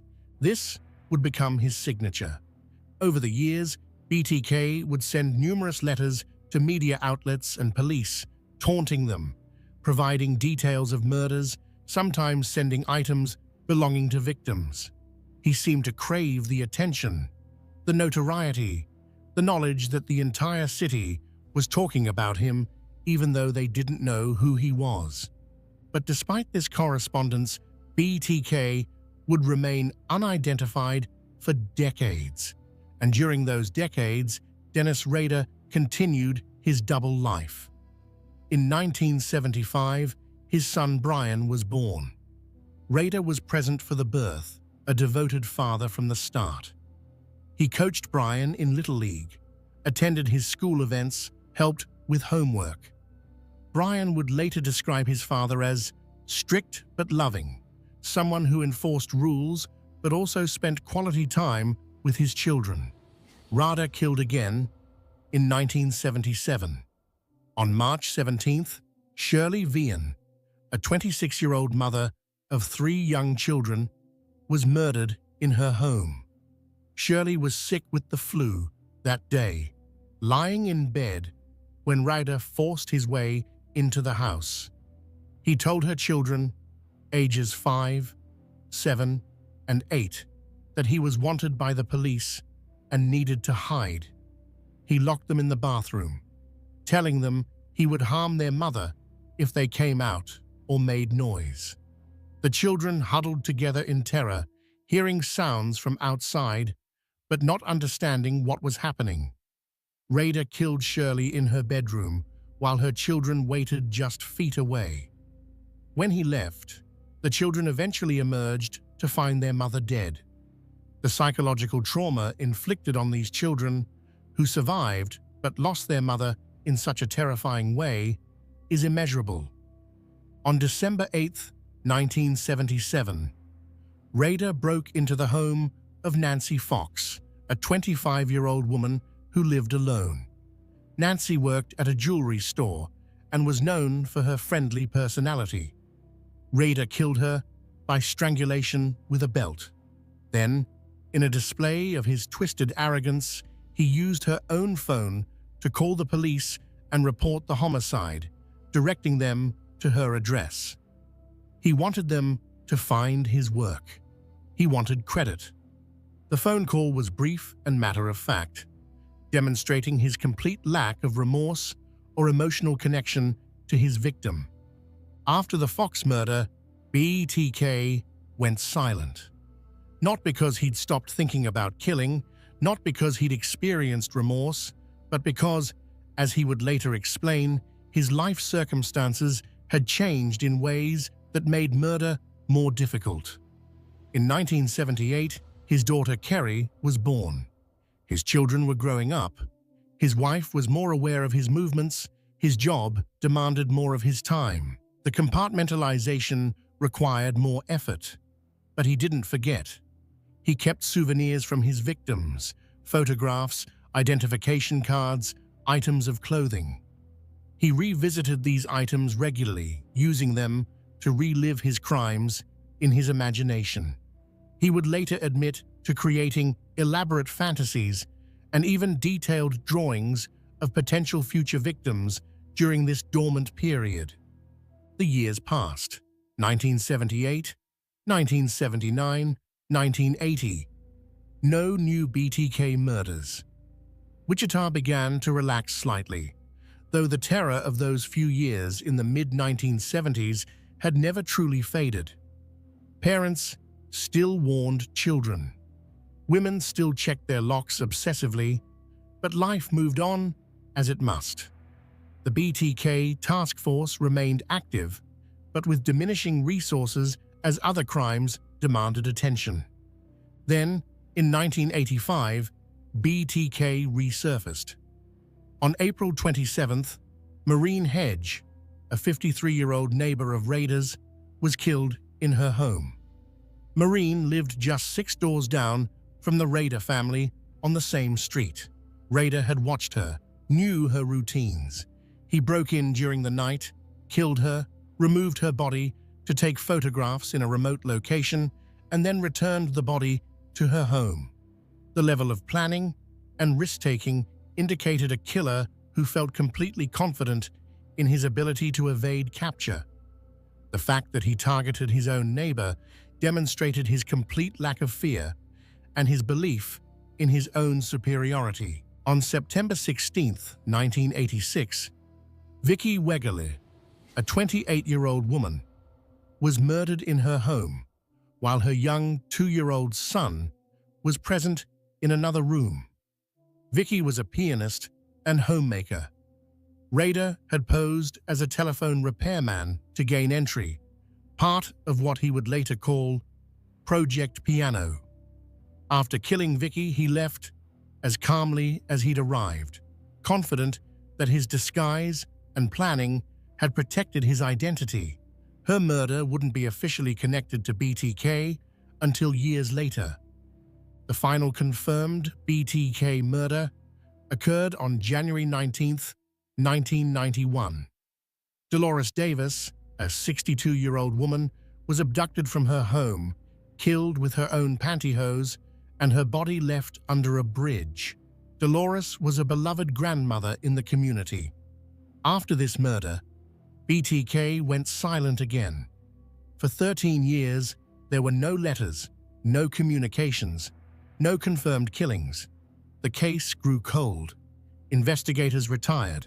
The city moved on, though the shadow of BTK never entirely lifted. During all these years, Dennis Rader lived his normal life with remarkable success.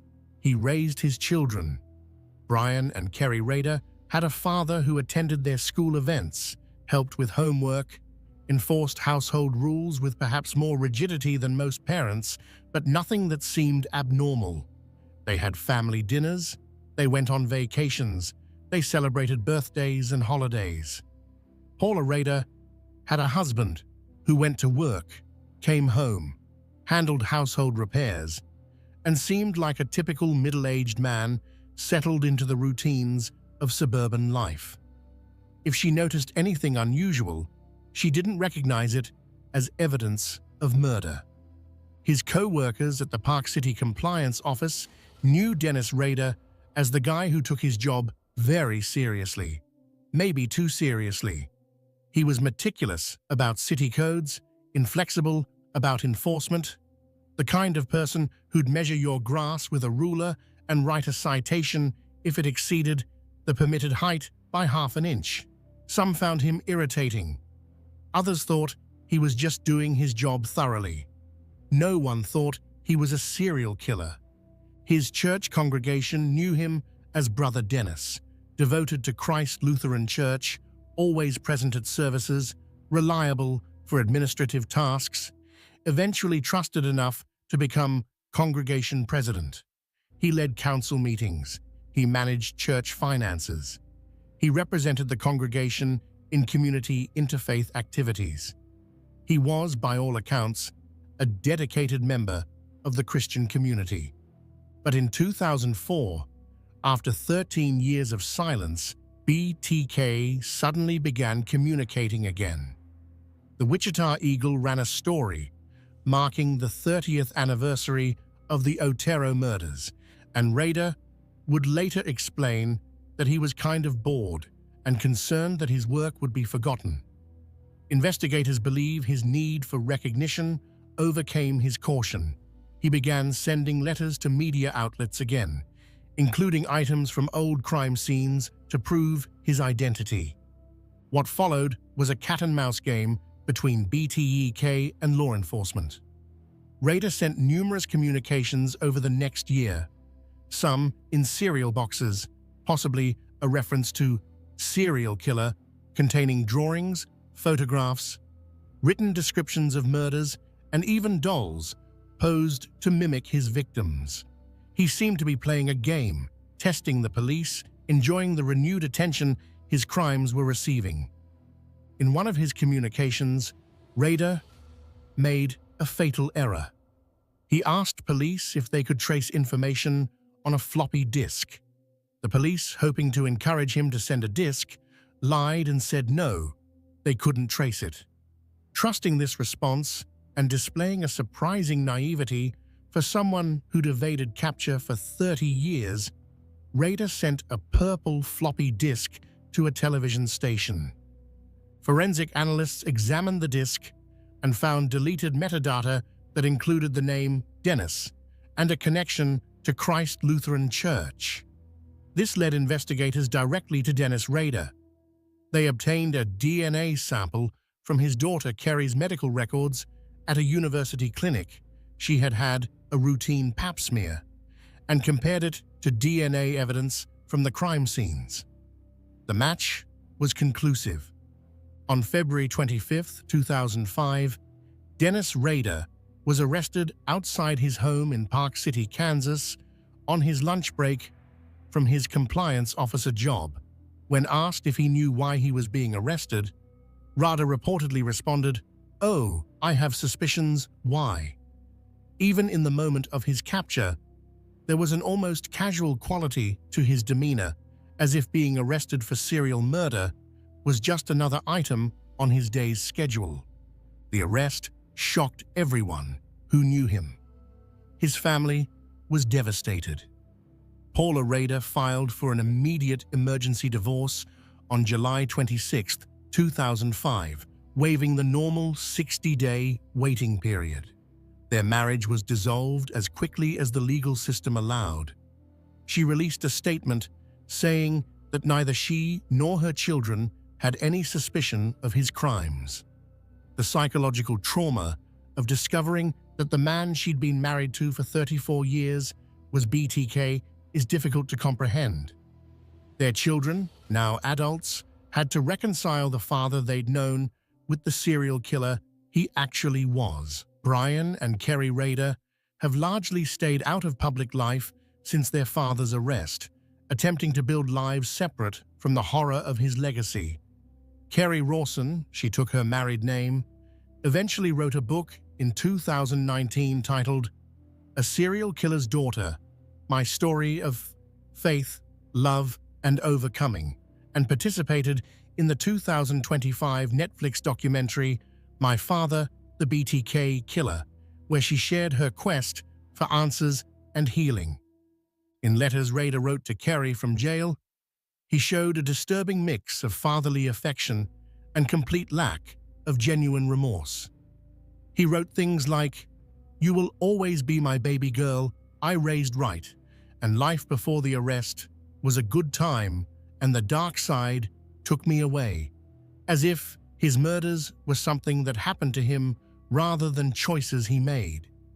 Kerry described the agonizing process of trying to reconcile the loving father she remembered with the killer he actually was.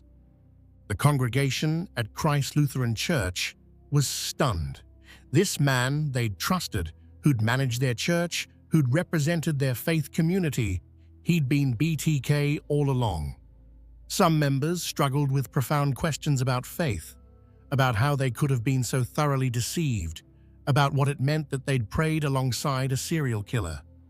Rader's co-workers reported feeling disturbed and betrayed. They'd worked alongside him for years, shared breaks with him, attended office parties with him. The code enforcement officer who measured grass and wrote parking tickets had murdered 10 people. The cognitive dissonance was overwhelming. During his interrogation and subsequent court proceedings, Rader was unnervingly cooperative and detailed in describing his crimes. He showed no genuine remorse, instead seeming almost proud of his ability to have hidden for so long. He explained his methods, his planning, his motivations with a clinical detachment that forensic psychologists found characteristic of psychopathic personality disorder. He spoke about his victims as though they were objects, projects he'd completed. He detailed his trolling process, how he'd search for potential victims, how he'd plan his attacks, how he'd relive the crimes through his souvenirs. On June 27, 2005, Rader pleaded guilty to 10 counts of first-degree murder. On August 18, 2005, he was sentenced to 10 consecutive life terms in prison, one for each of his confirmed victims. Kansas had no death penalty at the time his crimes were committed, so life imprisonment was the maximum sentence. He will never be eligible for parole. He is currently incarcerated at the El Dorado Correctional Facility in Kansas, where he will remain for the rest of his natural life. The BTK case represents one of the most disturbing examples of a serial killer successfully hiding in plain sight. For over 30 years, Dennis Rader maintained a completely normal public existence, while secretly being one of America's most brutal killers. His ability to compartmentalize, to separate his murderous activities from his daily life, allowed him to fool everyone around him: his family, his church, his community, his co-workers. When people think about serial killers, they often imagine someone who looks or acts obviously disturbed. But Dennis Rader looked like everyone's neighbor. He looked like a church leader. He looked like a typical middle-aged man living an ordinary life in the heartland of America. And that's precisely what made him so dangerous and so successful at evading capture for so long. The victims of BTK deserve to be remembered as more than just entries in a killer's ledger. Joseph Otero, age 38, was a loving father who'd brought his family to Wichita for better opportunities. Julie Otero, age 34, was a devoted mother who worked at the Coleman Company. Joseph Otero Jr., age 9, loved baseball and had his whole life ahead of him. Josephine Otero, age 11, was a bright student with a promising future. Catherine Bright, age 21, was starting her adult life with hopes and dreams. Shirley Vian, age 26, was a mother doing her best to raise 3 young children. Nancy Fox, age 25, was independent and hardworking. Maureen Hedge, age 53, was a kind neighbor. Vicky Weigel, age 28, was a talented pianist and mother. Dolores Davis, age 62, was a beloved grandmother in her community. They were people with families, hopes, dreams, and futures that Dennis Rader stole from them. Their names and their humanity must be remembered alongside the story of the man who killed them. John Wayne Gacy, the killer clown, next door. If Dennis Rader represents the mundane killer hiding in plain sight, the ordinary bureaucrat who happened to be a murderer, then John Wayne Gacy represents something even more disturbing. The beloved community figure, the charitable volunteer, the man who brought joy to children and sick people through his clown performances. Gacy was popular, well-liked, and respected in his community. He was also responsible for the deaths of 33 young men and boys, making him one of the most prolific serial killers in American history. John Wayne Gacy was born on March 17, 1942, in Chicago, Illinois, the second of 3 children born to John Stanley Gacy and Marion Elaine Robinson.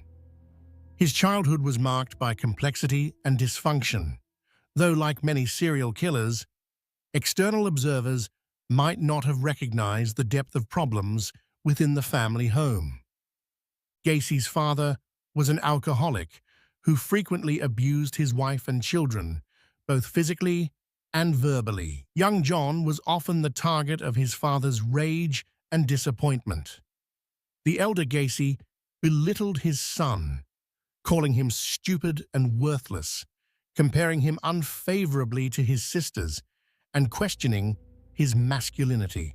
He would beat John with a leather strap for real or perceived infractions.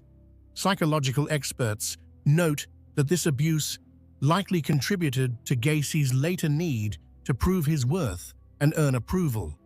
Though many people experience childhood abuse without becoming killers, and abuse does not excuse or fully explain criminal behavior. Despite these difficulties, Gacy worked hard to present a normal exterior. He was involved in extracurricular activities at school, worked various jobs as a teenager to contribute to the family finances, and seemed to be making efforts to build a stable life. He struggled with health issues, including a heart condition that would cause him to be hospitalized multiple times during his youth and would later exempt him from military service during the Vietnam War era. In 1964, at age 22, Gacy married Marlon Myers, whose father owned a chain of Kentucky Fried Chicken restaurants in Waterloo, Iowa. Gacy moved to Waterloo with his bride and began working for his father-in-law, managing one of the restaurants. He threw himself into community involvement, joining the Jaycees the Junior Chamber of Commerce, a civic organization for young professionals, and quickly becoming known as an enthusiastic volunteer and hard worker. He was elected vice president of the Waterloo Jaycees chapter and was named outstanding vice president of the organization in Iowa. He seemed to finally be building the kind of respectable life his father had always claimed he couldn't achieve. On the surface, Gacy appeared to be thriving. He and Marlin had 2 children, a son and daughter. He was successful in business, rising to manage multiple restaurant locations. He was active in community service, known for his dedication and work ethic. He was making something of himself. But beneath this successful exterior, Gacy was engaging in disturbing behavior. He had sexual encounters with teenage boys, sometimes employees at the restaurants he managed. He would ply them with alcohol and then commit sexual acts. In 1968, one of these encounters led to criminal charges when a teenage boy, the son of a fellow Jaycees member, reported that Gacy had sexually assaulted him. When the case went to trial, Gacy was convicted of sodomy and sentenced to 10 years in prison at the Iowa State Reformatory. Marlin divorced him while he was incarcerated, and he lost contact with his children.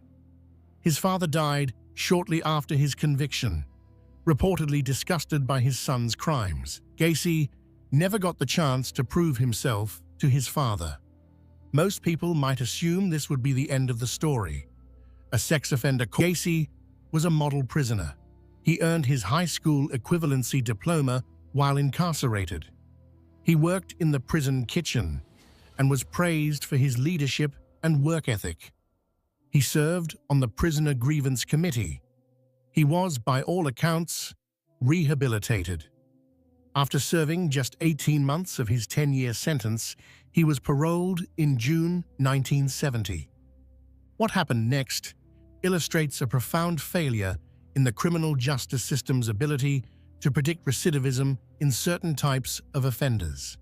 Gacy moved back to Chicago and started over. He reconnected with his mother and eventually moved to Norwood Park Township, a middle-class neighborhood on the northwest side of Chicago. In 1971, he bought a home at 8213 West Summerdale Avenue, a modest ranch-style house that would later become infamous. Gacy started a construction company, PDM Contractors, named for painting, decorating, and maintenance. He was skilled at construction work, having learned carpentry and other trades from his father, and quickly built a successful business. He hired teenage boys and young men to work for him, often recruiting from local high schools or targeting those from troubled backgrounds who might be less likely to be missed if they disappeared. He paid them fairly and treated them reasonably, though some would later report that he could be volatile and inappropriate. In 1972, Gacy married again. Carol Hoff was a divorcee with 2 young daughters. She'd known Gacy years earlier when they both worked at the same company, and when they reconnected after his release from prison, he seemed like a stable man who'd made a mistake in his youth but had turned his life around. They married in July 1972, and Gacy became a stepfather to Carol's daughters, presenting himself as a family man and provider. He became deeply involved in community activities. He joined the local Moose Club and other civic organizations.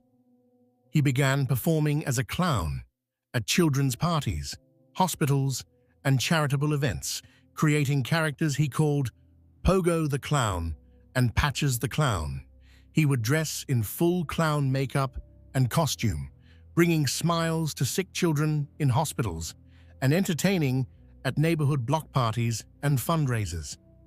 Gacy's clown performances made him well known in the community. People loved him. He was the generous guy who gave his time to make children happy, who volunteered for the Democratic Party, who organized fundraisers and community events. He was photographed with local politicians and civic leaders. In 1978, he even met First Lady Rosalind Carter at a Polish Constitution Day parade event in Chicago, where he was serving as director of the annual parade. The photograph of Gacy with the First Lady would later become one of the most shocking images associated with the case, a serial killer smiling alongside the wife of the President of the United States. But during this same period, John Wayne Gacy was also murdering young men and boys at a horrific rate. According to Gacy's later confession, his first murder as an adult occurred on January 3, 1972, in the early morning hours. Timothy McCoy was a 16-year-old who'd been traveling through Chicago by bus. Gacy encountered him at the Greyhound bus station, offered him a place to stay, and brought him to his Summerdale Avenue home. There, Gacy killed him. Gacy would later claim that Timothy had come at him with a knife and that he'd killed in self-defense, but investigators found no evidence to support this claim and believe it was another of Gacy's many lies. After this murder, Gacy realized something that would define his subsequent actions. He could kill and get away with it. The body could be hidden. The victim's disappearance wouldn't necessarily be connected to him. He could continue his normal life as if nothing had happened, and that's exactly what he did. Gacy developed a methodical approach to murder. He would target young men and boys, often those who worked for him or whom he met through his business or community activities. He would lure them to his house under various pretexts, offering work, showing them something, providing a place to stay, or sometimes simply inviting them to drink or party. Once there, he would gain control of them through trickery, force, or by offering them alcohol or drugs. Gacy would then incapacitate his victims, often by using what he called his handcuff trick. He'd claim to be showing them a magic trick or illusion where he could escape from handcuffs and would get them to allow him to put the cuffs on them. Once the victim was restrained, Gacy's true nature would emerge. He would commit sexual assault and eventually kill them, most often through strangulation, using a rope or board twisted by a stick, a method called garroting. The methodical nature of his crimes stood in stark contrast to his public persona as a community leader and entertainer. After each murder, Gacy faced the problem of body disposal. His solution was grimly practical and horrifyingly simple. He buried them under his house. The crawl space beneath his home became a graveyard. As the years went on and the body count increased, Gacy would dig new graves in his crawl space, sometimes even stacking bodies or digging up old graves to make room for new victims. Eventually, when the crawl space became too full, Gacy began disposing of bodies in other ways. He threw 4 victims into the Des Plaines River, but for the most part, the bodies of his victims were buried beneath his home, decomposing just feet below where he lived his normal life, where he hosted parties, where his wife and stepdaughters slept. During the period from 1972 to 1978, while Gacy was actively killing, his public life continued seemingly without any disruption. He entertained at parties as Pogo the Clown, bringing joy to children at birthday parties and hospital wards. He ran his successful construction business, completing jobs professionally and earning a good reputation. He supervised employees, attended political events, volunteered for community causes. He was, to all external appearances, a successful, generous, community-minded citizen. His wife, Carol, did eventually become suspicious of Gacy's behavior, though not of murder. She noticed strange smells in the house Gacy blamed it on moisture in the crawl space or problems with the plumbing. She noticed his strange hours, his volatile mood swings, and the fact that their sexual relationship had essentially ceased. She also discovered pornographic materials featuring young men hidden in the house. In March 1976, Carol and Gacy divorced, with Carol taking her daughters and leaving. Years later, she would express her relief that her daughters had not been harmed and her horror at discovering who Gacy truly was. She would say that she had no idea about the murders, and investigators found no evidence that she did. After the divorce, with no family living in the house with him, Gacy's killing accelerated. Without a wife to explain things to or hide things from, he had more freedom to act on his violent urges. The bodies continued to accumulate beneath his home, yet he continued his community involvement unabated. Gacy hosted elaborate annual summer parties at his home, inviting neighbors, political figures, business associates. These parties became well known in the neighborhood, with people looking forward to them each year. Guests would stand on the lawn, eating and drinking, socializing and laughing, with 29 bodies buried just below their feet. The cognitive dissonance of this, the friendly party happening literally above a mass grave, is almost incomprehensible. Neighbors on Summerdale Avenue thought Gacy was a bit odd. He could be volatile, and there were sometimes unpleasant smells around his property. Some young men were seen coming and going at odd hours, but mostly they saw him as a helpful neighbor, someone who'd plow snow from driveways or help with home repairs. He was familiar. He was part of the community. He certainly wasn't a serial killer. The investigation that would eventually catch Gacy began not with any of his earlier victims, but with his last. On December 11, 1978, 15-year-old Robert Piest told his mother he was going to meet with a contractor about a potential summer job. The contractor was John Wayne Gacy, who'd come into the pharmacy where Robert's mother worked to discuss a remodeling project. Robert was excited about the opportunity. He never came home. Robert's mother immediately reported him missing and mentioned that he'd been going to meet with Gacy. Unlike many of Gacy's previous victims, young men from troubled backgrounds, drifters, runaways, or those who might not be immediately missed, Robert Piest was a well-cared-for teenager from a stable, loving family.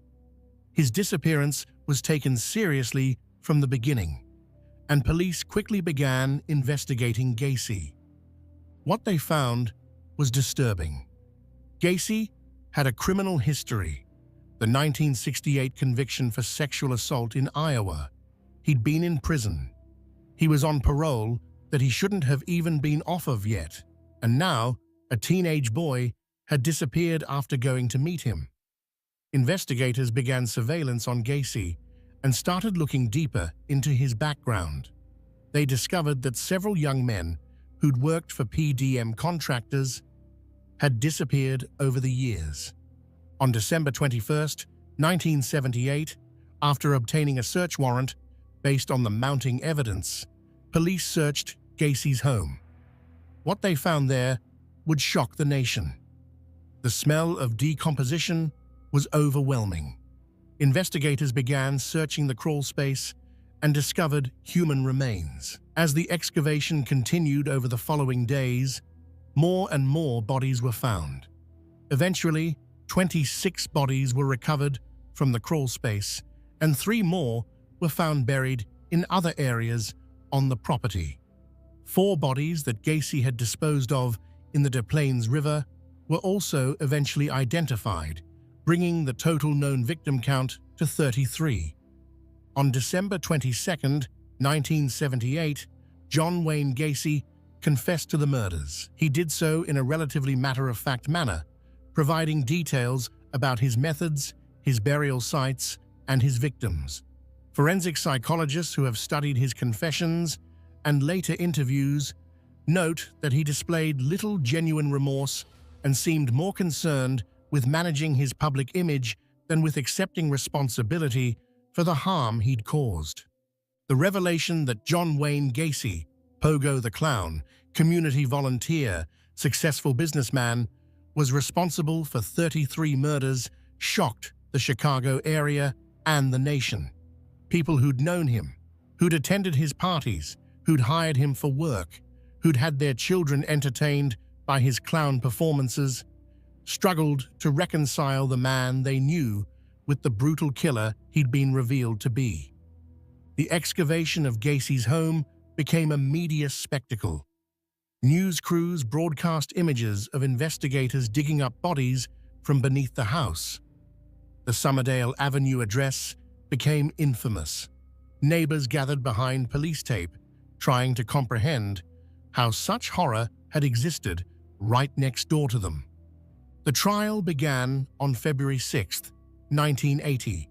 Gacy's defense attempted to argue that he was insane, that he suffered from multiple personality disorder, that he couldn't have been responsible for his actions. His lawyers presented psychiatric testimony suggesting that another personality named Jack Hanley had committed the murders while Gacy was unaware. But the prosecution presented overwhelming evidence of premeditation, planning, and rational behavior surrounding the murders. The prosecution argued that Gacy knew exactly what he was doing, that he was organized and calculating, and that he made conscious choices to kill repeatedly. The jury deliberated for less than 2 hours before finding Gacy guilty on all 33 counts of murder. On March 13, 1980, he was sentenced to death for 12 of the murders. He would spend the next 14 years on death row, during which time he gave numerous interviews, painted pictures, some of clowns, which would later be sold or destroyed, and continued to maintain his innocence despite his earlier confession. John Wayne Gacy was executed by lethal injection at Stateville Correctional Center in Crestwood, Illinois, on May 10, 1994, at 12:58 a.m. He was 52 years old. His last words were reported to be "kiss my ass." Even in death, he showed no genuine remorse for his crimes. Outside the prison, crowds gathered, some celebrating, some protesting the death penalty. His execution was seen by many as justice finally served for the 33 young men and boys whose lives he'd taken. After Gacy's execution, his house on Somerdale Avenue was demolished in April 1979, shortly after the bodies were removed. The lot remained empty for years, as no one wanted to buy property so thoroughly associated with horror. Eventually, a new house was built on the site, and a new family moved in, trying to establish normal life in a place that had been the setting for unspeakable crimes. The Gacy case represents perhaps the most extreme example of a serial killer successfully hiding in plain sight. He wasn't just maintaining a normal appearance, he was actively beloved by his community. Children loved Pogo the Clown. Neighbors appreciated his helpfulness. Politicians valued his volunteer work. Business associates found him reliable and skilled. The Democratic Party welcomed his participation in political events and fundraisers. And all the while, beneath his house, the bodies accumulated. 29 young men and boys buried in the crawl space, their decomposing bodies just feet below where parties were held, where guests socialized, where life went on as normal. The duality of Gacy's existence, beloved community figure by day, brutal killer by night, challenges our fundamental assumptions about how we identify dangerous people. If someone as active, public, and seemingly generous as John Wayne Gacy could be a serial killer, then our methods for identifying threats are fundamentally inadequate. The victims of John Wayne Gacy deserve to be remembered as individuals, not just statistics. Timothy McCoy, age 16, was traveling through Chicago with his whole life ahead of him. John Butkovich, age 17, worked for Gacy and disappeared in 1975. Daryl Sampson, age 18, was a high school student. Randall Reffett, age 15, vanished in 1976. Samuel Stapleton, age 14, was a junior high student. These young men had families who loved them, dreams they wanted to pursue, potential that was stolen from them. Some of Gacy's victims remain unidentified even today, their families perhaps still wondering what happened to their missing sons or brothers. Robert Piest, whose disappearance finally led to Gacy's capture, was 15 years old. He was a good student, close to his family, excited about a potential job opportunity. His mother never stopped looking for him, and her determination to find her son ultimately led to the investigation that brought Gacy down. The Piest family's persistence in pursuing answers when Robert disappeared demonstrates the importance of taking every missing person case seriously, regardless of the victim's background. Ted Bundy, the charming predator. Theodore Robert Bundy, born Theodore Robert Cowell on November 24, 1946, in Burlington, Vermont, would become one of the most infamous serial killers in American history. Unlike Rader or Gacy, Bundy's good looks, education, and charm made him seem like the last person who would be capable of murder. He was handsome, articulate, intelligent, and seemingly destined for a successful career in law or politics, and he confessed to murdering at least 30 young women, though investigators believe the actual number is higher, with estimates ranging up to 35 or more based on circumstantial evidence and unsolved cases from the areas where Bundy traveled. Bundy's early life was complicated by secrets and deception that psychological experts believe may have shaped his development, though, as always, difficult circumstances don't excuse behavior or determine outcomes. He was born to Eleanor Louise Cowell, an unmarried woman in the 1940s, a status that carried severe social stigma at the time. To avoid scandal, Bundy was raised in his grandparents' home in Philadelphia with the understanding that his grandparents were his parents and his mother was his older sister. He wouldn't learn the truth about his parentage until he was an adolescent, discovering the deception through a cousin, or possibly by finding his birth certificate. Accounts vary. His biological father's identity remains uncertain. His birth certificate lists Lloyd Marshall as his father, but this is believed to be false. His mother later married Johnny Bundy, and Theodore took his stepfather's surname. The family moved to Washington State when Ted was 4 years old, where young Ted grew up in what appeared to be a normal, middle-class environment in Tacoma. Bundy was intelligent and did well academically, though he was sometimes described as shy and less popular than his peers in his early school years. He attended the University of Washington, where he studied Chinese and later psychology. He was involved in politics, volunteering for Republican campaigns and working on political causes.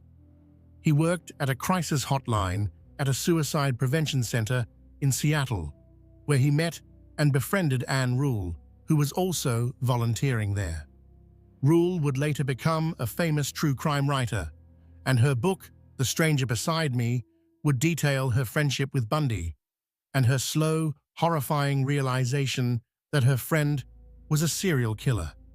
She would describe him as a good listener, someone who genuinely seemed to care about helping people in crisis, a testament to how convincing his mask was. Bundy appeared to be a young man with a bright future. He was studying law at the University of Utah, considering politics, and seemed to have the intelligence, charm, and ambition to succeed in whatever path he chose. Those who knew him described him as polite, well-spoken, and trustworthy.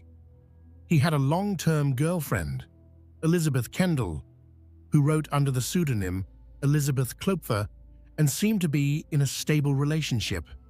But beneath this promising exterior, something far darker was developing.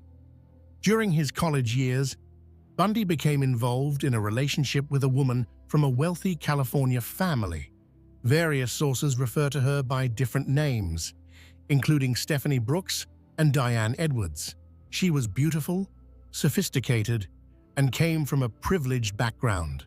Psychological experts have theorized that this relationship and its eventual end may have served as a catalyst for his later crimes, though Bundy himself provided contradictory explanations for his violence. The woman broke up with Bundy reportedly because she felt he lacked direction and ambition. This rejection occurred in 1968, and some psychologists believe it was a significant blow to Bundy's ego and may have contributed to his later targeting of women who resembled her. Though the reality is that while relationships can be difficult and even traumatic, they don't transform someone into a serial killer. That darkness must already exist. After this relationship ended, Bundy appeared to transform himself. He became more confident, more socially successful. He re-enrolled in law school.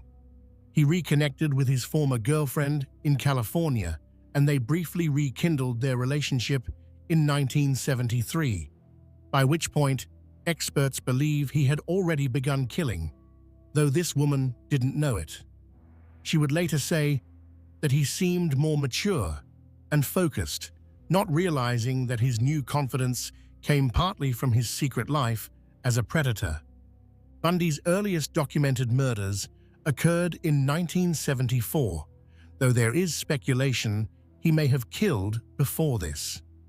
Investigators have suspected him in the 1961 disappearance of 8-year-old Anne-Marie Burr from her home in Tacoma, though Bundy consistently denied this, and no evidence has ever conclusively linked him to that case. What is certain is that by 1974, Bundy had begun a murder spree that would span multiple states and claim at least 30 confirmed victims. He developed a method that became his trademark. He would approach young women in public places, often college campuses or parks, pretending to be injured or in need of help. He might wear a fake cast on his arm or leg, or use crutches and ask for assistance, carrying books or loading items into his Volkswagen Beetle. The cast or injury made him seem harmless, even vulnerable.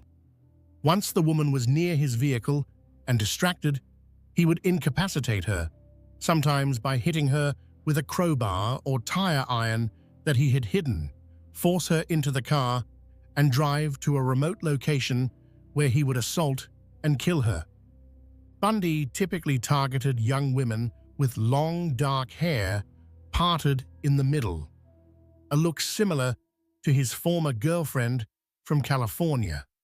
Psychological analysts have theorized that Bundy was symbolically murdering this woman over and over, though this remains speculation rather than confirmed fact, and Bundy himself gave different explanations at different times. Between 1974 and 1978, Bundy is confirmed to have killed at least 30 women across Washington, Oregon, Utah, Colorado, Idaho, and Florida. He would later admit that he frequently returned to disposal sites, engaging in acts of necrophilia, a behavior documented in his confessions to investigators and consistent with his need for continued control over his victims even after death.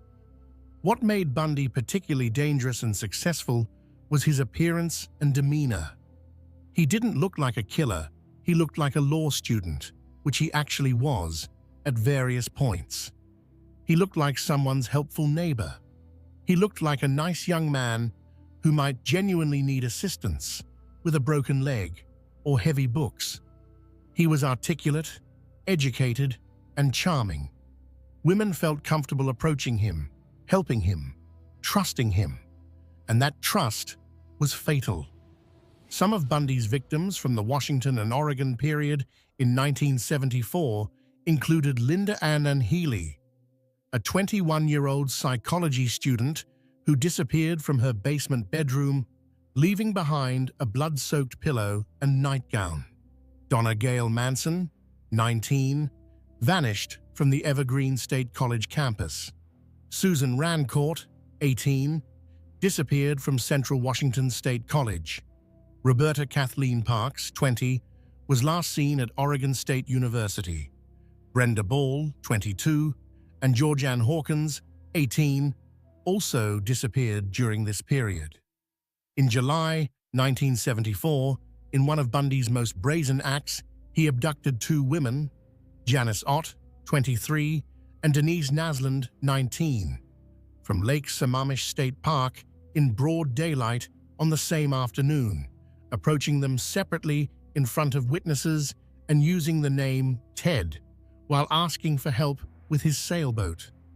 Bundy was arrested in Utah in August 1975 after a police officer stopped him for a traffic violation and found suspicious items in his car, including handcuffs, a crowbar, rope, and other items.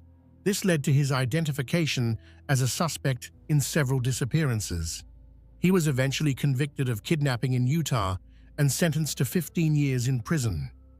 But in 1977, while being held in Colorado to face murder charges there, Bundy engineered a dramatic escape by jumping out of a courthouse window during a court recess. He was recaptured several days later. Then, in December 1977, he escaped again, this time from his jail cell, and made his way to Florida. In Florida, on January 15, 1978, Bundy attacked the Chi Omega sorority house at Florida State University in Tallahassee, committing what would be his most brutal and frenzied attack. He entered the sorority house around 3 a.m. and attacked 4 women in rapid succession. He killed Margaret Bowman, 21, and Lisa Levy, 20, and severely injured 2 other women who survived. The attack was savage and showed a loss of the control that had characterized his earlier crimes. 3 weeks later, on February 9, 1978, he abducted and murdered 12-year-old Kimberly Leach, taking her from her junior high school in Lake City, Florida. He was finally captured in Pensacola, Florida, on February 15, 1978, after a police officer recognized him from wanted posters and pulled him over for driving a stolen vehicle. In the car were credit cards belonging to women he'd attacked. His capture came not through brilliant detective work connecting his crimes, but through the luck of an observant officer recognizing him. The trials that followed became media sensations, partly because of Bundy's appearance and demeanor. He acted as his own attorney at times, displaying the intelligence and charm that had allowed him to kill for so long without being caught. He cross-examined witnesses, made legal arguments, and presented himself as a capable lawyer fighting against injustice. The courtroom proceedings were among the first to be televised nationally, and millions watched, fascinated as this handsome, articulate man defended himself against charges of brutal murder. Bundy even proposed to and married Carol Ann Boone, a former co-worker, during his trial, taking advantage of an obscure Florida law that considered a declaration of marriage in court before a judge to be legally binding. Boone would later give birth to a daughter conceived during conjugal visits that shouldn't have been allowed. This demonstrated Bundy's ability to manipulate and charm even while on trial for his life. On July 24, 1979, Bundy was convicted of the Chi Omega murders and sentenced to death. He was later convicted of murdering Kimberly Leach and received another death sentence. He would spend the next decade on death row, during which time he gave numerous interviews, confessed to murders, and continued to manipulate his image and control his narrative to the extent possible. As his execution date approached, Bundy began confessing to additional murders, providing details to investigators in a final attempt to delay his execution. He confessed to murders in Washington, Oregon, Utah, Colorado, and Idaho, giving information that allowed some families to finally learn what had happened to their missing daughters. However, he remained vague or misleading about certain details, and some of his confessions couldn't be fully verified. Theodore Robert Bundy was executed in Florida's electric chair at Florida State Prison in Rayford on January 24, 1989, at 7:16 a.m. Eastern Standard Time. He was 42 years old. His last words were reportedly directed at his attorney and a minister. "Jim and Fred, I'd like you to give my love to my family and friends."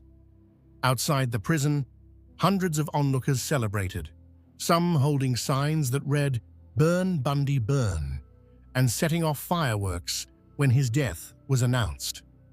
It was a macabre carnival atmosphere that reflected the intense public interest in and hatred of this killer who had seemed so normal, so trustworthy, so unlikely. The Bundy case represents a different form of hiding in plain sight than Rader or Gacy, where they maintained relatively ordinary appearances in their communities. Bundy was actively admired. He was good-looking, smart, and seemingly destined for success. He had worked at a suicide hotline, helping people in crisis. He had volunteered for political campaigns.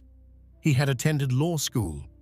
The gap between what he appeared to be and what he actually was created profound cognitive dissonance for everyone who knew him. Anne Rule, who had worked alongside him at the crisis hotline, struggled to reconcile the friendly, helpful young man she'd known with the brutal killer he was revealed to be.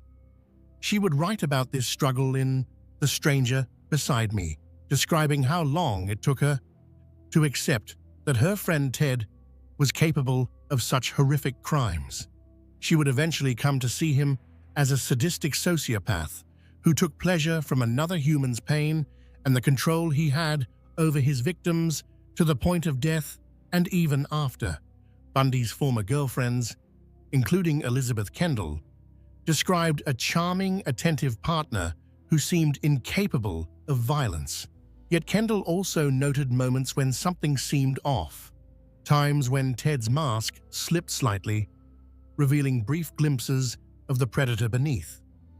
She eventually reported him to police as a possible suspect, though her report was initially dismissed because Bundy seemed so unlikely as a killer. The Bundy case taught law enforcement valuable lessons about how intelligent, organized killers can evade capture by maintaining a convincing normal appearance. It also highlighted how physical attractiveness and charm can serve as powerful camouflage, making it harder for both potential victims and investigators to recognize danger. The case contributed to the development of FBI profiling techniques and improved interjurisdictional cooperation in investigating serial crimes. The victims of Ted Bundy deserve to be remembered as individuals with their own stories, not just as victims in a notorious killer's legacy. They were daughters, sisters, students, professionals, each with their own dreams and potential. Linda Ann Healy was a 21-year-old psychology major and radio announcer. Donna Gail Manson, 19, was studying environmental studies. Susan Rancourt, 18, was a biology major. Kathy Parks, 20, was studying at Oregon State University. Brenda Ball, 22, was living independently and working. Georgianne Hawkins, 18, was a popular student at the University of Washington. Denise Nasland, 19, worked as a computer programmer. Janice Ott, 23, worked as a probation caseworker helping troubled youth. These women had families, ambitions, futures that Bundy destroyed. In Utah and Colorado, victims included Nancy Wilcox, 16, Melissa Smith, 17, Laura Aim, 17, Debbie Kent, 17, Karen Campbell, 23, Julie Cunningham, 26, Denise Oliverson, 25, Lynette Culver, 12, and Susan Curtis, 15. In Florida, Margaret Bowman, 21, Lisa Levy, 20, and Kimberly Leach, 12, lost their lives. Each of these women and girls deserved long lives, the opportunity to accomplish their goals, to love and be loved, to contribute to the world. Bundy stole all of that from them, and their memory deserves to be honored. Gary Ridgway, the Green River Killer. Gary Leon Ridgway was born on February 18, 1949, in Salt Lake City, Utah. He would become known as the Green River Killer and would eventually plead guilty to 49 murders, making him one of the most prolific, confirmed serial killers in United States history. Ridgway claimed the number was higher, somewhere between 65 and 80 victims, though the actual count remains unverified, and investigators believe his higher estimates may be exaggerated. What makes Ridgway's case particularly relevant to our discussion is how utterly ordinary he was, how completely he blended into normal working-class life while committing horrific crimes for over 2 decades. Ridgway grew up in what became SeaTac, Washington, near Seattle. His childhood was marked by dysfunction and difficulty. His mother was reportedly domineering and had a volatile relationship with young Gary. He struggled in school, with an IQ measured around 82, placing him in the dull normal range of intelligence. He had difficulty with reading and often felt inadequate compared to his peers. He wet the bed until his teens, which his mother reportedly humiliated him about, making him wash his own sheets, and sometimes punishing him publicly. He graduated from high school with poor grades. He enlisted in the Navy in the late 1960s and served during the Vietnam War period, though he saw no combat. After his military service, Ridgway returned to Washington and began working for the Kenworth Truck Company as a painter in the truck factory. He would hold this job for over 30 years, from 1969 until his arrest in 2001, becoming a long-term, reliable employee. Co-workers described him as quiet, somewhat slow, but dependable. He showed up on time, did his job, and didn't cause trouble. In other words, he was forgettable, exactly the kind of person who could commit murder without drawing suspicion. Ridgway was married 3 times during his killing years. His first marriage to Claudia Barrows lasted from 1970 to 1972. His second marriage to Marcia Brown lasted from 1973 to 1981. His wives knew him as a man with a strong sex drive and some unusual habits, but nothing that clearly suggested he was a murderer. His second wife, Marcia, would later describe finding unusual items in their home, women's jewelry and clothing that didn't belong to her, but she'd convinced herself there must be innocent explanations. His third wife, Judith Mawson, whom he married in 1988, claimed she had no suspicions until his arrest. Judith would later write a book about her experience, describing a man who seemed devoted to her, who read the Bible with her, who appeared to be a normal husband. She stated that she didn't watch the news and wasn't aware of the Green River Killer case, despite living in the area where it was occurring. When Ridgway was arrested in 2001, Judith was completely shocked, unable to reconcile the man she'd lived with for over a decade with the serial killer he actually was. Ridgway attended church regularly and read the Bible frequently. He would later admit that his religious practices were part of his attempt to control his urges to kill, though they were unsuccessful. He also admitted that he sometimes cried after killing because he knew what he was doing was wrong, yet he couldn't stop himself. This admission, however, should be viewed skeptically. Many serial killers claim remorse or lack of control when it serves their interests. Ridgway targeted sex workers and vulnerable young women, many of them runaways or those struggling with addiction. He would pick them up along the Pacific Highway South, also known as the SeaTac Strip, an area known for prostitution, near the Seattle-Tacoma International Airport. Ridgway claimed that he targeted sex workers because, in his words, he both desired and despised them. He stated that he knew they would be easy victims because they got into cars with strangers. They might not be immediately reported missing, and their cases might not be investigated as vigorously as other missing persons. Experts note this explanation is self-serving and designed to make his crimes seem calculated rather than revealing any genuine emotional complexity. His method was brutally simple and consistent. He would pick up women, often engaging their services as a prostitute, take them to secluded areas, sometimes his home, his truck, or wooded locations, and kill them, usually through strangulation.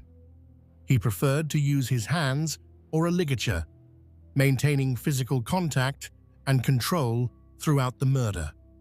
After killing them, he would dispose of their bodies in wooded areas around King County, often in clusters, returning later to have sex with the decomposing remains. The desecration of his victims' bodies revealed the depth of his depravity and his need for control that extended even beyond death. The first victims attributed to the Green River Killer were found in 1982. Between July and August of that year, 5 bodies were discovered in or near the Green River in King County, Washington, giving the killer his nickname. The bodies of Wendy Lee Caulfield, 16, Deborah Lynn Bonner, 23, Marsha Faye Chapman, 31, Opal Charmaine Mills, 16, and Cynthia Jean Hines, 17, were all found in the river or on its banks during this period. Over the next several years, more bodies were discovered in wooded areas around Seattle, and the body count continued to rise. Clusters of remains were found in areas like Star Lake, the SeaTac Airport vicinity, and along Highway 18 and Interstate 90. The pattern suggested a single killer who was very familiar with the area and was methodically disposing of bodies in locations where they would be found eventually, but not immediately. The Green River Task Force was established in 1984 to investigate the killings. At its peak, it was one of the largest serial killer investigations in American history, with dozens of detectives working full-time on the case. They interviewed thousands of suspects, including Gary Ridgway. Ridgway first came to police attention in 1982 when he was stopped by police while he was in his truck with a sex worker. This was noted but didn't lead to arrest. In 1983, the boyfriend of victim Marie Malvar followed a truck he believed had picked her up to a house in Des Moines, Washington, Ridgway's house. Police questioned Ridgway, but he denied involvement. In 1984, investigators gave Ridgway a polygraph test regarding the murders. He passed the test, and investigators moved on to other suspects. This false negative on the polygraph test would prove to be a critical error that allowed Ridgway to continue killing for years. In 1987, investigators collected a saliva sample from Ridgway as part of their investigation, but DNA technology at the time wasn't advanced enough to make use of it effectively. The sample sat in evidence for years while Ridgway continued to kill. Ridgway's killing slowed significantly after he married his third wife, Judith, in 1988. He would later claim that he truly loved Judith and that his marriage to her reduced his violent urges. Of his 49 confirmed victims, only 3 were killed after his marriage to Judith. Whether this was due to emotional factors, increased difficulty in hiding his activities from a spouse, or simply the natural progression of his aging and declining drive, remains unclear. By the late 1990s, the Green River killings had apparently stopped. The task force was reduced in size. The case went cold. But advances in DNA technology would eventually break it open. In 2001, Detective Dave Reichert, who had been involved in the Green River case since the beginning and had risen to become Sheriff of King County, ordered a review of old evidence using new DNA techniques. They tested the saliva sample taken from Ridgway in 1987 against DNA collected from 4 of the earliest Green River killer victims: Opal Mills, Marsha Chapman, Cynthia Hines, and Carol Christensen. The DNA was a match. On November 30th, 2001, Gary Ridgway was arrested at his workplace at Kenworth Truck Company, where he'd worked for over 30 years. Co-workers were shocked. This quiet, unremarkable man they'd worked alongside for decades was the Green River killer? It seemed impossible. Ridgway had always been so normal, so ordinary, so forgettable. During interrogation, faced with overwhelming DNA evidence, Ridgway began to confess. Over several months of interviews with investigators, he would eventually provide detailed information about 48 murders. In exchange for avoiding the death penalty, Ridgway agreed to plead guilty to all murders for which he could provide verifiable information and to help investigators locate remaining victims and bring closure to families. The confession tapes are chilling in their matter-of-fact tone. Ridgway spoke about his victims as though they were objects. He said things like, "I killed so many women, I have a hard time keeping them straight," and admitted he didn't even know most of their names. He said, "Most of the time, I killed them the first time I met them, and I do not have a good memory for their faces." He explained his targeting of sex workers by saying, "I picked prostitutes because I thought I could kill as many of them as I wanted without getting caught." On December 18th, 2003, Gary Ridgway was sentenced to 48 consecutive life sentences without the possibility of parole. In 2011, he pleaded guilty to a 49th murder after remains were identified as belonging to Rebecca Marrero, whom he'd killed in 1982. He received another life sentence. Recent developments in the case have continued to bring closure to families. In December 2023, authorities confirmed that remains found in 1985 and known as Bones 17 belonged to 15-year-old Lori Ann Razpotnik, who had run away from home in 1982. In January 2024, authorities confirmed that the last remaining unidentified set of remains linked to Ridgway belonged to 16-year-old Tammy Lyles, whose partial remains had been identified as early as 1988, but whose full identification took decades. In March 2025, court documents revealed that Ridgway was briefly transferred from Washington State Penitentiary to King County Jail in September 2024. to assist investigators in locating additional remains. Authorities have not disclosed whether this effort was successful, stating only that involved cases remain open. Ridgway currently resides at the Washington State Penitentiary in Walla Walla, where he will remain for the rest of his life. He is now 76 years old and in failing health. The Ridgway case illustrates how a killer who is completely unremarkable, even somewhat slow and unimpressive, can successfully evade capture for decades. Ridgway wasn't charming like Bundy. He wasn't active in his community like Gacy or Rader. He was simply ordinary to the point of being forgettable. He went to work, came home, lived a quiet life.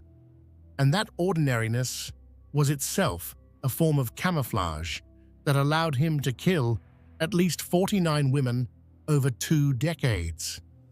His wives struggled with profound questions after his arrest.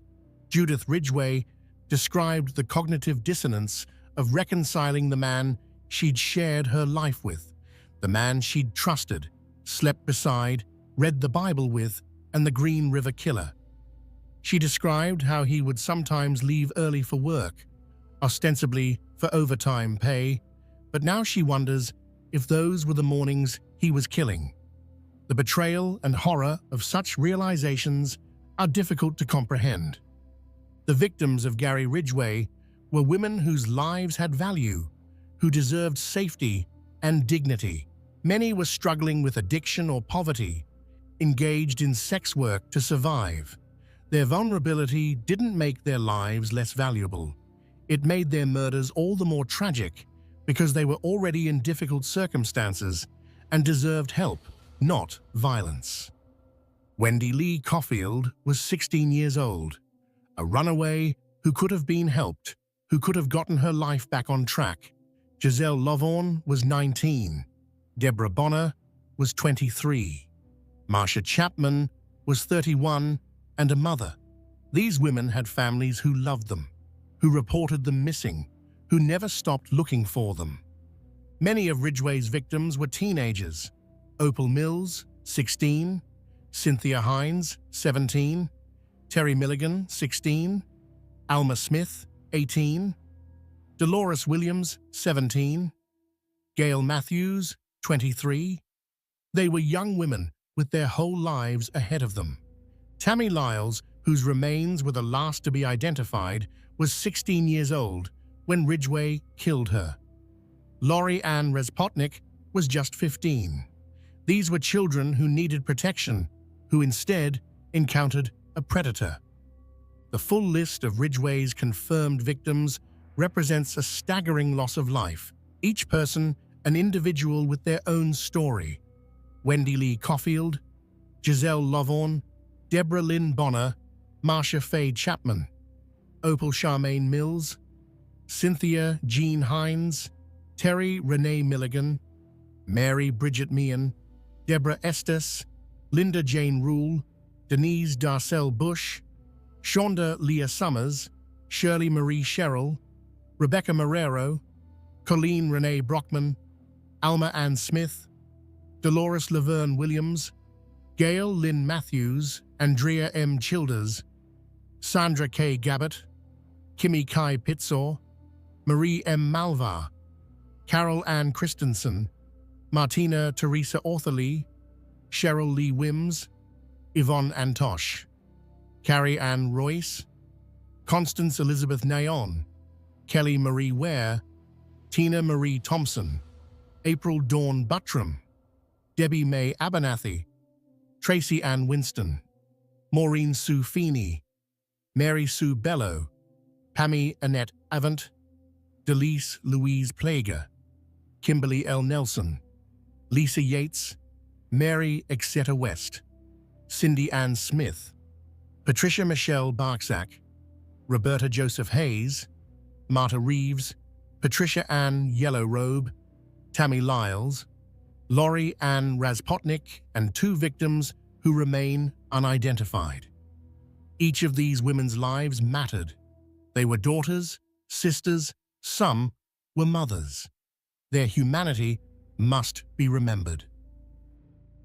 Israel Keyes, the methodical predator. If the previous cases represent killers who maintained normal appearances in specific communities, Israel Keyes represents something even more chilling. A killer who meticulously planned to be nearly impossible to catch, who had no consistent victim type, no geographic focus, no discernible pattern. Keyes was perhaps the most methodical and calculating serial killer of the modern era, and he successfully hid in plain sight by ensuring that no one could connect his crimes to him or to each other. Israel Keyes was born on January 7, 1978, in Richmond, Utah. Some sources say Cove, Utah, the second of 10 children born to Heidi Hackinson and John Jeffrey Keyes. His family moved frequently during his childhood, living in various locations before eventually settling in the isolated area of Colville, Washington, in a remote cabin with no electricity or running water. The family was deeply religious, adhering to fundamentalist Christian beliefs associated with the Christian identity movement, and the children were homeschooled in isolation from mainstream society. As a teenager, Keyes exhibited disturbing behavior that should have been warning signs. He was known to be cruel to animals, killing and torturing creatures he found in the woods. He broke into neighbors' homes, stealing items, and sometimes vandalizing property. But these behaviors didn't result in serious legal consequences or intervention that might have prevented his later crimes. By his late teens, Keyes had rejected his family's religious beliefs and declared himself an atheist, causing a significant rift with his family. This rejection of their ideology seemed to remove what little moral framework he might have had. In July 1998, at age 20, Keyes enlisted in the United States Army. He served from 1998 to 2001, including time stationed in Egypt and at Fort Lewis in Washington state. His military service was unremarkable. He achieved the rank of specialist and received an honorable discharge. Nothing about his military record suggested the darkness that lay beneath. His service gave him training, discipline, and experience that he would later apply to his crimes. After leaving the military, Keyes moved around the United States before eventually settling in Alaska in 2007. He had a daughter with a girlfriend, and by all accounts, he was a devoted father who loved his child deeply. This genuine love for his daughter seems to have been one of the few authentic emotions Keyes experienced, and he would later express concern about how his crimes would affect her. Keyes worked as a handyman and contractor, eventually starting his own business, Keyes Construction, in Alaska. He was reliable, skilled, and professional. Clients trusted him with keys to their homes, with access to their properties while they were away, with intimate details of their lives and security systems. He seemed like exactly the kind of honest, hard-working contractor everyone hopes to find. But during this same period, Israel Keyes was committing murders, bank robberies, arsons, burglaries, and other crimes across the United States, and he was doing so in a way specifically designed to prevent law enforcement from ever connecting the dots or identifying him as the perpetrator. Keyes had studied other serial killers extensively. He read about famous cases, understood how they'd been caught, and learned from their mistakes. He understood the methods law enforcement used to track and profile serial offenders, and he structured his crimes specifically to defeat those methods. Most serial killers have patterns that eventually lead to their capture. They target a specific type of victim. They operate in a specific geographic area. They use consistent methods.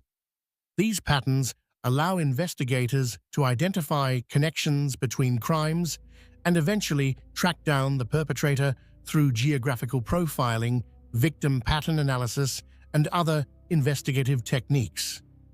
Keyes deliberately avoided all patterns. He had no consistent victim type. He killed both men and women of various ages and backgrounds. He didn't operate in any specific geographic region. He traveled thousands of miles between crimes, flying to different parts of the country to commit murders far from where he lived.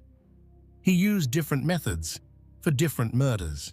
He was specifically trying to be unprofilable, untrackable, impossible to catch through traditional investigative methods. His planning was meticulous and demonstrated extremely long-term thinking. Years before committing murders, Keyes would travel to different parts of the country and bury kill kits in remote locations. These kits contained weapons, tools, restraints, cash, and other items he might need to commit crimes. He would carefully document the locations and later retrieve the kits when he was ready to kill. This meant he could fly to a region where he had a kill kit buried, rent a car using cash and possibly fake identification, drive to a random location, select a victim he'd never seen before, commit the crime using tools that couldn't be traced to him, and then disappear back to Alaska.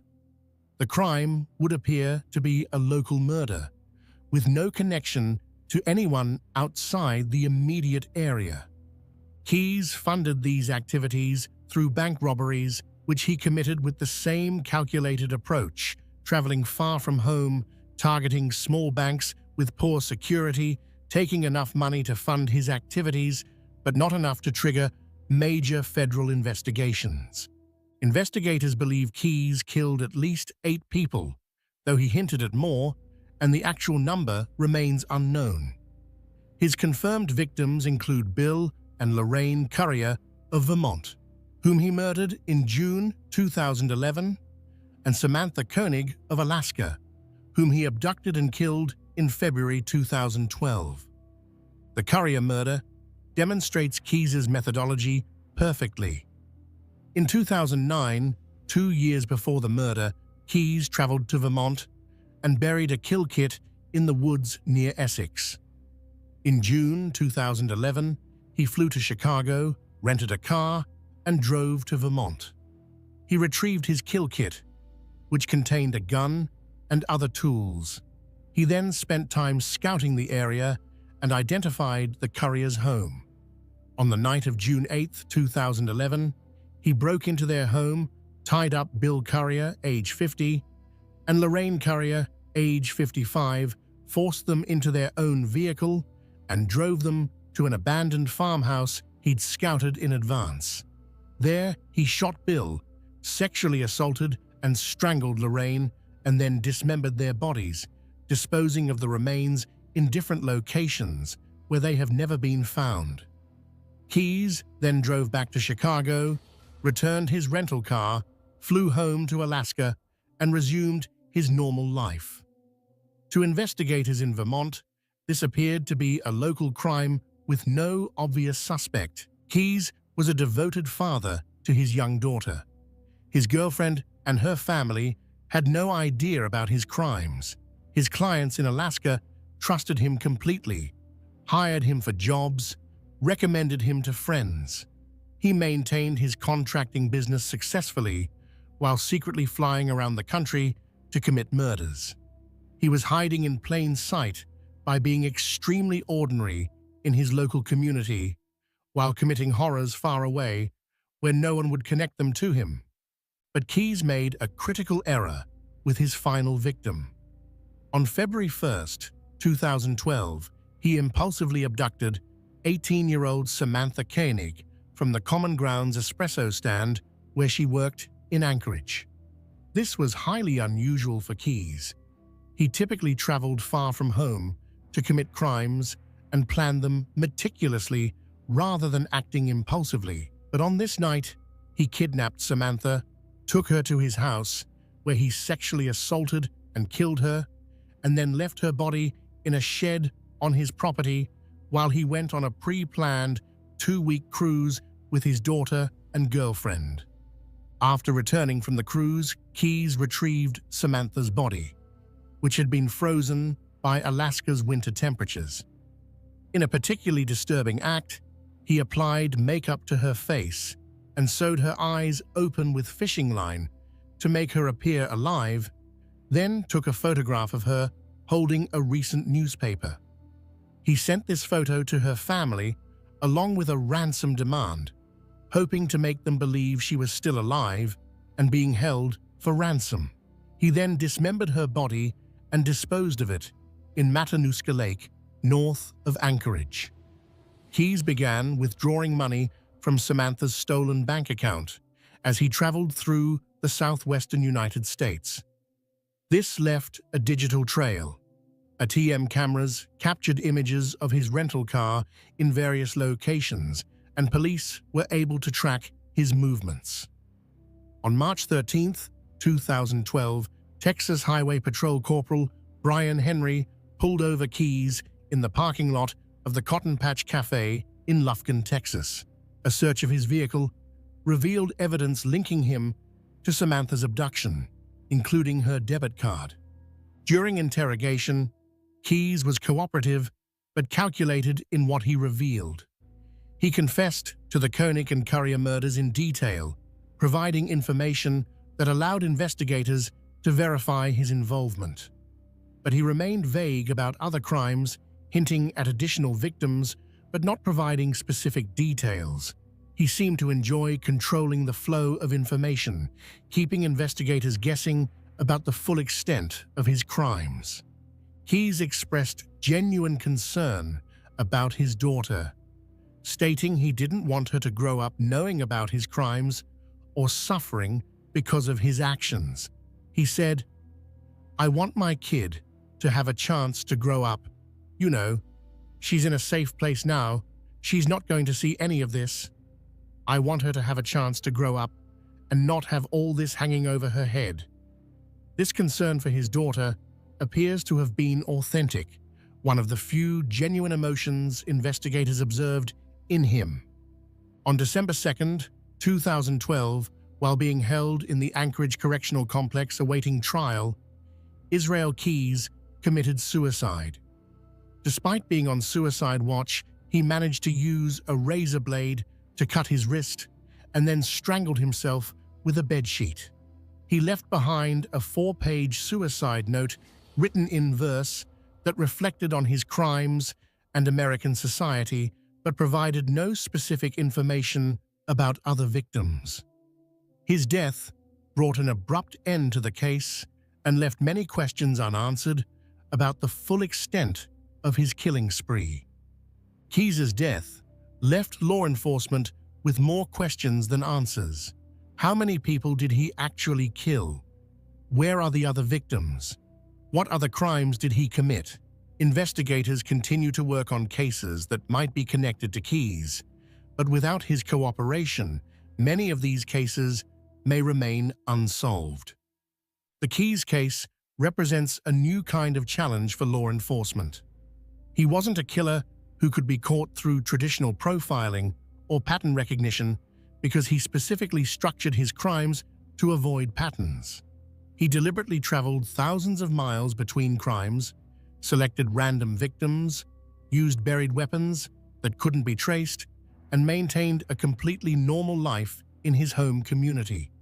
He hid in plain sight, not by being a beloved community figure or a church leader, but by being so methodical and calculated that his crimes couldn't be connected to him.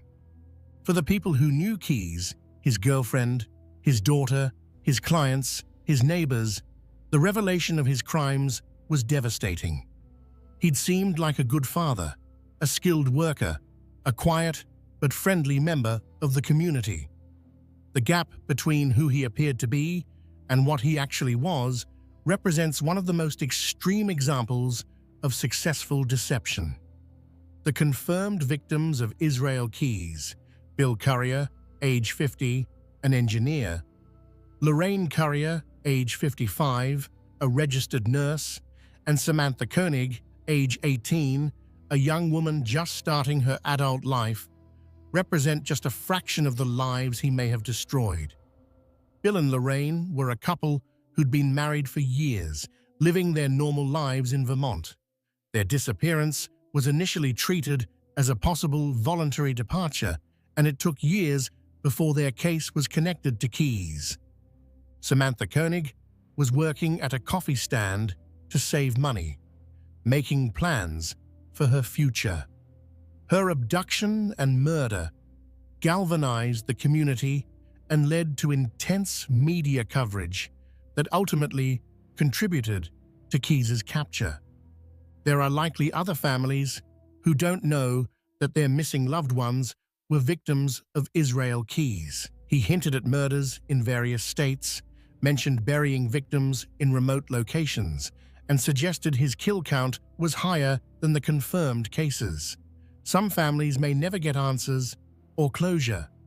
Keyes' ability to hide his crimes through methodical planning and geographic dispersal represents a nightmare scenario for law enforcement. A killer who specifically studies how to avoid detection and implements those strategies with military precision and complete lack of remorse. The science behind the mask. Understanding how these killers successfully hid in plain sight requires examining the intersection of psychology, neuroscience, and social dynamics. Researchers have made significant progress in understanding the mechanisms that allow such extreme deception. From a neurological perspective, studies using brain imaging technology have revealed differences in the brains of individuals with psychopathic traits compared to normal populations. The amygdala, which processes emotions like fear and empathy, often shows reduced activity in individuals with psychopathic personality disorder. The prefrontal cortex, which governs impulse control, decision-making, and planning, may show unusual patterns of activation. The ventromedial prefrontal cortex, associated with moral reasoning and emotional regulation, may function differently. Research published in journals like the Archives of General Psychiatry has shown that psychopathic individuals may process emotional information differently at a neural level. When shown images designed to elicit empathic responses, such as people in pain, their brains don't show the same activation patterns as non-psychopathic individuals. This suggests that their lack of empathy isn't just a choice or character flaw, but may have a biological component. However, experts emphasize that brain differences don't excuse behavior or remove responsibility. Many people with neurological variations never commit crimes. The brain differences may create predispositions or make certain behaviors easier, but choices and actions remain the individual's responsibility. Furthermore, not all violent criminals show these brain differences, and not all people with these brain differences become violent. From a psychological standpoint, the concept of compartmentalization is central to understanding how killers maintain their facades. Compartmentalization is a defense mechanism where contradictory thoughts, feelings, or activities are kept separate to avoid psychological discomfort. Clinical psychologists note that everyone uses compartmentalization to some degree. We might keep work stress separate from family time, for instance. But for serial killers like Rader, Gacy, Bundy, Ridgway, and Keyes, compartmentalization becomes extreme. Forensic psychologists describe this as creating entirely separate psychological spaces for their murderous activities and their normal lives.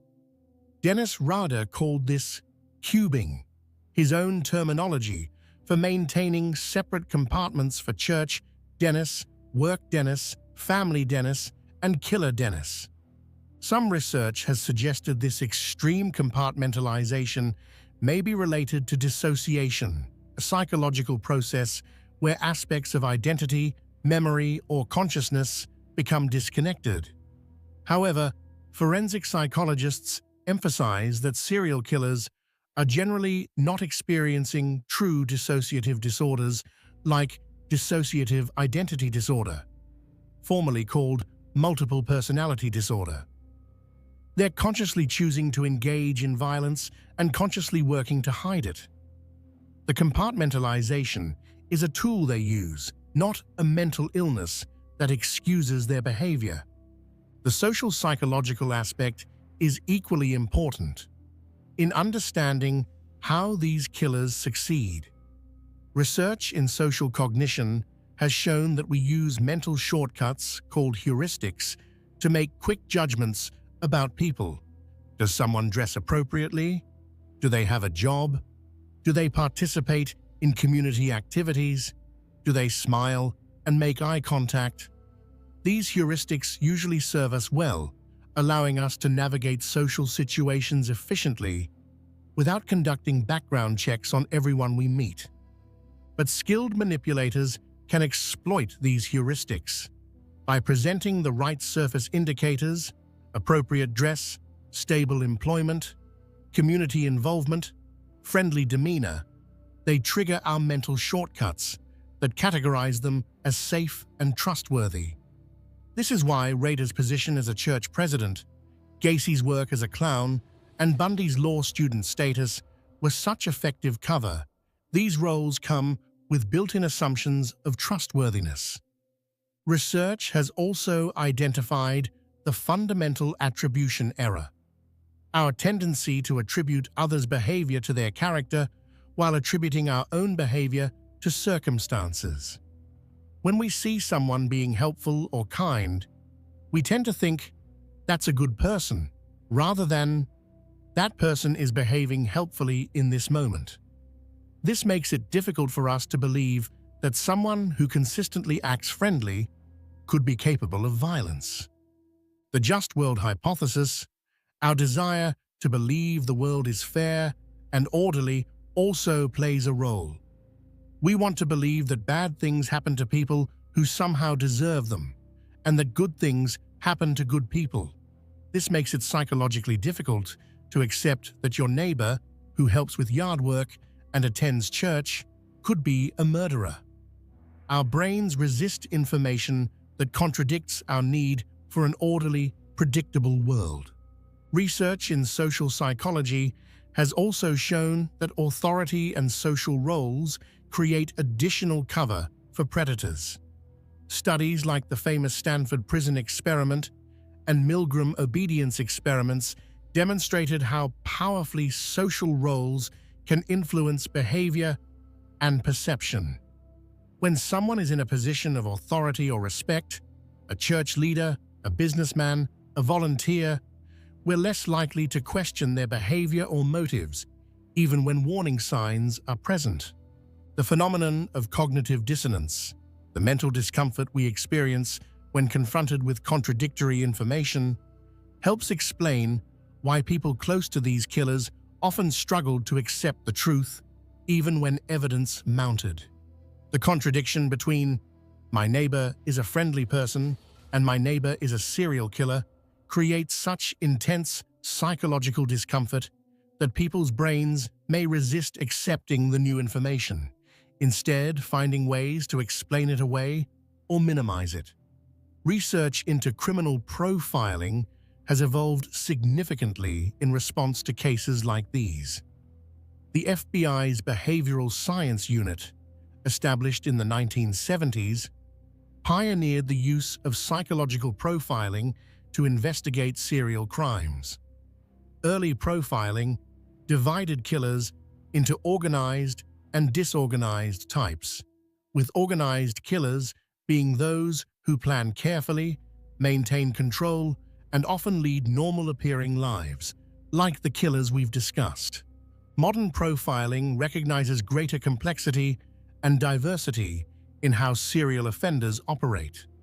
Research published in journals like the Journal of Forensic Sciences has refined our understanding of different offender types, motivational structures, and behavioral patterns. Investigators now recognize that there's no single serial killer type and that skilled offenders will deliberately structure their behavior to avoid fitting expected patterns, as Israel Keyes did. Forensic psychology has also advanced in understanding the motivation structures of serial killers. While popular culture often focuses on sexual motivations, research suggests that power, control, and domination are more central to many serial killers' psychology than sexual gratification per se. The sexual component, when present, is often more about exerting power than about desire or pleasure. The FBI's creation of the Violent Criminal Apprehension Program, VICAP, in 1985 was a direct response to cases of killers who operated across jurisdictions. VICAP is a database that allows law enforcement agencies to enter information about violent crimes and search for patterns that might connect cases across different locations. This system might have caught someone like Israel Keyes earlier by connecting seemingly unrelated murders across state lines. Advances in forensic science have dramatically improved law enforcement's ability to investigate and solve these crimes. DNA technology has been revolutionary. Gary Ridgway was caught because DNA techniques that didn't exist when he first came under suspicion in the 1980s were able to match his DNA to evidence from victims in 2001. Similarly, DNA evidence has been used to solve cold cases and connect crimes that seemed unrelated. Digital forensics has become equally important. Dennis Rader was caught partly because metadata on a floppy disk led investigators to him. Modern killers leave digital footprints through cell phone records, internet searches, GPS data, ATM cameras, and countless other sources that didn't exist for earlier generations of offenders. However, significant challenges remain in detecting and stopping serial killers who successfully hide in plain sight. The balance between civil liberties and public safety is delicate. We can't investigate everyone who seems slightly unusual or intrude into private lives without cause. The freedoms that make democratic society possible also create spaces where predators can operate. Resource limitations affect investigation quality. Many law enforcement agencies, particularly in smaller jurisdictions, lack the resources to conduct extensive investigations of every suspicious circumstance. This means some warning signs may not be pursued as thoroughly as they should be. The need for better communication and cooperation between jurisdictions remains crucial. Israel Keyes specifically exploited the fact that law enforcement agencies in different states often don't communicate effectively about crimes. Breaking down these barriers, sharing information more readily, and looking for connections across geographic boundaries are essential for catching mobile offenders.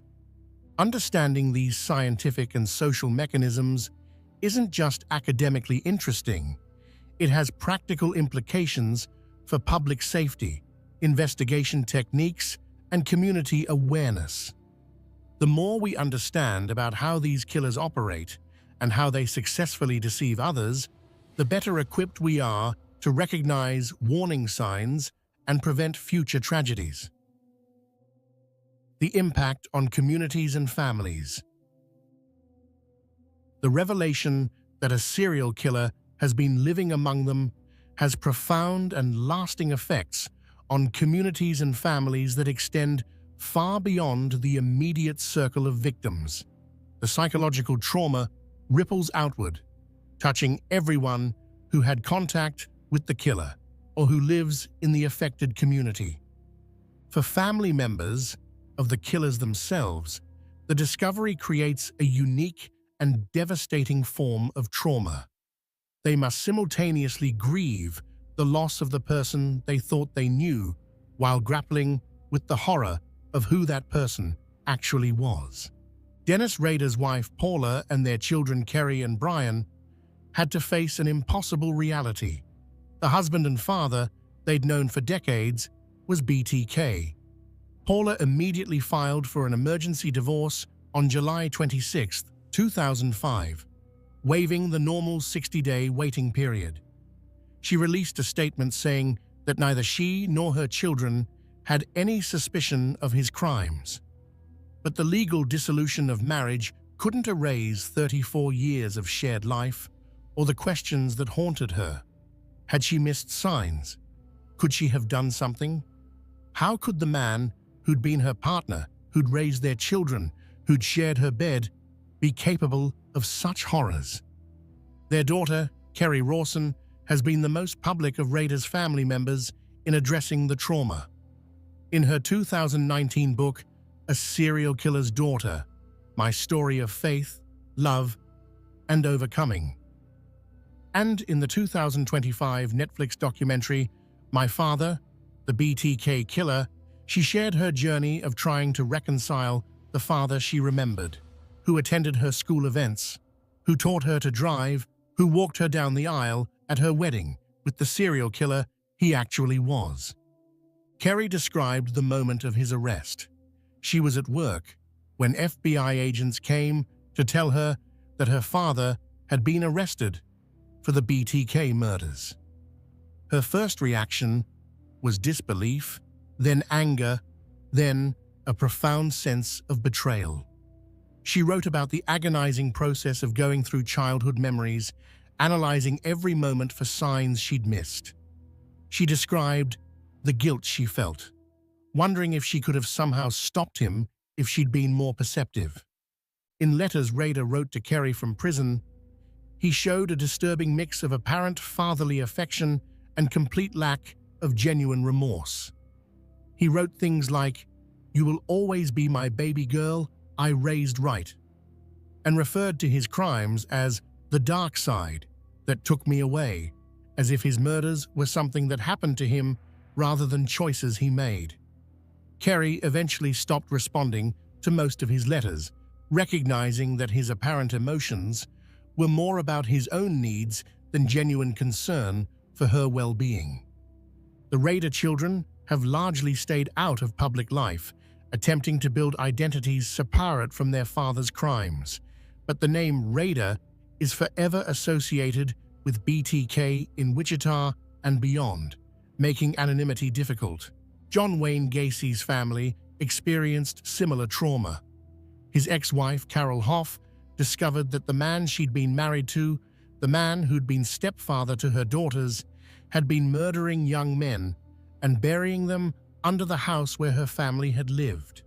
She expressed profound relief that her daughters hadn't been harmed, but struggled with questions about how she'd missed the signs. She'd noticed strange smells, unusual behavior, evidence that something was wrong, but she'd never imagined murder. Gacy's mother and sister also struggled to reconcile the family member they'd known with the killer revealed in court. His mother maintained until her death that she believed there was some mistake, that the John she knew couldn't have done these things. This denial, while psychologically understandable, prevented her from fully accepting reality. Ted Bundy's long-term girlfriend, Elizabeth Kendall, wrote about her experience in The Phantom Prince, My Life with Ted Bundy.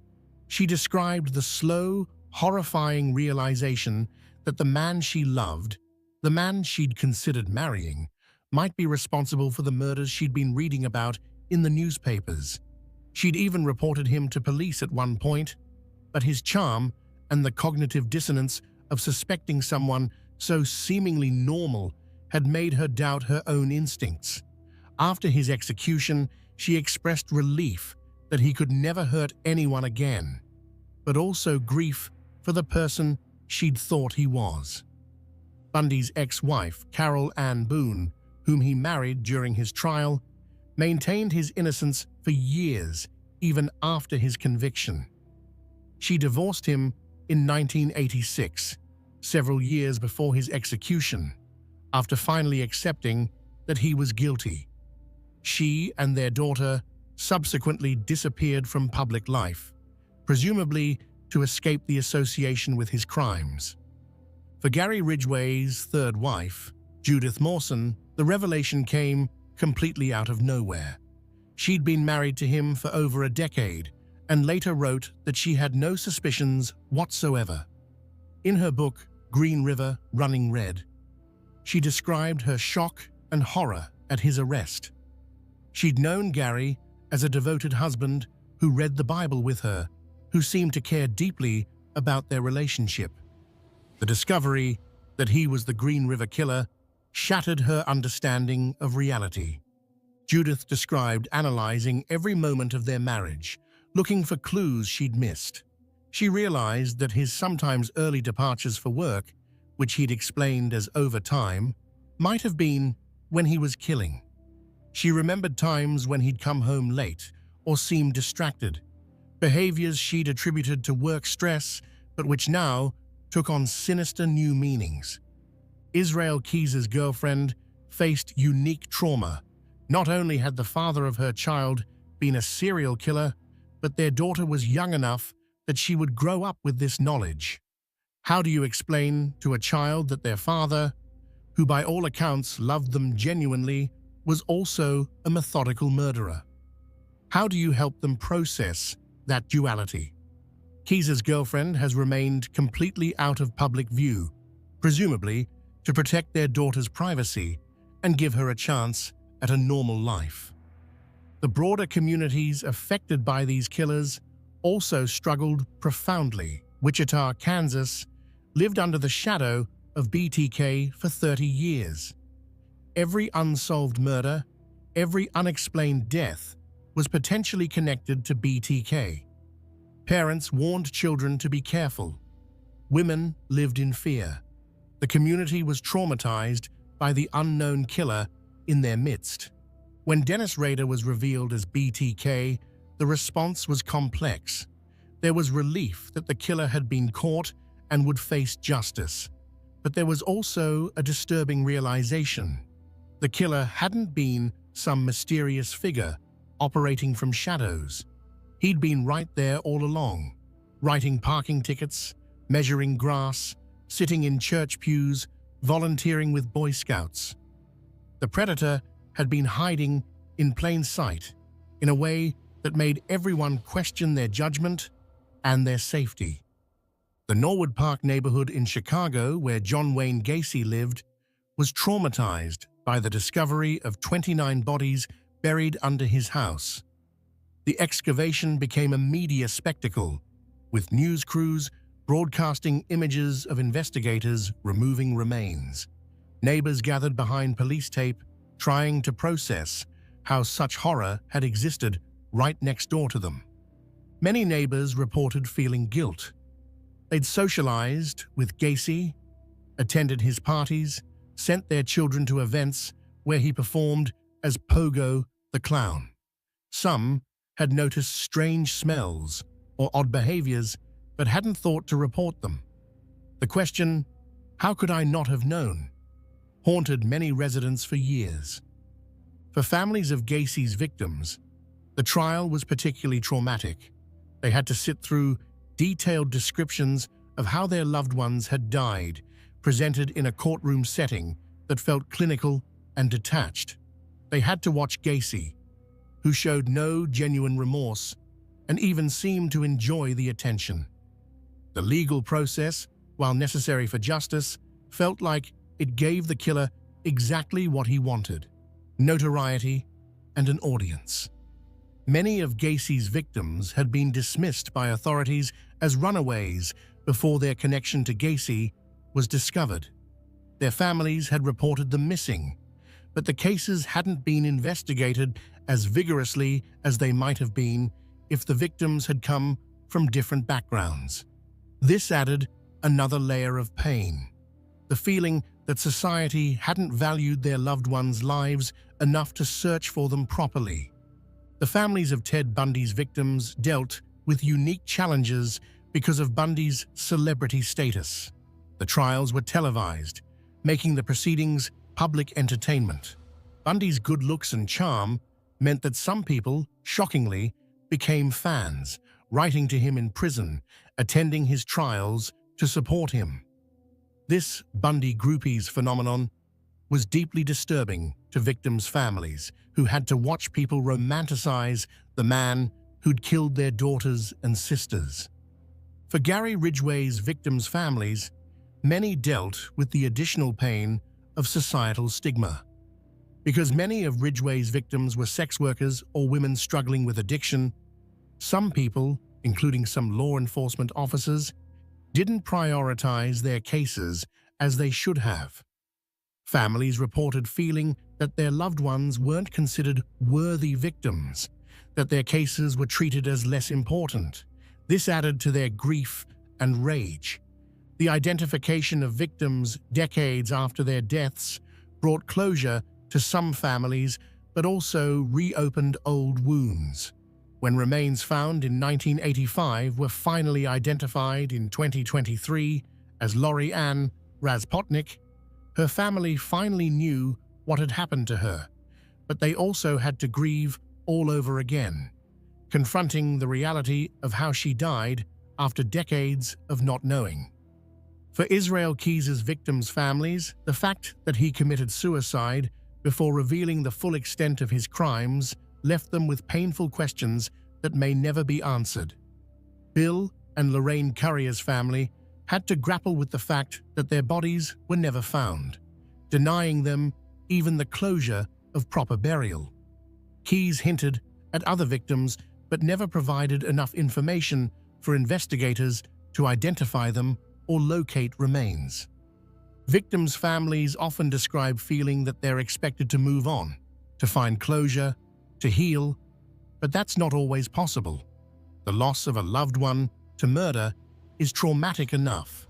But when that murder was committed by someone who was hiding in plain sight, someone who seemed normal and trustworthy, it adds another layer of psychological complexity that makes healing even more difficult. Some families have channeled their trauma into advocacy. Organizations like the National Center for Missing and Exploited Children, the National Organization for Victim Assistance, and various state-level victims' rights groups have been founded or supported by families of murder victims. These organizations work to improve how missing persons cases are investigated, push for changes in how law enforcement handles serial crime investigations, advocate for victims' rights in the legal system, and provide support for other families going through similar traumas. But not all families can find purpose in their pain. For some, the trauma is simply overwhelming, the loss too great to build anything from. They cope as best they can, day by day, carrying grief that will never fully heal. There's no right way to respond to such trauma, and families shouldn't be judged for how they handle an impossible situation. Therapists who work with families of serial killer victims describe unique challenges in these cases. The randomness of victimization, the fact that these people were simply in the wrong place at the wrong time, makes it harder to find meaning or explanation. There's no reason that can make sense of why this happened. The discovery that the killer was someone who seemed normal, who was hiding in plain sight, undermines basic assumptions about safety and security that therapy often relies on to help trauma survivors rebuild their lives. If you can't trust your ability to identify dangerous people, how do you feel safe in the world? This is a question that many survivors and family members struggle with for years or even the rest of their lives. Communities do eventually recover, though they're changed by the experience. Wichita moved forward after BTK's capture, though the city will always be associated with Dennis Rader. The Northwest Chicago suburbs healed after Gacy's execution, though the neighborhood where he lived carries that history. The Seattle area has processed the Green River Killer case, though families are still finding answers decades later. But these places and these families carry scars. The names Rader, Gacy, Bundy, Ridgway, and Keyes remain burned into collective memories as reminders that predators can wear friendly faces, live in normal houses, and participate in community life while secretly destroying lives. Lessons and modern detection. The cases we've examined force us to confront uncomfortable truths about human nature and social dynamics, but they also provide insights that experts believe can help prevent future tragedies. Law enforcement, psychology, and forensic science have all evolved in response to these killers, developing better tools for detection and investigation. Perhaps the most important lesson is that surface appearances are fundamentally unreliable indicators of danger. Community involvement, religious devotion, professional success, charm, intelligence, physical attractiveness, none of these protect against predatory behavior. In fact, research suggests that sophisticated predators deliberately cultivate these traits precisely because they know we use them as mental shortcuts for assessing trustworthiness. This means we need to be more willing to question surface impressions and take seriously warning signs even when they come from seemingly unlikely sources. When sex workers reported violence by Gary Ridgway in the 1980s, some investigators dismissed their reports as less credible because of the victim's profession. This bias, the assumption that reports from marginalized people are less trustworthy, allowed Ridgway to continue killing for years. Better training in recognizing and setting aside social biases is crucial for law enforcement. The importance of believing victims and taking all reports seriously cannot be overstated. Many serial killers have early victims who reported assaults or suspicious behavior, but these reports were dismissed or not investigated thoroughly. In Gacy's case, young men reported being attacked or threatened by him, but often these reports weren't taken seriously because of the victims' backgrounds or because Gacy seemed like an upstanding citizen. If even one of these reports had been investigated more thoroughly and believed, how many lives might have been saved? Modern forensic science has dramatically improved law enforcement's ability to investigate and solve these crimes. DNA technology was crucial in finally catching Gary Ridgway after nearly 2 decades. The saliva sample collected from him in 1987 couldn't be effectively analyzed with the technology available at the time, but when new DNA testing methods were developed and applied in 2001, the evidence conclusively linked him to multiple victims. DNA databases like CODIS, Combined DNA Index System, allow investigators to compare DNA evidence from crime scenes to samples from convicted offenders and arrestees. This has solved countless cold cases and linked crimes that seemed unrelated. The technology continues to advance, with forensic genealogy using consumer DNA databases to identify suspects through family connections, becoming a powerful new tool. Digital forensics has become equally important in modern investigations. Dennis Rader was caught partly because metadata on a floppy disk he sent to media led investigators directly to him. Today's killers leave extensive digital footprints through cell phone records, internet searches, GPS data, social media activity, ATM cameras, traffic cameras, and countless other sources that didn't exist for earlier generations of offenders. The development of VICAP, Violent Criminal Apprehension Program, by the FBI in 1985 represented a crucial step forward in coordinating investigations across jurisdictions. VICAP is a database that allows law enforcement agencies to enter information about violent crimes and search for patterns that might connect cases across different locations. This system might have caught someone like Israel Keyes earlier, by connecting seemingly unrelated murders across state lines. However, VICAP relies on agencies voluntarily entering data, and not all jurisdictions participate fully. Improving interagency communication and data sharing remains an ongoing challenge. Different agencies use different systems, have different protocols, and sometimes compete rather than cooperate. Breaking down these barriers is essential for catching offenders who cross jurisdictional boundaries. Criminal profiling has evolved significantly since its early days. The FBI's Behavioral Analysis Unit, formerly the Behavioral Science Unit, continues to refine profiling techniques based on research and experience. Modern profilers understand that there's no single serial killer type, and that skilled offenders will deliberately structure their behavior to avoid fitting expected patterns.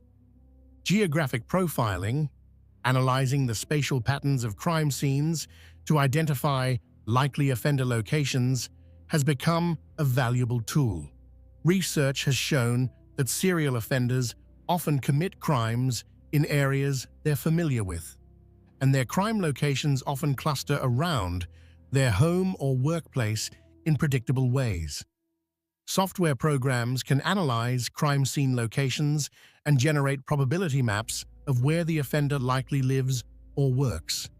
Experts emphasize that community awareness and education play important roles in prevention and early detection, teaching people about manipulation tactics, about how predators operate, about the fact that dangerous people don't always look dangerous. This education can potentially prevent victimization. Programs that teach children about appropriate boundaries, about trusting their instincts, about reporting uncomfortable situations, have proven valuable.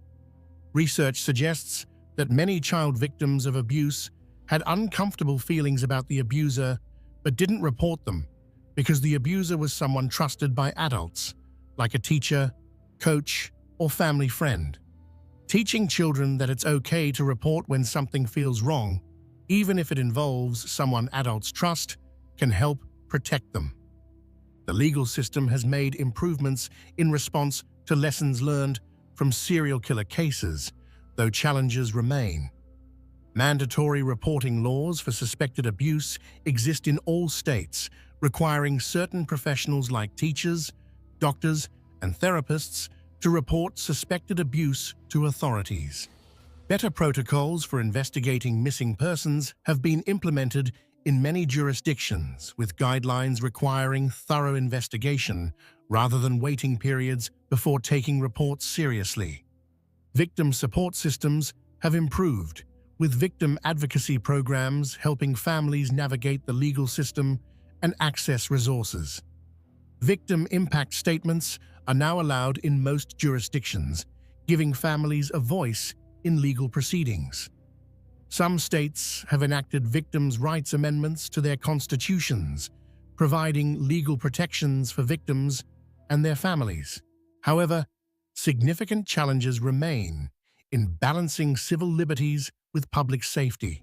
We can't investigate everyone who seems slightly unusual or intrude into private lives without cause. The freedoms that make democratic society possible also create spaces where predators can operate. This tension between liberty and security is ongoing and doesn't have simple solutions. Resource limitations affect investigation quality significantly. Thorough investigations are expensive and time-consuming. Many law enforcement agencies, particularly in smaller jurisdictions, lack the resources to conduct extensive investigations of every suspicious circumstance. This means some warning signs may not be pursued as thoroughly as they should be. Advocacy for adequate funding for law enforcement training, forensic labs, and investigative resources is important. The digital age has created new challenges and new opportunities. Predators can now research victims online, learn about investigation techniques through the internet, communicate with potential victims through social media and apps. The same technology that can be used for investigation can also be used to facilitate crime. But these same technologies also leave extensive digital footprints that investigators can follow. The challenge is developing the expertise and tools to effectively use digital evidence while respecting privacy rights. This requires ongoing training for investigators, updated laws that address digital evidence, and cooperation from technology companies. Research into the psychology of predatory behavior continues to advance. Studies examining the neurobiological, psychological, and social factors that contribute to violent behavior help us understand why some people become predators while others with similar backgrounds don't. This research may eventually lead to better early intervention strategies, though predicting who will become violent remains extremely difficult. Some warning signs that research has identified as potentially significant include a history of escalating antisocial behavior, particularly involving violence, fascination with violence, weapons, or violent crime, cruelty to animals, collecting items associated with violence, lack of empathy or inability to form genuine emotional connections, manipulative behavior across multiple contexts, a pattern of violating others' boundaries, and significant inconsistencies between public presentation and private behavior. However, experts caution that these signs are not definitive. Many people might display one or more of these characteristics without being dangerous. Conversely, sophisticated predators may successfully hide all of these signs. The indicators should prompt careful attention and potentially further investigation, not immediate judgment or action. The role of mental health services in prevention is complex. While most people with mental illnesses are not violent, and most serial killers are not mentally ill in the clinical sense, better access to mental health services might help identify and intervene with individuals who are developing dangerous patterns of thought or behavior. Early intervention when concerning behaviors are identified could potentially prevent some violence, though this is difficult to prove and implement. Education about healthy relationships, appropriate sexuality, respect for boundaries, and emotional regulation starting from childhood may help prevent the development of predatory behavior in some cases. While we can't prevent all violence, creating a society that better addresses the factors that contribute to violent behavior could potentially reduce it. The media's role in covering these cases deserves consideration.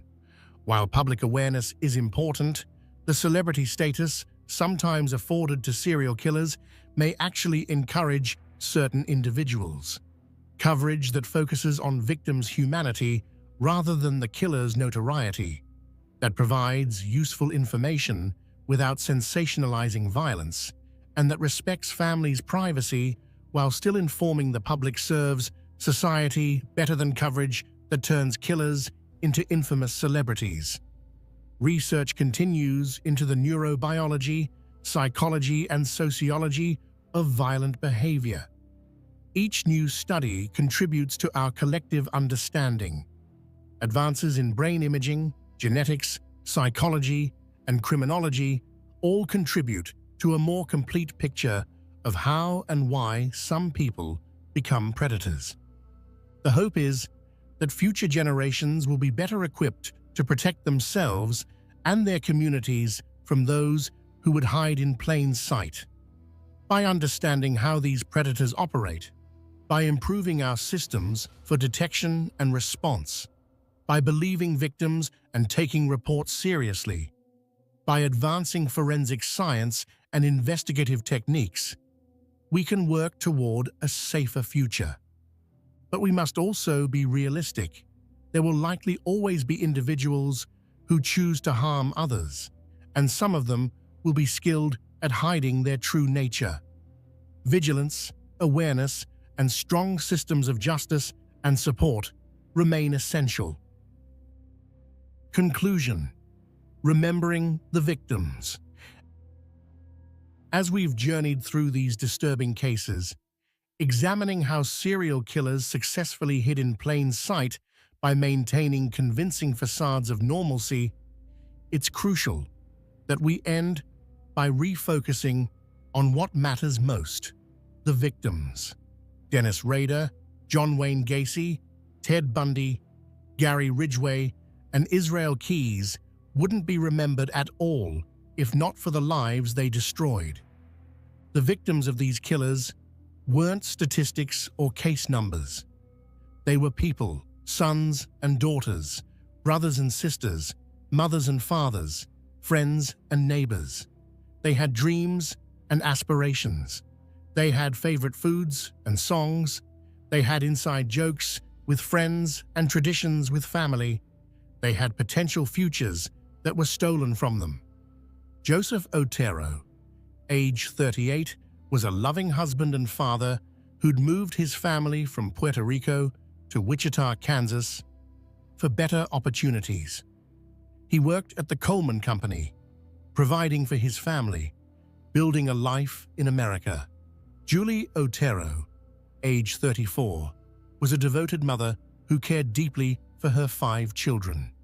Joseph Jr., age 9, loved baseball and had dreams of playing professionally someday.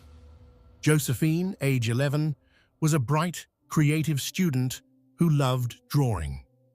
Dennis Rader took all of them on a single winter morning, destroying an entire family and leaving 3 surviving Otero children orphaned and traumatized. Catherine Bright, age 21, was starting her adult life with excitement about the future. She worked at the Coleman Company and was known for her friendly personality and work ethic. When Rader attacked her, her brother Kevin was there and tried desperately to save her, sustaining a gunshot wound in the process. Catherine fought for her life, as evidenced by her defensive wounds, but ultimately succumbed to her injuries. Shirley Vian, age 26, was doing her best to raise 3 young children while dealing with illness. When Rader locked her children in the bathroom and killed their mother, he traumatized those children in ways that would affect them for the rest of their lives. Nancy Fox, age 25, was an independent young woman living on her own and working to support herself. Maureen Hedge, age 53, was a neighbor who lived just 6 doors down from Rader, close enough that he could watch her routines. Vicky Wegerle, age 28, was a talented pianist and devoted mother. Dolores Davis, age 62, was a beloved grandmother in her community.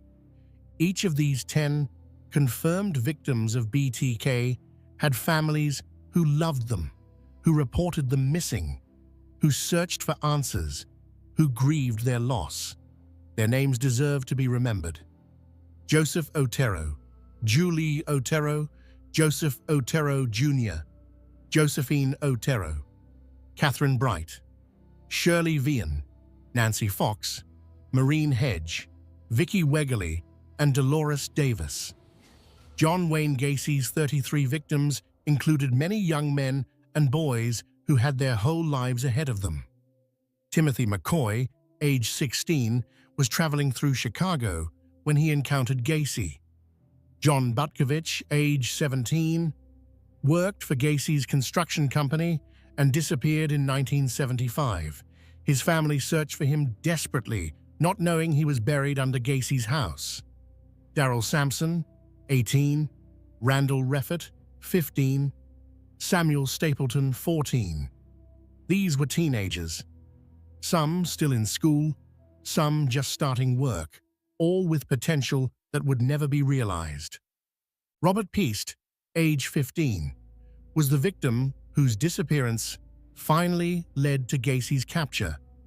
He was a good student, close to his family, excited about a potential job opportunity.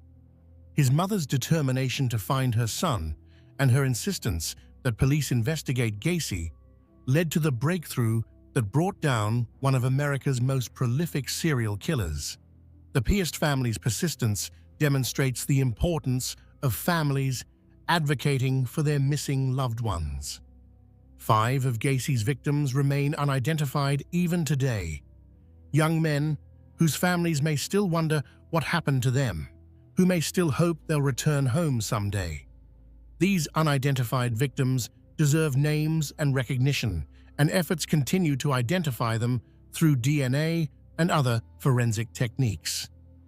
Ted Bundy's confirmed 30 victims, though the actual number may be higher, included bright, accomplished young women with promising futures. Linda Ann Healy, age 21, was a psychology student who worked as a radio announcer. She was intelligent, ambitious, and well-liked by everyone who knew her. Donna Gale Manson, 19, Susan Rancourt, 18, Kathy Parks, 20, Brenda Ball, 22, Georgianne Hawkins, 18. These women were students, workers, daughters, sisters. Janice Ott, age 23, worked as a probation caseworker, helping troubled youth.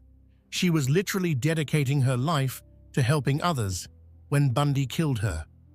Denise Nasland, age 19, worked as a computer programmer, a skilled professional building a career. Margaret Bowman and Lisa Levy, both 21, were sorority sisters with their whole lives ahead of them. Kimberly Leach was only 12 years old, a child taken from her school, her life barely begun. Each of these women had families who loved them, friends who missed them, potential that was destroyed. They deserved long lives, the opportunity to accomplish their goals, to love and be loved, to contribute to the world. Bundy stole all of that from them. Gary Ridgway's 49 confirmed victims were women who deserve to be remembered with dignity and respect.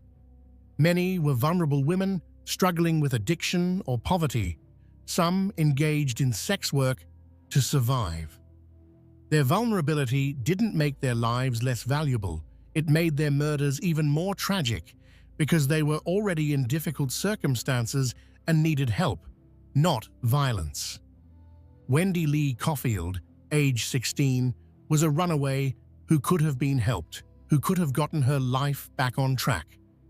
Tammy Lyles, age 16, and Lori Ann Razpotnik, age 15, were just children who ran away from difficult home situations and encountered a predator instead of safety. These young women needed protection and support, not murder. Many of Ridgway's victims were adults, trying to survive difficult circumstances. Deborah Bonner, 23, Marcia Chapman, 31, Giselle Lovvorn, 17, Opal Mills, 16, Cynthia Hines, 17. Each had a story, a family, a life that mattered. The fact that some struggled with addiction or engaged in sex work doesn't make their murders less tragic or their lives less valuable. Israel Keyes's confirmed victims, Bill Currier, age 50, Lorraine Currier, age 55, and Samantha Koenig, age 18, represent just a fraction of the lives he may have destroyed. Bill was an engineer, Lorraine a registered nurse. They'd been married for years, living their normal lives in Vermont. Their abduction and murder shocked their community, and the fact that their bodies were never found denied their family the closure of proper burial. Samantha Koenig was just 18 years old, working at a coffee stand to save money, making plans for her future. She was taken in a random act of violence by a killer who specifically traveled around the country to commit crimes that couldn't be connected. Her abduction galvanized her community and led to the intensive investigation that ultimately captured Keyes. There are likely other victims of Israel Keyes whose families don't even know their loved ones were murdered by him. He hinted at murders in various states, but died before revealing details. Some families may never get answers. The victims of these killers, all of them, deserve to be remembered as people first, as individuals with their own stories, their own worth, their own importance that exists independently of the killers who took their lives.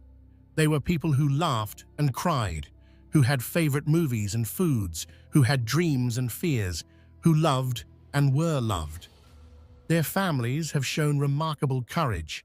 Some have worked to change laws, to improve how missing persons are investigated, to ensure that other families don't suffer as they have.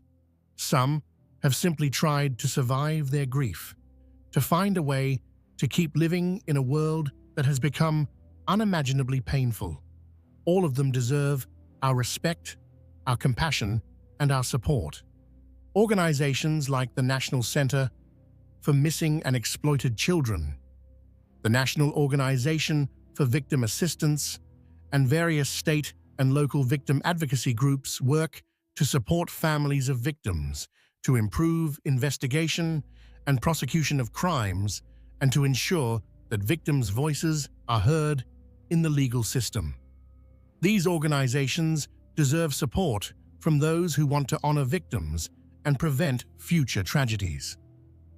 As we've explored the disturbing reality of serial killers who hide in plain sight, we've learned important lessons about how predators operate, how social psychology can be exploited, how systems can fail, and how forensic science and investigation techniques continue to improve.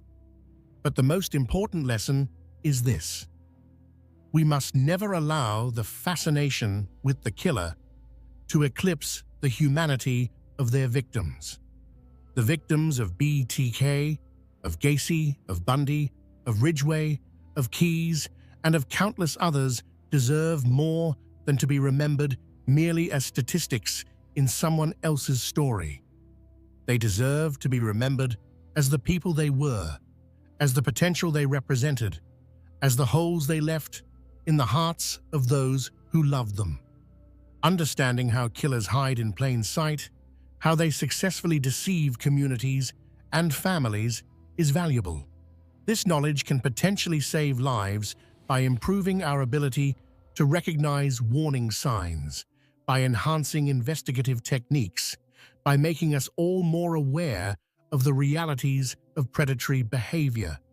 But we must never lose sight of why this understanding matters. Because real people with real families, with real dreams and potential, deserve protection. They deserve justice, and they deserve to be remembered. As you move through your own life, take from these stories what is useful. Be aware that danger doesn't always look dangerous. Trust your instincts when something feels wrong. Take seriously reports of concerning behavior, especially from vulnerable people, whose reports might otherwise be dismissed. Support systems that protect the vulnerable. Advocate for adequate resources for law enforcement and victim services. Remember that the victims of violent crime deserve dignity, respect, and justice. But above all, remember the names, remember the faces, remember the lives, because in the end, the only reason we talk about the killers at all is because of the people they killed. The victims are what matter. Their memory is what we must honor. Their lives are what we must remember. Thank you for joining me on this difficult journey through some of the darkest chapters of criminal history. These stories are painful, but they're important. They remind us to be vigilant, to be compassionate, to believe victims, and to never take safety for granted. If you found this presentation informative and handled with appropriate respect for the victims and their families, please like and subscribe to support this channel. Your support helps me continue creating well-researched, respectful true crime content that honors victims while educating about the realities of crime and justice. Take care of yourselves. Look out for each other. And remember The most effective defense against predators is a community that pays attention, that believes victims, and that refuses to let evil hide in plain sight. This presentation is dedicated to the memory of all victims of violent crime and to their families who carry on despite unimaginable loss. Final word count: 21,847 words.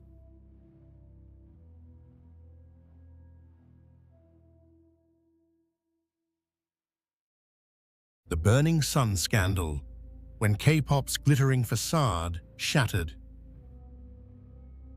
Good evening, everyone. Tonight, we're diving into one of the most shocking and complex true crime stories to emerge from South Korea in recent memory, a scandal that would shake the foundations of the country's beloved K-pop industry, expose systemic corruption, reaching the highest levels of law enforcement, and ignite a nationwide reckoning with deeply entrenched misogyny and violence against women. This is the story of Burning Sun, a nightclub in Seoul's glittering Gangnam district that became ground zero for revelations of sexual assault, illegal filming, drug trafficking, prostitution, and police corruption. It's a story about power, privilege, and the devastating ways they can be weaponized against the vulnerable. But it's also a story about courage, the bravery of journalists who refused to look away, of victims who came forward despite unimaginable pressure, and of one young woman whose final act of defiance would help bring the truth to light, even as her own life slipped away. The Burning Sun scandal didn't just topple some of South Korea's biggest entertainment stars. It forced an entire nation to confront uncomfortable truths about gender inequality, the protection afforded to the wealthy and famous, and the systems that allow predators to operate with impunity. This is a story that demands to be told, not just for what happened, but for what it reveals about the darker currents running beneath the surface of modern society. So settle in as we explore this labyrinthine case, peeling back layer after layer to understand how a single assault at a nightclub would unravel into one of the most significant criminal investigations in South Korean history. Part 1. The glittering world of K-pop and Gangnam's dark underbelly. To understand the Burning Sun scandal, we first need to understand the world it emerged from, a world of contradictions, where carefully crafted public images concealed private horrors, and where the machinery of fame operated according to rules very different from those that governed ordinary lives. By the late 2010s, K-pop had conquered the world. Korean pop music, with its infectious melodies, precision choreography, and impossibly polished performers, had become a global phenomenon worth billions of dollars. Groups like BTS, Blackpink, EXO, and Big Bang weren't just popular in Asia. They were selling out stadiums in Los Angeles, performing at Coachella, and topping charts worldwide. The so-called Korean wave, or Hallyu, had become one of South Korea's most successful cultural exports, projecting an image of the country as modern, vibrant, and irresistibly cool. At the heart of this industry were the idols themselves, young performers, often teenagers when they debuted, who had typically spent years as trainees in the grueling system maintained by major entertainment companies. These trainees would practice singing, dancing, and foreign languages for hours every day, living in dormitories and adhering to strict rules about their behavior, appearance, and personal lives. The successful ones would eventually debut in carefully assembled groups, each member chosen for a specific role and appeal. The public image of K-pop idols was meticulously managed. They were meant to appear flawless, wholesome, and devoted entirely to their fans. Romantic relationships were often forbidden or hidden, as the fantasy of availability was part of the idol's appeal. Scandals could end careers overnight. Fans expected purity, and the industry delivered it, or at least the illusion of it. But beneath this glossy surface, the K-pop industry had a darker side. The intense pressure, lack of privacy, and exploitation of young performers created an environment ripe for abuse. Female idols, in particular, faced constant objectification and harassment. The same system that demanded perfection also demanded silence about its failures and cruelties. Seoul's Gangnam District embodied these contradictions perfectly. Made famous worldwide by Psy's 2012 hit Gangnam Style, this neighborhood on the south bank of the Han River was synonymous with wealth, luxury, and status.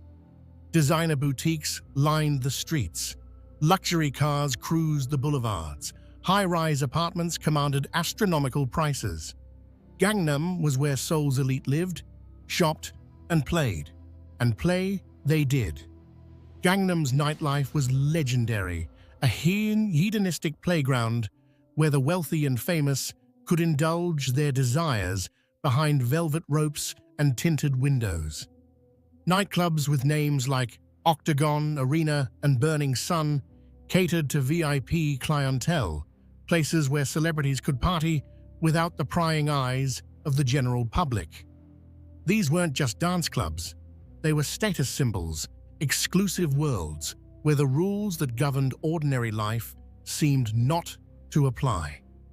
Burning Sun itself opened in February 2018, located in the Le Méridien Seoul Hotel in Yeoksamdong, in the heart of Gangnam. From the outside, it appeared to be just another high-end club, albeit one with an impressive pedigree. One of its publicity directors was Lee Seung-hyun, better known by his stage name Seungri, the youngest member of Big Bang, one of the most successful K-pop groups of all time. Big Bang had debuted in 2006 under YG Entertainment, one of the big three K-pop companies. Over the years, they'd become massive stars, not just in Korea, but throughout Asia and beyond. Forbes magazine reported that in 2015, the group had made $44 million in pre-tax earnings. They were cultural icons, trendsetters, whose music, fashion, and behavior influenced millions of fans. Seungri, born on December 12, 1990, had joined Big Bang at just 15 years old. As the youngest member, or maknae, he'd sometimes struggled to stand out among his more prominent bandmates. But he'd found his niche, not just in music, but in business. Seungri positioned himself as an entrepreneur, opening restaurants, launching a dance academy, investing in various ventures. He was multilingual, charismatic, and networked extensively. The media dubbed him Korea's Great Gatsby, a reference that would prove eerily prescient, like F. Scott Fitzgerald's J. Gatsby. Seungri's glittering parties and business success masked illicit activities carried out in the pursuit of wealth and status. In the summer of 2018, Seungri released his first solo Korean-language studio album and embarked on his first solo tour, aptly titled The Great Seungri. He was filling the void left by his Big Bang bandmates, who were completing their mandatory military service. Everything seemed to be going Seungri's way. He was successful, famous, wealthy, and positioned to become even more influential. But Seungri's world, and the world of Burning Sun, was built on foundations far more sinister than anyone outside could have imagined. Behind the pulsing music and bottle service, behind the VIP rooms and celebrity clientele, a culture of violence and exploitation flourished. Women were drugged and assaulted, Illegal videos were filmed and shared. Police officers looked the other way, their silence purchased with bribes and favors. It was a system that depended on the silence and complicity of many, the vulnerability of victims who had no voice, and the confidence of perpetrators who believed themselves untouchable. That confidence would prove to be their downfall. Because in November 2018, on a Saturday night at Burning Sun, an incident occurred that would set in motion a series of events exposing everything. A man named Kim Sang-kyo would file a complaint about what happened that night, a complaint that would ultimately trigger one of the most significant criminal investigations in South Korean entertainment history. His name was Kim Sang-kyo, and his decision to speak out would change everything, though his story, like so much about this case, would prove far more complicated than it first appeared. Part 2. The night that started it all. The date was November 24th, 2018. It was a Saturday night, and Kim Sang-kyo, a 28-year-old man, had come to Burning Sun with friends to celebrate a birthday. By his account, they'd reserved a table and were drinking champagne when around 7 in the morning, as the long night was winding down, he witnessed something that disturbed him. According to Kim's later testimony, he saw a woman at a nearby table who appeared to be in distress. A man was grabbing at her, trying to pull her back to the table. The woman broke free and hid behind Kim, grabbing onto his shoulder. Kim claimed he intervened, holding the man's arms back and asking security for help. Instead of assistance, Kim said, the man punched him. What happened next would become the subject of intense dispute and investigation. According to Kim's account, he was dragged outside the club by multiple staff members, including managers and security guards. Once outside, in an area without CCTV coverage, he was beaten severely. He managed to call the police at around 7:02 in the morning, but rather than stopping the assault, the beating continued. When police arrived at the scene, what happened next shocked Kim and would eventually shock the nation. Rather than arresting the Burning Sun employees who'd assaulted him, the police arrested Kim himself. He was taken to the Gangnam police station, where he claimed officers continued to abuse him. He was held for nearly 8 hours before being released to seek medical treatment. At the hospital, doctors documented extensive injuries.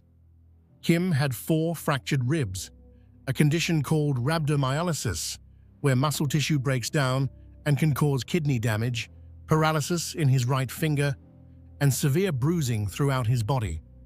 These weren't minor injuries from a scuffle. They were the result of a sustained, brutal beating. But Kim's ordeal was far from over. In the days and weeks that followed, rather than investigating his assault, authorities seemed intent on building a case against him. Burning Sun staff claimed Kim had been the aggressor, that he'd been causing trouble in the club and sexually harassing women. The police, rather than treating Kim as a victim, treated him as a suspect. Frustrated and injured, Kim did something that would prove crucial. He went public. In late January 2019, he filed a petition with the Blue House, South Korea's presidential office, detailing what had happened to him. The petition described his assault in vivid detail, including his claims that police had colluded with Burning Sun staff to cover up the incident and falsify evidence. The petition quickly gained traction. Within days, over 200,000 people had signed it, demanding an investigation. Media outlets picked up the story. CCTV footage from outside Burning Sun began to circulate, showing Kim being beaten by multiple men while on the ground. Additional footage from inside the police station showed officers handling Kim roughly, contradicting their claims that they'd treated him appropriately. The public was outraged. Here was clear evidence of excessive force by both private security and police officers, yet the victim was the one facing charges. Questions arose. Why had police arrested the victim rather than his attackers? Why had they tried to suppress the CCTV footage? What were they trying to hide?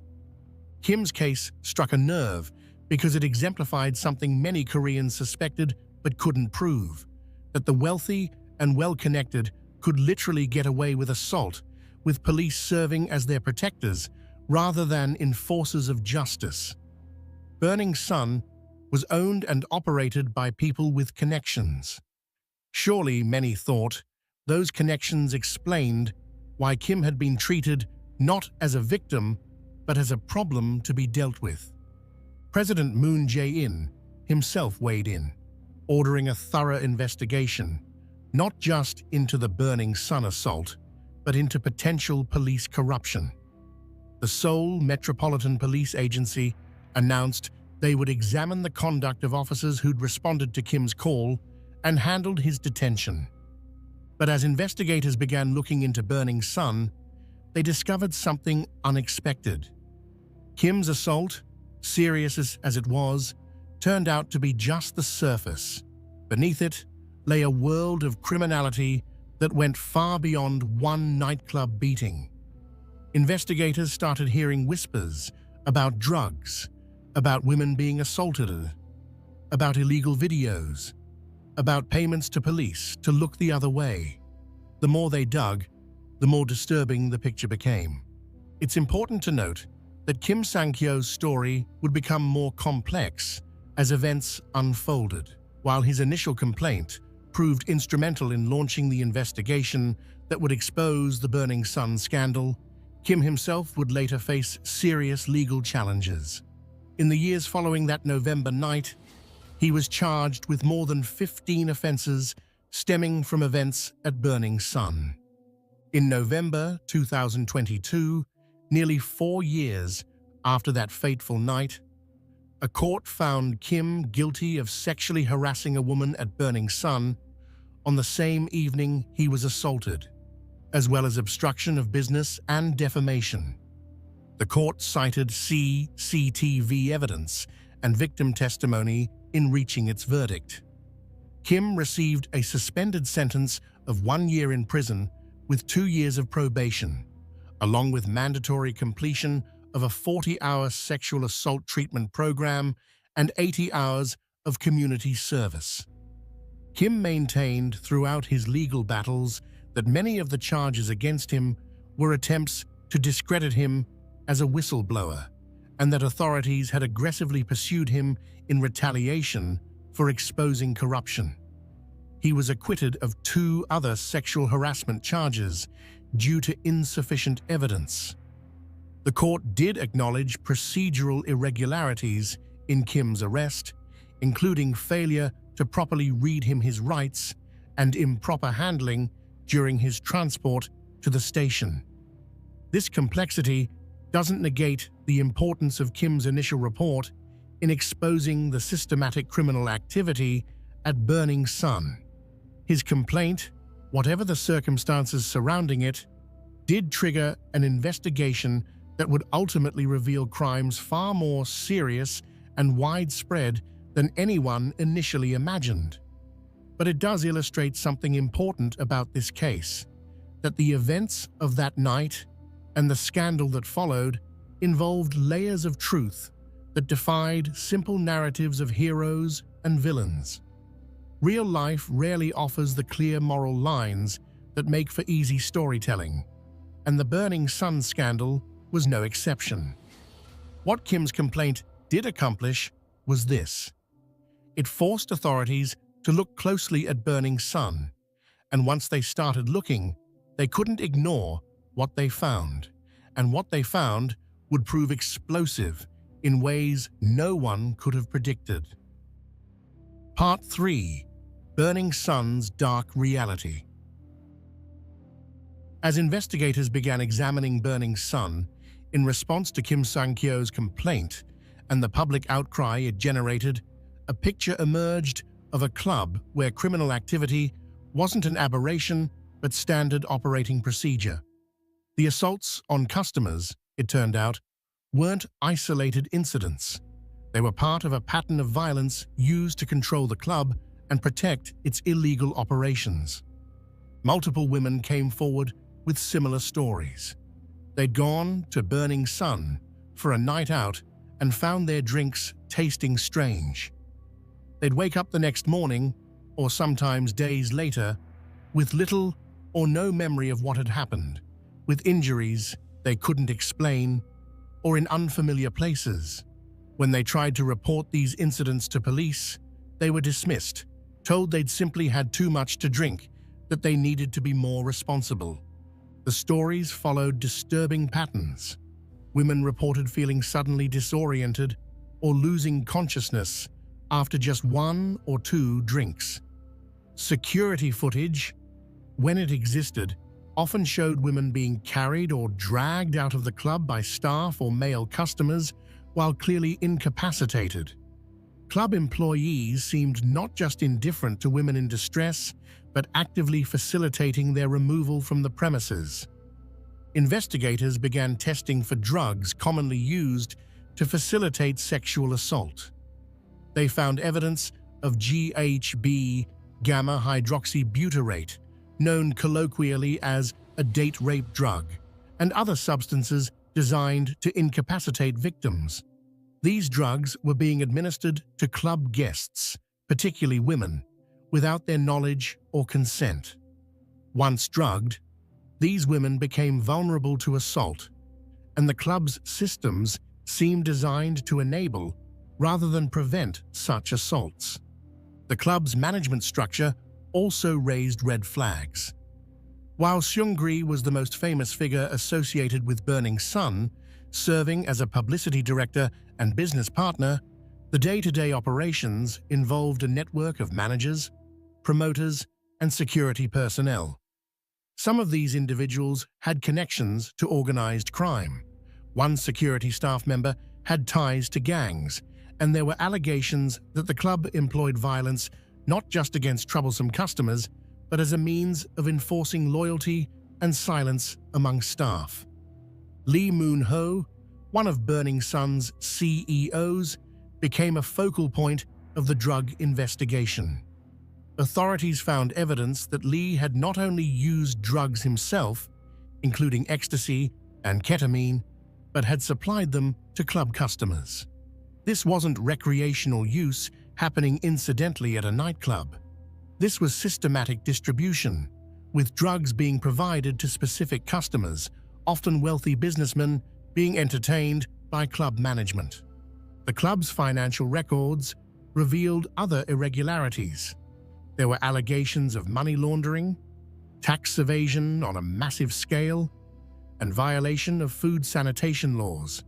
An investigation would later reveal that Arena, another club with similar ownership, had evaded approximately 16 billion won in taxes, around $14 million, between 2014 and 2017.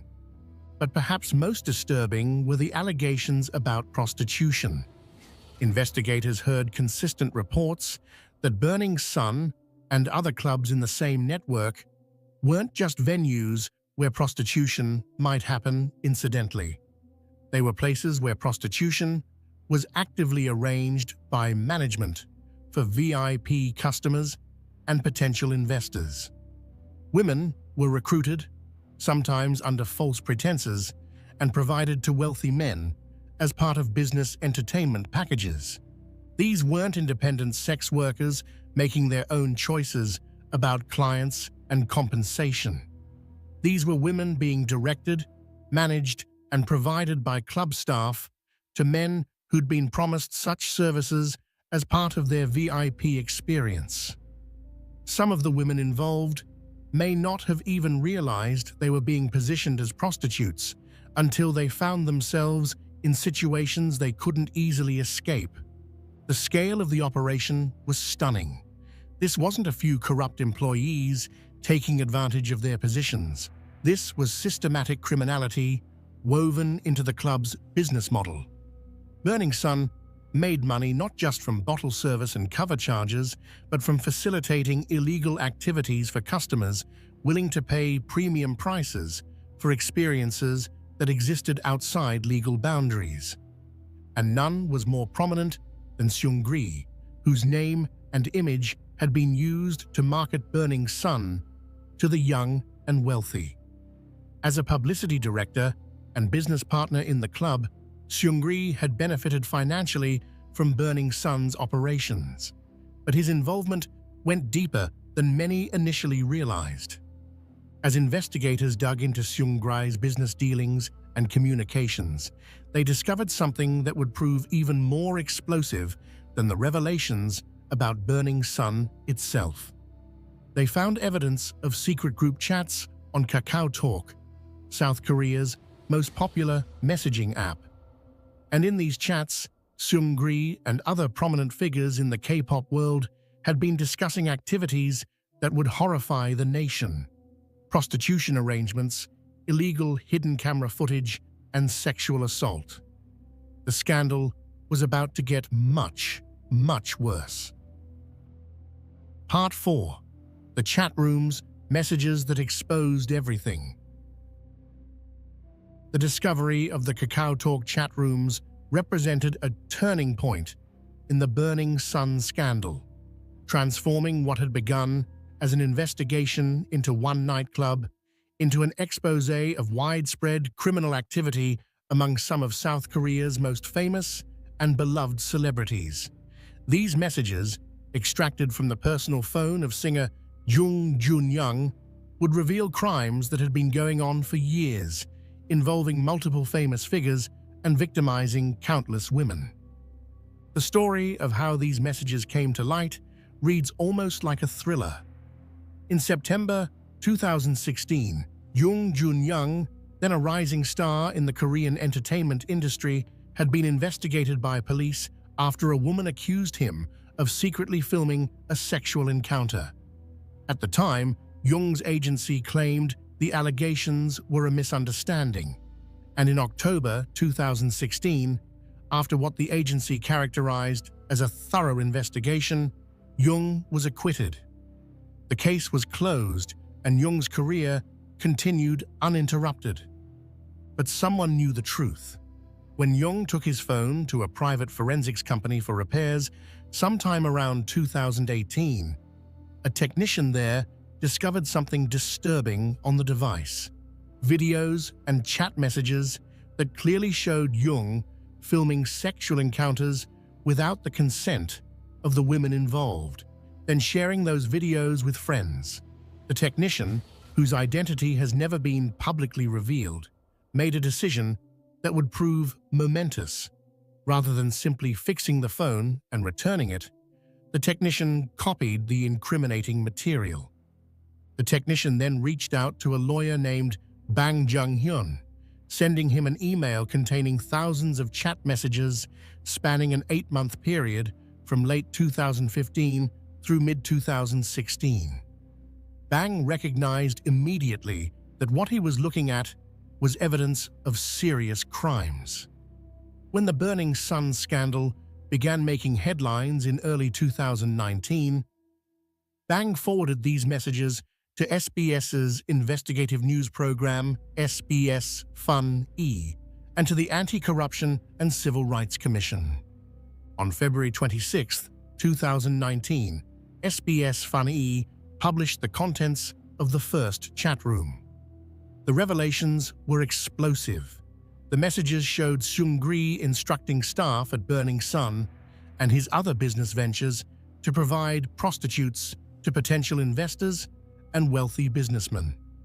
He discussed the arrangements in clinical, business-like language, treating the women involved as commodities to be provided as part of his hospitality to business partners. But that was just the beginning. On March 11, 2019, SBS's 8 o'clock news revealed more chat rooms, and these were far more disturbing. These groups included not just Seungri, but Jung Jun-young, Choi Jong-hoon, a former member of the popular K-pop group FT Island, and several other men. The content of these chats was genuinely shocking, even to investigators and journalists who thought they'd seen everything. Jung Jun-young had been systematically filming sexual encounters with women without their knowledge or consent. The videos showed women who were clearly drunk or unconscious, unable to consent to being filmed or to the sexual acts themselves. Jung would then share these videos in the group chats, sometimes within minutes of filming them. The other members would respond with messages cheering him on, requesting more videos, or sharing their own illegal footage. The messages weren't just evidence of crimes, they revealed the mindset of the perpetrators, their complete lack of respect for their victims, and their confidence that they would never face consequences. The men joked about drugging women. They discussed which victims were best and rated them. They shared tips on where to find vulnerable women and how to avoid getting caught. When one participant expressed mild concern about the legality of what they were doing, others laughed it off, assuring him that they had police connections who would protect them, and they weren't wrong to feel confident. The chat rooms also revealed a cozy relationship between these celebrities and high-ranking police officials. One figure referred to in the chats as the police superintendent general appeared to be providing the group with inside information about investigations and helping them avoid legal troubles. The group members joked about their police protection, confident that they were essentially untouchable. The sheer number of victims was staggering. According to court documents that would later be released, Jung Jun-young alone had filmed and distributed content from at least 11 different women between November 2015 and June 2016, and that only covered the period for which investigators had direct evidence. Jung had shared these videos across 5 different group chats and sent them in 3 separate private conversations, with 14 different people receiving the illegal material. The victims in these videos had not given consent to be filmed. Many didn't even know the videos existed until police contacted them during the investigation. Some of the women had been in relationships with Jung and thought they were having private, consensual, intimate moments. Others had been too drunk or drugged to know what was happening. When authorities reached out to these women as part of the investigation, many were devastated. One victim, interviewed by reporter Kang Kyung-yoon, who broke the story, begged, "Please save me. How do I live after this?" The trauma inflicted on these women was immeasurable. Not only had they been violated in the most intimate way possible, but their private moments had been shared among strangers, turned into entertainment for a group of men who saw them as nothing more than objects. And because the videos had been shared digitally, the women faced the terrifying reality that these images might still be circulating, impossible to fully delete or contain. As investigators dug deeper into the chat rooms, more names emerged. In addition to Jung and Choi, the group included Kim, a former Burning Sun employee, Kwon Hyuk-jun, a businessman who would later be revealed as the older brother of Girls' Generation member Yuri, Heo, a former YG Entertainment employee, and several other men whose identities were protected due to their status as non-public figures. One particularly disturbing aspect of the chat rooms was the participants' discussions of gang rape. Messages suggested that multiple men had participated in assaulting unconscious or severely intoxicated women, with the attacks sometimes being filmed and shared. These weren't spontaneous crimes of opportunity, but coordinated assaults, with participants discussing logistics, sharing locations, and celebrating their crimes afterward. What made these revelations particularly shocking to the Korean public was the contrast between the public personas of these men and their private behavior. Jung Jun-young had been a beloved television personality, appearing on popular variety shows where he portrayed himself as charming and fun-loving. Choi Jong-hoon had been a member of FT Island, one of Korea's most popular rock bands, whose music often dealt with themes of love and respect. Seungri was a member of Big Bang, whose fans numbered in the millions worldwide. These men had stood on stages, accepted awards, and spoken about being role models. Their fame had been built on the devotion of fans, many of them young women, who'd supported their careers for years, buying albums, attending concerts, and defending them against critics. Those fans now had to reckon with the fact that their idols had been living double lives, projecting wholesomeness while privately engaging in the most degrading treatment of women imaginable. The technical integrity of the chat messages was carefully verified. When lawyer Bang Jung-hyun appeared on SBS's 8 o'clock news on March 11th to discuss how he'd obtained the messages, he explained that the files had been protected with tamper-proof verification, a hashcode system that would show if any alterations had been made. This meant the messages could stand as legitimate evidence in court, despite claims by some of the accused that the chats had been manipulated or taken out of context. As more chat room contents were revealed, the scandal expanded beyond just the core group. Other celebrities found themselves under scrutiny for their connections to the participants. Journalists began investigating whether other prominent figures in the entertainment industry might have been involved or had knowledge of these activities. The entire K-pop industry came under suspicion, with questions raised about how many more celebrities might be engaging in similar behavior, protected by their fame and industry connections. The chat room revelations transformed public perception of the scandal.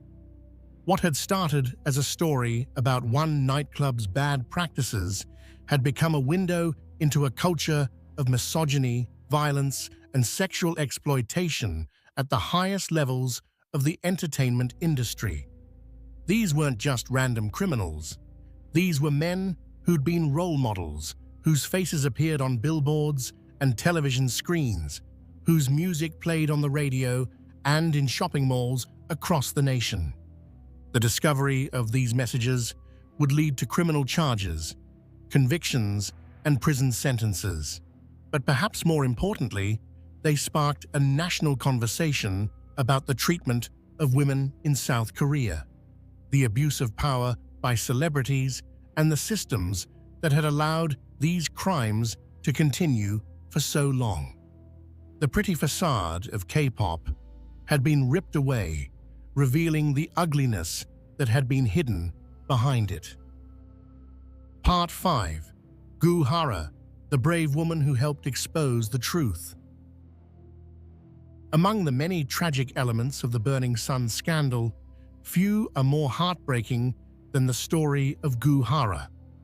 A former member of the popular girl group Kara, Hara would play a crucial role in exposing police corruption at the heart of the scandal.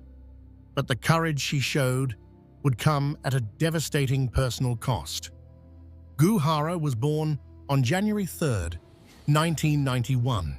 She debuted with Kara in 2008, and the group quickly became one of the most successful K-pop acts of the early 2010s. They were particularly popular in Japan, where they achieved mainstream success rare for Korean acts at the time. Hara was known for her bright personality, her dancing ability, and her dedication to her craft. But behind the scenes, Hara faced challenges that her public image didn't reflect. The pressure of idol life took its toll. The constant scrutiny, the impossible beauty standards, the grueling schedules, and the lack of privacy wore on her.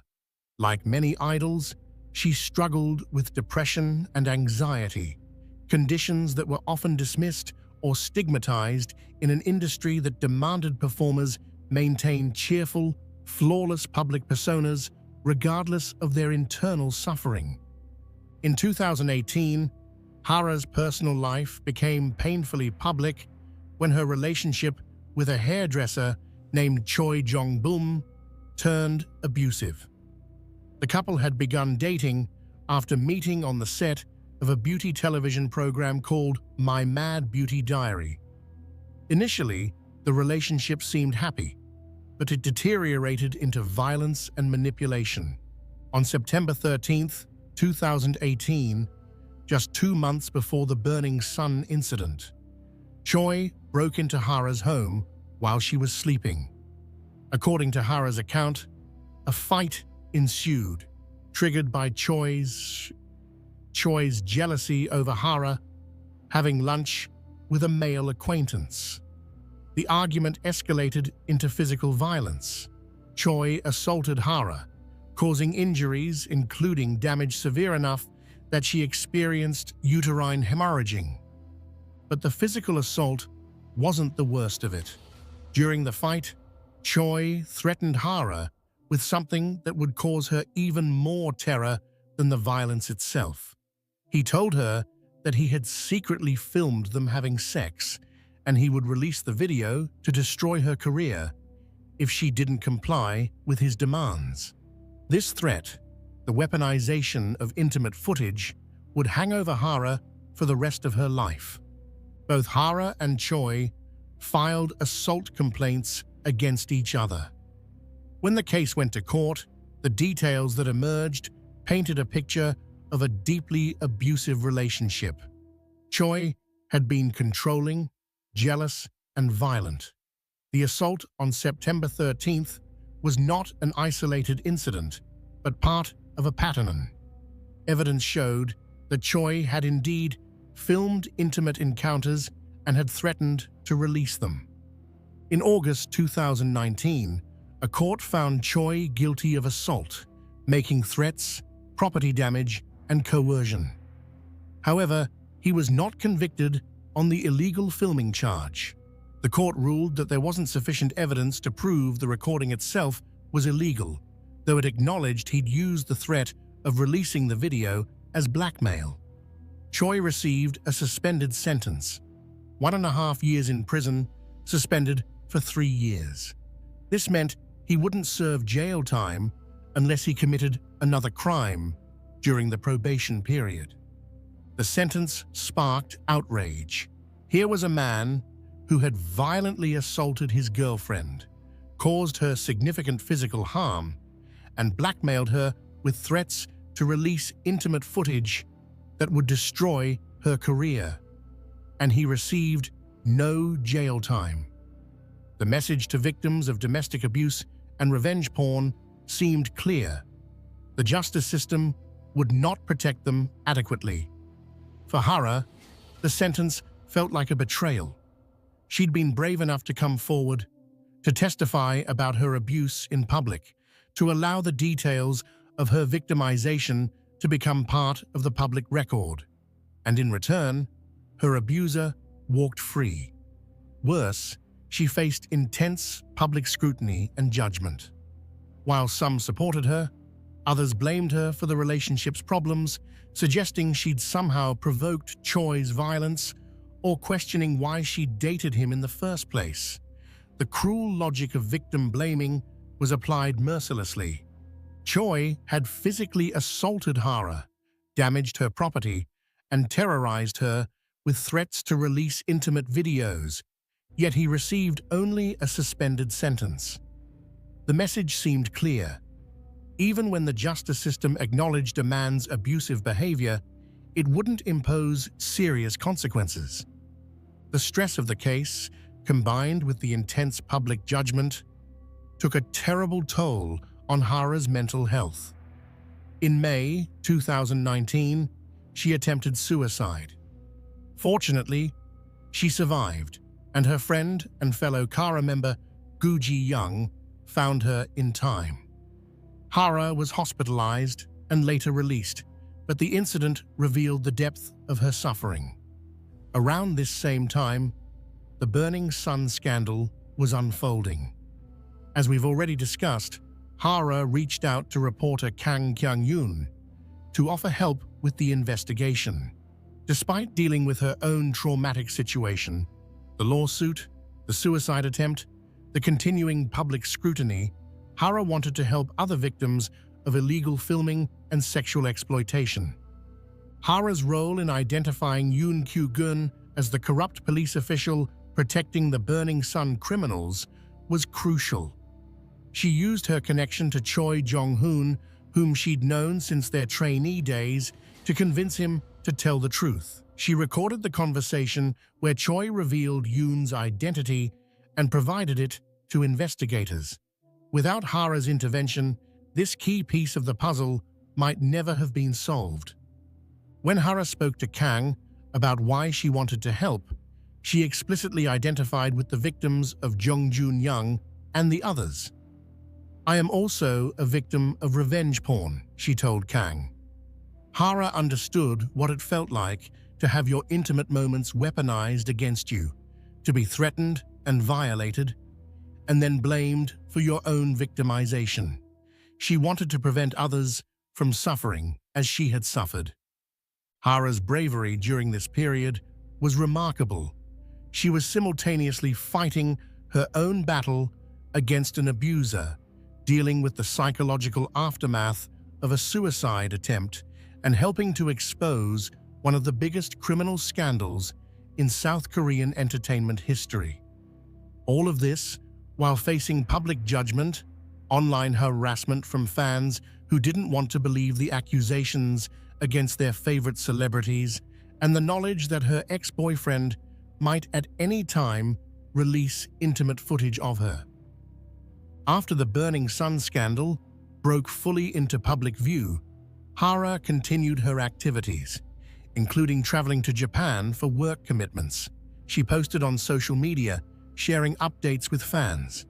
In photos and videos from this period, she appears to be trying to maintain normalcy, to continue her career despite everything happening in her personal life. But beneath the surface, Hara was struggling terribly. On November 24, 2019, exactly 1 year and 1 day after the incident that started the Burning Sun investigation, Hara was found dead in her home in the Cheongdam neighborhood of Seoul. She was 28 years old. Police investigated and ruled the death a suicide. There were no signs of foul play. In her final Instagram post, published just 2 days before her death, Hara had written simply, "Goodbye" in Korean. To those who'd been watching closely, who'd seen her struggles, who understood the crushing weight she'd been carrying, the message was heartbreakingly clear. Hara's death devastated her fans and the Korean public, coming just weeks after the suicide of another female K-pop idol, Sulli, who'd also faced intense online bullying and harassment. Hara's death forced Korea to confront the dark side of its celebrity culture. The pressure on idols, particularly female idols, was not just intense, it was sometimes deadly. In the aftermath of her death, over 200,000 people signed a petition calling for stronger punishments for revenge porn and illegal filming. Another petition demanded action against online bullying and hate comments. Hara's suffering and her courage in fighting back against her abuser became a catalyst for demands for legal reform. In 2024, 5 years after her death, it was revealed that Hara had played an even more crucial role in the Burning Sun investigation than had been publicly known. Reporter Kang Kyung-yoon disclosed the full extent of Hara's contribution, including how she'd helped identify Yoon Kyu-gun. Hara's brother, Gu Ho-in, who'd been present during the phone call with Choi Jong-hoon, confirmed his sister's involvement. Hara had known that helping with the investigation might bring more scrutiny to her own experiences with illegal filming threats. She'd known it might reignite public interest in her most traumatic experiences. She'd helped anyway, because she understood that staying silent protected perpetrators while speaking out protected potential future victims. Her final act of courage was trying to save others from the fate she'd experienced. The tragedy of Goo Hara's story lies not just in her death, but in the fact that the system failed her at every turn. When she reported her abuser, he received a sentence that felt like a slap on the wrist. When she faced public judgment, authorities did little to protect her from harassment and hate comments. When she tried to help expose corruption and sexual crimes, she had to carry that burden largely alone, without the support and protection she deserved. Hara's death remains one of the most painful chapters in the Burning Sun saga. She was a victim of the same culture that enabled the crimes at Burning Sun. A culture where women's pain was minimized, where abusers faced few real consequences, where speaking out often brought more suffering than silence. But she was also a hero, someone who refused to let her own victimization prevent her from helping others, who used her platform and her knowledge to fight for justice even when it cost her so much personally. In death, Hara became a symbol of what needed to change in Korea. Not just the laws around revenge porn and illegal filming, not just the treatment of abuse victims, but the entire culture that made women like her vulnerable and then blamed them for their vulnerability. Her memory became a rallying cry for reform, a reminder that behind every statistic about gender-based violence was a real person who'd suffered and deserved better. Part 6. Unraveling the Criminal Network. As the scope of the Burning Sun scandal became clear throughout early 2019, law enforcement agencies launched one of the most complex criminal investigations in South Korean history. What had begun as an inquiry into one nightclub assault had expanded into a multi-pronged investigation involving sexual assault, illegal filming, drug trafficking, prostitution, embezzlement, tax evasion, and police corruption. Dozens of suspects, hundreds of victims, and thousands of pieces of evidence had to be tracked, verified, and prosecuted. The investigation was, in many ways, a race against time. Once the scandal broke publicly, there was concern that evidence might be destroyed, witnesses might be intimidated, and suspects might flee the country. Prosecutors and police had to move quickly to secure phones, computers, and other devices that might contain incriminating material.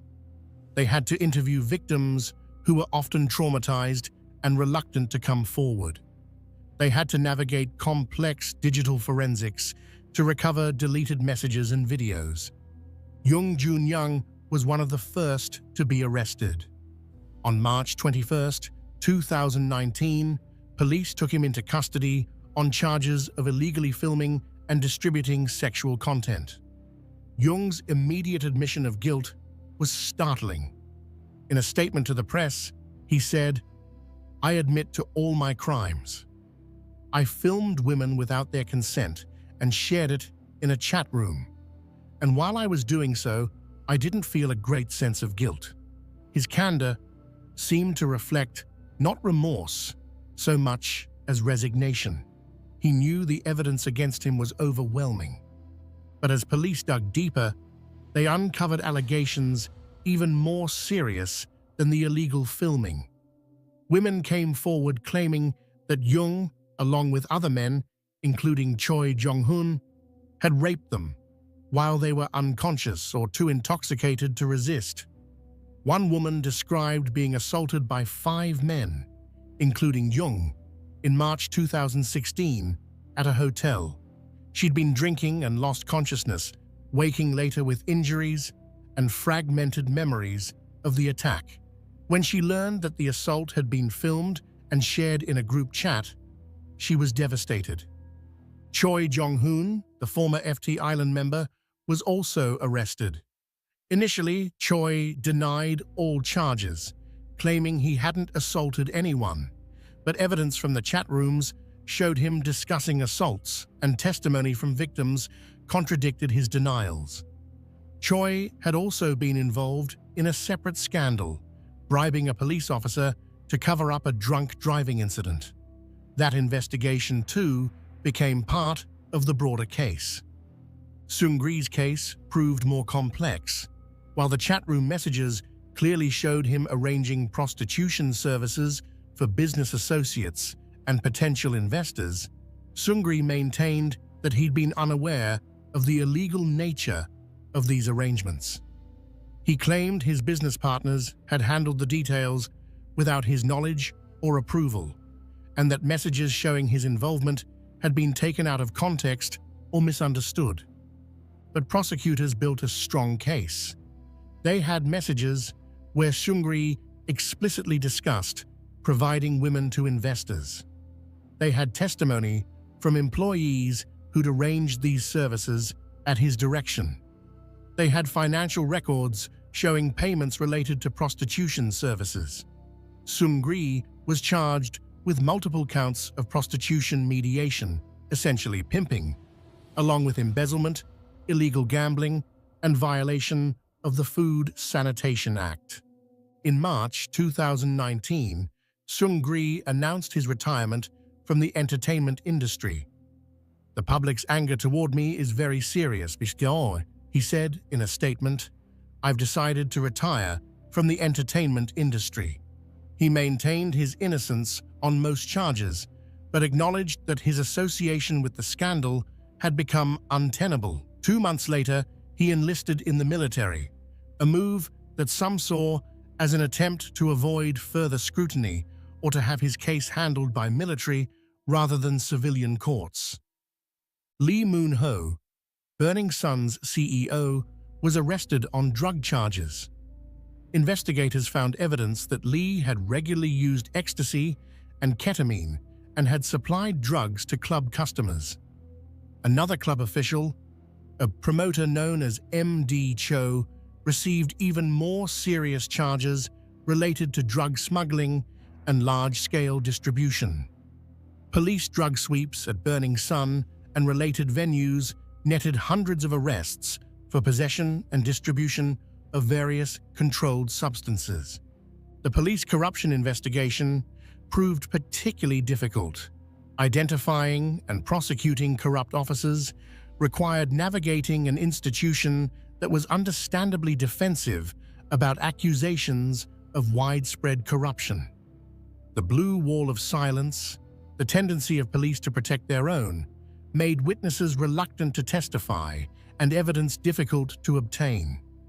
Yoon Kyu-gun, the senior police official identified through Gu Hara's intervention, became the highest-profile target. Yoon was arrested in March 2019 on charges of bribery and using his position to suppress investigations and provide inside information to club owners and operators. The charges alleged that Yoon had accepted bribes in exchange for warning club operators about planned raids, providing information about ongoing investigations, and using his influence to minimize the consequences when club operators were caught breaking laws. President Moon Jae-in personally weighed in on the scandal, calling for thorough investigations of both the entertainment industry figures and the police officers who'd enabled them. "The Burning Sun incident is not just about one club," Moon said. "It's about the culture of corruption and the abuse of power." He ordered police reforms, including better oversight of nightlife venues and stricter protocols for handling sexual assault cases, but the police corruption investigation faced obstacles. Many of the lower-ranking officers who'd responded to the initial Burning Sun call or who'd had regular contact with club officials received only administrative punishments, reprimands suspensions, or transfers. The most serious charges were dropped or resulted in acquittals. In several high-profile cases, judges ruled that while the officers' conduct had been inappropriate, prosecutors hadn't proven criminal intent or that money had actually changed hands. This frustrated many who felt the scandal had revealed systemic corruption that went unpunished. The two officers most directly involved in Kim Sang-kyo's arrest and detention were cleared of assault charges, with the court ruling that while their procedures had been flawed, there wasn't sufficient evidence to prove they'd intentionally harmed Kim. The message seemed to be that institutional failures and bad judgment weren't criminal offenses, even when they enabled serious crimes by others. Meanwhile, victims of the crimes faced their own challenges. Many women who'd been filmed without consent or sexually assaulted struggled with whether to cooperate with investigators. Coming forward meant having their victimization become part of the public record. It meant facing questions about their behavior, their clothing, their alcohol consumption, or the victim blaming that typically accompanies sexual assault cases. It meant potentially facing the perpetrators in court, reliving trauma, and having intimate details of their assaults discussed by strangers. Reporter Kang Kyung-yoon, who'd broken many of the key stories, became an advocate for these victims.